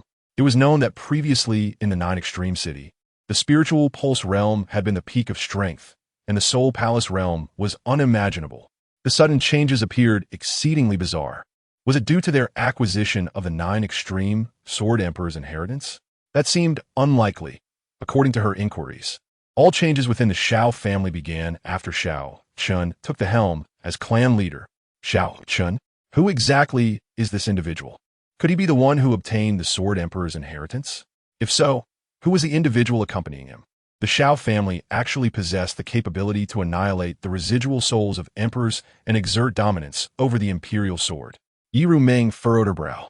Although she had spent several years in the Nine Extreme City, she had never truly understood the Xiao family and was naturally unaware of its members. She did not know which member of the Xiao family had obtained the imperial sword or who had suppressed it. She recalled that someone from the Xiao family had seemingly reserved a table at Feng Wu courtyard. If that were the case, she would open early and gather information from the Xiao family members about their circumstances. If that senior truly possessed the capability to suppress the imperial sword, perhaps it could aid me. At that moment, when they had first encountered one another, upon hearing that no emperor had left behind any techniques, she had fallen into a daze, failing to realize that the one capable of suppressing the supreme imperial weapon was the true powerhouse. At this instant, All individuals in the Nine Extreme City gazed curiously towards the sky as a beam of golden light descended upon the Xiao family estate. All members of the Xiao family, filled with excitement, stepped into the golden light, having prepared their belongings in advance, and were subsequently transported into the divine city. From that moment forth, the Xiao family would no longer reside in the Nine Extreme City, but would instead inhabit the eternal divine city. Clan leader, Feng Wu courtyard is open. Xiao Lang excitedly called out to Xiao Chen, who was tending to his spiritual plants. Although they had relocated to the eternal divine city, Xiao Chen had brought along his previous spiritual plants, and not only the plants, he had also brought along the red phoenix bird, which had awakened its spiritual intelligence and was well aware of the intricacies involved. Xiao Chen had even given a name, Anai Huang, because it possesses a trace of the faint phoenix bloodline. This is also the reason why Xiao Chen chose to keep it by his side. Only those with such a bloodline are worthy of becoming his pet. In addition to this, the immortal spirit pond and thunder pool, among other cultivation sites, have also been relocated here by Xiao Chen. The immortal spirit pond has been arranged within a vast chamber, while the thunder pool has been deliberately carved out into a separate space, placed in the center. Previously, the thunder pool in Jiuji City was merely a compressed manifestation. The true thunder pool is unimaginably vast, resembling a boundless sea of thunder, which even the entire Great Xia dynasty might struggle to contain. Thus, Xiao Chen established an independent spatial realm for it. Wherever the eternal divine city goes, the thunder pool shall follow. Furthermore, the imperial-level spiritual vein that had been signed into existence has also been integrated here. Now, within the eternal divine city, especially in their residence, the spiritual energy is extraordinarily rich, allowing for rapid cultivation even without spirit stones. Oh, after such a long wait, has the door finally opened? Xiao Chen raised his head, unable to suppress a lick of his lips. The ingredients in this world, nourished by spiritual energy, are exceptionally delectable. However, whether it be the grilled fish he prepared himself or the dishes crafted by the family chefs, he always felt that their flavors did not do justice to the ingredients. Therefore, he yearned to taste the culinary delights of this world. Let's hurry and secure a good spot, Xiao Chen urged. No need to rush. Given that Jiuji City recently suffered a great battle, many of those who had made reservations must have perished in that conflict. This year's Feng Wu courtyard should be quite tranquil. And besides, I have booked a private room, ensuring a naturally elegant and serene environment. Xiao Lang chuckled. Even so, I am still eager. Go and call Xiao Tian, Xiao Yan, Xiao Yu, and Xiao Ran to join us. Chapter 69. Crafting a body for the old ghost? All right. Xiao Lang nodded and turned to find the others. Watching his retreating figure, Xiao Chen nodded. He had not underestimated the chaotic twin dragon body. In this short span, the other's cultivation had already reached the pinnacle of the Soul Palace realm, merely a step away from the Spirit Wheel realm. Meanwhile, others of the same generation as Xiao Lang, such as Xiao Yu, remained at the Spirit Vein realm, showcasing the disparity brought by talent. The eternal divine city is vast, but the family members reside closely together. Before long, a group of over 10 individuals had gathered and set off towards the Feng Wu courtyard. Clan leader, will you grant me a special physique? Watching their cultivation speed, I truly feel a pang of envy. On the way, Xiao Yu inquired wistfully. Initially, he had wondered why Xiao Lang's cultivation had suddenly surpassed him by such a margin, only to later discover that the clan leader had merged a powerful physiological essence for him. Me too, Xiao Ruomeng chimed in eagerly, looking at Xiao Chen with anticipation. Such things are not easily obtained. It depends on opportunity. Rest assured, once a suitable physique appears for you, I shall certainly grant it, Xiao Chen replied. The reason the chaotic twin dragon body was not bestowed upon Xiao Yu is primarily due to Xiao Chen's observation of his enthusiasm for body refinement. Even without merging any physique, his physical strength had already surpassed his cultivation level.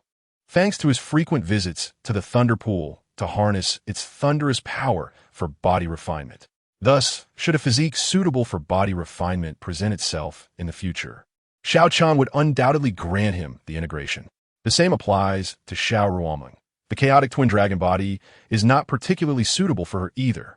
Once the right physique is signed into existence, I shall integrate it for them.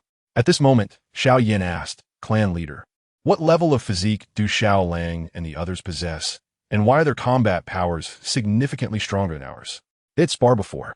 But both he and Xiao Ran could sense that Xiao Lang and Xiao Tian's battle prowess was on an entirely different level.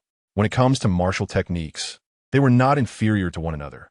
Thus, there could only be one reason. Their physiques are superior. You both possess the supreme immortal body level, while Xiao Lang and Xiao Tian belong to the supreme divine body level. Hence, both their combat strength and cultivation speed are naturally distinct. However, do not dwell too much on this. Your physiques will still assist you in reaching great heights, Xiao Chen remarked. Within Xiao Yan's ring, the old ghost listened in bewilderment. What are these supreme immortal and supreme divine bodies? He had never heard of such concepts. Moreover, is this person before him truly the clan leader of the Xiao family? Why does he possess no cultivation? This perplexed him. How could someone without cultivation become the clan leader? Could it be that he possesses some extraordinary quality? During this time, he had also noted that the Xiao family was far from ordinary, despite having a meager number of members. The family produced an abundance of talented individuals with several powerful special physiques. Moreover, from their recent conversation, it seemed this person could create special physiques. How is that possible? He had trained for thousands of years and had never heard of anyone capable of creating special physiques. Furthermore, there were quite a number of cultivation sites here, particularly the Thunder Pool, where the depths of the thunder made him feel a sense of trepidation. Where did this small family acquire such fortuitous opportunities? Oh, Xiao Yan, have you been refining pills recently? You seem to carry a fragrant aroma. Xiao Chen inquired. Indeed, I recently apprenticed under a senior who is teaching me pill refining. Xiao Yan nodded in response. He had not anticipated that the old ghost within the ring was actually a powerful alchemist. After refining the dark ghost flame, the old ghost not only imparted a technique named the burning technique, but also taught him pill refining. Especially that technique, it seemed tailor-made for him, resonating perfectly with his innate flame, the golden emperor dragon flame. Since you've already taken a master, why do you still keep him in the ring? That seems rather disrespectful, Xiao Chen remarked, looking at Xiao Yan's ring. How does the clan leader know? Xiao Yan was taken aback. Didn't the old ghost say that this ring could isolate any spiritual probing? Could it be that Uncle Ling Tian informed the clan leader? Yet, he had not seen the old ghost hiding within the ring, had he? This ring indeed can block other spiritual senses, but it cannot shield mine.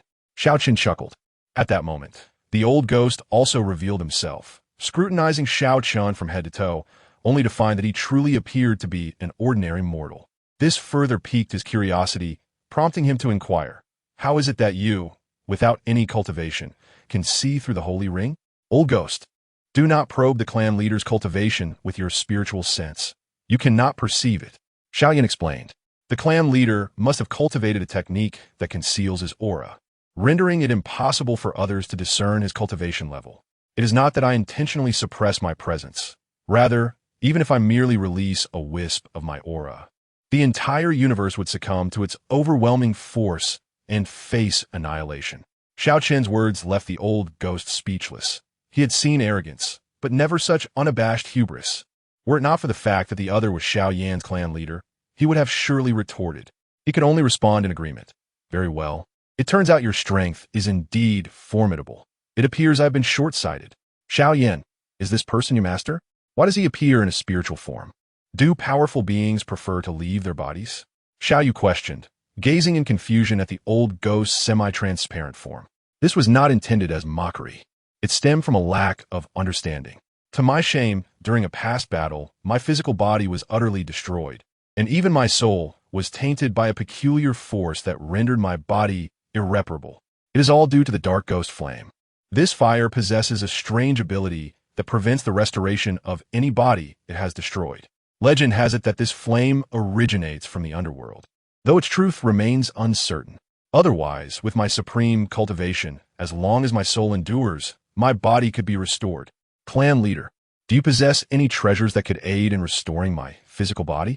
Xiao Yan inquired, aware of the clan leader's vast capabilities and hoping for a solution. The old ghost harbored disdain. How could such a small place possibly have a means to dispel such an unusual force?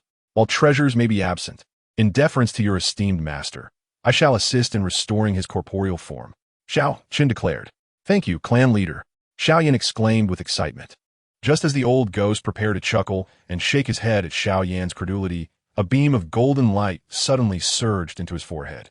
The peculiar force that had been gnawing at his soul vanished instantaneously. Soon, skeletal structures began to grow rapidly outside his body, followed by flesh and blood.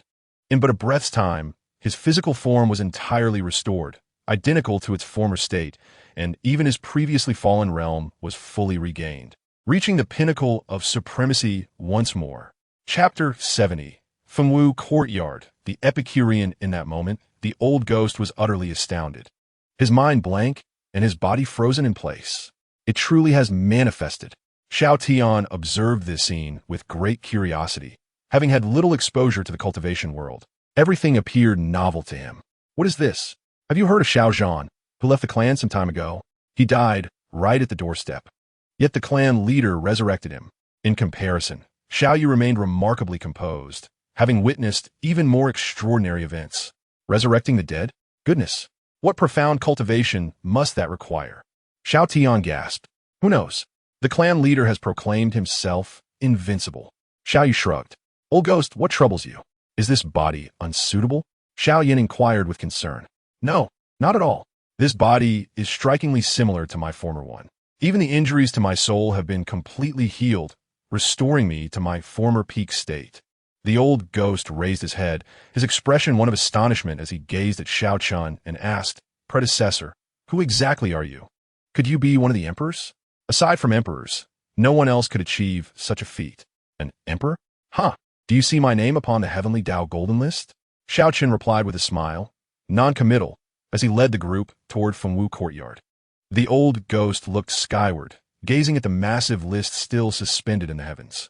Suddenly, he saw the name at the top of the list, and his pupils constricted sharply, tumultuous waves surging within his heart as he murmured, could he truly be the one ranked first on the list?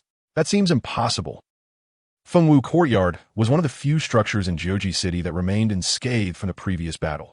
As Xiaolang had mentioned, the last clash between Lingyun's sect and Kangwu's sect inflicted significant damage upon Jiuji City, resulting in numerous casualties, causing this year's Fengwu Courtyard to lack the long queues of previous years, though it remained lively nonetheless.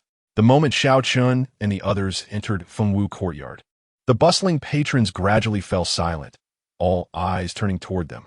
Many were discussing the colossal city that had suddenly appeared in midair, now confirmed to belong to the Xiao family, speculating what heavenly opportunities the Xiao family had acquired.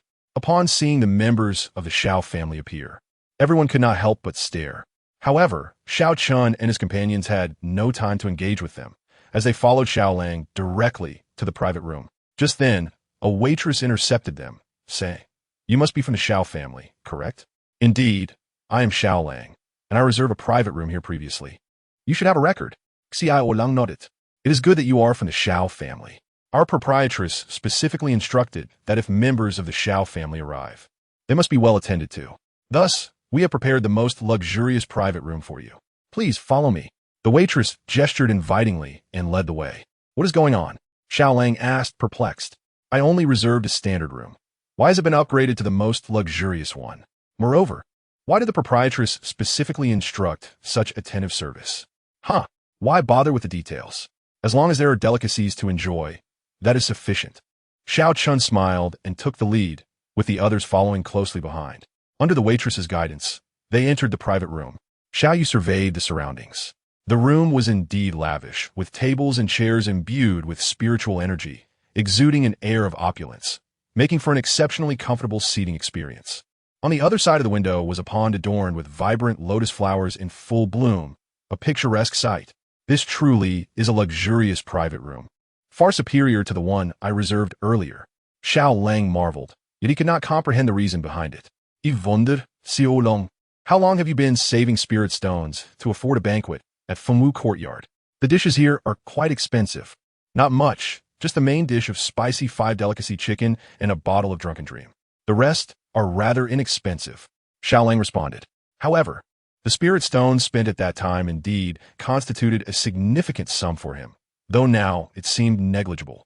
Before long, the main dish, spicy 5-delicacy chicken, was served. The aroma of the delectable food wafting through the room, tantalizing everyone's taste buds. Oddly enough, shouldn't the main dish be served last? Xiao Lang questioned. Why Why worry about such things? Let's just dig in. Xiao Yu rubbed his hands together, picking up his chopsticks in eager anticipation. Enthralled by the cuisine, Xiao Chen had already taken action, placing a piece of chicken into his mouth. The exquisite flavor instantly filled his palate, causing his eyes to light up as he could not help but exclaim, "This aroma alone surpasses anything my family has prepared, and the taste is truly unparalleled." The spicy five-delicacy chicken is a rare delicacy, one that cannot be found in a place like Jiuji City. Through special preparation, the spiciness melds with the freshness of the chicken, creating a flavor impossible to replicate on Earth in my past life. Delectable, delectable. Xiao Yu nodded vigorously as he savored a piece of chicken. The others also joined in, praising the culinary delight. This is the realm of cultivation. Even the food is infinitely superior to that of ordinary folk. Xiao Tian lamented, having never tasted anything so exquisite. Moreover, these delicacies are infused with abundant spiritual energy. After partaking, one can feel their own spiritual energy increase. I have heard that there exists a profession in the cultivation world known as an Epicurean. They craft various dishes, combining diverse ingredients through special methods to enhance both flavor and the spiritual energy contained within, thus aiding in cultivation. Previously, I thought it merely a legend. It seems it is indeed true. Xiao Lang remarked, "I have resolved that our family must cultivate a cadre of Epicureans. Then we shall not have to go through such trouble to enjoy fine cuisine." Xiao Chen declared, "That might prove difficult. I have heard that those Epicureans possess family recipes. Without the corresponding recipes, it is impossible to replicate such feats." Xiao Lang shook his head. "There is no difficulty in this world, only determination." At that moment, the second dish arrived, yet it was not among those ordered by Xiao Lang, but rather a specialty of Fengwu Courtyard, fish head stewed with tofu. The fish is a spirit fish, and the tofu is also infused with spiritual energy. What is going on? I did not order these dishes. Xiao Lang exclaimed in confusion. "Please enjoy. This is a special gift from our proprietress for the members of the Xiao family," the attendant serving the dishes said. Once again, the proprietress of Fengwu Courtyard. Does she have a particular interest in someone among us? Xiao Yu surveyed the group, grinning as he asked, "Who is it? Speak the truth." Chapter 71. Reunion with Yi Ruming. Everyone rolled their eyes in exasperation. They had no knowledge of who the proprietress of Fengwu Courtyard was, let alone who her paramour might be. Moreover, Fengwu Courtyard held a unique status in Jiuji City, where even the former city lord, Yin Tianshan, had to adhere to the rules. "Clan leader, is this truly acceptable?" Xiao Lang queried with a frown. "What issue could there be? Our family spirit stones are plentiful. What is there to worry about?" Xiao Chen paid no heed to the intentions of others. He believed in the sanctity of culinary delights, and thus, he feasted with abandon. Observing the clan leader's indulgence, the others followed suit, relishing the exquisite dishes that graced the table, delicacies they had never before had the privilege to savor. With the clan leader's earlier words echoing in their minds, they set aside their reservations and eagerly picked up their chopsticks. Though the intoxicating wine, Drunken Dream, was not as delectable as the fine spirits contained within Xiao Chen's gourd, it possessed its own unique charm. As the evening progressed, and the table was filled with sumptuous fare, Xiao Chen stood by the window, admiring the scenery and reminiscing about the flavors he had just experienced. When a young waiter who had been serving approached him and whispered, "Clan leader Xiao, our esteemed proprietor wishes to meet with you." "The proprietor of your establishment?" Xiao Chen chuckled, recognizing that such a lavish feast must surely be motivated by some ulterior motive. Given the abundance of this splendid cuisine, let her in. "Yes, thank you. Clan leader Xiao." The waiter expressed his gratitude and hurried away. What could the proprietress of Fengwu Courtyard want with the clan leader? Could it be that she has taken a liking to him? Xiao Yu, curious and somewhat gossipy, mused aloud, especially under the influence of Drunken Dream, feeling emboldened to voice his thoughts without reservation. It was entirely normal for someone of such exceptional caliber to attract attention. Yet it seemed unlikely that it was merely a simple admiration. "It's more than just admiration," Xiao Lang speculated. At that moment, the proprietress of Fengwu Courtyard made her entrance, her figure accentuated by a form-fitting crimson gown that showcased her delicate silhouette. Her long hair cascaded down her waist, and her fair, refined visage resembled a water lily in bloom. Indeed, it was Yi Ruming. So youthful? I had assumed she would be a woman of middle age. Xiao Yu's eyes gleamed upon seeing her, the fog of intoxication dissipating instantly, his gaze riveted upon her. "Greetings, esteemed senior, I am Yi Romeng." She approached Xiao Chen and bowed respectfully, her body rigid with evident nervousness in the presence of one capable of subduing the mightiest of imperial weapons. "So you are the proprietress of Fengwu Courtyard. This revelation is somewhat unexpected." Xiao Chen regarded her, recalling their earlier encounter outside the Nine Extremes Sword Emperor's inheritance space. He had previously remarked to Xiao Zhan that this woman possessed an extraordinary constitution.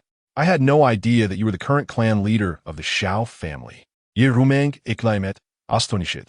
Based on her recent inquiries, she believed the clan leader was not yet 20 years old and had limited cultivation.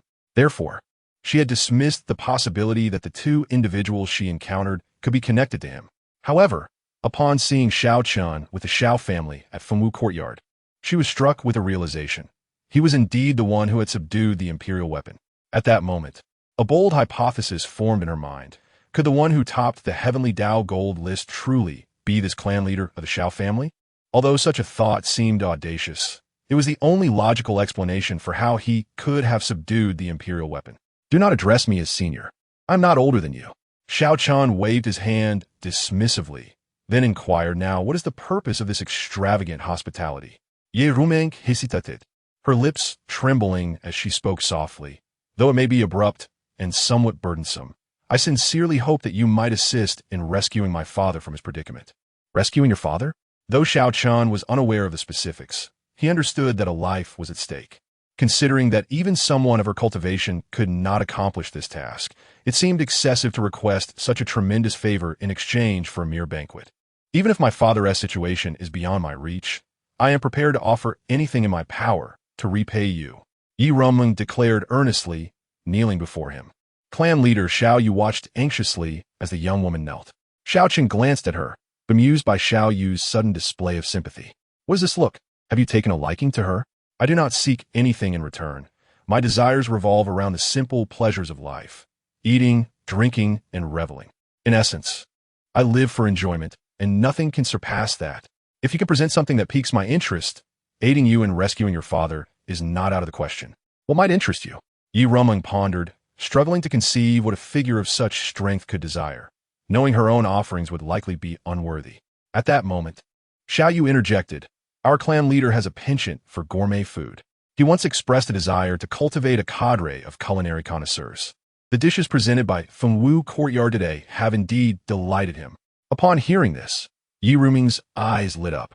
"I am willing to provide all the recipes from Fengwu Courtyard. Please, esteemed senior, lend your aid." Xiao Chen regarded Xiao Yu and sighed. "Very well. In light of your offerings and Xiao Yu's insistence, I shall assist you this once. Now, tell me about your father's circumstances and how I might help him." Yi Ruming's heart soared with joy. "Thank you, esteemed senior."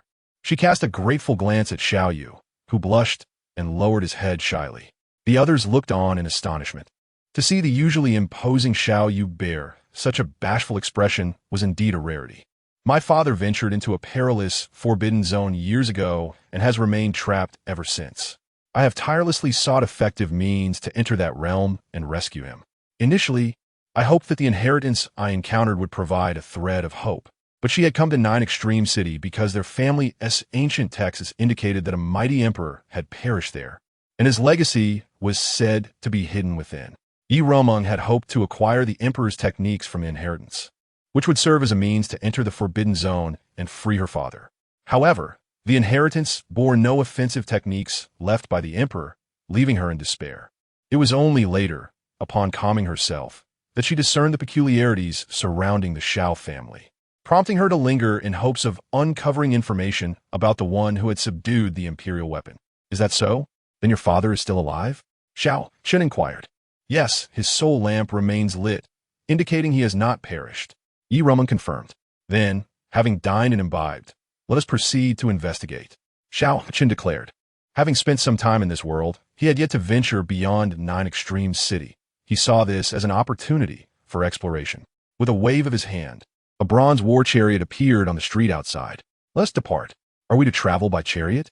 That location is quite distant." Ye Rumeng stationed. "Fear not. It shall not take long." "Very well," she acquiesced, refraining from further protest. Although she felt urgency, she understood that challenging him might provoke displeasure. After years of waiting, hope had finally emerged. She could not jeopardize this opportunity through impatience. Meanwhile, Xiao Yu wished to accompany them, but ultimately decided against it, prioritizing his training. As they entered the bronze war chariot, Yi Ruming was astonished to discover an entirely different spatial realm within. The interior not only featured rooms, but also a courtyard, resembling an exquisite estate. The chariot was inscribed with the laws of space. Yi Riyue hailed from the central continent, possessing extensive knowledge and insight, and she instantly discerned the intricacies of the war chariot. "Pray tell, where is your father?"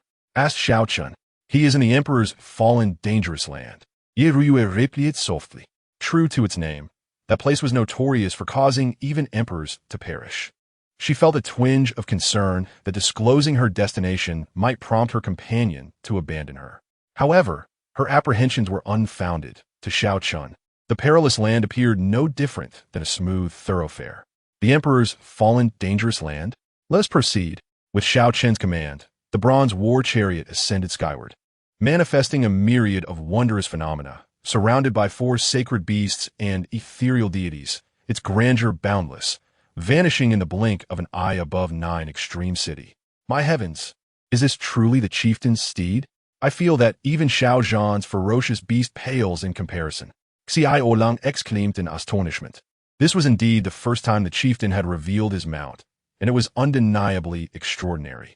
Inside the bronze war chariot, Xiao Chen uncorked a gourd from his waist and savored the exquisite wine within. The rich aroma wafted through the air, reaching Yi Riyue's nostrils, causing her throat to involuntarily quiver. "Senior, what kind of fine wine is this? The fragrance is so intense." She could not help but inquire. "It is no renowned vintage. Merely a concoction I casually brewed with some ingredients for quenching thirst," Xiao Chen casually replied. He had no desire to share even a drop with her, as the precious wine was limited, and given her cultivation level, she would be ill-equipped to withstand its potency. Seated beside the chariot's window, Xiao Chen indulged in his drink while gazing at the vast expanse of land below, occasionally skimming over colossal cities and soaring over mountains, traversing great rivers. The bronze war chariot navigated freely, passing over numerous factions, causing many formidable figures to frown. Yet, upon witnessing the pressure and phenomena emanating from the chariot, they instinctively chose to avert their gazes. In a mere quarter of an hour, the bronze war chariot came to a halt. "We have arrived. Disembark," Xiao Chen announced. "Arrived? Where?" Yi Riyue, who had been meditating, opened her eyes in confusion. The chariot contained an inexplicable essence that made comprehending the Tao and reaching enlightenment significantly easier than usual. "You mean the emperor's fallen, dangerous land? What? So soon?" Yi Riyue gasped in surprise. Had they truly reached their destination in such a short span? The emperor's fallen, dangerous land was far from the central continent, and even with a teleportation array, it would take considerable time. Yet, this chariot had covered the distance in the blink of an eye. That was rather slow. Had I not wished to enjoy the scenery along the way, we would have arrived here in an instant. As Xiao Chen dismounted, he immediately noticed a middle-aged man, precariously seated not far from him. The man bore a golden seal atop his head, enveloped in imperial might, radiating a great power that shielded him. Yi Riyue hurriedly descended as well, scanning her surroundings in bewilderment. "Where's this place?" The area was shrouded in mist, obscuring the environment, except for a clear zone around the chariot. However, this scene appeared somewhat different from her knowledge of the emperor's fallen, dangerous land. Upon spotting the seated figure, her face drained of color, and she exclaimed, "Father?" It turned out that Xiao Chen had not only brought her to the emperor's fallen, dangerous land, but had also guided the bronze chariot directly to her father's side. Yi Riyue pinched herself sharply, feeling the pain, and realized this was no illusion but reality, far beyond her expectations. In her imagination, they would need to journey for a considerable time aboard the chariot to reach the outskirts of the emperor's fallen, dangerous land. Cautiously navigating through countless dangers and spending significant time searching for her father's whereabouts. She never anticipated everything would unfold so abruptly. "Father! Father!" Yi Riyue rushed forward, calling out loudly. As if hearing her voice, Yi Kai opened his weary eyes, gazing at the figure before him, murmuring in a weak voice, "Is it Riyue?" Is this another illusion? It seems I can hardly hold on any longer. Compared to other areas within the Emperor's fallen dangerous land, this spot could be considered safe. Yet even so, under the protection of the Imperial artifact, his life was hanging by a thread. Truly, this place was capable of causing the fall of an emperor. This is no illusion. It is real. Father, Ryue has finally found you. Tears streamed down Yi Ryue's face as she grasped her father's hand, droplets falling like rain onto the lifeless earth. Gazing at the emaciated figure before her, she could hardly fathom what her father had endured over the years to transform from a robust man into this frail being. Feeling the warmth of her grip, Yikai's once dull eyes brightened slightly. Ryue, is it truly you? Yikai asked in astonishment, his voice trembling. How could his daughter appear in the Emperor's fallen dangerous land? Could it be due to him? Quickly leave. You should not be here. Yikai urgit urgently, understanding the inherent danger of this place. Even wielding the ancestral imperial weapon, he could not contend with some of the perils here. Had he not fled swiftly, he would have perished long ago. Do not worry, father, everything is fine. This time, I have brought a senior to assist, and it was he who successfully brought me to your side. Chapter 73. A drop of wine helps one achieve sanctity. Following her daughter's gaze, Yikai noticed a strikingly handsome young man in white standing not far away. Who is he? Yikai inwaited. Father, focus on your own condition first, and then we can discuss others. How did you end up like this? Yi Ryue asked anxiously. As for me, I am beyond saving. For years, I have struggled against the incomprehensible forces within the Emperor's fallen dangerous land, depleting my essence and vitality. Even if I manage to escape this place now, I fear I shall not survive for long. Yikai spoke weakly. There existed an ominous force pervading the Emperor's fallen dangerous land, one that even Imperial weapons could not withstand. The power in the area where he currently resided was relatively faint, allowing him to endure until now. But this was already his limit. How could this be? Yi Ryue felt as if she had plunged into an icy abyss. After finally reuniting with her father, he was already nearing his end. Ryue, do not waste time on me. Take the imperial weapon of our Yi family and leave this place at once. Once you return, care for your sister. I only regret not being able to uncover a solution for her after entering the Emperor's fallen dangerous land. Yikai had relinquished hope of leaving this place. Fully aware of his physical condition, he would not live long even if he managed to escape. However, he had many regrets in life and could only offer a wry smile. No, there must be a way. There has to be. Suddenly, Yi Ryue turned her attention to Xiao Chen, who was observing from a distance. Yes, the senior is here. He will surely have a way. Without hesitation, she knelt before Xiao Chen, pleading for his assistance to save her father. This is not an issue at all. Our original agreement was to save your father. Xiao Chen responded. From his gourd, he extracted a single droplet of golden wine, shimmering with radiance. With a flick of his finger, the droplet flew towards Yikai, and as it appeared, an intense fragrance enveloped the air, invigorating the ailing Yikai. Yi Ryue was taken aback. Is this the wine the senior drinks? Can a single drop truly save my father? Yet she had no time for further contemplation, urging her father to consume it, confident that Xiao Chen would never harm him. Beyond its aroma, Yikai sensed an overwhelming force emanating from the golden liquid before him, his expression one of astonishment. What kind of treasure was this? Capable of harboring such immense energy? Without further hesitation, Xiao Chen expressed his gratitude and swallowed the golden droplet in one gulp. As the droplet entered his abdomen, the energy within began to spread throughout his body, nourishing his flesh, spirit, and essence. Before long, Yikai's emaciated form visibly rejuvenated. His complexion became rosy, and his once dull hair regained its luster and dark hue. In a mere moment, he reverted to his former self, a tall, middle-aged man with sharp brows and bright eyes. Exuding imposignoha. Moreover, as the energy from that single drop of wine spread, an even more terrifyingly powerful presence emanated from Yikai, causing Yi Romeng, standing beside him, to feel a shiver of dread.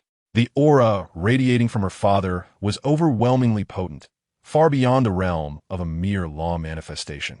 Had he truly broken through to the sage realm? Yi Romeng was astounded.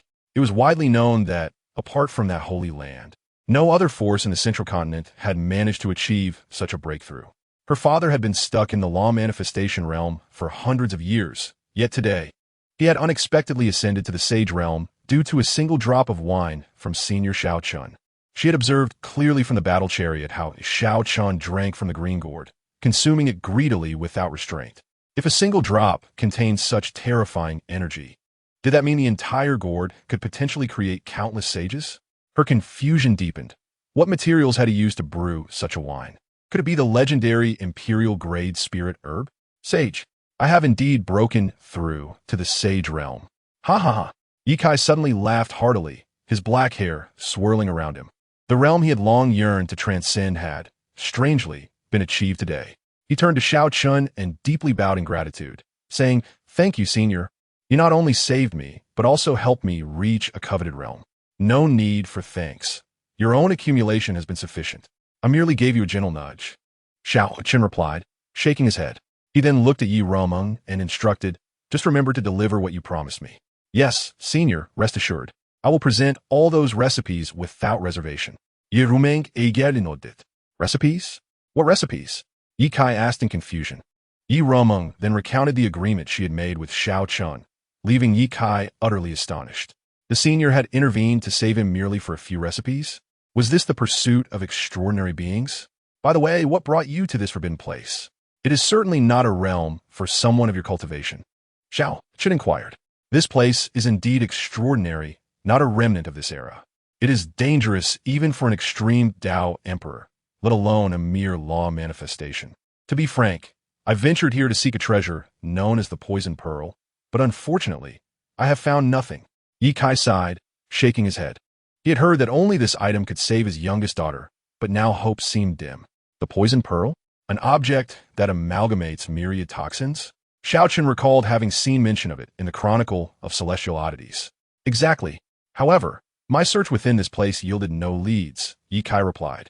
At that moment, Yi Ruming's eyes lit up as she looked at Xiao Chen and said, "Senior, I implore you to assist me, and I shall reward you handsomely." Given that the bronze battle chariot could traverse this area unimpeded, it was evident that the senior possessed the capability to locate the poison pearl. Xiao Chen replied, "We had an agreement. I only saved your father, not to help you locate the poison pearl, unless you can offer me something I desire. If you can help me find the poison pearl, I am willing to gift you this imperial weapon." Yi Kai interjected, shaking his head. He held a large seal, which was the treasure that had protected him for years. Yi Rumeng gasped in astonishment. Her father was willing to part with such an item? This was the strongest foundation of the Yi family, the key to their enduring existence.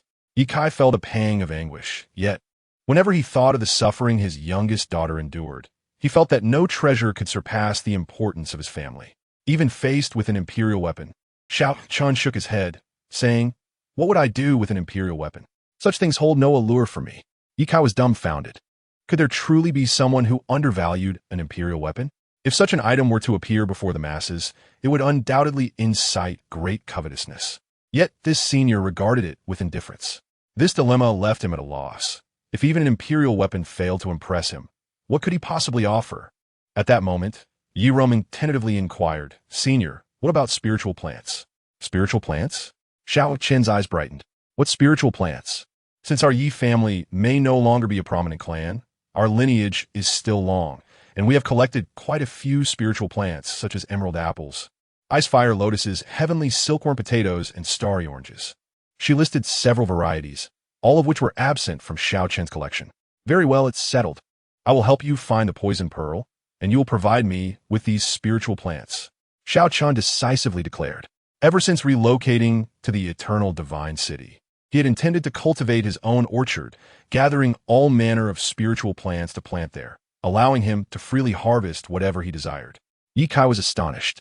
The senior disregarded imperial weapons and scriptures, yet held a peculiar fondness for spiritual plants. Was this the preference of an otherworldly master? Indeed, it was extraordinary. Yi Romeng felt a surge of joy. As the senior had previously indicated, anything related to food and pleasure seemed to pique his interest. The fruits from these spiritual plants could not only be used for cultivation, but also satisfy one's culinary desires. "Do you have any idea where the poison pearl might be located?" Xiao Chen inquired. "Well, we truly do not know. After all, no one is aware of the situation within the Emperor's fall forbidden land. I merely came here to try my luck." Yi Kai replied with a bitter smile. Then what are you searching for the poison pearl for? To treat my youngest daughter's ailment. Ye Kai responded. Ah, I see. Then let us search. If we find it, that will be splendid. If not, I will ensure to eradicate your daughter's ailment entirely. However, you must promise to deliver every single one of those spiritual plants. If even one is missing, I will not agree. Xiao Chen stated earnestly. Senior, rest assured, we would never dare to go back on our word. Good. Then let us proceed. Xiao Chen stored the bronze chariot and led the way in the direction he deemed appropriate. At this moment, they were not deep within the forbidden area. Ye Kai's capabilities could not allow him to venture further into the perilous depths, or he would have long become a lifeless corpse. The Emperor's fall forbidden land was shrouded in thick mist, which was no ordinary fog. It contained mysterious rules that could spell death for lower-level cultivators who dared to touch it. Yet, with Xiao Chen leading the way, the mist receded within several paces of their path. Ye Kai marveled at this scene, curious about Xiao Chen's cultivation level that allowed the eerie mist to retreat. Senior, I was just curious. How did you manage to locate my father so quickly? Yi Rumeng asked in confusion. This mist obstructs divine sense, making it difficult to investigate. Isn't having eyes sufficient? Xiao Chen responded. Both were left speechless. Had they truly been blind? The system has automatically signed in successfully. Congratulations to the host for obtaining the supreme divine power of the God Emperor level. Eternal Emperor Fist. Xiao Chen did not halt his steps. Yet he felt a flicker of astonishment within. He had unexpectedly acquired a divine power that matched his own cultivation level. With a single punch, one could open the heavens. With another, one could annihilate the world. With yet another, one could obliterate chaos. And with one more, one could give rise to the void. At his current realm, every motion of his hand was tantamount to supreme divine power. And with a mere thought, he commanded unfathomable might. Embodying the essence of the Tao and truth in every gesture, transcending all causality and the laws of heaven and earth. Thus, there was no necessity to learn any divine powers. Nevertheless, since the system had bestowed it upon him, he would not cast it aside. Perhaps it would prove useful in the future. Furthermore, this was a supreme divine power of the same rank, qualifying him to absorb it. As he walked, he absorbed the eternal Emperor Fist. Senior, what exactly is contained within this black mist? It seems lethal. Ye Kai inquired, his expression grave. Despite following closely behind Xiao Chen, his vigilance never wavered. After all, this was a place where emperors had perished. It was said that an emperor had sought immortality here, yet had never emerged. And this was not a singular occurrence. The laws within this black mist are known as ghost mist, imbued with principles from the netherworld, specifically the immortal Tao laws. The average person would be unable to endure it. Even an emperor would falter. Xiao Chen elucidated. Principles from the netherworld? Immortal Tao laws? Ye Kai was perplexed. He had never encountered such concepts. How could there be steps here? Yi Rumeng suddenly interjected, gazing incredulously at the shattered steps ahead. These steps were clearly man-made, though they had now broken into fragments. How could such a thing exist here? Did living beings once dwell here? Unknown. Xiao Chen shook his head, continuing onward. Suddenly, the black mist ahead began to churn violently, as if something within was stirring, agitating the surrounding mist. Senior, be cautious. We may have entered a perilous area. Ye Kai warned urgently, having spent several years here and gleaned some insights. The expanse of the black mist was vast, concealing bizarre creatures. Once one ventured too close, they would be attacked. This was one of the dangers within the Emperor's fall. Xiao Chen remained unperturbed, pressing on as the black mist gradually dispersed, revealing a figure within. It was astonishingly a humanoid entity. Its form appeared intact, indistinguishable from a normal human, save for its eerily pale skin, resembling a ghostly shroud. It was this very motion that had stirred the black mist. There are humans here? Ye Rumeng gasped in astonishment. This was utterly inconceivable. How could humanity exist in such a perilous location? Be wary, that is not a human. Ye Kai cautioned. What? Not human? Yi Rumeng exclaimed, casting a bewildered glance at her father. Did you not perceive the absence of any life force emanating from it? Upon her father's reminder, Yi Rumeng realized he was correct.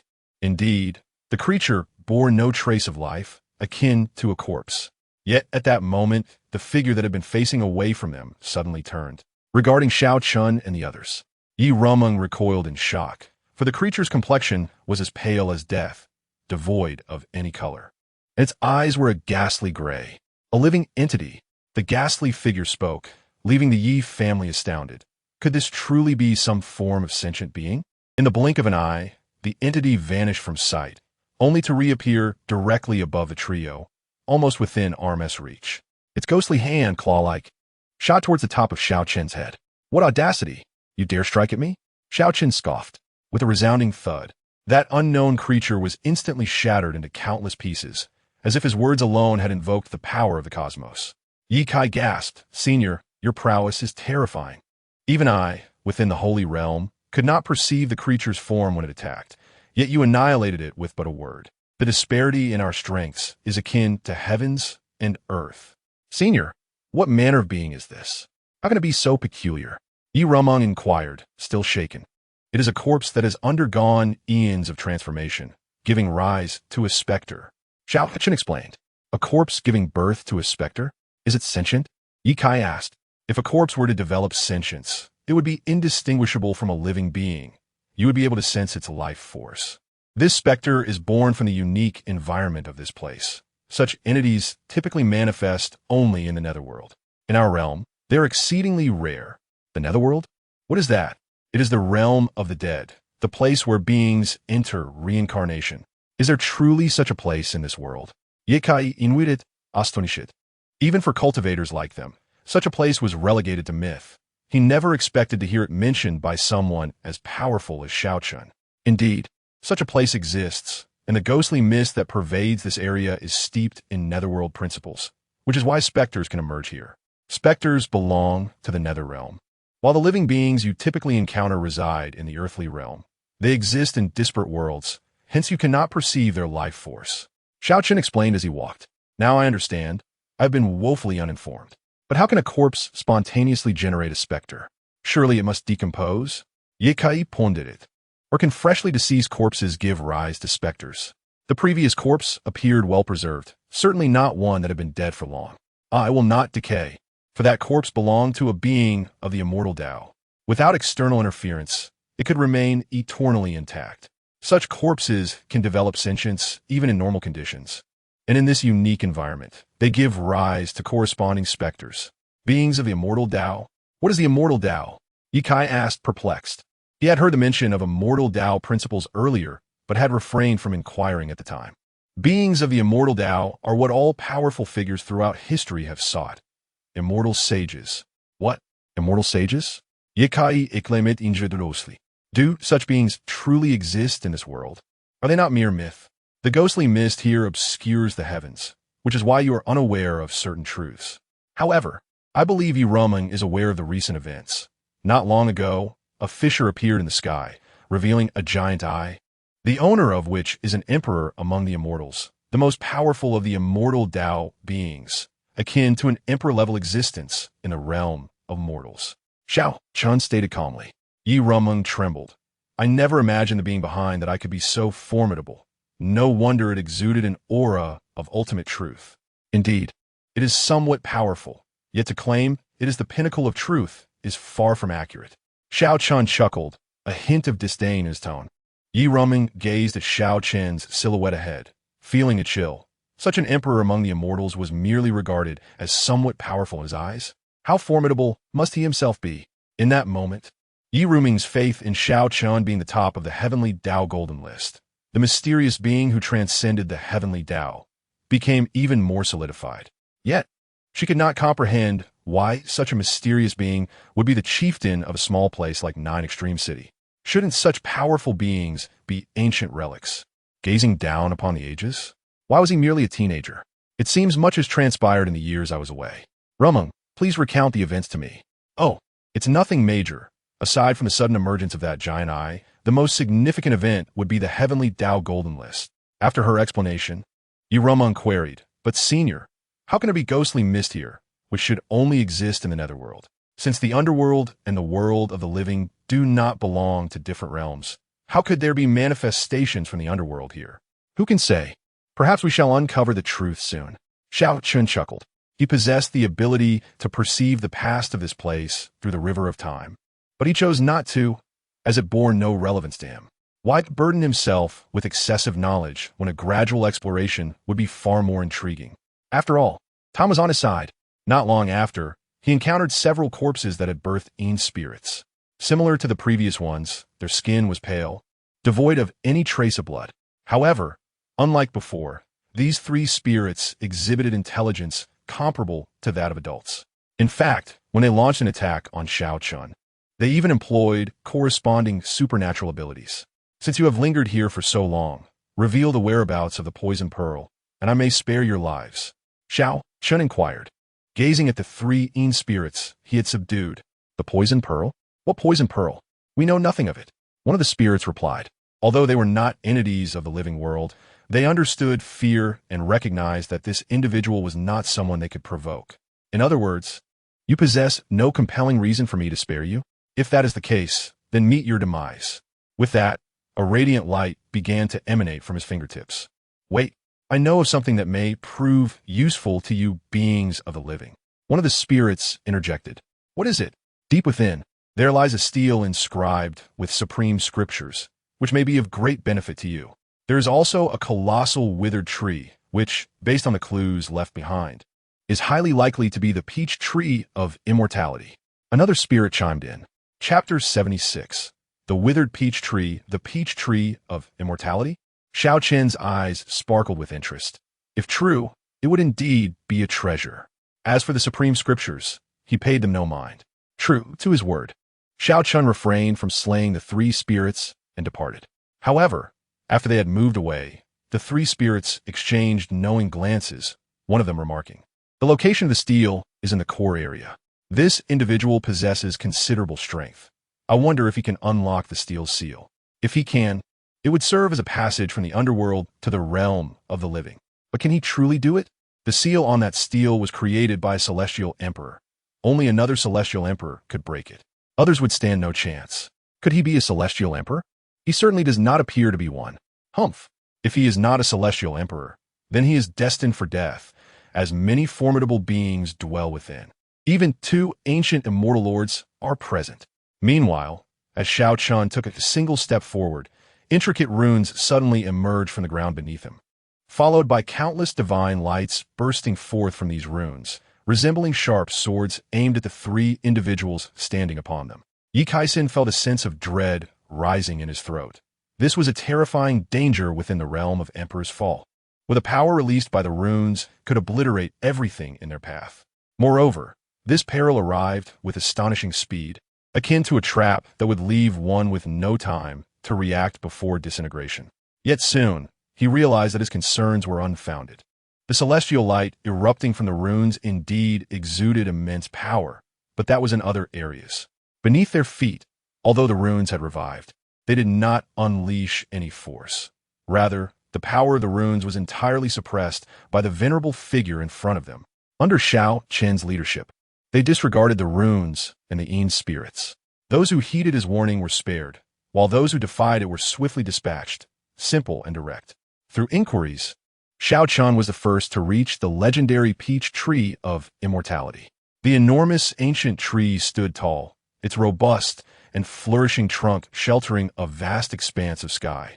Is this truly the peach tree of immortality that the attained spirits spoke of? How could it be a withered tree? Yi Rumen questioned in confusion. Indeed, the magnificent peach tree of immortality before us has withered. Its bark is desiccated and charred, presenting a pitch-black hue. Its branches are bare, devoid of leaves. Let alone peaches, there is not a hint of vitality.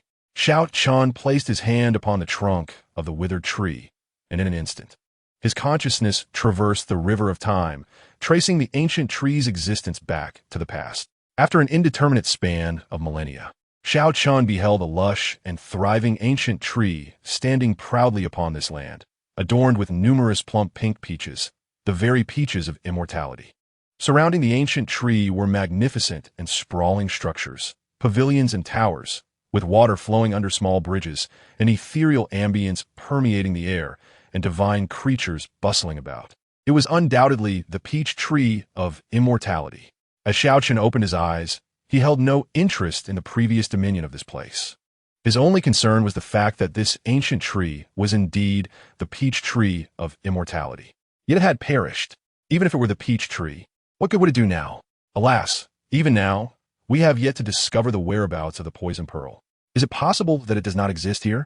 Ye Kai expressed his disappointment, for it was said that such a thing could only be found in perilous locales, yet their journey had yielded no clues. The likelihood of its existence here is slim. The poison pearl requires a land of 1,000 poisons to cultivate. While there exists a presence of ghostly energies, it does not equate to poisonous miasma, so do not harbor excessive hope. Xiao Chen stated, Senior, do you truly possess a means to heal my daughter's hand without relying on the poison pearl? Ye Kai asked uncertainly. Even if she perished, I could still bring her back. Xiao Chen replied without turning back. Ye Kai's lips twitched, but he dared not retort. For now, he could only place his hopes in this esteemed figure. After collecting the peach tree, Xiao Chen contemplated before deciding to head to the stele. Should he encounter scriptures that caught his eye, it would not be amiss to acquire them. Subsequently, after interrogating a particularly powerful Yin spirit, he set off towards the location of the stele. As he proceeded, he encountered an increasing number of formidable Yin spirits, and their numbers were substantial. Senior, why are there so many Yin spirits here? Yi Ruming asked, a shiver running down her spine. As Xiao Chen advanced, the dense black mist dissipated, revealing a multitude of Yin spirits, each pale as paper, devoid of any blood color, their eyes dim and lifeless. Yet they all fixed their gaze intently upon the three of them. Being scrutinized by such a terrifying and eerie multitude sent chills down their spines. Had it not been for the surge of energy radiating from Xiao Chen, they would have been torn to shreds long ago. This place was once the stronghold of a vast power, hence the presence of many formidable beings of the celestial path. Xiao Chen explained. Yet the emergence of so many Yin spirits from the corpses is rather peculiar, unless something facilitated their transformation. Senior, I find myself puzzled. If this place was once a powerful force, why was it obliterated? Moreover, these corpses bear no wounds, as if they had fallen without resistance. What could have transpired? Could a stronger existence have intervened? And how did they meet their demise in such an uncanny manner? Ye Kai queried in confusion. That remains unclear. Even the mightiest forces can be extinguished if there is no invincible presence to safeguard them. As for these intact corpses, perhaps, as you suggested, a being more powerful than them intervened. And how do they perish? Do you not see their pallid, lifeless bodies? They perish from having their yang energy drained. Xiao Chen replied casually, disinterested in the trivialities. Otherwise, he would have already glimpsed the events of the past through the river of time. Drained of yang energy? Yi Ruming questioned, but there were numerous females among them. The feminine essence is yin, so where does the yang energy come from? Who dares to intrude upon this place? At that moment, a formidable figure appeared before the three, questioning them sternly. Leave. Xiao Chen's eyes narrowed slightly, and a surge of power erupted from him, instantly sending the imposing figure flying. Chapter 77. The Celestial Emperor's Sacred Dragon Technique. Middle section. The other Yin spirits watching this scene gnashed their teeth in anger. This living being was exceedingly audacious, brazenly disregarding their presence and even injuring them without provocation. Such behavior was utterly intolerable, yet they found themselves powerless against him, as he seemed to be impervious to all methods. An invisible barrier of energy surrounded him, and as he moved, they were pushed aside by an irresistible force. Thus, Xiao Chen boldly approached the stone tablet ahead of him. There, he beheld two figures whose aura surpassed that of any other Yin spirit present. Two eternal, celestial sovereigns. Xiao Chen's eyes narrowed. If even beings of such cultivation had become Yin spirits, it was evident that a celestial emperor-level entity had been responsible for their presence here. What brings you to this place?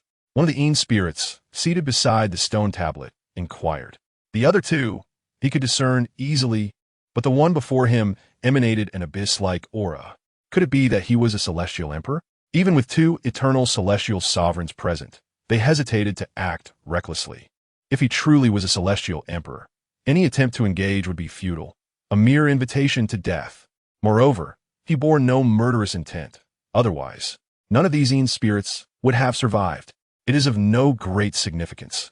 I merely heard of an unparalleled scripture in this location and came to investigate. Xiao Chen replied, his gaze fixed upon the enormous stone tablet. The Celestial Emperor-level technique. The Celestial Emperor's Sacred Dragon Technique. It certainly sounded like an impressive method, but why was it only in the middle section? What had happened to the upper and lower sections? At that moment, Xiao Chen was unaware that his father, still in the Great Xia dynasty, had also discovered this technique. However, unlike him, who grasped its essence at a glance, Shaolin Tian had expended considerable time on it. If you possess the capability, you may take this technique with you. We, as Yin spirits, are incapable of cultivating it. The seated eternal celestial sovereign spoke. They belong to the realm of Yin, and indeed could not cultivate Yang techniques. If one could cultivate to perfection, one could manifest the sacred dragon body. Remarkable. The creator of this technique was certainly talented, managing to cultivate such a profound body. Xiao Chen, having merely glanced at the middle section of the scripture, had already deduced the upper and lower sections of the technique, and thus comprehended it thoroughly. Of course, whether his deductions aligned with the original scripture remained uncertain. It became clear that this so-called sacred dragon body was not a unique physique, but rather a mortal form comparable to that of a sacred dragon, indestructible. The sacred dragon is the most powerful entity within the dragon race, its physique revered across the realms. Thus, the essence of this technique lay in its potent body-refining methods, which indeed held some merit. Xiao Chen had intended to record the technique and depart, but upon observing the golden stone tablet before him, he realized it was also a celestial artifact. As he directed his attention towards the celestial tablet, the two eternal sovereigns exchanged glances, their eyes shimmering with anticipation. If he could take this artifact, it would enable the opening of a passage connecting the realm of Yin to the realm of Yang, allowing the Yin forces to invade this star domain. This passage was no trivial route. It was a grand avenue capable of accommodating celestial emperors, sufficient for any being from the realm of Yin to cross over. Indeed, in the next moment, Xiao Chen placed his hand upon the golden celestial tablet and forcefully uprooted it. Boom, boom, boom. Countless sounds of cracking erupted as the sealing runes connecting the celestial tablet to the ground exploded. A celestial emperor. This truly is a celestial emperor, one eternal sovereign exclaimed. For only a celestial emperor could uproot the celestial tablet, revealing a deep, mysterious opening beneath. Yu Romeng, standing behind Xiao Chen, was struck with astonishment, her gaze trembling as she regarded him.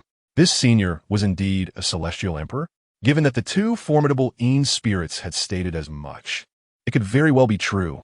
The emperor among immortals is the celestial emperor, the most powerful entity even among celestial beings. Hence, the question arose, how had he cultivated to such a level? At the very moment Xiao Chen uprooted the golden stone tablet, an overwhelming torrent of ghostly mist surged forth from the passage beneath the tablet, flooding outward like a mighty river. The passage has opened. The connection to the realm of Yin is finally established. Ignorant beings of the Yang realm, prepare to welcome our celestial emperor from the realm of Yin. One eternal sovereign laughed heartily, arms outstretched as if to embrace the impending arrival of the Yin forces. Even if he were celestial emperor, what could it matter? What the Yang realm possessed, the realm of Yin possessed in equal measure, and indeed, there were now more celestial emperors in the realm of Yin than in the realm of Yang. For it was only through such strength that they could invade the Yang realm. Once the celestial emperors of the realm of Yin descended, the individual before them would undoubtedly meet his demise. Xiao Chen cast a sidelong glance at the speaker, and with a gentle sweep of his hand, the black mist dissipated instantaneously, erasing even the passage that had existed for countless ages. All the surrounding Yin spirits stood frozen in disbelief, and one of them finally stammered. Where's the passage? The passage that traverses between Yin and Yang? Where has it gone? You, what have you done? An eternal sovereign gazed at Xiao Chen in terror. Nothing of consequence. I merely obliterated the passage completely. Obliterated? Are you jesting? Once a passage is formed, even a celestial emperor cannot erase it. Who exactly are you? For there existed celestial emperor-level power on the other side of the passage. Thus it could only be sealed, never completely erased. Only if both the celestial emperors of the Yin and Yang realms acted simultaneously could the connection be severed. Who I am is of little importance. What matters is that you just called me foolish. Xiao Chen narrowed his eyes at the speaker. Boom. In the next instant, with a mere thought, Xiao Chen caused the figure before him to explode into ash. The remaining eternal sovereign stood frozen, his body rigid with fear. As an spirit, he was acutely aware that although they lacked their full strength from their living days, their physical forms were genuine, eternal, celestial sovereigns. If this individual could obliterate their bodies with but a flick of his thought, he was undoubtedly the strongest among celestial emperors. Is there a treasure known as the poison pearl present in this area? Xiao Chen inquired, his gaze fixed upon the remaining spirit. Yu Kai, standing behind, felt a surge of excitement, looking at Xiao Chen's back with gratitude. Even in such dire circumstances, this senior still remembered the plight of those like them. Chapter 78. Celestial Path Puppet Poison Pearl? There is none. Truly, there is none. If you do not believe me, you may inquire with the other spirits. The last remaining eternal sovereign stammered, trembling in fear. Though he was an spirit, he was still afraid of death. Xiao Chen surveyed the surrounding spirits, who all nodded vigorously like chicks pecking at rice, terrified of being the next target of this formidable figure. It seemed there truly was none. But recalling the promise made by the senior, he chose not to linger on the matter, as long as his daughter's ailment could be treated. At that moment, Xiao Chen's attention was drawn to a figure in a distant corner that appeared markedly different, causing him to halt his intended departure. What is that? Xiao Chen pointed and asked. Reporting to you, senior, that is a puppet. A puppet? One of those that can unleash tremendous power when infused with spirit stones? He had read tales of puppets in the Chronicles of Celestial Wonders, but never expected to encounter one here. As he extended his right hand, the puppet instantaneously soared before him. Upon closer inspection, Xiao Chen's eyes sparkled. This contraption bore a striking resemblance to the Gundam robots from Earth. Upon examination, Xiao Chen discerned that this object was forged from celestial gold and inscribed with the runes of an extreme Tao immortal sovereign. This indicated that, once infused with celestial crystals, the puppet could unleash combat prowess comparable to that of an extreme Tao immortal sovereign. The extreme Tao immortal sovereign is a realm beneath that of the immortal monarch, and even among the beings of the immortal path, it is considered a formidable existence. Xiao Chen decided to stow it away for further study, and if that proved unfeasible, it could serve as a decorative piece, especially since it bore such a resemblance to the Gundam from his previous life. Subsequently, he expanded his spiritual awareness to encompass the perilous grounds of the Imperial Fall, hoping to discover further treasures. Indeed, he uncovered several other celestial puppets in various locations, though none matched the strength of the first. Nevertheless, he collected them all.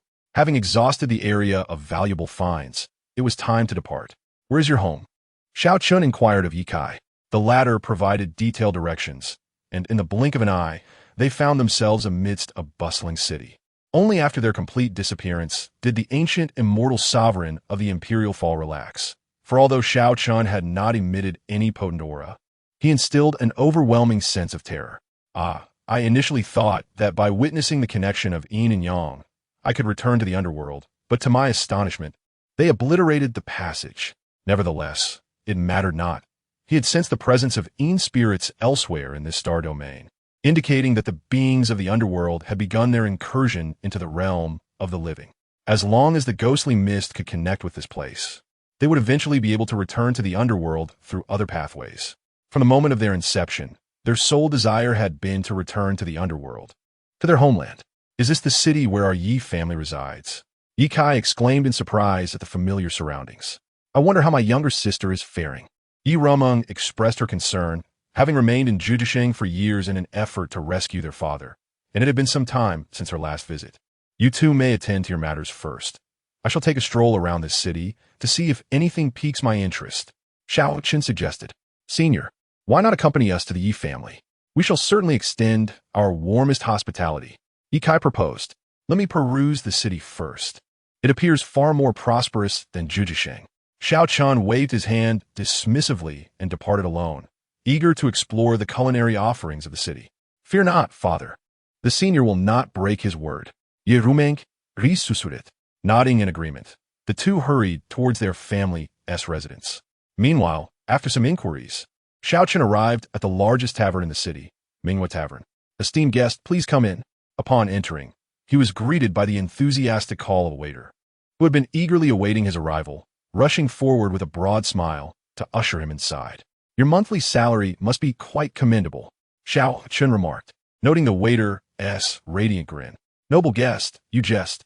I merely earn my keep." The waiter replied with a forced smile. Finding a suitable spot, Xiao Chen commanded, "Bring forth all the renowned dishes and exquisite wines of your tavern." All of them? The waiter was taken aback, realizing that such a request would require a substantial fortune. His words also drew the attention of a nearby group, who turned to scrutinize Xiao Chen with furrowed brows. "Indeed, all of them. Do not fret about my finances. Do I not appear affluent?" Xiao Chen replied with a smile. No, noble guest, you jest. It is clear you are from a wealthy family. But the quantity you ordered is simply too vast. A partial deposit is required." The waiter stammered, clearly apprehensive, as a customer of such caliber would be a significant asset to their establishment. Was the deposit required? Xiao Chen inquired, sensing the waiter's concern about him dining and dashing. However, he was not overly concerned, as high-end taverns typically commanded steep prices, and the potential loss from a diner skipping out would be considerable. If you truly wish to order every renowned dish and fine wine, the deposit alone would require over 100,000 spirit stones. The total would amount to at least 1,000,000 spirit stones. Such a sum is not easily spent, even by the great powers. The waiter explained, believing that upon hearing this figure, Xiao Chen would surely retract his bold claim. To his astonishment, Xiao Chen casually tossed him a storage pouch, saying, "Contained herein are 20,000 low-grade spirit stones. This should suffice for the deposit, yes?" The waiter opened the pouch and was momentarily breathless. It indeed held a vast quantity of spirit stones. At a cursory glance, there were over 100,000. "Please wait, noble guest. I shall arrange this immediately," he exclaimed before darting away. The onlookers nearby furrowed their brows, sizing up Xiao Chen, none of whom recognized him. "Senior brother, do you know the background of this individual? To produce such a sum of spirit stones at once is astonishing. Even we do not possess such financial capacity." Someone inquired of the dark-clad youth seated at the head of the table. "I have not seen him before. He is likely not from any local family or nearby faction." Senior brother Shun Su replied quietly. His social circle was extensive, and he was familiar with many, especially among the younger generation of the city and surrounding sects. But he had never encountered this person. Could he be from elsewhere? 20,000 spirit stones. For any of us, this is an enormous fortune and a resource for cultivation. And this is merely a deposit. The total cost of the dishes must be worth over 1,000,000 spirit stones, meaning he likely possesses at least an additional 80,000. Several gazes turned envious as they contemplated the wealth Xiao Chen displayed. He must be incredibly wealthy, spending 1,000,000 spirit stones on a meal. Does he have a mine at home? They were acutely aware that even within their sect, Taitsong sect, the resources provided to them each month barely amounted to a few hundred spirit stones, and they had to fend for themselves for the rest. This realization made them feel desperately impoverished, akin to beggars. "Master, should I investigate this person's background?" The lean young man inquired quietly, his eyes lingering on Xiao Chen. Noting the absence of any formidable aura emanating from him, he deduced that his cultivation level was likely low. Discovering more about him could present an opportunity. "Yes, go ahead and inquire." Sensunadith, forming a connection with a wealthy individual would certainly not be a disadvantage. The lean young man quickly rose, adjusting his attire with a smile, and made his way toward Xiao Chen. "Ah, fellow Taoist, greetings. I am Zhang Kuei, a core disciple of Taitsong sect. What a coincidence it is to encounter you again." Zhang Kuei approached Xiao Chen, clasping his hands in greeting, his face adorned with a smile. "I find no connection between us." Xiao Chen glanced at him and shook his head, resuming his enjoyment of the tea before him. Zhang Kuei was momentarily speechless, taken aback by this unexpected response. He had not anticipated such a dismissal, leaving him feeling somewhat embarrassed. Nearby disciples of Taitsong's sect nearly burst into laughter, fully aware of Zhang Kuei's intentions, yet no one objected. Such was the nature of the cultivation world, survival of the fittest. However, they certainly did not anticipate that Xiao Chen would reject Zhang Kuei's overture in such a manner. With a chuckle, Zhang Kuei remarked on the humor of his companion. "Truth be told, our Taitsong sect stands as the foremost power, second only to the sacred land. We frequently engage in training nearby, yet I have never encountered you before. Today, seeing you evokes a sense of familiarity and regret for not meeting sooner.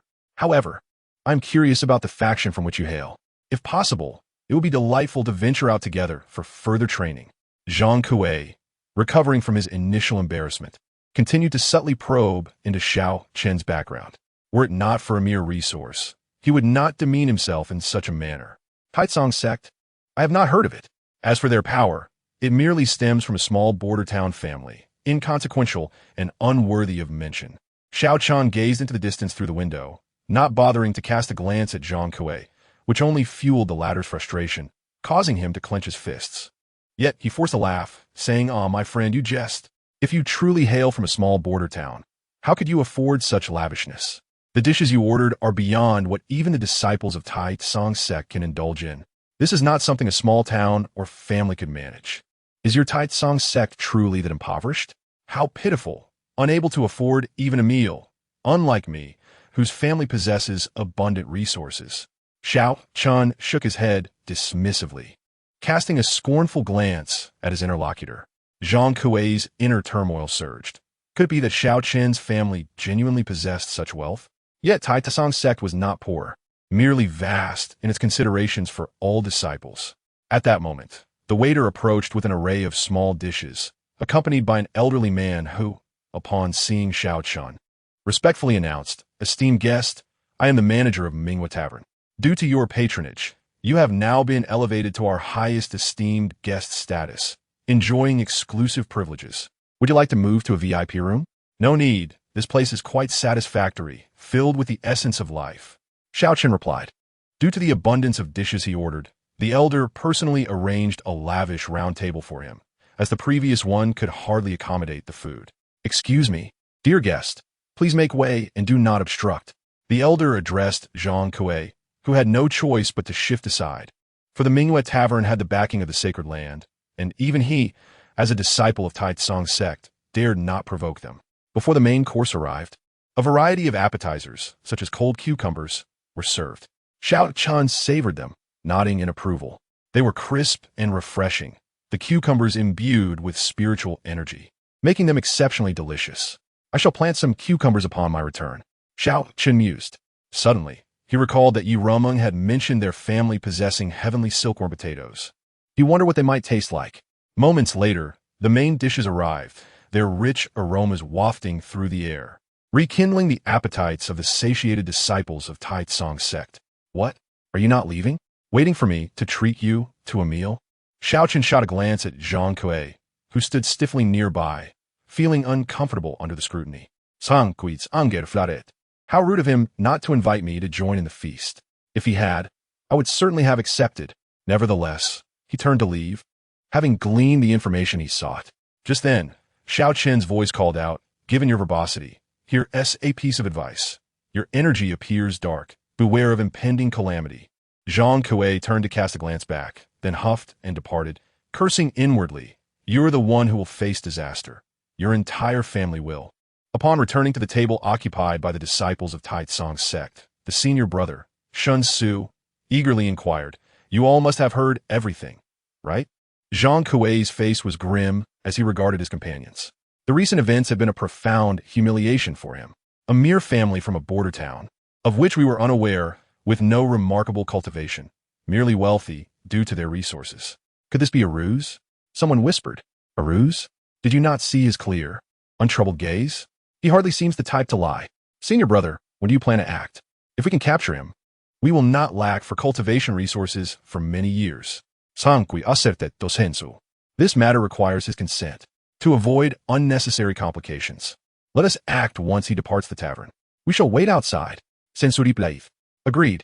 The others nodded enthusiastically. At that moment, Shun Su produced a jade slip, his brow furrowing as he remarked, "There's been a disturbance in the Yi family." Chapter 80. Disturbance in the Yi family. Seeing the gazes of the Tai Tsong sect members as they departed, Xiao Chen shook his head. If one seeks their own demise, no one can intervene. Meanwhile, back at the family estate, the sight of his kidnapped daughter ignited a fury within Yi Kai. Yi Rumeng was equally incensed. She had only stepped away for a brief moment, yet the Tai Tsong sect had brazenly invaded their home, imprisoning everyone in the Yi family, including her sister Yi Linglong. "Tai Tsong sect, you are exceedingly bold." Yi Kai's eyes bulged as he faced a gray-clad elder, who held a long knife poised at Yi Linglong's throat. This elder was none other than the second elder of Tai Tsong sect. Ye Kai, I did not expect you to return from the Imperial Abyss. How fortunate. In that case, let us exchange your kin for the imperial weapons and scriptures of your Yi family. The second elder declared, pressing the knife harder against Yi Linglong's neck. Drawing blood. You dare. Ye Kai shouted vehemently. Ha ha ha. If you possess the courage, step forward and see if I dare. The second elder sneered. Ye Kai inhaled deeply, speaking gravely. My Yi family is merely a lineage with a long heritage. We possess no imperial weapons or scriptures. If you seek the law manifestation realm techniques, I might be able to provide something, but imperial treasures, such as weapons and scriptures, are entirely beyond our means. Brother, your words do not hold water. If you had no imperial weapons, how did you manage to escape from the Imperial Abyss? Moreover, you once claimed that our Yi family indeed possesses such treasures and urged me to comprehend them deeply. How can you now assert otherwise? A middle-aged man stepped forth from behind the Tai Tsong sect members, a mocking smile on his face as he regarded Ye Kai. Ye Viang, it's you. How dare you divulge this information to Tai Tsong sect? Ye Kai felt a chill wash over him upon seeing his younger brother. Indeed, he had confided this secret to him when entering the Imperial Abyss, hoping that in the event of his demise, Yi Xiang could become the new head of the family and that the scriptures would serve as its foundation. Little did he expect his brother would betray the family by revealing such a secret to Tai Tsong sect. What a disgrace to the family. Indeed, he had forgotten Yi Xiang's other identity, an official of Tai Tsong sect. Indeed, brother, I reported this information to Tai Tsong sect, as you instructed. You urged me to delve deeply into my comprehension, yet after years of effort, I realized I had gleaned nothing. In that moment, I understood you were merely deceiving me. While there may indeed be such treasures, you must have concealed them in an unknown place, never intending for me to control them. In that instant, my heart turned cold towards the family, and I made the treacherous decision to report this news to Tai Tsong sect, allowing them to search. Regardless of whether they succeed, I would ascend to the elder's position, and I found that prospect quite appealing. What do you think, brother? Ye Viang, Sunidet Atyakai. Alas, they have searched here for quite some time without uncovering any clues regarding the scriptures. However, they did discover some hints within the ancient texts of our family, indicating that one of our ancestors was indeed a great emperor, suggesting that imperial weapons and scriptures might genuinely exist, though they have yet to be found. You treacherous wretch who betrays our ancestors. Ye Kai was nearly driven to the brink of bloodshed, his fury spilling forth in a torrent of curses. Feel free to berate me as you wish. I have never regretted the decisions I have made. Now, since you have returned, elder brother, it is time to relinquish the imperial weapon and the imperial scriptures. You are well aware of the formidable strength of the Tai Tsong sect. You cannot protect those items. Silence. You are unworthy to call me elder brother. Ye Kai retortet fierci. Very well, Ye Kai. Do you intend to continue safeguarding the imperial weapon and scriptures, or will you save your clansmen? The second elder's blade was unsteady. Should it harm my niece, it would not bode well. Ye Viang Chaklet, his eyes devoid of any emotional fluctuation. The moment he realized he had been deceived, the scant feelings he held for this family evaporated entirely. After all, he had lived in the Tai Tsong sect since his teenage years. It was the Tai Tsong sect that felt like home, not the family. Father, it is such a relief to see you alive. I do not know if what my second uncle spoke of regarding the imperial scriptures and weapons is true, but if it is, I hope you leave quickly. As long as you are here, the Yi family will endure. The young woman, held captive by the second elder of the Tai Tsong sect, wept with joy. With her two ponytails, tall stature, and round, adorable face, she appeared disheveled and in poor spirits. Her lips and nails tinged with purple, having been imprisoned for an extended period. They sought to use her to uncover the secrets of the Yi family. Yet she herself was oblivious. Were it not for her peculiar ailment, which deterred most from approaching her, she would have likely been tortured into an unrecognizable state by these individuals. I feel increasingly unwell, as though countless insects are gnawing at my internal organs and brain. Father, I am in so much pain. I can no longer endure this suffering. Now that I see you have returned safely, I can depart this world with peace. Yi Linglong smiled, a sense of liberation washing over her. For her, living was indeed more agonizing than death. Linglong, Father forbids you from speaking this way. You will survive. I assure you. I have found a way to save you, and this time it is not a deception. We will cure your affliction, and then our family will live joyfully together. Yikai iklimet urgently. He Yikai, I wholeheartedly agree. Only a reunited family can live happily together. In that case, why not surrender the imperial weapon and scriptures? Hand over those two items, and your family can be whole. The second elder of the Taitsong sect chuckled. Yet, in the next moment, an unparalleled pressure descended upon him, vast and overwhelming, akin to the heavens or the ocean, instantly rendering this practitioner of the law realm powerless to resist. His body collapsed to the ground, and the long blade at Yi Linglong's throat fell uncontrollably, producing a crisp sound. With a flash, Yi Kai swiftly caught the nearly fallen Yi Linglong. What? What is this? Sacred might? The immobilized second elder's expression twisted in terror. He had felt this sensation before from the holy master of a sacred land.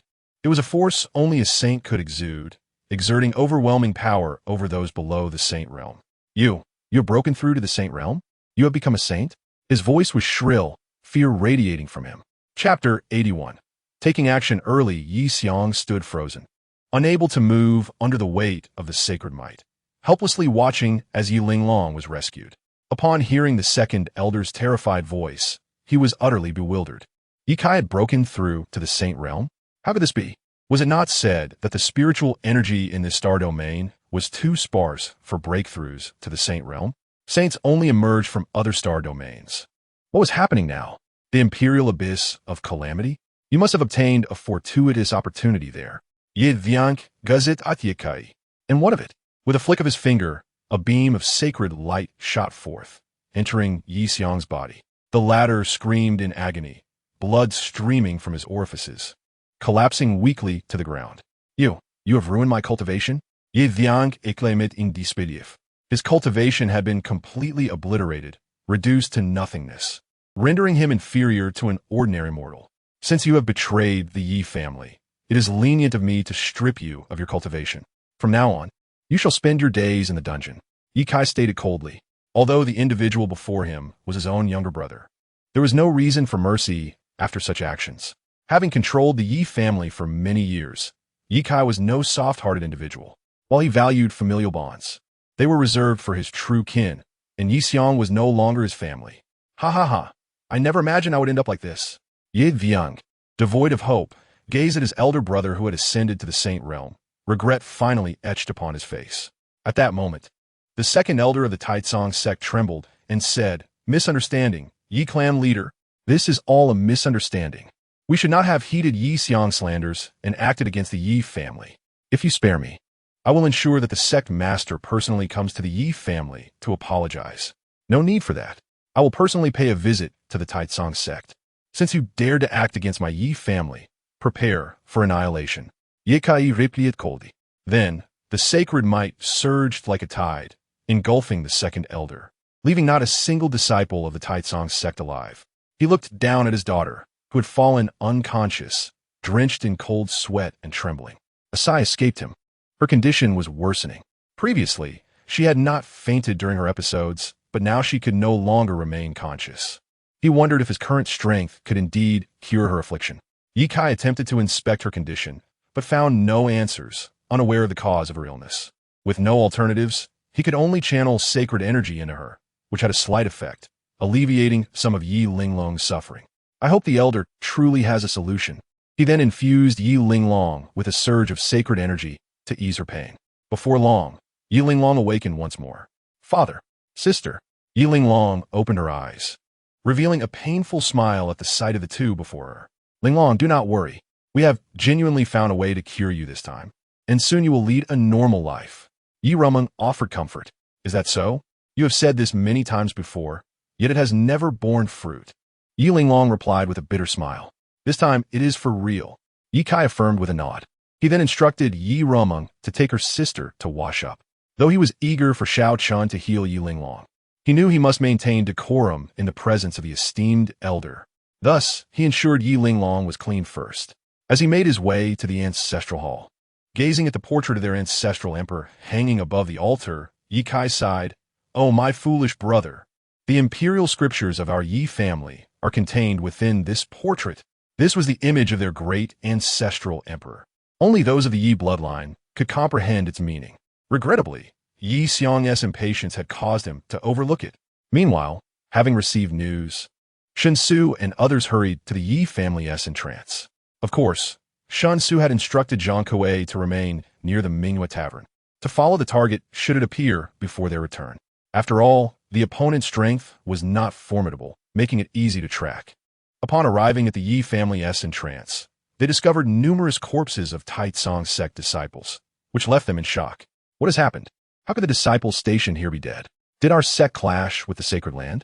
Someone exclaimed in astonishment. In this city, who would dare to kill Taitsong sect disciples? Unless they were from the sacred land. Yet if they encountered disciples from the sacred land, the Taitsong sect would wisely retreat. A conflict would be impossible. Shen Su frowned, standing outside and observing, unwilling to enter. Due to the news that the sect was searching for some treasure within the Yi family, was it possible that they had caught the attention of the Holy Land, which led to a conflict? Senior brother, what should we do? Someone inquired, glancing toward the gates of the Yi family. If we go in now, we might not make it out alive. We certainly do not wish to perish. I sent a message to the second elder, but there has been no response. Could there have been unforeseen developments? Shen Su was also in a quandary, deliberating whether to enter. Forget it. We won't go in. We shall return the way we came. Ultimately, he made a decision. Oh, what will we say to the elders afterward? Someone expressed concern. I'll just say that I was at a critical moment in my cultivation and could not free myself, which is why I failed to check the message in time. They were uncertain about the situation within the Yi family, but there were at least 800,000 spirit stones awaiting them at the Mingyue Tavern. That was an immense fortune for them. Rather than risking entry into the Yi family, it would be wiser to contend for that more secure opportunity. The others nodded in agreement, finding merit in the senior brother's reasoning. However, they also needed to report the circumstances here to the sect. You all will send a message to the sect shortly, stating that we have accidentally discovered a change in this location, urging them to devise a countermeasure. Shen Su instructed the others. Since they had encountered it, they could not simply turn a blind eye. Just then, a disciple's expression suddenly shifted. What is wrong? The others asked. We have overlooked a critical issue. What if that person at the Mingyue Tavern has already paid the remaining spirit stones? What if he has no spirit stones left on him? Wouldn't our plan then be for naught? The realization struck them. They had indeed neglected this crucial point. However, since the Mingyue Tavern was a property of the Holy Land, they dared not act within it. Then we must strike first, since with the solemnly, having already formulated a plan in his mind. Not long after, a few burly men settled not far from Xiao Chen, who was enjoying his meal. They gazed at the lavish spread before him, the enticing aromas wafting through the air, and could not help but swallow hard. They had never tasted such sumptuous food in their lives, while he savored it with such delight, all due to the wealth of his family. Damn it, if I have a next life, I must ensure I am born into a good family, preferably one that possesses a mine. A chubby boy exclaimed enviously. He then boldly approached Xiao Chen and sat down across from him, only to find that Xiao Chen didn't even spare him a glance. This infuriated him, and he stood up, leaning forward with a low, icy voice. Hey kid, I want to borrow something from you. Yet, Xiao Chen merely cast a fleeting glance at him before continuing to indulge in his meal, occasionally nodding in approval of the dishes. Hey, are you deaf? I'm talking to you. The chubby boy's face twisted with rage. Did this insolent brat think he could be so arrogant just because he was wealthy? At that moment, the other men approached, standing beside Xiao Chen. One of them leaned close and whispered in his ear, Brother, we are a bit short on funds lately and wish to borrow some spirit stones from you. Surely, you wouldn't refuse, would you? They displayed sinister smiles. You intend to rob me? Xiao Chen inquired nonchalantly, continuing to enjoy his meal. Congratulations, you guessed correctly. The man replied, placing a hand on Xiao Chen's shoulder. However, that simple touch caused the man to instantly dissolve into golden starlight and vanish. The others were taken aback, bewildered by what had just transpired. What did you do? The chubby boy asked in a low voice, his expression darkening. What did I do? I suppose I merely eliminated him. Xiao Chen responded casually. The others' pupils constricted, their bodies stiffening. Had he effortlessly killed one of their own without lifting a finger? There was not even a trace of blood left behind. Kid, stop the theatrics and hand over all your spirit stones at once, or I'll make you pay dearly. The chubby boy threatened, summoning several flying swords aimed at Xiao Chen. Disturbing my meal has serious consequences. Xiao Chen halted his movements, frowning as he regarded the group. He had no desire to engage with them. Yet these fools insisted on Yi Linglong also caught sight of the figure clad in white. But as soon as she realized that he was merely a youth, her hopes swiftly dissolved into nothingness. Those aged relics, having lived for centuries, were unable to diagnose their ailments. What could a young man possibly do? Nevertheless, since he was present, he might as well enter. Xiao Chen's voice rang out. Come in. Yes. Yi Kai ushered the two into the room, apologizing. I apologize for disturbing your meal. Not all sit down. Consider it companionship in savoring delicacies. Dining alone diminishes the appetite. Indeed, culinary delights are best enjoyed in the company of others. Hearing this, Yi Kai and the others could not refuse and took their seats to dine alongside Xiao Chen. Chapter 83. The doom heaven poisoned body Yi Linglong was filled with curiosity. Why did her father refer to this evidently youthful individual as senior? As Xiao Chen ate, he looked at Yi Linglong and remarked, So, this is the ailing young daughter you spoke of?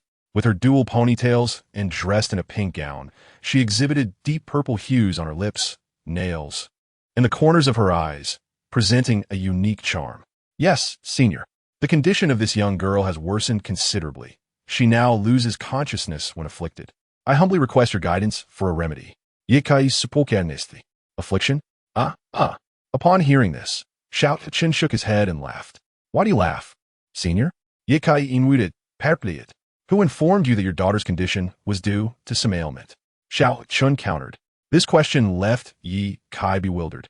If his daughter was not afflicted, how could she exhibit such symptoms? Then what is your esteemed opinion? Yi Ruming asked. Actually, I should congratulate you, Xiao Chen stated while gazing at Yi Kai. Congratulate? What reason is there for congratulations? I implore your guidance. Yi Kai clasped his fists. Both daughters possess formidable and unique physiques. Shouldn't that be a cause for celebration? To be honest, senior, Ruming indeed possesses a special physique.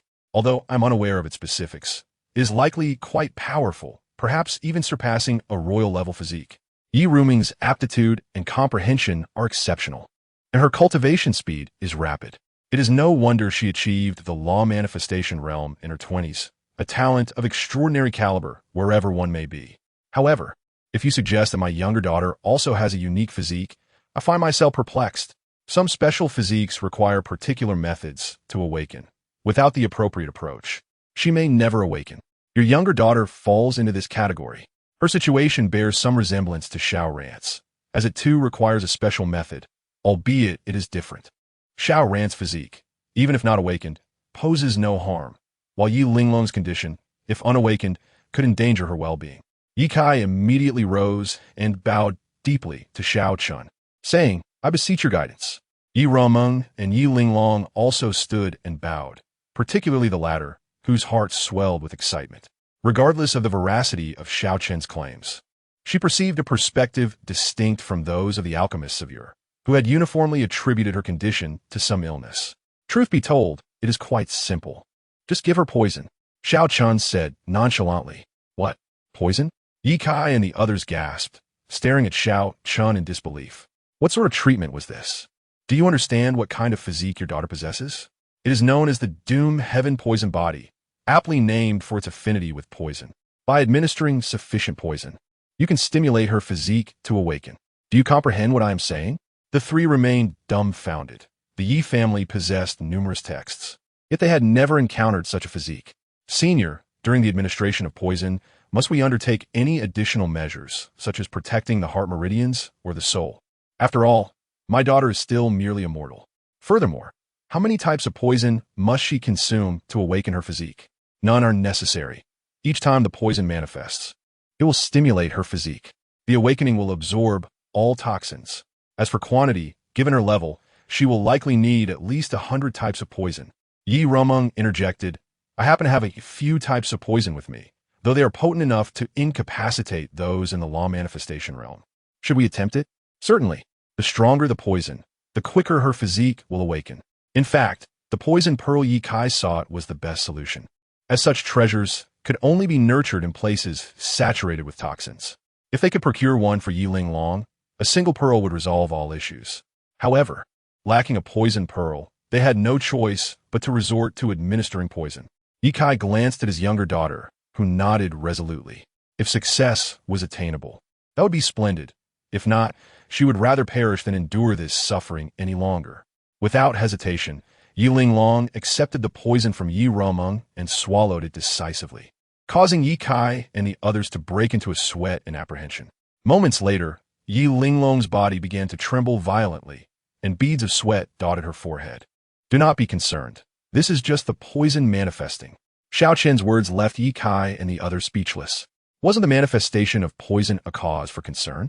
Yet this unusual condition persisted only briefly. Yi Linglong soon calmed down, exhaling deeply and opening her eyes.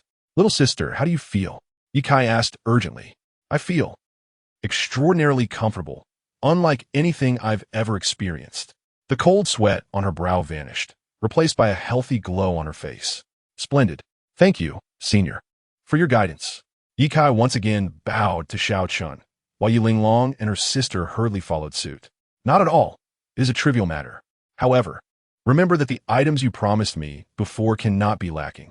Xiao Chen reminded them. Senior, I fear I must make a trip to the Taitsong sect. Ye Kai stated solemnly. Wherefore do you go? To speak candidly, our family was previously occupied by the Taitsong sect, and many items were plundered, including spirit plants. Thus, I must retrieve them. I see. Then go ahead. I shall await your return here. Oh, by the way, I have a grievance with the Taitsong sect. Several of their disciples had the audacity to attempt to rob me. Yes, I understand what must be done. Rumeng, ensure that you attend to our senior. Ye Kai instructed before departing from the Minghua Tavern. Meanwhile, within the Taitsong sect, Yuan Fan furrowed his brow as he addressed the elder before him. Are you saying that news has arrived that our disciples from the Yi family have been slain? Indeed, not only were the disciples killed, but even the sole lamp of the second elder has been extinguished. Huh? The second elder is dead? What transpired? He was a peak cultivator in the law manifestation realm. It should be exceedingly difficult for anyone to kill him on this planet, let alone the entire Taichu star domain, aside from Sage. Yuan Fan's brow knitted in concern. He was well aware of the second elder's capabilities, particularly regarding self-preservation. Even they could hardly match him. It was improbable that such a person could be slain by another of the same realm. Wait, could he have provoked the Ziwei sacred land? Yuan Fan's heart sank, his white beard quivering. The Ziwei sacred land was an entity they could not afford to offend. This external force had descended upon this star domain with a specific purpose. Should anyone provoke them, there would be no mercy, only a path to death. Chapter 84. The destruction of Taitsong sect, although they held a position of power. Should they encounter imperial weapons or scriptures, Yuan Fan surmised that they would undoubtedly take notice. Impossible. You know the second elder's character. He would never engage with those from the sacred land. An elder shook his head. Yuan Fan turned his head, finding this reasoning compelling. The second elder's disposition would indeed prevent him from provoking those from the sacred land. Who dares to kill an elder of the Taitsong sect? His expression turned cold. Besides the sacred land, Taitsong sect is arguably the most formidable power in this star domain. Who would dare provoke them? It is I. A voice suddenly echoed, and Ye Kai's figure appeared before the sect master of Taitsong. You are Ye Kai, the head of the Yi family? Did you not enter the abyss of imperial desolation? How did you manage to come out alive? Yin Fan's eyes widened in astonishment. After all, the man before him was also a figure of the law manifestation realm, a renowned powerhouse within the primordial star domain, and he naturally recognized him. Indeed, I have emerged alive. Ye Kai's voice was frigid. Yin Fan and the elder displayed expressions of disbelief. That place was known for causing the fall of emperors. And yet he had survived? This is truly astonishing. So, you're the one who killed my sect's second elder? How dare you offend the Yi family? You deserve to die. Insolent. Do you think you can kill an elder of the Taitsong sect? It seems your Yi family has outlived its usefulness. Yin Fan's voice was sharp, and the elder beside him narrowed his eyes, preparing to take action. However, Yin Fan's voice resounded once more. If you willingly surrender your Yi family's imperial weapon and imperial scriptures, perhaps I may spare a remnant of your bloodline. Though his heart seethed with rage, he suppressed it. The significance of the imperial weapon and scriptures far outweighed the death of the second elder. I also offer you a chance. Hand over everything you have taken from my Yi family, and I can ensure a swifter death for you. The scene fell into silence, as Yin Fan and the elder gazed incredulously at Ye Kai. How dare he speak such arrogant words? Since you are so brazen, let us first subdue you. The two acted decisively, unleashing a flurry of attacks aimed at suppressing Ye Kai. Since the imperial weapon and scriptures were not found within the Yi family, it meant those treasures must be on Ye Kai. If they subdued him, they would naturally acquire these coveted items. Bang! However, facing their fierce onslaught, Ye Kai waved his sleeve, sending both attackers hurtling backward. The disparity between the law manifestation realm and the sacred realm was starkly evident. A saint? You're actually a saint? Both men exclaimed in terror, their eyes trembling as they regarded Ye Kai. A saint had emerged within the primordial star domain. Ye Kai extended his hand, grasping Yin Fan's face, and with a slight increase in pressure, the sound of breaking bones echoed and blood gushed forth. Speak. Where have you hidden the spirit plants you took from my Yi family? Ye Kai's gaze was icy. He could overlook other matters, but he could not afford any mishap regarding those spirit plants, lest he fail to account to that esteemed elder. Spirit plants? What spirit plants? Yin Fan winced in pain, blood streaming down, blurring his vision. In the next moment, a piercing scream erupted as Ye Kai tightened his grip, causing the skull atop Yin Fan's head to cave in. Do not play coy with me. I mean the emerald apples, ice fire lotuses, and heavenly sill potatoes. Where have you hidden them? Ye Kai demanded, his grip becoming increasingly terrifying, penetrating into Yin Fan's skull. In the orchard, those items were all planted there. The elder beside them trembled as he spoke. Bang! In the next instant, Yin Fan's head was crushed, this once dominant powerhouse falling effortlessly here. This world has always been thus. The strong live, and the weak perish. Take me to the orchard. Ye Kai's gaze remained cold as he looked at the elder. Yes, yes, at once. The elder, coughing blood, nodded repeatedly. Under such circumstances, he dared not resist in the slightest. Yet, he was puzzled. Why did Ye Kai inquire only about those seemingly trivial spirit plants? Did they conceal some secret? Shortly thereafter, Ye Kai was led into the orchard, which spanned several mountain peaks, filled with both the spirit plants of the Yi family and those cultivated by the Taitsong sect, of various kinds. Observing this scene, Ye Kai's anxious heart finally calmed, and he smiled, saying, So many spirit plants. That esteemed elder will surely be pleased. The elder beside him gasped. Ye Kai's fervent search for spirit plants was merely to curry favor with some esteemed elder? What sort of individual requires the appeasement of a saint? Could it be the sacred land? Subsequently, Ye Kai scoured the entire Taitsong sect, pillaging all their resources. As he prepared to leave, he cast a final glance at the vast Taitsong sect and struck down with his palm. Henceforth, the foremost sect of the primordial star domain, the Taitsong sect, vanished from the annals of time, becoming but a memory. Indeed, this harvest is bountiful. At the Mingwe Tavern, Xiao Chen looked at the several mountain peaks Ye Kai had entrusted to him, nodding in satisfaction. They were filled with various spirit plants he could nurture upon returning, allowing him to cultivate a garden of his own. Since that is settled, I shall not linger here any longer. It is time to return. Xiao Chen rose to leave. You might as well stay a while longer. My Yi family would be honored to extend our hospitality. Ye Kai hastily interjected, expressing that should he receive guidance from the elder, it would be beneficial for a lifetime. There is no need to stay, but as you depart, let me offer you a word of advice. The primordial star domain will become increasingly tumultuous. Your Yi family must prepare for the chaos to come. Xiao Chen gazed out the window. This. I humbly ask for your guidance. Ye Kai Boyd, as a saint, you must have sensed the powerful auras converging upon the primordial star domain from the starry expanse. These are the formidable beings from other cosmic realms descending upon us. Moreover, sinister spirits have already appeared within the primordial star domain. It will not be long before a conflict erupts between the realm of the living and the realm of the dead. Your Yi family must tread carefully. Having said this, Xiao Chen summoned the waiter to settle the remaining payment of several 100,000 spirit stones.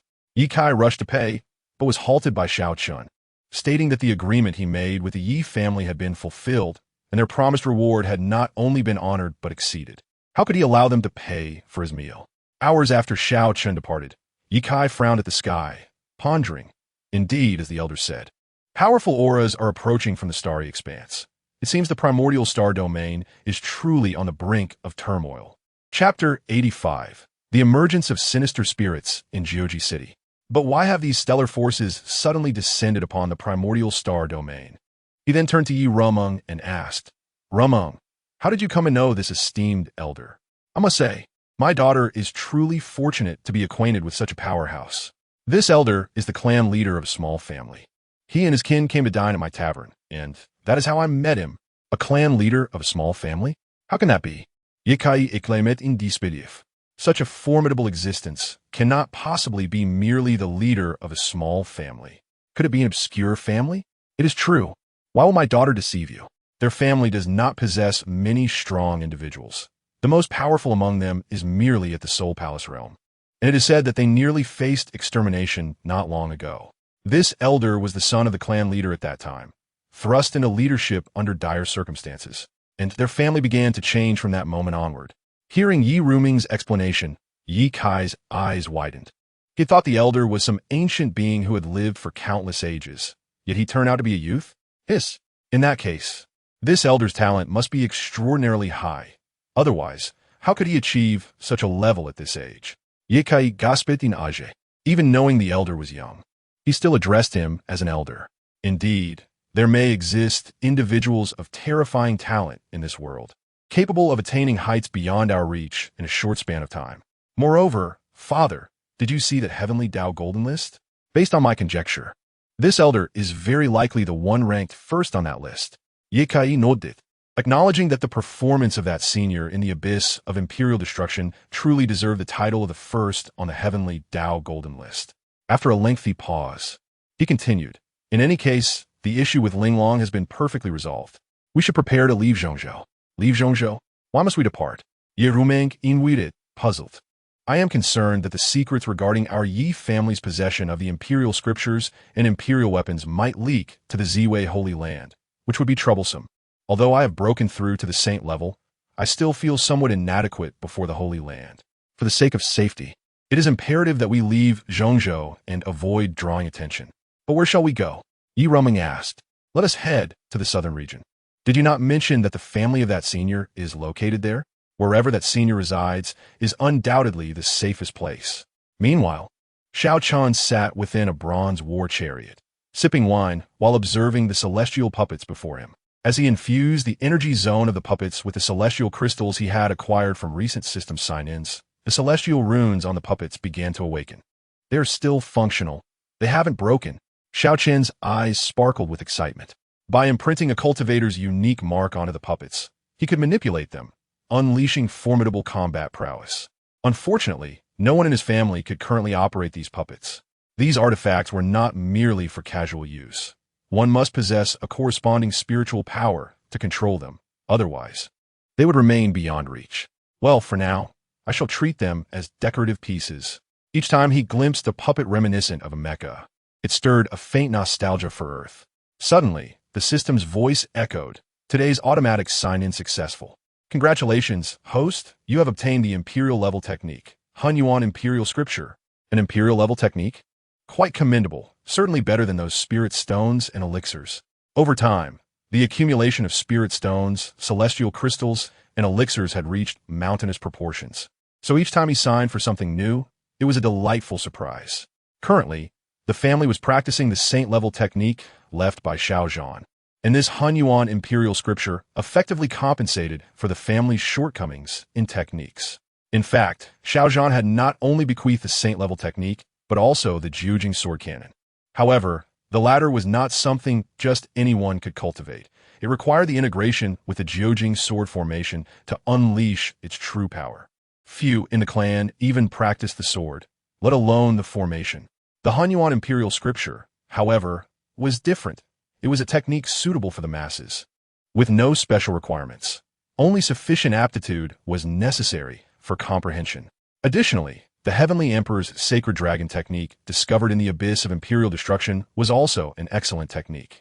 Once he found the complete version, his clan could cultivate it, and it was a celestial imperial scripture that could serve as an ultimate foundation for any power in this world. Moreover, this technique, like the Hunyuan Imperial Scripture, imposed no special physique requirements, merely necessitating abundant resources for cultivation.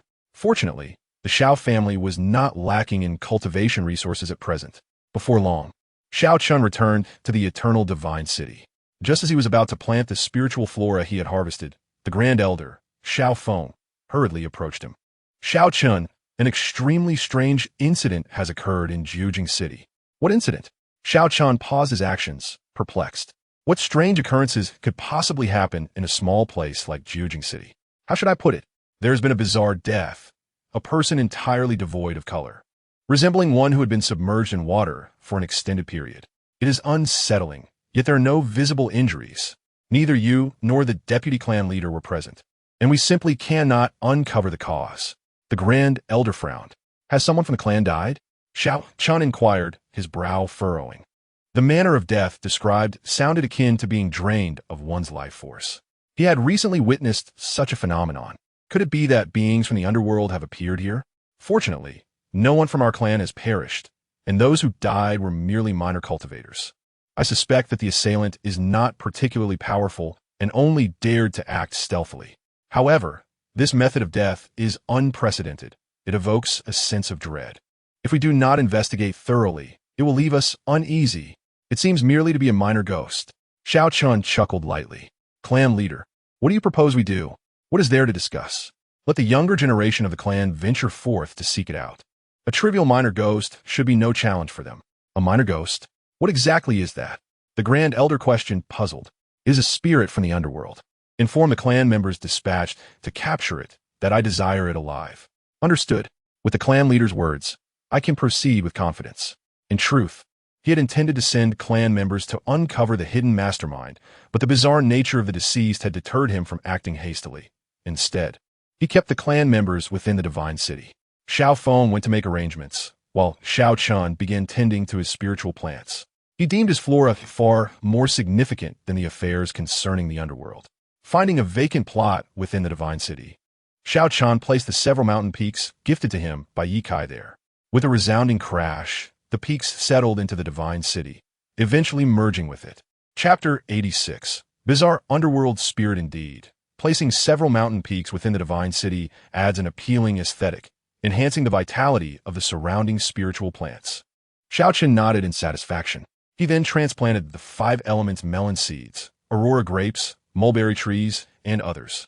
At last, his orchard began to take shape. Approaching a plum tree, Xiao Chen plucked a plump, radiant plum and savored its succulent flesh, bursting with flavor.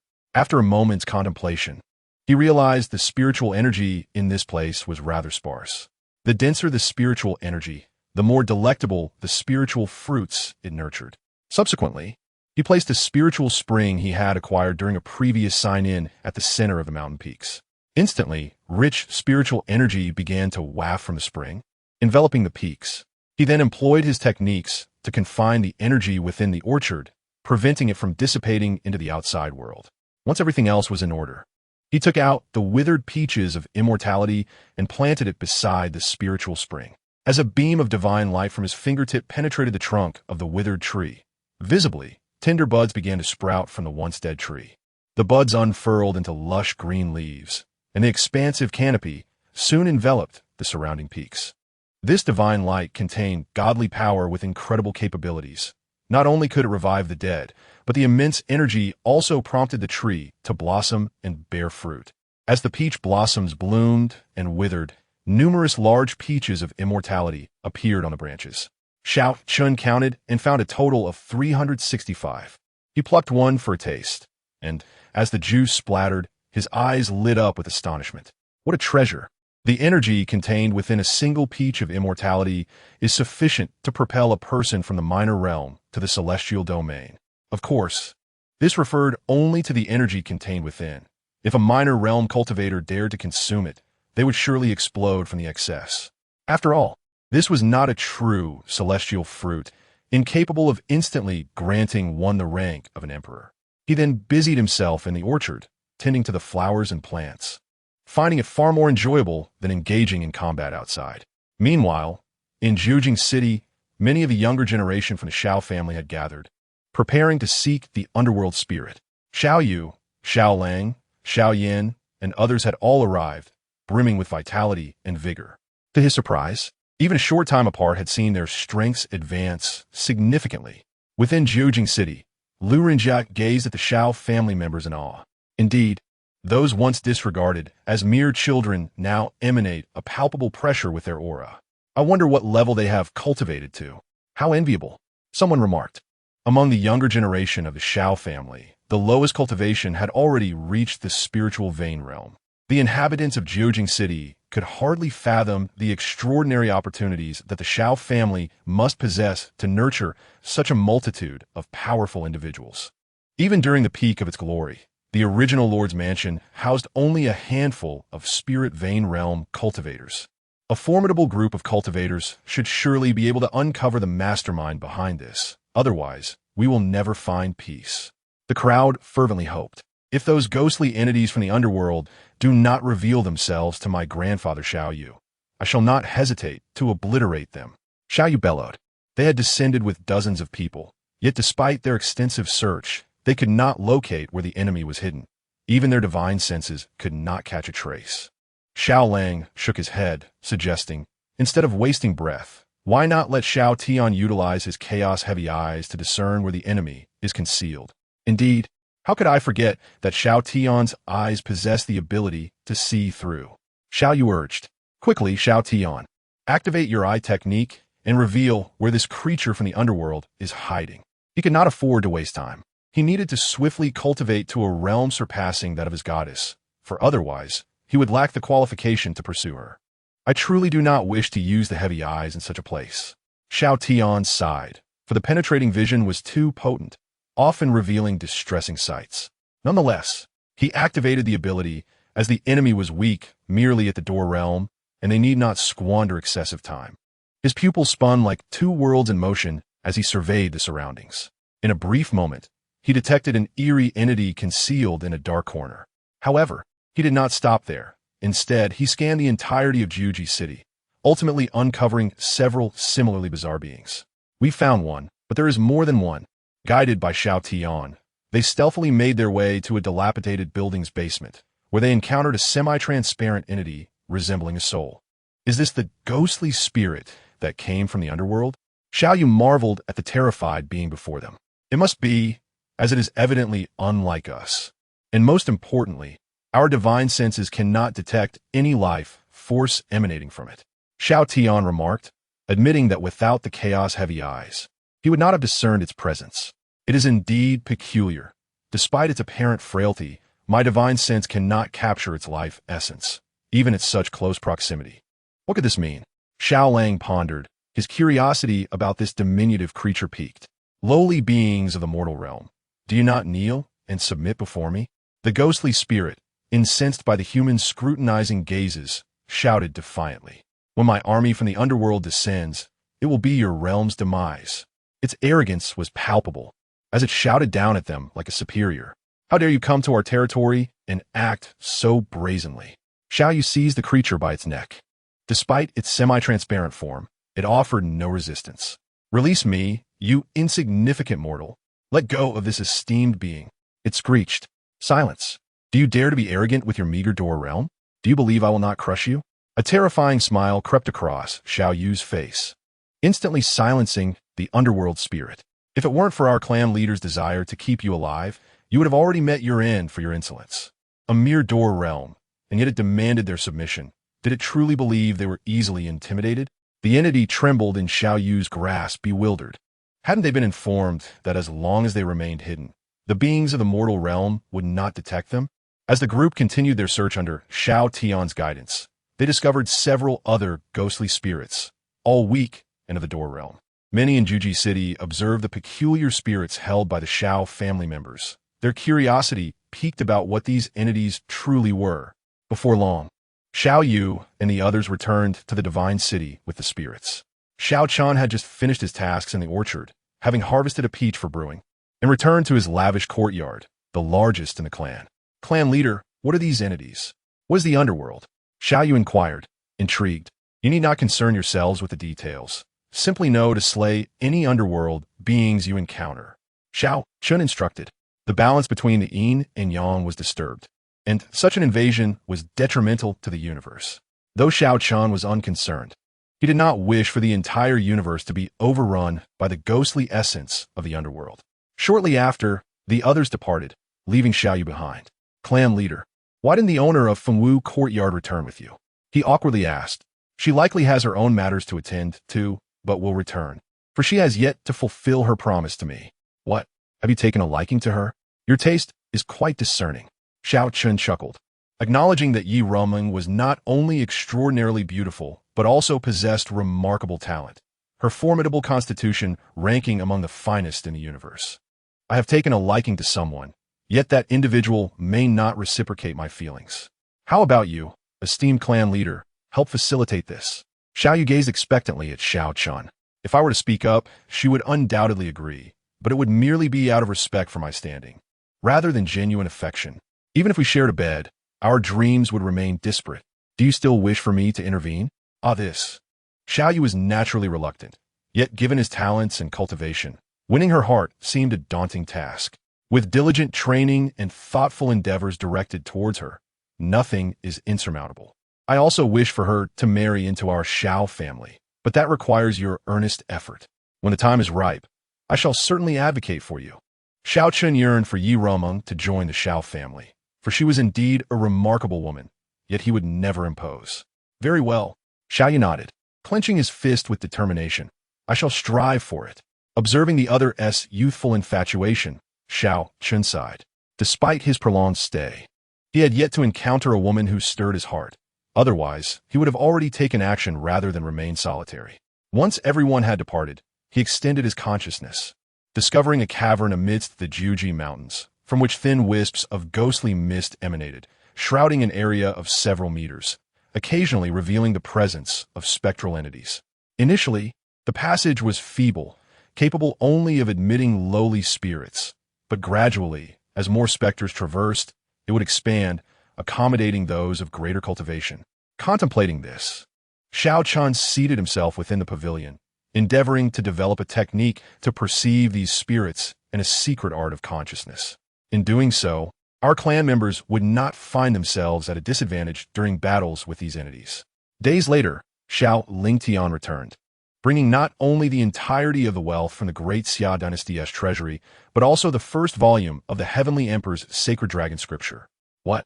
You have obtained the second volume of the Heavenly Emperor's Sacred Dragon Scripture? Yi Lingtian gazed astonishedly at his son. Indeed, I discovered it upon a golden stone tablet. Xiao Chen nodded. It appears we possess both the first and second volumes. We require only one more to complete the sacred text. My son, why not deduce the whereabouts of the final volume?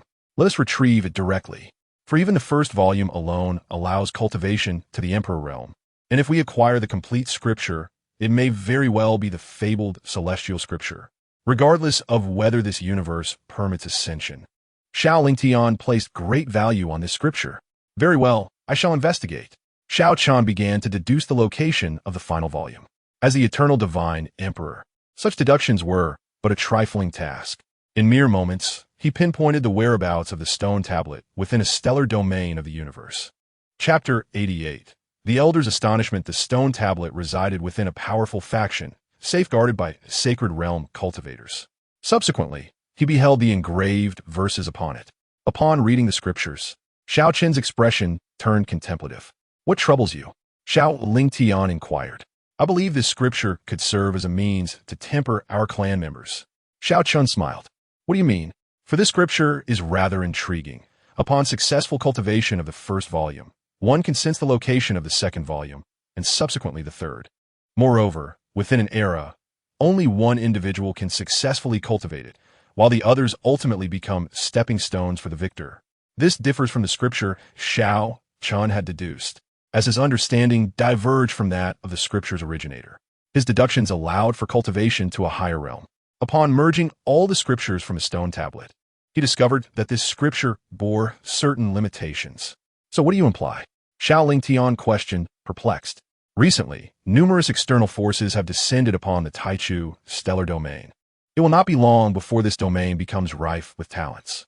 If we allow our Xiao clan members to cultivate this scripture alongside the geniuses from those powerful factions, competing against one another, do you not think it will hone their skills further? Survival of the fittest? Xiao Lingtian nodded. It indeed presented a commendable strategy, and those tempered through such means would undoubtedly possess formidable combat prowess. Very well, let them contend amongst themselves. Our clan shall merely provide supportive strength. Xiao Chen nodded in agreement. In that case, I shall soon lead the younger generation of our clan to the great Xiao dynasty to assess who among them possesses the capability to comprehend this scripture. He then recalled that he had secured the stone tablet containing the second volume and could subsequently seek a suitable location to return it, perhaps even introducing some trials. Xiao Chen found the prospect increasingly intriguing. By the way, Father, I have placed a complete imperial scripture within the library. When you have the time, you might wish to peruse it. The imperial scripture will aid you in mastering the powers of the Supreme Emperor. Very well. I shall take the opportunity to examine it. Xiao Lingtian nodded, soaring towards the clan's library. Since moving into the Eternal Divine City, the clan had meticulously organized various resource storage areas. Scriptures were housed in the library, martial techniques in the Divine Arts Pavilion, along with the Spiritual Artifact Pavilion, Alchemy Chamber, Forging Chamber, Array Chamber, Resource Distribution Center, and meditation rooms rich with spiritual energy. Each designated its own area, unlike before when everything was haphazardly piled together. While some areas remained unused, the necessary divisions had been established. Meanwhile, within the Alchemy Chamber, the Elder was instructing Xiao Yan in the art of alchemy. After reconstructing his form, he had not departed, but instead had taken on a role of the chief alchemist of the Xiao family, responsible for guiding the clan's members in alchemical techniques. However, he had but one disciple, Xiao Yan, as the others lacked any aptitude for alchemy. Excellent. You are now capable of successfully refining third-grade elixirs. The elder nodded approvingly at Xiao Yan. It is all thanks to your teachings, master, Xiao Yan replied, clasping his hands. Ha ha! This is also due to your innate talent for alchemy. Unlike the others, even if I wish to instruct them, they simply lack the gift. The elder shook his head, then adopted a serious expression and asked, I have heard that you captured several specters in Juji City a few days ago. Indeed, you are aware of the specters, elder? Xiao Yan inquired. Naturally, I am aware. I have even battled against them and suffered considerable losses. They are ominous entities. Once specters appear in a certain stellar domain, it will not be long before that domain becomes a dead zone. If the beings within do not flee in advance, they will be drained of their vitality. By the way, does the clan leader have any countermeasures for this? The elder, well versed in the universe's many secrets, understood that numerous stellar domains had already been invaded by specters, transforming into dead zones, thereby shrinking the living space for all beings across the cosmos. He had come to realize that the clan leader was indeed the individual ranked first on the heavenly Tao Golden List, and wherever he resided was the safest haven in the universe. This was one of the reasons the elder had not left the Xiao family. However, the emergence of specters now caused him some concern, particularly given their bizarre nature. If they were concealed within the dark mist, we would be unable to perceive them with our consciousness, and entering that mist would place us in a perilously passive position, making us susceptible to ambushes. The clan leader said nothing, only that he would develop a technique to enable us to see the specters, and when we encounter them, we must strike them down without mercy. Xiao Yan replied. The elder was astonished. A technique to see the specters? If such a secret art could indeed be created, we would not find ourselves at a disadvantage during confrontations with them. Yet, can such a technique truly be developed? Oh, by the way, I heard the younger generation of the clan held a competition a few days ago. What was your ranking? Given your abilities, you should have secured first place, right? The elder inquired with a smile. With a sense of humility, Xiao Yan admitted, to be honest, without resorting to the imperial fire in battles of the same tier, my strength ranks only third among the younger generation of my clan. He shook his head with a bitter smile. What? You actually rank third? How is that possible? The voice of the old ghost was sharp, revealing his astonishment as he looked at Xiao Yan in disbelief, suspecting he was jesting. This is the truth. You may not be aware, but the first and second positions are occupied by a Xiao Lang and Xiao Tian. Their superiority lies not in any other reason, but in their formidable physiques, which utterly overshadow my Flame Emperor celestial body. In terms of martial arts and techniques, with your guidance, I certainly surpass them, but the disparity in physique is an insurmountable flaw. Xiao Yan explained candidly. He had learned from the clan leader that Xiao Lang and Xiao Tian possess supreme divine physiques, while he and Xiao Ran bore supreme celestial physiques, a distinction as vast as the heavens and the earth. However, he felt no envy, for the clan leader had assured him that when the time was ripe, He would evolve his supreme, celestial physique into a supreme, divine physique. Yet the old ghost was taken aback, pondering how a clan of merely a few thousand could produce so many extraordinary talents. Suddenly, a thought struck him. Could their extraordinary physiques be the result of the clan leader's intervention? He recalled hearing that the clan leader had the ability to bestow special physiques upon them. Indeed, Xiaolang's physique was granted by the clan leader. As for Xiao Tian, without the clan leader's intervention, his physique would have remained dormant forever. Thus, it is all connected to the clan leader. Chapter 89. The Celestial Fishing Lake. King of devouring heavens, the old ghost marveled. Incredible. If we set aside your clan leader, your family, given a few hundred or even 1,000 years, will undoubtedly become one of the most powerful forces in the universe. The emergence of multiple prodigies is nothing short of astonishing. And who knows what other special physique bearers the enigmatic clan leader might create in the future. Is it possible that the entire clan will possess special physiques? The mere thought sent shivers down his spine. Master, I have an idea that I wish to propose, Xiao Chen said. What is it? I desire to venture out for training. Whether it be the burning formula you imparted to me or my innate flame, the Golden Emperor Dragon Flame. Both require the consumption of exotic fires to enhance my strength. Thus, I wish to embark on a journey to gather such fires and elevate my power. Although he could not yet consume imperial-grade exotic fires, he could still devour some lower-tier ones, ensuring his foundation remained stable while swiftly increasing his strength. The old ghost nodded. Though our clan provides ample resources, it is essential for the youth to experience the world beyond. There is no harm in this. Since you agree, I shall prepare to set out. Xiao Chen exclaimed excitedly. Shouldn't you consult the clan leader first? The old ghost inquired. You may not know, but the clan encourages us to venture out for training. We only need to register our departure. Very well, then go ahead. However, I shall remain here. Enjoy my retirement in your clan. The old ghost reclined in a chair, swaying gently. After a lifetime of toil, it was time for him to relish his well-earned rest. As the chief alchemist, his treatment within the Xiao clan was exceedingly generous. Where else could he find such a splendid place? Xiao Chen nodded earnestly. Master, you should enjoy your golden years here, while I strive to build a magnificent reputation in return. After bidding farewell to the clan leader, elders, and Xiao Chen departed from his family, entering the Nine Extremes mountain range. However, his direction diverged from that of the former Xiao Zhan, heading into the unknown. With a flick of his finger, Xiao Chen placed his newly developed technique and soul secret art in the library, finding the creation of such trinkets to be a trivial matter. The system has successfully signed in today. Congratulations to the host for acquiring the heavenly treasure, Celestial Fishing Lake. An unexpected marvel caught Xiao Chen's eye, a look of delight spreading across his face as he realized the lake possessed the ability to fish across the heavens. How splendid! It seemed the system knew of his fondness for fishing and thus bestowed upon him such a treasure. Without hesitation, Xiao Chen rose and found an open area in the courtyard to set up the Celestial Fishing Lake. Even after compression, it still covered several acres, appearing quite vast.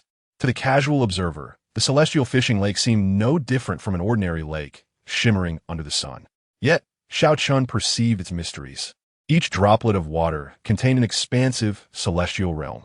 This is the fishing pool befitting my status as a divine emperor. Xiao Chen concentrated his divine power to conjure a complete fishing rod, then cast the hook into the Celestial Fishing Lake. Moments later, he sensed a disturbance, and with a swift tug, a resplendent golden carp was caught. Who dares to plot against me? The king of devouring heavens. The golden carp, caught by the hook, exclaimed in fury.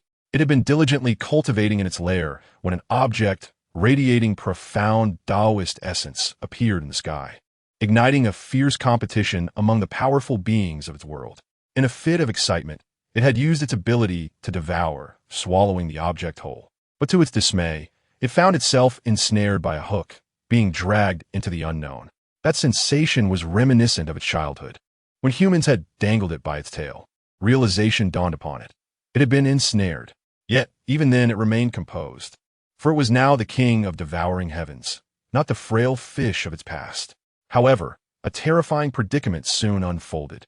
The hook lodged in its mouth could not be removed, and it was ultimately dragged forth against its will.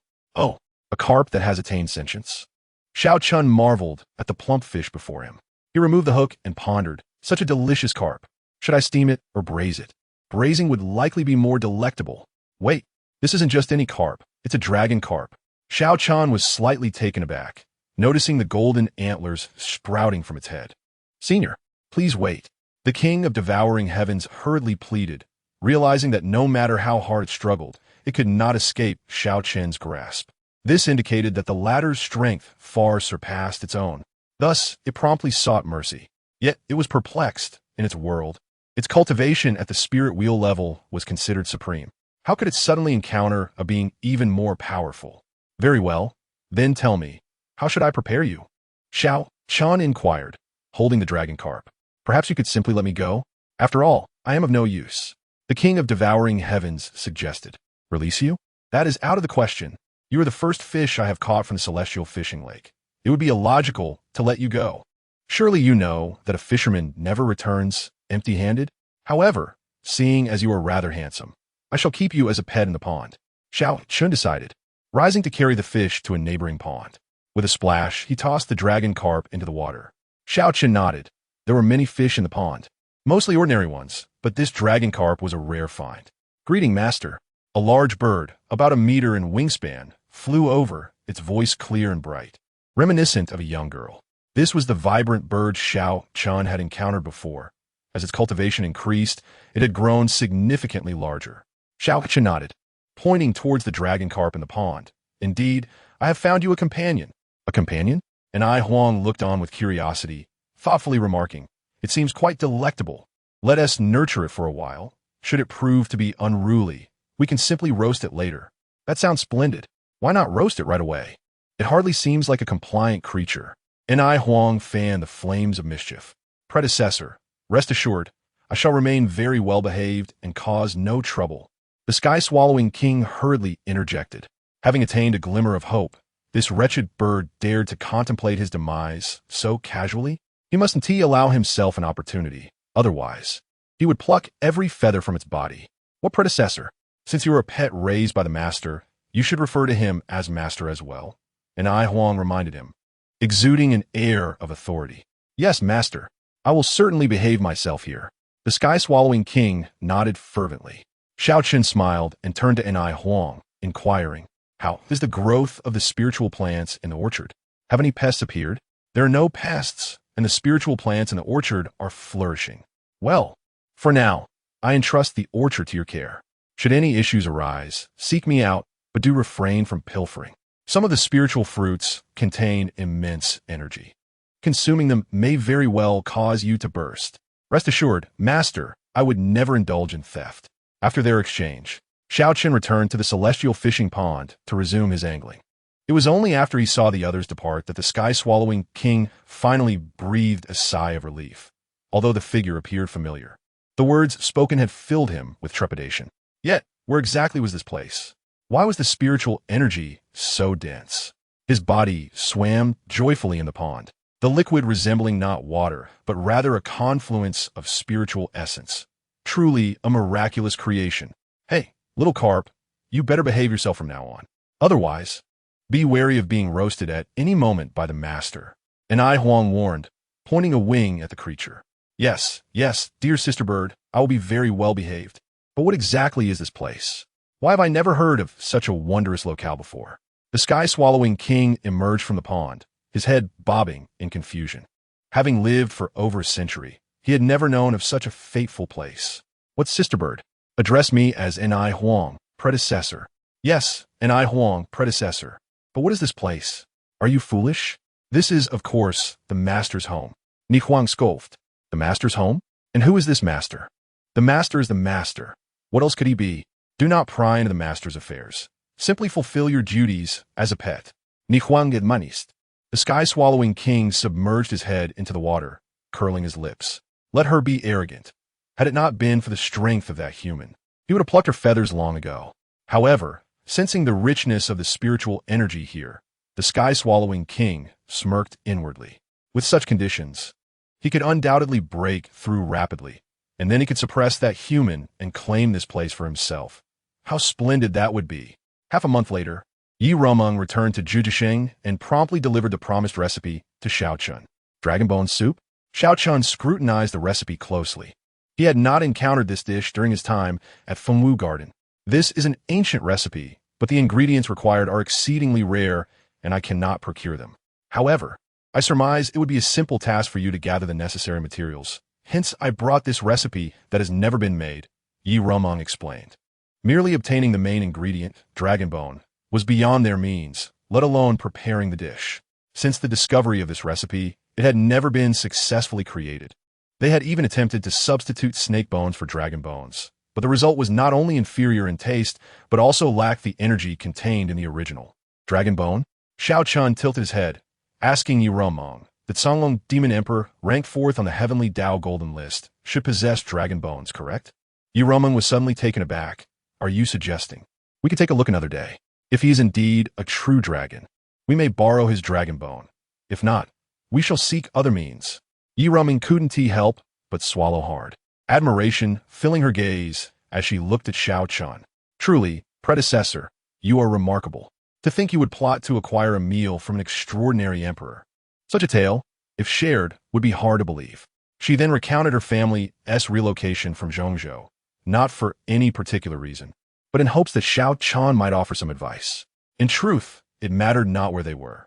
The entire Taichu star domain would eventually transform into a sacred ground for cultivation.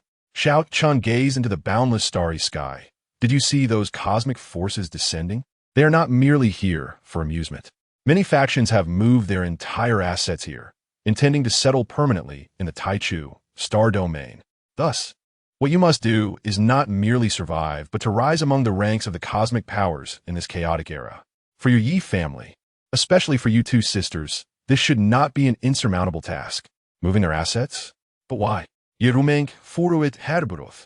The Taichu star domain is quite barren. Even sages find it difficult to emerge. Why would the great forces of the universe come to such a place? Who knows? Xiao Chen chuckled. He was not particularly concerned with such matters. For him, the more powerful individuals in the Taichu star domain, the better it would be for the growth of the Xiao family. As the two conversed, Xiao Yu rushed in. With intentions clear, he was eager to see the goddess of his heart. Xiao Chen, of course, would not play the third wheel. He turned and went fishing, leaving the two by the pond to converse. He had no interest in eavesdropping on their dialogue, but the sky-swallowing king felt a shiver run down his spine and couldn't help but cover his ears. Yet, why did even this woman treat the master with such reverence? In the sky-swallowing king's perception, this woman seemed more powerful than himself, deepening his suspicions. What was happening in this world? Why had so many beings stronger than himself suddenly appeared?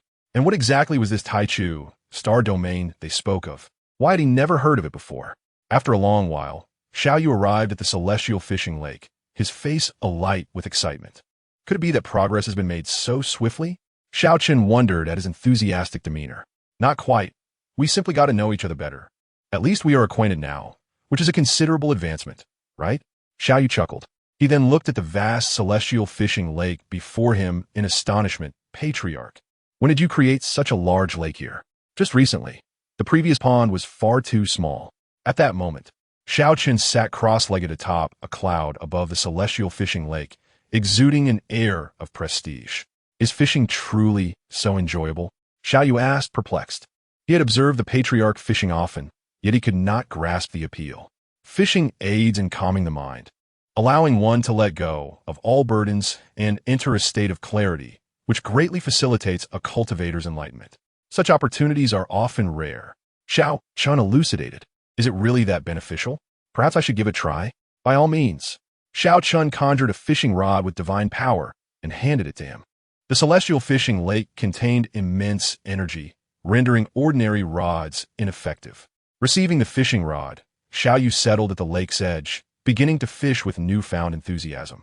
Meanwhile, a colossal and opulent ship emerged against the backdrop of the starry sky, gradually approaching the heart of the Taichu star domain, where a magnificent planet resided. It is truly perplexing why the opportunity for survival in this life would manifest in such a remote region of the cosmos. A young man clad in purple garments furrowed his brow. This star domain was incredibly barren, with an alarming scarcity of spiritual energy, to the extent that even a saint could scarcely be born here. How could such a planet become the beacon of hope for the myriad beings in the universe? This was the very assertion made by an emperor adept in celestial mechanics, and several other emperors shared a similar sentiment, indicating that this star domain must possess its own unique attributes. An elder beside the young man remarked that it was precisely because the emperors had spoken that numerous factions began to set foot in this star domain, which they had previously disregarded. As for what hope lay within, no one knew. But arriving early would allow them to secure a more advantageous geographical position on the main star of the Taichu star domain. Otherwise, they would have to settle for other planets. After all, it was highly likely that this planet would soon become the gathering place for all the great powers of the universe, with land becoming immensely valuable. If it weren't for those cursed specters, why would we venture into such a desolate place? The young man in purple exclaimed in anger. To him, this endeavor felt akin to the flight of a defeated individual, an unbearable humiliation. Young master, do not despair. We are merely accumulating strength, and in the future, we can certainly return with vengeance. The elder replied. Ha! The rod is moving. The rod is moving. Xiao Yu exclaimed excitedly as he gazed at the surface of the lake, sensing a powerful force vibrating through the fishing rod, unmistakably indicating that a fish had taken the bait. With a surge of strength, he prepared to pull the fish from the water, but an overwhelming force suddenly emanated from the rod, dragging him into the depths of the lake. Xiao Chen looked up, his brow furrowing as he gazed into the lake. What fortune? Has he been pulled into that great world? However, it seemed a fierce battle was raging there, posing a danger to him. Xiao Chen relinquished the fishing rod, and in an instant, he vanished into the clouds, entering the world where Xiao Yu had been drawn. Time rewound to when Xiao Yu cast his line. In an unknown vast realm, a cataclysmic battle was unfolding, with 5 towering figures converging to assault a strange being adorned with a mask of bones. This being had long limbs, shrouded in a black robe, exuding an aura of unfathomable terror, causing the very laws of the universe to recede in its presence. As it struck out, its elongated hand slammed toward a figure emanating chaotic energy, unleashing formidable divine laws accompanied by a surge of immense energy. In an instant, the fabric of reality fractured, and the very pathways of time and space splintered, echoing with mournful cries from the laws of this realm. The chaotic figure roared, its body radiating chaotic light and dark demonic energy as it countered with a punch, resulting in a thunderous explosion that resonated throughout the heavens. The intertwining of divine laws illuminated the scene, creating a spectacle of world-destroying magnitude. Yet in the next moment, the chaotic figure was sent flying, coughing blood as half of its body was obliterated. Simultaneously, the attacks from the other 4 figures followed in rapid succession, and among them was a colossal azure dragon, emanating primordial laws, each scale adorned with divine inscriptions that harbored boundless power. Its body swayed slightly, causing the void to shatter as though unable to contain its presence. And at that moment, it released an ancient dragon's roar. A massive claw descended from the heavens, imbued with the essence of 3,000 primordial worlds, radiating the might to cleave the very heavens. Yet, the black-robed figure merely swung a fist, an inexplicable aura flowing forth, rendering the surrounding void into nothingness, unable to heal. When the fist collided with the dragon's claw, a sound that shook the very heavens erupted, and in the aftermath, countless grand worlds were created and subsequently destroyed. A sight both awe-inspiring and terrifying. The dragon's claw shattered, blood raining down, as the immense azure dragon's unquantifiable body crashed into the void, spiraling uncontrollably into the distance. The strange figure continued to unleash its power, and the remaining 3 figures were also sent sprawling, each coughing blood, their faces pale. Is this the power of the Xiao Dao? We, mere second-tier creators, are utterly outmatched by them. Is it true that only the Wuji Dao can stand against the Xiao Dao? The figure radiating chaotic light spoke gravely, blood trickling from the corner of its mouth. Its severely injured half-body unable to recover, all due to the overwhelming might of the Xiao Dao suppressing its chaotic essence. This was their first encounter with the Xiao Dao, and the terrifying combat prowess truly resembled the legends, invincible within the same realm. The massive azure dragon transformed into a humanoid form, yet one of its arms remained irreparably damaged. Its dragon scales in disarray, flesh torn. Even so, We must prevent him from advancing any further. Otherwise, if he steps into our world, everything will be reduced to nothingness. Indeed, we must stand our ground. Behind us lies our homeland, and we have no other choice. One exquisitely beautiful woman rose to speak, her own body radiating chaotic light, her formidable aura evident despite her injuries. Her gaze remained steadfast, devoid of fear, as did the others, who swiftly positioned themselves once more to confront the advancing figure. "Merely ants," sneered the Xiao Chen practitioner, his face obscured by a bone mask, revealing disdain. Just as he prepared to strike down the obstructing figures, he suddenly halted, looking up at the heavens where a fishhook was inexplicably descending. "What is this?" The Xiao Chen practitioner wondered aloud, before grasping the fishhook and pulling it down. The hook, along with the fishing rod, descended, bringing with it a Soul Palace realm practitioner. The Xiao Chen practitioner and the other 5 figures momentarily froze, puzzled by the presence of a Soul Palace realm individual in their battleground. "What on earth is happening? I was just fishing," Xiao Yu exclaimed as he fell from the heavens, recalling the moment he had been dragged into the lake, only to find himself in this strange place. Before he could fully comprehend his surroundings, he felt an overwhelming pressure threatening to crush him. In a moment of desperation, the fishing rod in his hand erupted with divine inscriptions, releasing a great power that shielded him from the crushing force. The Xiao Chen practitioner exclaimed in disbelief. A Soul Palace realm individual had not instantly perished in their midst. This was their battleground, and the residual energy here could obliterate any being below the creation god level. How had this individual survived? In an instant, all 6 figures turned their gaze toward the rod adorned with divine inscriptions in Xiao Yu's grasp, questioning whether it was indeed that rod that had protected him. Was it a supreme treasure? Holding onto the fishing rod, Xiao Yu came to a halt, looking around in confusion. "What is going on? How did I end up here while fishing? Esteemed seniors, where am I?" he inquired, directing his question toward the 6 figures in the distance. The Xiao Chen practitioner muttered, his words transforming into a lethal decree imbued with divine laws. "Aimed at Xiao Yu. Merely an ant dares to intrude upon our battleground? How terrifying! Clan leader, save me!" Xiao Yu cried out in alarm, nearly paralyzed with fear as the decree descended upon him like a dark cloud, threatening to crush him. As a Soul Palace realm practitioner, he had never encountered such a scene before and was on the verge of losing control. Meanwhile, the 5 figures refrained from intervening. After all, a mere Soul Palace realm individual was hardly worth their attention. In a state of sheer terror, Xiao Yu could only wield his fishing rod to strike at the ominous character Death, which bore down upon him with overwhelming force. Yet in the next instant, a scene that left those present astounded unfolded before their eyes.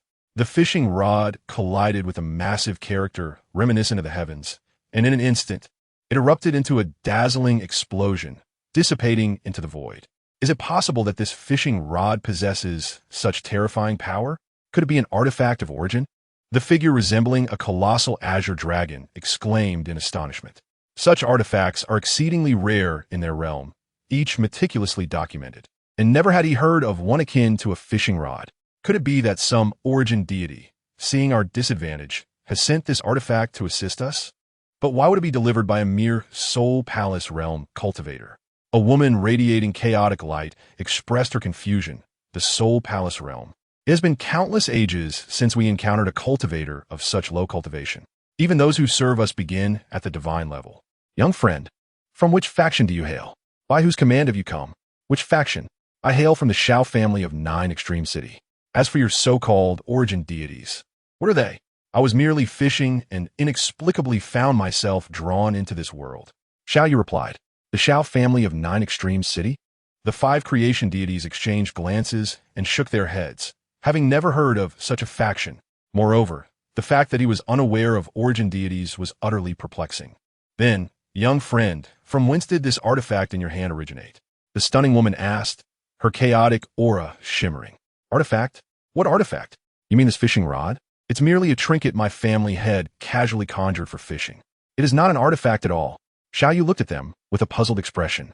And what exactly is an artifact? Is it a type of spiritual tool? Upon hearing this, the 5 creation deities' expressions shifted dramatically. Could it be that their family head was capable of casually conjuring an artifact of origin? What absurdity! Even the mightiest of origin deities, capable of manifesting chaos and birthing infinite worlds with a mere thought, could not easily conjure an artifact of origin. At that moment, the Xiao Daoist struck again, a hand overshadowing Xiaoyu. The immense palm radiated an oppressive aura, devoid of energy.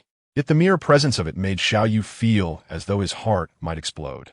"Elder, save me," he cried out, and then the white-clad Xiao Chen appeared. The divine power emanating from him effortlessly quelled the Xiao Daoist's aura, restoring Xiaoyu to normalcy. "Your luck is indeed remarkable. On your first fishing attempt, you managed to hook such a peculiar thing." Xiao Chen observed the Xiao Daoist, then stroked his chin. According to the records of the Chronicles of Anomalies, the heart of such a creature is considered a rare delicacy. "Your fortune is truly extraordinary," he chuckled, patting Xiaoyu on the shoulder. "Elder, I was merely fishing. How could I have been dragged into this strange place? These individuals seem terrifying," Xiaoyu exclaimed, trembling with fear. "I forgot to mention, my lake connects to myriad realms. What can be caught there is not limited to fish. It could be anything. As for these individuals, there is nothing to fear. They are merely creation deities." Xiao Chen explained. "What? Connecting to myriad realms? If I had known earlier, I would never have gone fishing." Xiaoyu's face turned bitter. It was too frightening to encounter such terrifying beings while fishing. "Do not worry. Once your cultivation surpasses theirs, you will have no reason to fear them." At that moment, the five figures gazed at Xiao Chen, convinced that among all the origin deities they knew, there was none like him. Even in this vast and boundless world, the number of origin deities was limited, and they were somewhat familiar with one another. Yet, this person was a complete stranger. Is this the clan leader referred to by the Soul Palace Realm cultivator? Why does he exude no formidable aura? The Dragon Clan creation deity furrowed his brow. Yet, they did not dare to act rashly, for they would not be foolish enough to assume he was a mere mortal. He could very well be a being beyond their comprehension. Some powerful figures enjoy masquerading as innocuous, and such individuals must not be provoked. "Who are you? State your name." The Xiao Daoist's voice was frigid. "You are not worthy to know my name. Your heart is a fine delicacy. If you willingly hand it over, I shall overlook your recent attack on my kin." Xiao Chen replied calmly, gazing at the opponent. "You desire my heart? Huh. Then let us see if you possess the ability to claim it." The Xiao Daoist suddenly unleashed his power, his form towering to an immense size, then clasped his hands together. Dark energy surged forth, coalescing into a massive coffin that enveloped Xiao Chen and Xiaoyu. The coffin of finality. Unable to gauge his opponent's strength, he resorted to his most formidable divine ability. Once trapped within the coffin, all would become void. It was one of the highest divine techniques created by two of their ancestors. But just as he exhaled a sigh of relief, a crackling sound echoed, and the dark coffin of finality instantly fissured into countless gaps, shattering spectacularly to reveal two figures within, unharmed. "Impressive divine ability, but alas, you are far too weak," Xiao Chen remarked, raising his palm decisively. Since the opponent was unwilling to surrender, he would take matters into his own hands. The Xiao Daoist, realizing the disparity in their strengths, turned and fled into the distance. Yet, all efforts were in vain. When an invincible being took action, how could a creation deity hope to escape? The palm descended, appearing as an ordinary hand to others, yet to the Xiao Daoist, it was as though an expansive chaos bore down upon him. "You leave me no choice." With nowhere to flee, the Xiao Daoist bellowed, the heavens fracturing as boundless chaotic energy surged forth. From his brow, a dark Xiao Daoist script emerged, radiating with countless divine patterns, aiming to strike the descending palm. The terrifying aura emanated as if it could rend the entire vast chaos asunder. The five creation deities gasped in shock. They recognized this power, an unparalleled might possessed only by origin deities, capable of annihilating the very fabric of chaos. They were astonished that he harbored such a hidden technique. Worry surged within them. Could the white-clad figure withstand this assault? For this attack was surely a life-saving measure left behind by an origin deity who mastered the Xiao Dao, and each who grasped this path was nearly invincible within their realm, unless one possessed the unparalleled path to contend with him. Yet, the unparalleled path transcended the first tier of divine laws, a realm no one had mastered throughout endless ages. The sharp black divine light erupted from his brow, striking down upon the hand of Xiao Chen. Yet to everyone's astonishment, the life-saving technique imbued by the origin deity failed to exert any power. Unable to halt the descending palm, the Shushan Taoist was captured, ensnared in Xiao Chen's grasp, utterly defenseless. Are you an emperor? The Shushan Taoist cried out in terror. The only beings capable of disregarding origin deity attacks were those legendary emperors. Yet how could such existences manifest within this chaotic universe? Upon hearing the Shushan Taoist's words, the 5 creation deities froze in place. An emperor? This was not merely a great emperor or celestial emperor, but a being among the divine. A legendary existence that transcended the great path, disregarding all causality and fate. However, such formidable beings exist solely within the ethereal realm of legends. Only those origin deities who have reached the pinnacle of their cultivation can perceive the existence of that realm. Other practitioners remain utterly oblivious to the fact that such a level of cultivation even exists. The 5 of them had merely heard whispers of this realm from other origin deities, yet throughout history, no one has ever attained it. Oh, you, a mere creation deity, possess some discernment, managing to guess that I am an emperor? Pray tell, what do you think would be the fate of one who dares to confront an emperor? Xiao Chen chuckled, applying a slight force with his hand, causing the body of the Su god to explode, leaving only a resplendent heart, shimmering with golden light and suffused with the essence of Tao, suspended in his palm. According to the records, the essence of this object is said to be exceptionally delectable, a true delicacy of the world. Had you surrendered your heart to me earlier, you might have spared yourself from death. Xiao Chen shook his head, stowing the heart away. At that moment, the voice of the system resonated. Today, the system has successfully completed automatic sign-in. Congratulations, host, for acquiring the supreme divine body, eternal, indestructible body. Xiao Chen cast a cursory glance and recognized that Xiao Yu's opportunity had arrived. This physique entails a focus on body refinement rather than the cultivation of Tao. And when cultivated to its utmost limit, it can rival the physical prowess of a divine emperor, eternal and indestructible. Glancing once more at the 5 creation deities frozen in place, Xiao Chen swept Xiao Yu away from that location. He would eventually return to this world with his family, thus he was in no rush. Upon reappearing at the celestial fishing lake, he smacked his thigh in frustration. Alas, I have forgotten something. What is it? Xiao Yu blurted, still shaken from the previous world, which had been utterly terrifying. There was a true dragon there, and I completely forgot to retrieve a fragment of dragon bone. The goddess had previously provided me with a recipe for a dish called dragon bone soup, whose primary ingredient is indeed dragon bone. Xiao Chen lamented, regretting his oversight. He gazed at the tranquil lake's surface, ultimately shaking his head. It was forgotten, so let it be. He could seek out the Azure Dragon Demon Emperor later. After all, Xiao Chen was not overly concerned about the quantity of energy. Rather, he yearned for that exquisite flavor. Patriarch, what was that place we just encountered? Why was it so horrifying? Xiao Yu inquired. Like our world, it is merely another realm. There is nothing to fear. Once you achieve mastery in your cultivation in the future, you too can easily dispatch them. Xiao Chen replied nonchalantly. Can I truly dispatch beings of such caliber? Xiao Yu questioned uncertainly, feeling a lack of hope. Rest assured, you absolutely can. Come, let us fish a while longer. I refuse. I shall never fish again. Xiao Yu exclaimed, shaking his head vigorously. The experience had left him with a psychological scar. He would likely avoid fishing for the rest of his life. Very well. Considering you have guided me to an exquisite delicacy, I shall grant you a boon, Xiao Chen declared. A boon? What boon? Xiao Yu asked, excitement coursing through him. To be referred to as a boon by the patriarch indicated an exceptional opportunity. Would you desire a powerful physique? Indeed, Xiao Yu nodded emphatically. He had long envied Xiao Lang and the others. Now, it was finally his turn. With a formidable physique, he would have greater confidence in pursuing Yi Romong. Subsequently, Xiao Chen fused the eternal, indestructible body into him. This is a physique focused solely on body refinement, and given your affinity for body training, this physique is undoubtedly the most suitable for you. Chapter 94. The Azure Dragon Demon Emperor is not a true dragon yet. Xiao Yu, with a pained expression, questioned, but why has all my cultivation vanished? He had painstakingly cultivated to the Soul Palace realm, only to find himself reduced to an ordinary person devoid of any cultivation. Who said your cultivation is gone? your physical cultivation still remains. Feeling a subtle sensation, Xiao Yu sighed in relief. Indeed, his physical cultivation, having surpassed the soul palace realm, remained intact.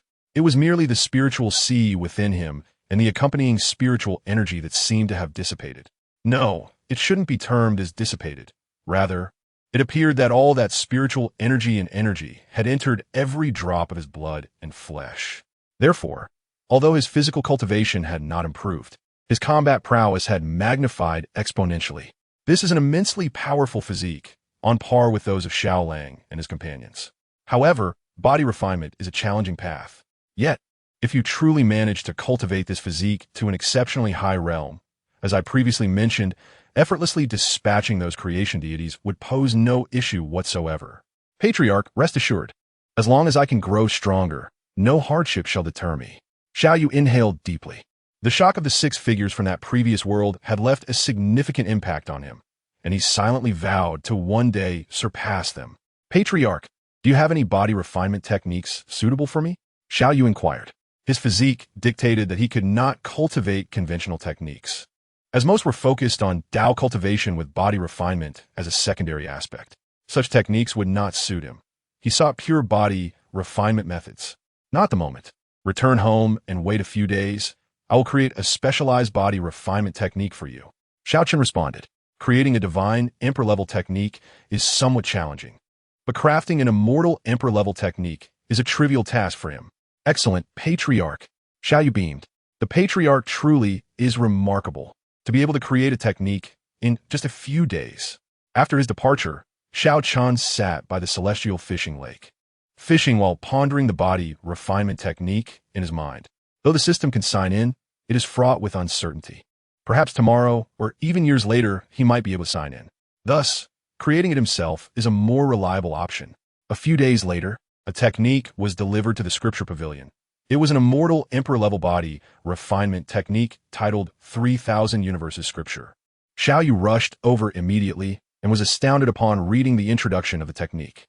Upon reaching great mastery, every drop of blood and flesh within him would transform into boundless universes, possessing infinite power, capable of overturning the heavens and extinguishing the great Tao with a mere gesture. The Patriarch is truly a genius, capable of developing such an astonishing technique. Xiao Yu gazed at the scripture, exhilarated, before eagerly beginning his comprehension. With his original aptitude, comprehending an immortal emperor-level technique would have been a pipe dream, but after merging with the eternal indestructible body, his aptitude had risen accordingly, making the comprehension of the immortal emperor-level technique no longer difficult. While Xiao Yu was immersed in comprehending the 3000 Universes Scripture, Xiao Lang and others also arrived to study this body refinement technique. Although their physiques did not restrict them to body refinement alone, they could still cultivate body refinement techniques, albeit not as favorably as Xiao Yu. During this time, aside from fishing, Xiao Yu devoted himself to studying culinary recipes. Back on Earth, during his work breaks, he enjoyed exploring various delicacies, and this remained true here, especially since he no longer had to spend excessive time on cultivation like others. However, many of the materials required for the recipes were unavailable in the Xiao family, and Zhuzhisheng was too small to source those ingredients. Thus, Xiao Chen had no choice but to entrust this matter to Yi Romeng. As for himself, he set off to search for the primary ingredient in dragon bone soup. Within a vast and grand starry expanse of the universe, a towering figure with dragon horns was seated atop a cloud-piercing mountain, eyes closed in meditation. After a moment, he opened his eyes, emanating a formidable dragon might that reverberated throughout the surroundings. The blood of true dragons awarded by the heavenly Tao is still insufficient for me to transform into a dragon. The Azure Dragon Demon Emperor sighed in resignation. The refinement of the true dragon's blood awarded by the heavenly Tao had significantly enriched his bloodline, yet he was still a step away from actual transformation. He sensed that the day he transformed into a dragon would coincide with his ascension to immortality. However, there were benefits. His bloodline was now closer to that of a true dragon, enhancing his combat prowess. Previously, the heavenly Tao had mentioned that the next ranking would be for physiques. He wondered if his physique could once again earn him some true dragon blood. If such an opportunity arose, perhaps he could truly ascend to immortality. As the Canlong demon emperor contemplated, his gaze became increasingly fixated on the heavenly Tao golden list suspended in the firmament. Being one of the few supreme emperors in the cosmos, he chose not to depart from his star domain. Otherwise, it would appear to the myriad beings of the universe that even a formidable supreme emperor was fearful of the spirits of the underworld. Such a notion would plunge the universe into profound chaos. Yet his eyes were drawn to the distant starry expanse, the very location of the primordial star domain, also revered as the hope of the universe. What rendered that place the universe's hope? Was there something extraordinary about that star domain? Or was it merely that the supreme being ranked first on the heavenly Tao golden list resided there, thereby bestowing upon it the title of the universe's hope? It seemed there was an opportunity to embark on an exploration. Unbeknownst to the Canlong demon emperor, a figure lurked behind him, observing with keen interest. Alas, he had yet to transform into a true dragon. Xiao Chen shook his head.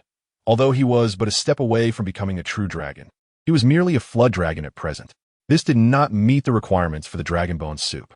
Pondering, he mused that if even the Canlong demon emperor was not a true dragon, it was likely that no true dragons existed in this universe. Hence, he resolved to set his sights on the true dragons of the immortal realm, specifically the world where the immortal emperor had recently appeared. Additionally, he could seek out the other rare materials needed for the dragon bone soup. This recipe had been passed down from ancient times, a period when true dragons may have roamed the earth, accompanied by an abundance of other ingredients, with true dragons concealed and other materials vanished from the cosmos. Xiao Chen had no choice but to venture into the immortal realm.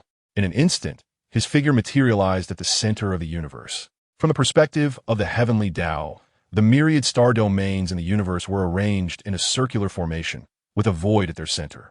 The immortal realm resided within this void, albeit shrouded by powerful beings, rendering it invisible to the limited cultivators of the universe. Yet Xiao Chen was different. On the very first day he attained invincible prowess, he discerned this place, though he had lacked interest at the time. Chapter 95, The Immortal Realm. The deformed dragon, though it was a tactic employed by the immortal emperors, he need not tear apart the boundary between realms. To him, the boundary appeared insubstantial. And with a single step, he entered the immortal realm. Standing in this novel world, Xiao Chen surveyed his surroundings and realized that this realm diverged from the outside world. There was no endless expanse of star domains, only an immense, untamed continent. The aura of celestial spirits was alarmingly rich here. This realm was likely to nurture numerous heavenly materials and earthly treasures. No wonder the beings of this world had not appeared on the heavenly Tao golden list. It seemed they had forsaken their entire world. Xiao Chen shook his head, extending his consciousness to locate the lair of the dragon clan. Indeed, this world did possess true dragons. In the next moment, his figure traversed countless miles, arriving at a colossal city of the dragon clan known as the ancestral dragon city. The territory of the dragon clan resided within the dragon's nest, accessible only through the outer ancestral dragon city. Xiao Chen found a merchant guild within the city, effortlessly acquiring all the necessary ingredients aside from dragon bones.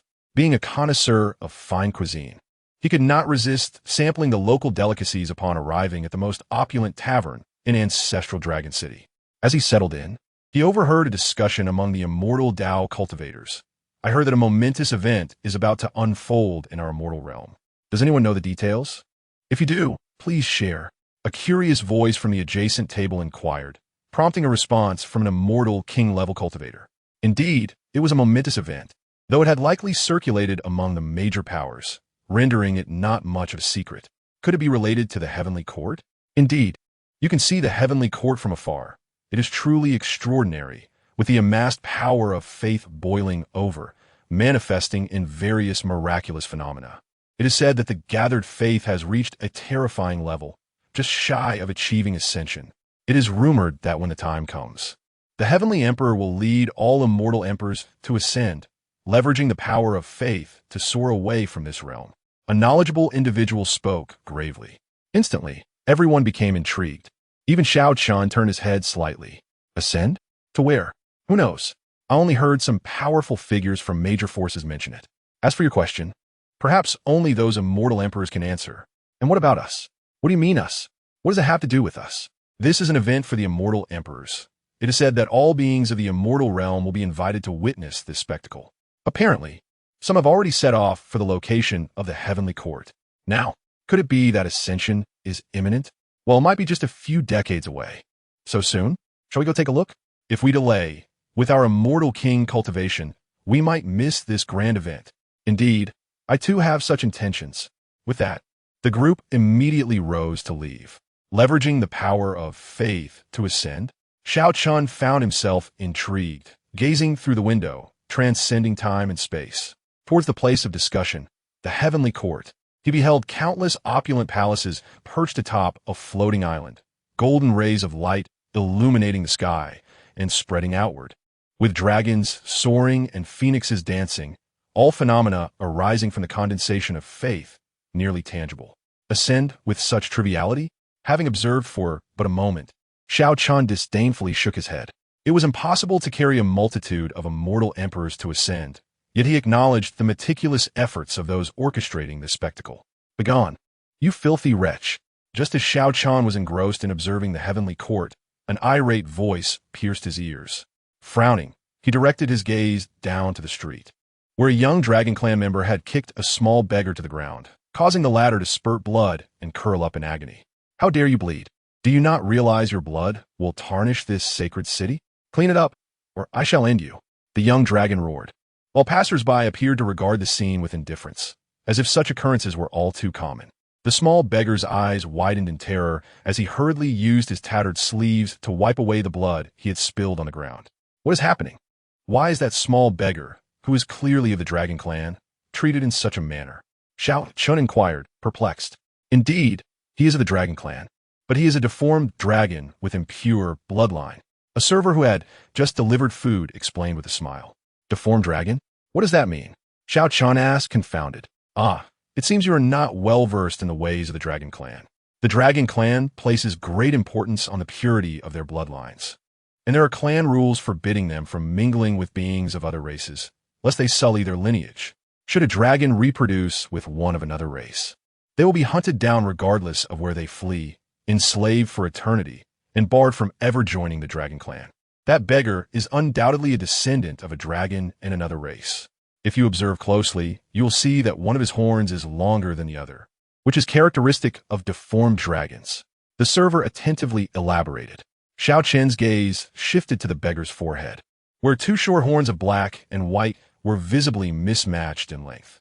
Upon a closer inspection, his brow furrowed again, and golden patterns illuminated his eyes as he peered into the beggar's essence. At that moment, just as he was about to reach for his food, he abruptly halted. Please bring that beggar up here. Xiao Chen instructed the server. Huh, dear guest, I implore you not to make things difficult for me. Did you not see that Dragon Clan teaching their lesson? I dare not take anyone away at this moment. Moreover, I advise you not to provoke the Dragon Clan over a mere beggar, for they are among the top 10 powerful races in the immortal realm. Unless absolutely necessary, do not incite their wrath. The attendant hastily shook his head, urging Xiao Chen not to provoke the Dragon Clan, for this was the ancestral dragon city, and the dragons were its sovereigns. Who would dare defy them? If it were a trivial matter, there was no need to provoke them. Very well, I shall not press you further. Continue serving the dishes. With that, Xiao Chen's figure abruptly vanished from the table. The attendant was taken aback. Shaking his head with a sigh, there are always some young masters unaware of their position, meddling in Dragon Clan affairs, yet such matters are not so easily handled. One could easily lose their life. Chapter 96. The little beggar, the moment Xiao Chen appeared on the street. The little beggar had just finished wiping the blood from the ground, only for fresh blood to seep from the corner of her mouth, staining the earth anew. After all, she was merely an ordinary person without any cultivation, while the young dragon was a practitioner. The fact that she was not killed by his kick was already due to the protection of dragon blood within her. How could an ordinary human withstand the force of a practitioner's kick? I told you to clean up, and yet you dare to spit blood on the ground? Are you seeking death? The young dragon scolded loudly, his gaze filled with disdain, and then he aimed a kick at her head. Were he to strike true, her head would surely explode. But in the next instant, a scream escaped the young dragon's lips as though he had collided with something indestructible. Who dares meddle in Dragon Clan affairs?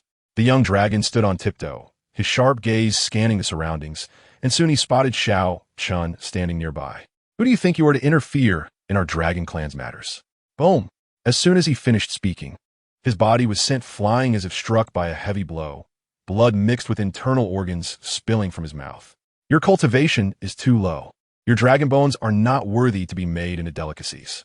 I will give you 3 breaths of time to leave my sight, or you shall face death without mercy. Xiao Chen addressed the young dragon before him. Fine, fine, fine. Human brat, I will remember you. Noticing the murderous intent in Xiao Chen's eyes, the young dragon chose not to argue, planning to return with reinforcements to settle the score later. After all, a wise man does not suffer immediate loss. The little beggar looked up at Xiao Chen, but upon seeing his clean clothes and handsome face, she lowered her head once more, suppressing her pain as she diligently wiped the blood from the ground. She was an aberrant dragon, born into humility. Even a mere glance at him felt disrespectful, so she dared not meet anyone's gaze.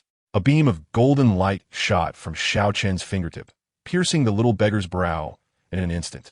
Her painful body returned to its former state. The little beggar raised her head again, her dirty face displaying a hint of astonishment as she glanced at the young man clad in white, whose striking features shone like a gem. The pain within her subsided suddenly. It must have been his doing. After all, apart from this man who stood up for her, no one else would even acknowledge her existence. Yet, she still timidly said, "Thank you, but you should leave quickly. It won't be long before powerful dragons arrive." Clearly, she understood the impending danger. Dragons? They cannot harm me, little girl. Come, walk with me. Xiao Chen crouched down, extending his hand. No, I'm an aberrant dragon. I can only live as a slave in ancestral dragon city. Nowhere else. This was the ideology instilled in them by the dragons, an unbreakable rule. She glanced at her filthy hands and then at his clean, jade-like palm, before lowering her head once more. But at that moment, his large hand suddenly grasped hers, pulling her up. Come, I invite you to dine. As the two left the street, passers-by began to murmur, stopping to witness the unfolding drama.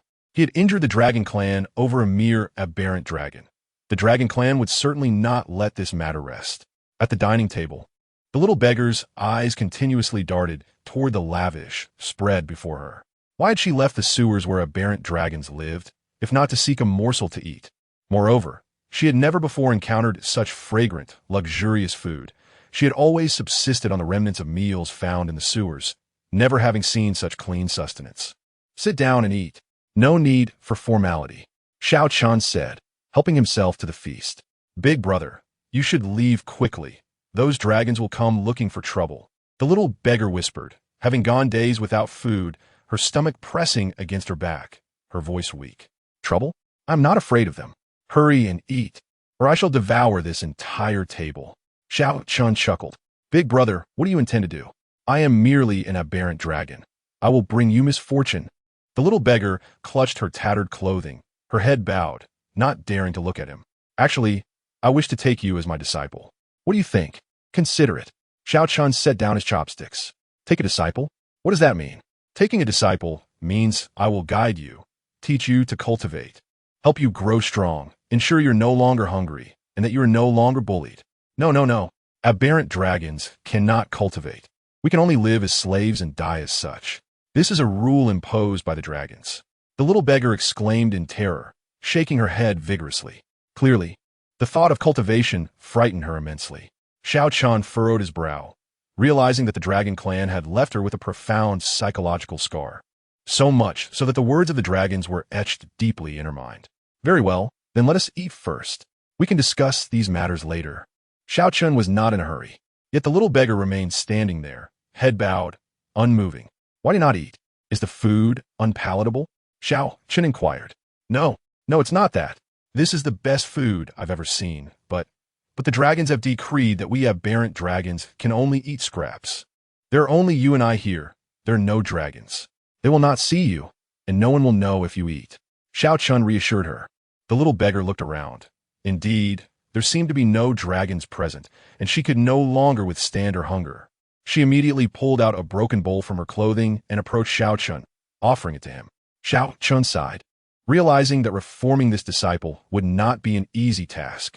The reason he had taken an interest in her was entirely due to her unique constitution, which might lead her down a path similar to his own in the future, a path of invincibility.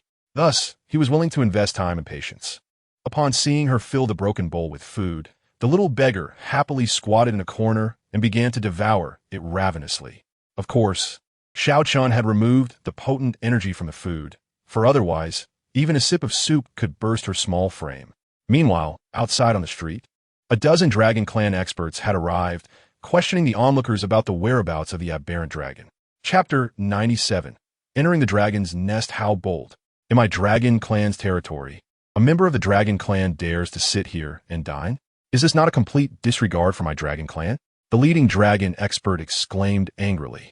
Furthermore, to injure their pure-blood Dragon Clan over a mere wretched aberrant dragon was utterly unforgivable. The leader's words were indeed astute, regardless of the adversary's motives. Their audacity to attack the Dragon Clan on our territory signifies a profound disdain for us. No matter their background, they must be eliminated as a deterrent. Otherwise, the world may perceive the Dragon Clan as vulnerable. The young dragon, previously injured by Xiao Chen, had also approached, eager to identify the assailant. Furthermore, that despicable, deformed dragon must not escape unscathed today. However, they refrained from storming the tavern, for it was one of the properties of the Celestial Court, a force the Dragon Clan preferred to avoid antagonizing. They would wait until their adversaries revealed themselves to seize them. The Dragon Clan leader issued commands. Understood. The others acknowledged, positioning themselves across the street from the tavern, their gazes fixed on those emerging from within. Inside, the little beggar had devoured several bowls of food, only pausing when she could no longer eat. She had never tasted such delectable fare in her life. This feast would keep her hunger at bay for days. She gently patted her round belly, a rare smile gracing her face. Yet, upon noticing the young man in white observing her, she quickly lowered her head. "What is your name?" Xiao Chen inquired. "As a slave, I have no name," the little beggar replied softly. "No name? Then henceforth, you shall bear my surname. You shall be called Xiao Li." "Xiao Li? No, that's not permissible. Slaves cannot have names." The little beggar shook her head vigorously, fear evident in her expression. If the Dragon Clan learned she had a name, they would dismember her and flay her alive. She had witnessed such horrors firsthand, leaving an indelible mark on her psyche. "From this day forth, you are my disciple. You shall have no ties to the Dragon Clan. You may forget their past warnings. As my disciple, Xiao Chen, you shall fear nothing." He packed the leftover delicacies and, taking the little beggar's hand, moved toward the exit. "That's them." Just as they stepped outside, the previously assaulted youth shouted, brandishing a spear and charging at them with fury. Xiao Li trembled in fright, her body shaking as Xiao Chen sensed her temperature plummeting. Yet she urged, "Big brother, you must flee. These dragons are formidable. If they capture you, you will surely perish. Do not call me big brother. Refer to me as master." Xiao Chen replied with a smile. At that moment, the injured youth lunged at him without hesitation, thrusting the spear toward Xiao Chen. Xiao Li, terrified, shut her eyes, bracing for death. Bang! A dull thud echoed as the youth was sent flying once more, crashing onto the distant street and losing consciousness. "Impudent!" The Dragon Clan leader roared from behind, drawing his long knife, its shadow slicing through the air toward Xiao Chen. The other dragons behind him bellowed, their voices resonating like dragon roars as they encircled Xiao Chen. However, before they could close in, an invisible force swept through, sending several of them crashing away. "Since I am here merely to borrow something, I shall not hold this against you. Should you dare to act recklessly again, I will show no mercy." Xiao Chen coldly addressed the remaining dragons. Xiao Li opened her eyes, astonished at the sight of the dragon warriors writhing in pain on the ground. Is this big brother truly so powerful? He can defeat these dragons with such ease? You, sir, have entered our Dragon Clan's territory under the pretense of borrowing. Yet surely you understand our rules. Your blatant favoring of a deformed dragon, deemed a disgrace by our kind, does not instill fear of returning empty-handed? The Dragon Clan leader questioned coldly, blood spilling from his lips. "Do you think my disciple can be insulted by a mere, true immortal?" Xiao Chen's voice turned frigid.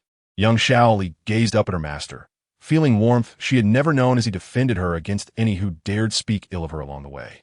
"If this is a dream, I wish never to awaken," she silently prayed, gripping Xiao Chen's hand tighter, fearing he might vanish. "I have exercised great patience with you. You failed to send word, yet now speak of permissions? How could they allow you to proceed without notification?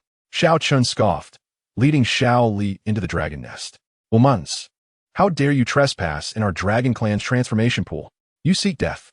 The transformation pool, a sacred site for the dragons, was the very foundation of their existence. As long as it remained, their clan would endure. Yet today, an unprecedented violation had occurred. In an instant, a multitude of terrifying presences surrounded the young man standing beside the pool. Within it, a small girl was submerged. A deformed dragon? Chapter 98. Suppressing the ancestor dragon in an instant, a voice coldly inquired from a figure adorned with azure dragon horns, clearly a blue dragon. Seething with rage at the audacity of a deformed dragon trespassing in the sacred transformation pool, an affront that could taint its purity, Xiao Chen merely glanced at them, noting the presence of over a dozen immortal-level dragons, alongside several eternal immortal experts. The dragon clan's strength was indeed formidable. Deploying such powerful beings to guard this site demonstrated their reverence for the transformation pool. Inform your ancestor dragon that I require his dragon bone. Of course, I shall not do so without compensation. I can save his life. I believe this trade will be mutually beneficial, and your ancestor dragon should agree, Xiao Chen stated, eyeing the girl in the pool, knowing that any creature entering it would transform into a pure-blood dragon. He intended to cleanse Xiao Li's impure bloodline using the pool's powers. Inside the pool, golden dragon blood surged as if boiling, with countless dragon shadows swimming within, purging Xiao Li's bloodline, her previously uneven horns gradually beginning to grow. Enough with the pleasantries. Confess how you breached the transformation pool. The blue dragon demanded sharply. This place was heavily guarded by the dragon clan. How could a mere human appear here so brazenly? Where had the oversight occurred? I entered quite openly. Will you relay my message to your ancestor dragon? Otherwise, he may truly be in peril. Xiao Chen retorted. Nonsense. The esteemed Lord Zhu Long is an immensely powerful celestial emperor. How could he possibly be in danger? I suggest you concern yourself with your own safety first. The azure dragon spoke, his eyes gleaming with murderous intent as he suddenly struck, his palm transforming into a claw covered in azure dragon scales, reaching for Xiao Chen's head. Xiao Chen cast a cold glance at him, and the claw exploded into a mist of blood upon contact. Considering I intend to borrow your ancestor's dragon bone, I wish to avoid conflict with you. But do not mistake my restraint for weakness. If you dare strike again, it will be your demise. In that moment, both the celestial sovereigns and the ancient celestial sovereigns were rooted in place. This individual was undeniably a celestial emperor, for no other could possess such terrifying strength. Yet, they were baffled as to which faction this celestial emperor belonged. A few ancient celestial sovereigns exchanged glances, and the azure dragon vanished, seemingly heading to report back to their ancestor. How does it feel? Xiao Chen asked, smiling at Xiao Li in the dragon transformation pool. I feel very comfortable. Xiao Li, immersed in the pool, nodded. Through Xiao Chen's earnest guidance, she finally managed to articulate the words master and disciple. Though she still dared not meet the gaze of the powerful dragon beings surrounding her, appearing quite fearful. Get out of here, you frightened my disciple, Xiao Chen commanded, unleashing a force that sent all the watchful dragon beings flying from the area of the dragon transformation pool. Witnessing this, Xiao Li bit her lip and turned to her master, tears welling in her eyes. She had never before experienced the warmth of being cared for. For the first time, she felt this wonderful sensation emanating from her master. At that moment, a mighty dragon aura descended, akin to the waters of a celestial river pouring down upon Xiao Chen. What? Is this the attitude of the great Zhu Long when faced with the savior of his future? Kneel! Xiao Chen bellowed, and instantly a figure fell from the sky, kneeling before him. This scene rendered all the dragon beings who followed in shock. Who was this person? Their ancestor, one of the mightiest celestial emperors in the celestial realm, was now kneeling before a mere human, unable to withstand the pressure of his voice. In an instant, fear filled the eyes of all the dragons as they gazed upon Xiao Chen. When did such a terrifying figure emerge in the celestial realm? A deep dragon roar escaped Zhu Long's lips, his forehead veins bulging, as his golden horns shone with blinding light, the essence of celestial laws radiating from them. How could he, a dignified celestial emperor, be kneeling here? If word of this spread, he would lose all face. Thus, he unleashed all his power. vowing to break free from the suppression. Yet, despite his roars and surging energy, an invisible force held him firmly in place, rendering him unable to rise. After a lengthy struggle, Zhu Long was utterly exhausted, his sweat completely soaking his garments, yet he remained kneeling. Xiao Li in the dragon transformation pool was astonished. Despite her youth, she had heard of Zhu Long's name, the strongest among dragons, yet now he could do nothing but kneel before her master. Was this the imposing demeanor of Lord Zhu Long? He approached me with a show of force, yet it seems it had little effect. Xiao Chen observed the pitiful figure kneeling on the ground, an elderly man with golden hair and beard, his pupils also gleaming gold, still possessing a measure of grandeur. Who are you exactly? Zhu Long raised his head, astonished, gazing at Xiao Chen. There is no such powerful being in the celestial realm. You need not know who I am. You merely need to understand that I can save your life. Xiao Chen released the pressure enveloping Zhu Long, who staggered to his feet, casting a glance at the deformed dragon in the pool. Though anger simmered within him, he refrained from further words. The situation was not in his favor, and speaking more might lead to disaster. Save my life. Surely you jest. What danger could possibly befall me? Zhu Long regarded Xiao Chen's profile. Only the former celestial emperor and that figure from the underworld could suppress a celestial emperor with but a breath. Yet, both had long since vanished, and this young man before him was neither. Who on earth was he? Do you think I would jest with you? Xiao Chen shot him a glance. Then, I ask you, elder, for your guidance. Zhu Long had no choice but to acquiesce. Before we proceed, let us discuss compensation. The dragon transformation pool shall be one form of payment, and for the other, I require a fragment of your dragon bone. Dragon bone? What do you need my dragon bone for? So long inquirit solemnly. You need not concern yourself with that. It is irrelevant to you, and knowing would only serve to further enrage you. So best not to inquire. Should he discover that his dragon bone would be used for broth, one could only imagine his fury. Observing the calm in Xiao Chen's eyes, Zhu Long understood. Today, he would have to part with his dragon bone, whether he wished to or not. Should he dare refuse, Xiao Chen would likely take action without hesitation. Very well, I agree. Zhu Long nodded. The nearby dragons clenched their fists, their teeth gritted, filled with resentment at their own weakness, unable to defend their ancestor from such humiliation. This was undoubtedly the most disgraceful day in the history of their clan. At that moment, Xiao Chen remarked casually, I have heard that the heavenly court will soon leverage the power of faith to elevate you celestial emperors to the skies. What? Does the elder wish to hitch a ride? So long countat. A ride? Xiao Chen was taken aback, then burst into laughter. Do you think I need to hitch a ride with you? I can reach the world you yearn for at any moment, should I choose. Needing your assistance is preposterous. Zhu Long narrowed his eyes, gazing at Xiao Chen with astonishment. Who on earth is this person? What could his mention of the heavenly court signify? I can tell you directly that the so-called elevation is merely a scheme, a means of sacrificing you, celestial emperors, through the power of faith to fulfill another's ambitions. Sacrifice celestial emperors? Impossible. No one can accomplish such a feat. Not even the current celestial emperor. Zhu Long vehemently retorted. Though many celestial emperors had perished in the ancient celestial wars, more than half still remained. Who possesses the means to sacrifice them all? Believe it or not, I've given you the warning you needed. As for whether you live or die, that depends on your own capabilities and choices.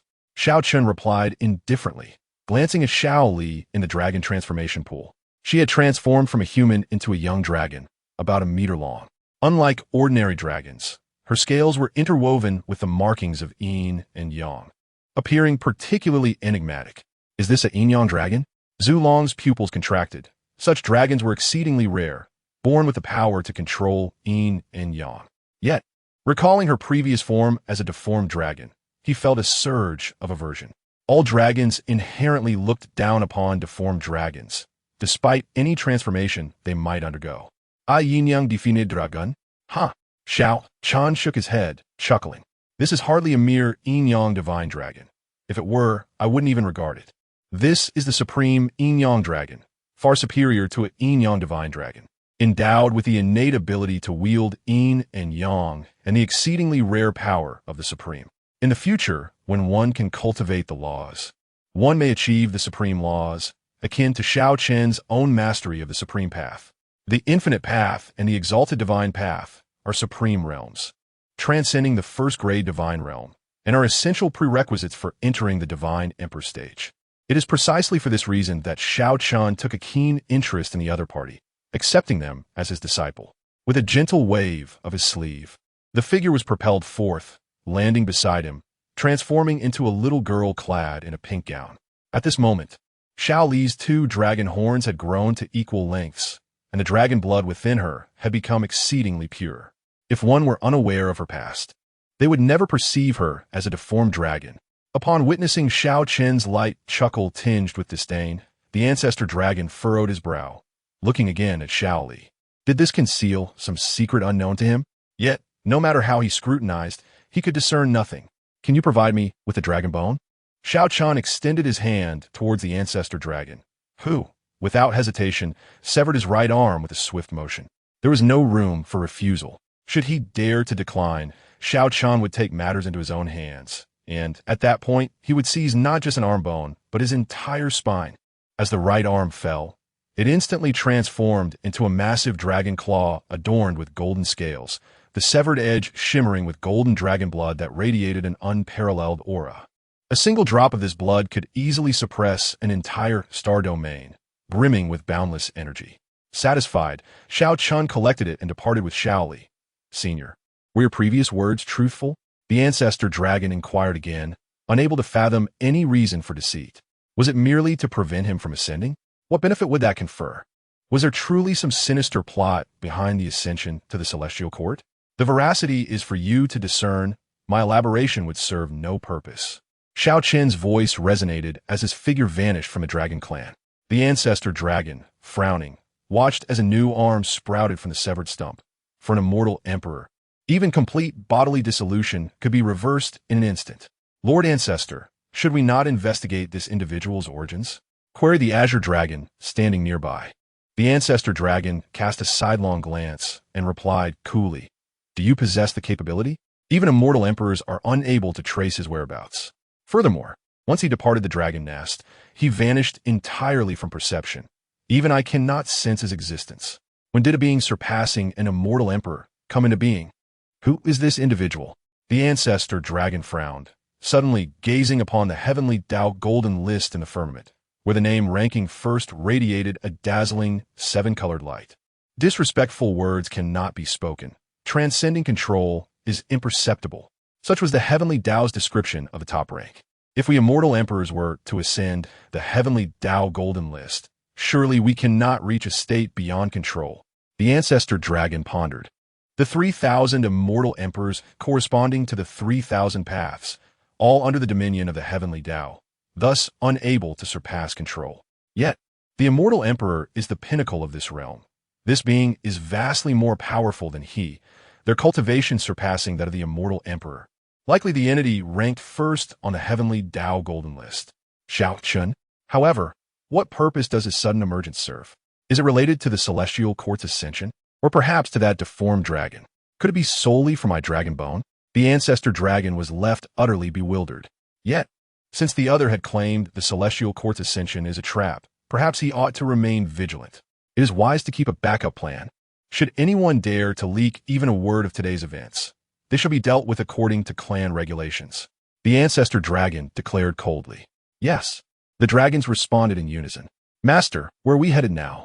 Xiao Li asked, her eyes sparkling with excitement as she gazed at the distant dragon city, a place she had found stifling throughout her life. No longer would she have to face the fierce and terrifying dragons, stirring within her an urge to weep, though she held back, fearing to soil her new attire.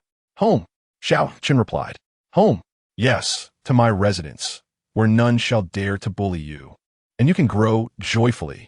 He affectionately ruffled Xiao Li's hair and cast a glance at the location of the celestial court, pondering how many immortal emperors might perish during this ascension. Yet, such matters bore no relevance to him, and in an instant, he vanished from the immortal realm, reappearing in a universe he originally inhabited. In the midst of his closed-door training, the Azure Dragon Demon Emperor suddenly opened his eyes.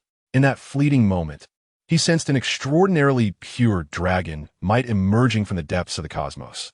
However, when he arrived at the source of this dragon might, there was naught but emptiness. Could it be my imagination? He furrowed his brow, shaking his head, suspecting that his longing to transform into a dragon had made him overly sensitive. How could such pure dragon might manifest in this universe unless a true dragon had descended? Within the eternal divine city, Xiao Chen brought Xiao Li to his courtyard, proclaiming, "From this day forth, this shall be your home."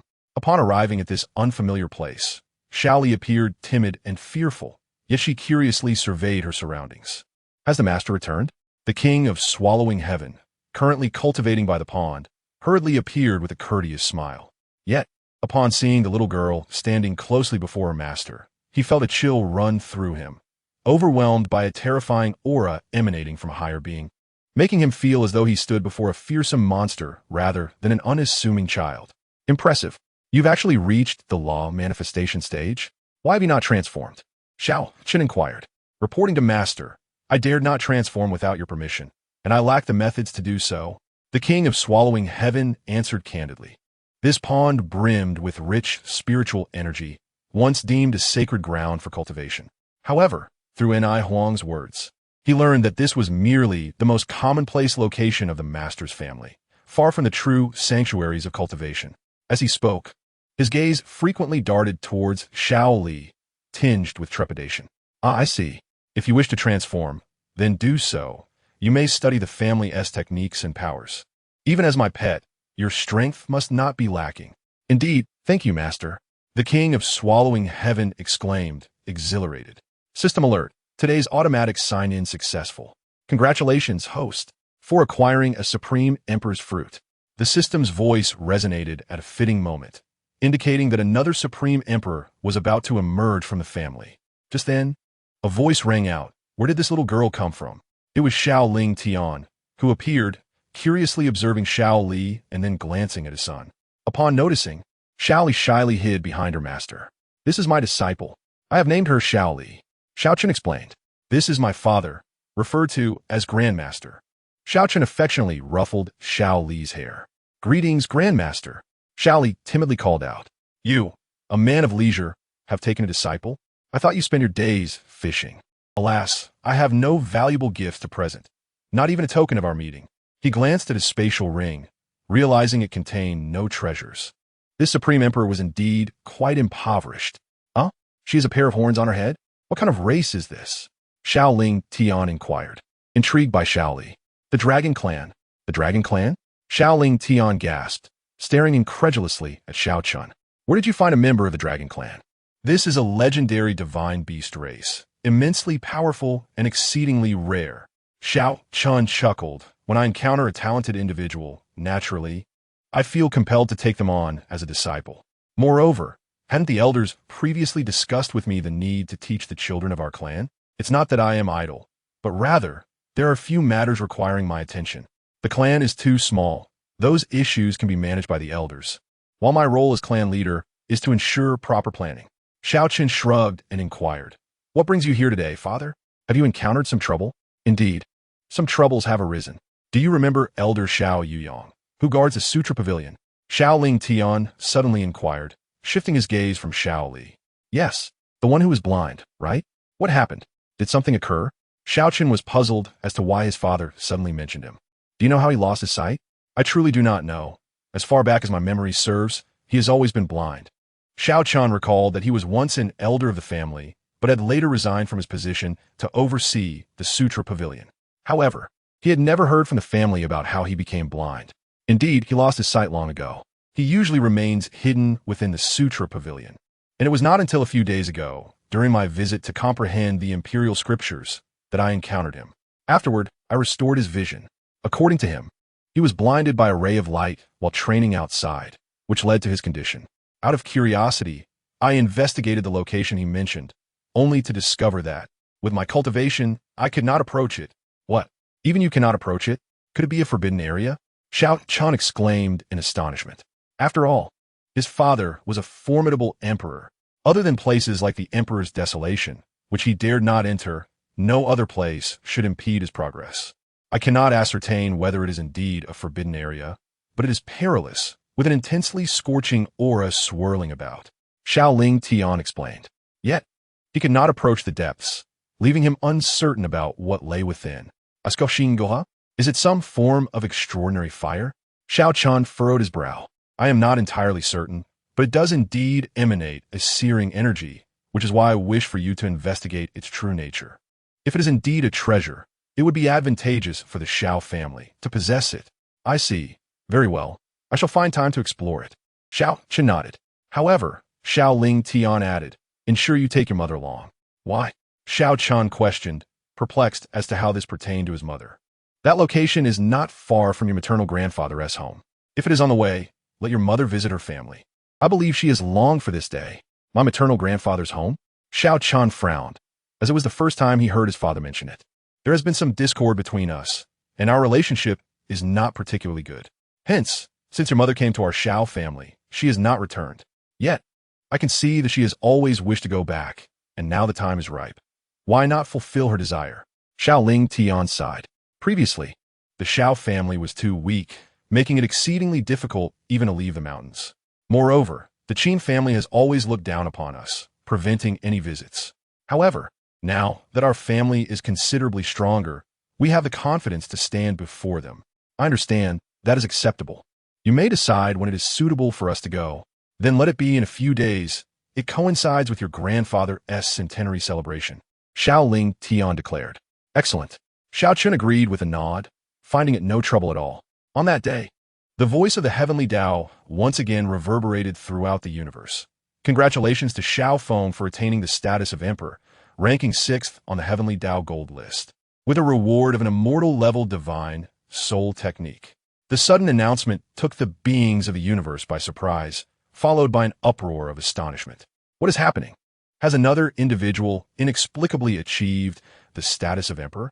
Furthermore, he shares the surname Xiao, the same as the previously emerged emperor Xiao Ling Tian. Could there be a connection between them? Not only that, these two newly emerged emperors share the same surname as the mysterious powerhouse ranked first. It is entirely possible that these three are related. Otherwise, how could these two have shattered the universe's limits to suddenly become emperors? Surely, that enigmatic powerhouse intervened, breaking the chains of the laws of heaven and earth for them. Is there a powerful force in the universe bearing the surname Xiao? Please inform me. I would gladly become a son-in-law of the Xiao family. Moreover, the reward is astonishing. A divine soul technique of immortal level. Can it truly cultivate the soul to the point of immortality? Would that not be akin to a legendary true immortal, granting eternal life? Additionally, the reward previously granted to Xiao Ling Tian was extraordinary as well, a longevity stone. It is said that merely sitting upon it allows one to live as a true immortal. In an instant, the entire universe erupted with excitement. The previous sudden emergence of an emperor was remarkable enough, but now another has appeared. Does the Xiao family defy the constraints of the universe's laws? And if two can emerge now, surely a third, a fourth, and so forth may appear in the future. Such a thought caused many powerful factions to involuntarily gasp in awe. If these three named Xiao are indeed members of the same family, then this truly is the most illustrious family in the universe. The Xiao family? The Xiao family? Which Xiao family exactly? Not to mention other cultivators. Even the emperors were left in a stupor. They were not only concerned about how the Xiao family could consecutively produce emperors, but they were also eager to uncover how Xiao Ling Tian and Xiao Feng suddenly achieved their status. At that moment, several emperors extended their divine senses throughout the universe, searching for the newly emerged emperor. But alas, they could not perceive any aura. Though the mysterious being ranked first could shatter the laws of heaven and earth, allowing them to ascend to emperor, they must have at least been quasi-emperors beforehand. Yet, the reality is that both of them had not even reached the pinnacle of the supreme realm, let alone quasi-emperor status. This means that they have ascended from beneath the supreme realm directly to the status of emperor. On the main star of the primordial star domain, an elderly man with a cane strolled through a mortal city, gazing at the heavenly Tao gold list and muttering to himself. He was none other than the time-space emperor, ranked second on the gold list. According to his conjecture, since the primordial star domain represents a glimmer of life for the future universe, it may be due to the presence of the mysterious powerhouse ranked first that such a chance exists. Thus, he traversed the starry sky to seek clues about that esteemed individual, hoping to find the elusive opportunity for ascension. Beside him stood a youthful maiden in a flowing white gown, who exclaimed in astonishment, "Grandfather, are you jesting? How could anyone suddenly advance from below the supreme realm to become an emperor? Even with the most profound accumulation, such a leap seems impossible." "Oh, hee. It appears my dear Yuner has her own thoughts. Pray tell, how do you believe they suddenly achieved the status of emperor?" The time-space emperor inquired with a smile. "As for that, how would I know? Unless we can inquire with someone from the Xiao family." "Grandfather, are you not well versed in the ways of the universe? Surely, you know where the prominent Xiao families reside. Perhaps these individuals belong to that very clan?" The surname Xiao is not particularly rare, and there are indeed several prominent Xiao families in the universe. There is even one that has produced a quasi-emperor, but I have previously investigated that family in secret and found no hidden mysteries. It cannot possibly be the Xiao family on the heavenly Tao gold list. The time-space emperor shook his head. Not only him, but several powerful figures have also explored the Xiao families throughout the universe, only to find nothing of significance. Just then, the youthful maiden's ears perked up, and she listened intently to a distant sound, saying, "Grandfather, someone has discovered the existence of extraordinary fire. I want to take a look." "Extraordinary fire? You are not lacking in such things. Why join the commotion?" "Who said I am not lacking? I currently do not possess a single extraordinary fire." "What do you mean you do not have one?" "I have several right here, but those are ones you found, not mine. This time, I want to seek out an extraordinary fire that belongs to me." The maiden replied with a smile. "Very well, do as you wish. However, if you are to rely on your own abilities to acquire a rare flame, then refrain from recklessly employing those artifacts to take lives." The Emperor of Time and Space admonished. "Rest assured, Grandpa, I shall proceed," the young girl declared, and with that, her figure transformed into a streak of light, vanishing from sight. Meanwhile, Xiao Yan had also received news of the rare flame, causing his excitement to swell. After such a long journey, he had finally caught wind of its whereabouts. During this time, his cultivation had progressed, albeit not as swiftly as that of his family, given the abundant resources available to them, while the environment outside was far less conducive to advancement. Yet, if he could find a flame of commendable rank and devour it, his cultivation would undoubtedly experience a significant boost. Thus, he hastened toward the location of the rare flame. However, a flicker of doubt crossed his mind. How could the Supreme Emperor who appeared on the celestial ranking share the same name as the family's esteemed elder? Three formidable individuals bearing the same name as his family had already surfaced on the celestial ranking. Could this truly be mere coincidence? Surely it must be a coincidence. How could the elder and Uncle Ling Tian possibly be the Supreme Emperor? Even if I were to die, I would not believe it. And Xiao Chen could not possibly be the one ranked first on the celestial ranking. Xiao Zhan, engaged in battle with another, harbored similar thoughts. He furrowed his brow as he glanced at the celestial ranking, exclaiming, "Strange, this is exceedingly peculiar. How could it be so strange?" He too dismissed the notion that Xiao Ling Tian and Xiao Feng on the celestial ranking were indeed supreme emperors. Chapter 102. The failed breakthrough, especially the elder. When he departed from the family, his cultivation was merely at the spirit vein realm. It was utterly implausible for him to ascend to the status of a supreme emperor in just a few months. Yet, could this truly be a mere coincidence? Two individuals appearing consecutively on the celestial ranking with names identical to that of their family's elders. You dare to divide your attention while battling me, young one? Prepare to meet your end. An elderly man bellowed angrily as he stepped into the void, manifesting 6 grand formations that encircled Xiao Zhan from all directions. The formations whirled, emanating a terrifying aura that caused the very fabric of space to tremble. "Old fool, have you prepared thoroughly?" Xiao Zhan regarded the elder with an icy expression. "Enough with the idle chatter. You dared to slay so many core disciples of my sect, and for that, you shall face retribution." The elder shouted in fury. "Ha ha, your words are laughable. Who could fault the disciples of the Jade Cauldron sect for failing to recognize their own limitations, insisting on seizing fortune from me? When they lost, they resorted to their sect's influence to intimidate me. Do not presume that your sect's status as one of the 12 dominators of the southern region instills fear in everyone. I, Xiao Zhan, do not regard you with any respect." Clutching a blood-red longsword, Xiao Zhan stood resolute in the center of the grand formations, his demeanor unwavering before the elder. To disregard my Jade Cauldron sect, is it? Well, let me see how you intend to do that today. At that moment, several figures emerged, each adorned with various manifestations: a towering tree, a fierce beast, a long blade, symbols reserved for those of the manifestation realm. These were the elders and the sect leader of the Jade Cauldron sect, who had personally come forth due to the devastating actions of the young man before them, having nearly annihilated their core disciples, resulting in a significant fracture within their sect. Those who could become core disciples of the Jade Cauldron sect were all individuals with special physiques. What a tremendous loss this was. If this enmity were not avenged, how could their sect maintain its standing in the southern region? They would undoubtedly be ridiculed by the other 11 sects. Their expressions were grave as they stood upon the 6 grand formations, channeling their energies into a singular formation. The energies surged forth like a mighty river, causing the formations to radiate with a blinding brilliance, unleashing terrifying power. In one formation, a massive silver sword emerged from its center, while in another formation, waves of sword energy surged forth, accompanied by golden light and fist imprints, all converging to attack Xiao Chen, engulfing him in a torrent of energy. Though you may be extraordinary, you can only be reduced to ashes under the assault of 6 sixth-tier formations. A slightly rotund, middle-aged man observed coldly as Xiao Chen was engulfed in energy. Such an assault would have guaranteed the demise of any individual at the manifestation realm.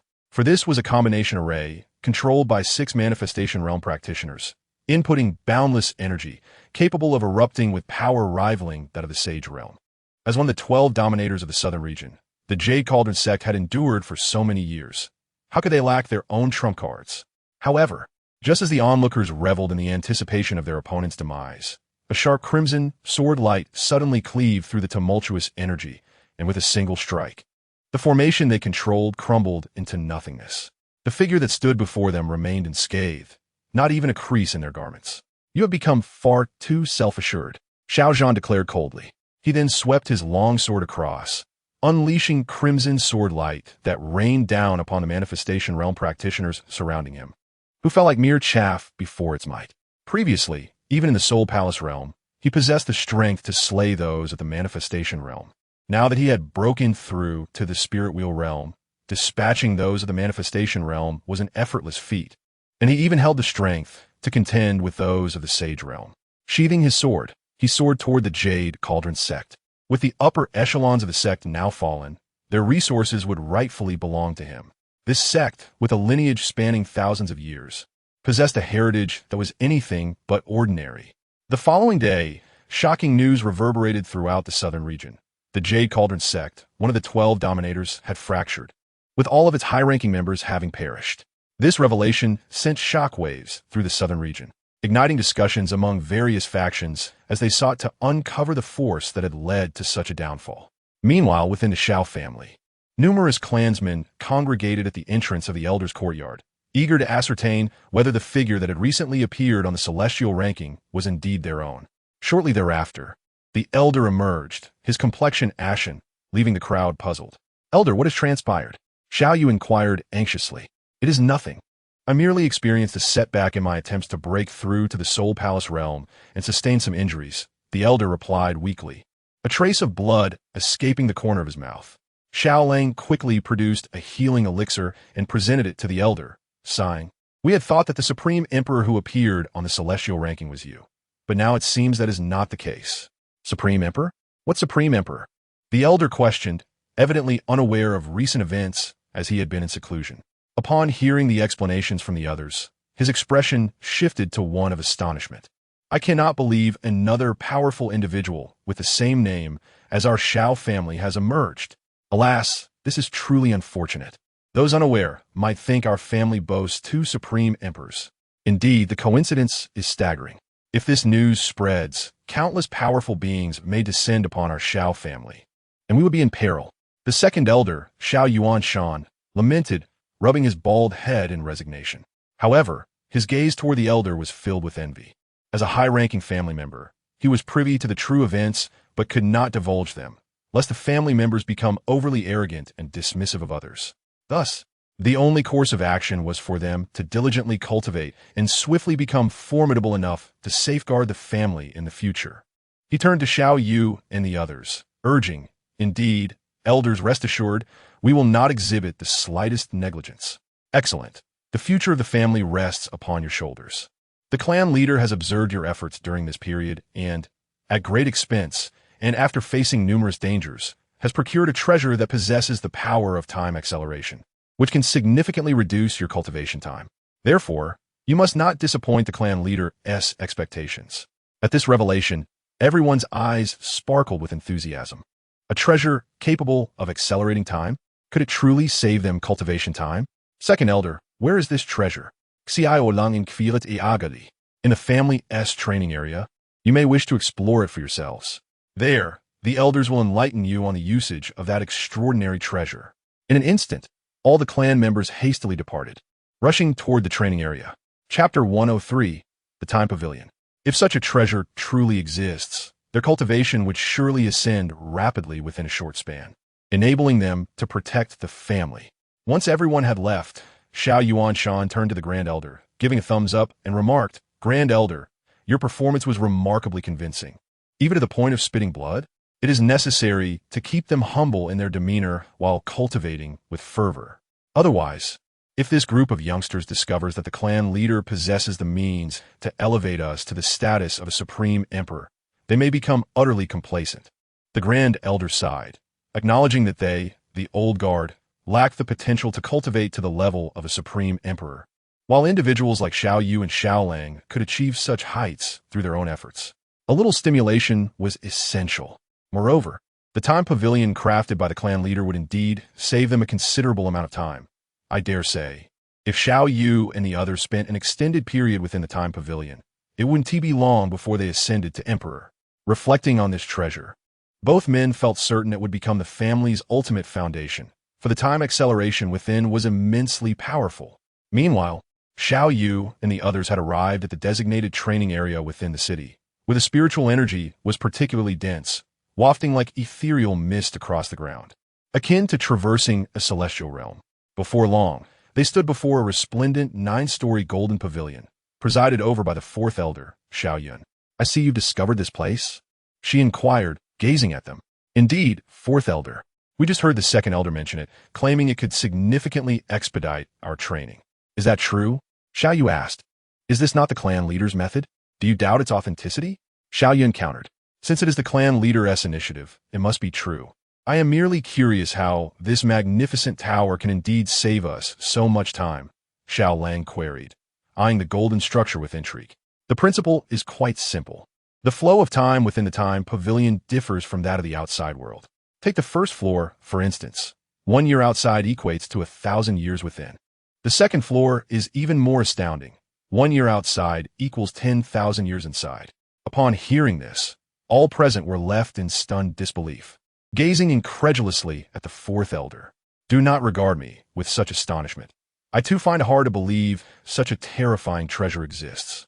Yet, these are the words of the clan leader, and I cannot afford to doubt." Xiao Yun nodded in satisfaction at their expressions. Previously, when the clan leader had described the functions of this item, the elders had shared similar incredulous looks. The clan leader had declared this time pavilion to be a supreme artifact, though they were unsure of what that truly entailed, save for the knowledge that its capabilities were nothing short of miraculous. "Fourth elder, what are we waiting for? Let's enter and cultivate." Xiao Yu and the others were brimming with impatience. Given just a year with their innate talents, it was unfathomable to consider the heights their cultivation could reach, certainly beyond the holy realm, perhaps even the supreme or the emperor level. In an instant, their breaths quickened with excitement. Xiao Yun rolled her eyes. "You speak so lightly of it. But do you know how many spirit stones are required to open just the first floor for a day? 500 million flawless spirit stones. Do you comprehend the magnitude of that? What? The consumption is that vast?" Xiao Tian's eyes widened in disbelief as he swallowed hard. Their current monthly resources barely amounted to a few flawless spirit stones. The cost to open the pavilion for a single day was an astronomical 500 million spirit stones. That was enough to sustain the Xiao family for countless years. He pondered if what the fourth elder stated was true. It would be akin to purchasing nearly 3 years' worth of time for 500 million flawless spirit stones. This price was exorbitant. Did the family even possess such a wealth of flawless spirit stones? Did this mean the pavilion would merely serve as a decorative piece? Xiao Yu's expression was one of anguish. Such a powerful treasure left unused would be a tremendous waste. The clan leader is devising a plan. You need not worry about the spirit stones. However, it is evident that you cannot use this place for free. Xiao Yun addressed the eager crowd. Fourth Elder, please instruct us on how we may acquire the right to use this space. Xiao Yu inquired earnestly. The clan must have previously announced the method for earning contribution points. 100 contribution points grants access to a day's training within the time pavilion, which corresponds to 3 years of internal time. 100 contribution points should not be overly difficult for you to obtain. 100 contribution points? Everyone paused, taken aback. The family had implemented the contribution point system for some time, but many had not paid it much heed. Since the introduction of this system, the family had begun to regulate resource distribution more rigorously, resulting in monthly allocations that only covered about 60 to 70% of their cultivation needs. To obtain the remaining resources, one had to contribute to the family, for a family that wished to thrive could not perpetually rely on its elders. Thus, many had started to undertake tasks from the family branch to earn contribution points. Upon learning that just 100 contribution points could grant access to the first floor of the time pavilion for a day, Xiao Yu and the others wasted no time and dashed toward the family's task hall, eager to accumulate contribution points and enter the time pavilion for training. However, Xiao Tian remained behind, handing the fourth elder a token denoting his contribution points. Elder, I have over 100 contribution points here. May I enter the time pavilion for a day's cultivation? If anyone in the family had been the most proactive in taking on tasks, it was undoubtedly Xiao Tian. Since the tasks had been made available, he had consistently taken on several, albeit at the cost of some cultivation time. Nevertheless, engaging in tasks and battling with beasts honed his combat skills and solidified his foundation. Certainly, once inside, find a room to cultivate as you wish. When the time is up, the time pavilion will notify you. Xiao Yin nodded in agreement. In truth, the requirement to expend contribution points to enter the time pavilion was a strategy devised by the elders to encourage clan members to actively participate in family tasks and occasionally venture out to cultivate their skills, rather than remaining cooped up indoors. However, Xiao Chen refrained from voicing these thoughts. The time pavilion was indeed a treasure that consumed resources. Not just any faction could afford its upkeep, but the Xiao clan was an exception. What did the system reward the most? Naturally, spirit stones, celestial crystals, and divine crystals, with each reward amounting to billions. Xiao Chen had accumulated a staggering amount of these resources. And even if the first floor of the time pavilion were to remain open for years, it would not deplete his reserves. Xiao Tian was overjoyed as he quickly stepped into the time pavilion. Chapter 104, Contribution Points. Not far away, Xiao Yu and the others, preparing to leave, cast envious glances. Had I known the clan leader would create such a treasure, I would have undertaken numerous tasks. Xiao Lang lamented, feeling a sense of regret wash over him.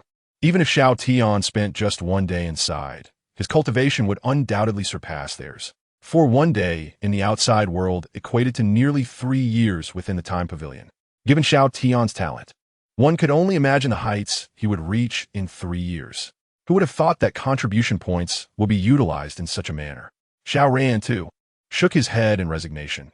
He had completed many tasks, but all his contribution points had been exchanged for training resources, leaving him with little to spare. The group hurriedly arrived at the family's task hall, the designated location for task assignments. Fifth Elder, we have come to undertake tasks. Before even entering, Xiao Yu exclaimed loudly. Oh, why such a crowd today? Have you finally realized the utility of contribution points? Fifth Elder Xiao Zhenan chuckled, taking a swig from his gourd. Who could have anticipated that the patriarch would suddenly produce such a treasure? Xiao Lang shook his head. I don't fear to disclose to you that in the future, the family's various cultivation sanctuaries will multiply, including places like the Thunder Pool and the Jade Spirit Falls, which will require contribution points to access. As the family population increases, the required contribution points may also grow. You are currently benefiting from the scarcity of our family members. Xiao Zhan Nan addressed the crowd. I understand the elder's intention. It means we must make the most of the family's cultivation resources while the population is still limited. Later, when the family is larger, Our cultivation levels will have risen significantly, and we will no longer need to worry about competing for family tasks. Xiao Yu pondered aloud. Indeed, you are teachable. That is essentially the gist. Xiao Chen nodded in agreement. Before long, the group found themselves before the family task bulletin board, which displayed a plethora of tasks: hunting demonic beasts, gathering alchemical and crafting materials, seeking out formations, managing the patriarch's orchard and spiritual fields, and even training partners. Recipes, elixirs, crafting manuals, rare treasures, various legacies, and even opportunities for marriage and children could all yield contribution points. Particularly, marriage and children offered substantial points: 200 for a wife, 1,000 for the first child, and 2,000 for the second. The bountiful contribution points caused many to become envious, and numerous clan members began contemplating taking more wives and having more children. It could be said that from hunting demonic beasts to family logistical services, every aspect of the family offered avenues for earning contribution points. I will take on all the tasks related to hunting demonic beasts, Xiao Yu declared. You wishful thinker. If you take them all, what will we do? Xiao Lang shot him a glare. The demand for demonic beasts was considerable, with the entire clan cultivating. Few had yet reached the level of fasting, and the thousands of clan members consumed a significant amount of demonic beast meat daily. Thus, hunting demonic beasts constituted the bulk of family tasks.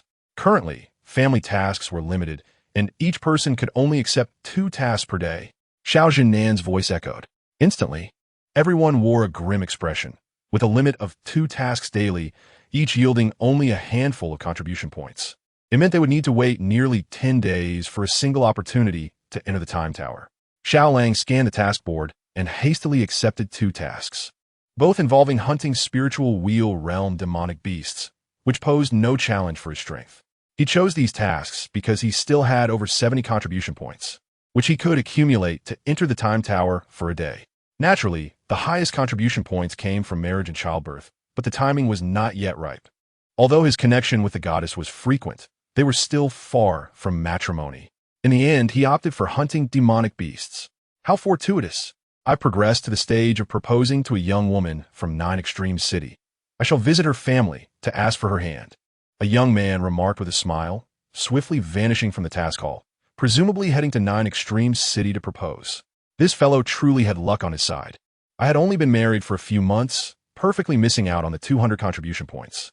Although my wife is already pregnant, it will still take several months before the birth. Yet for that 1,000 contribution points, I can certainly wait a few months. Others gazed at the task board with smiles, casually accepting 2 easy tasks before departing gracefully. The group arrived quickly and dispersed just as swiftly. Soon, the area was empty. By the celestial fishing lake, Xiao Chen, who was preparing a feast,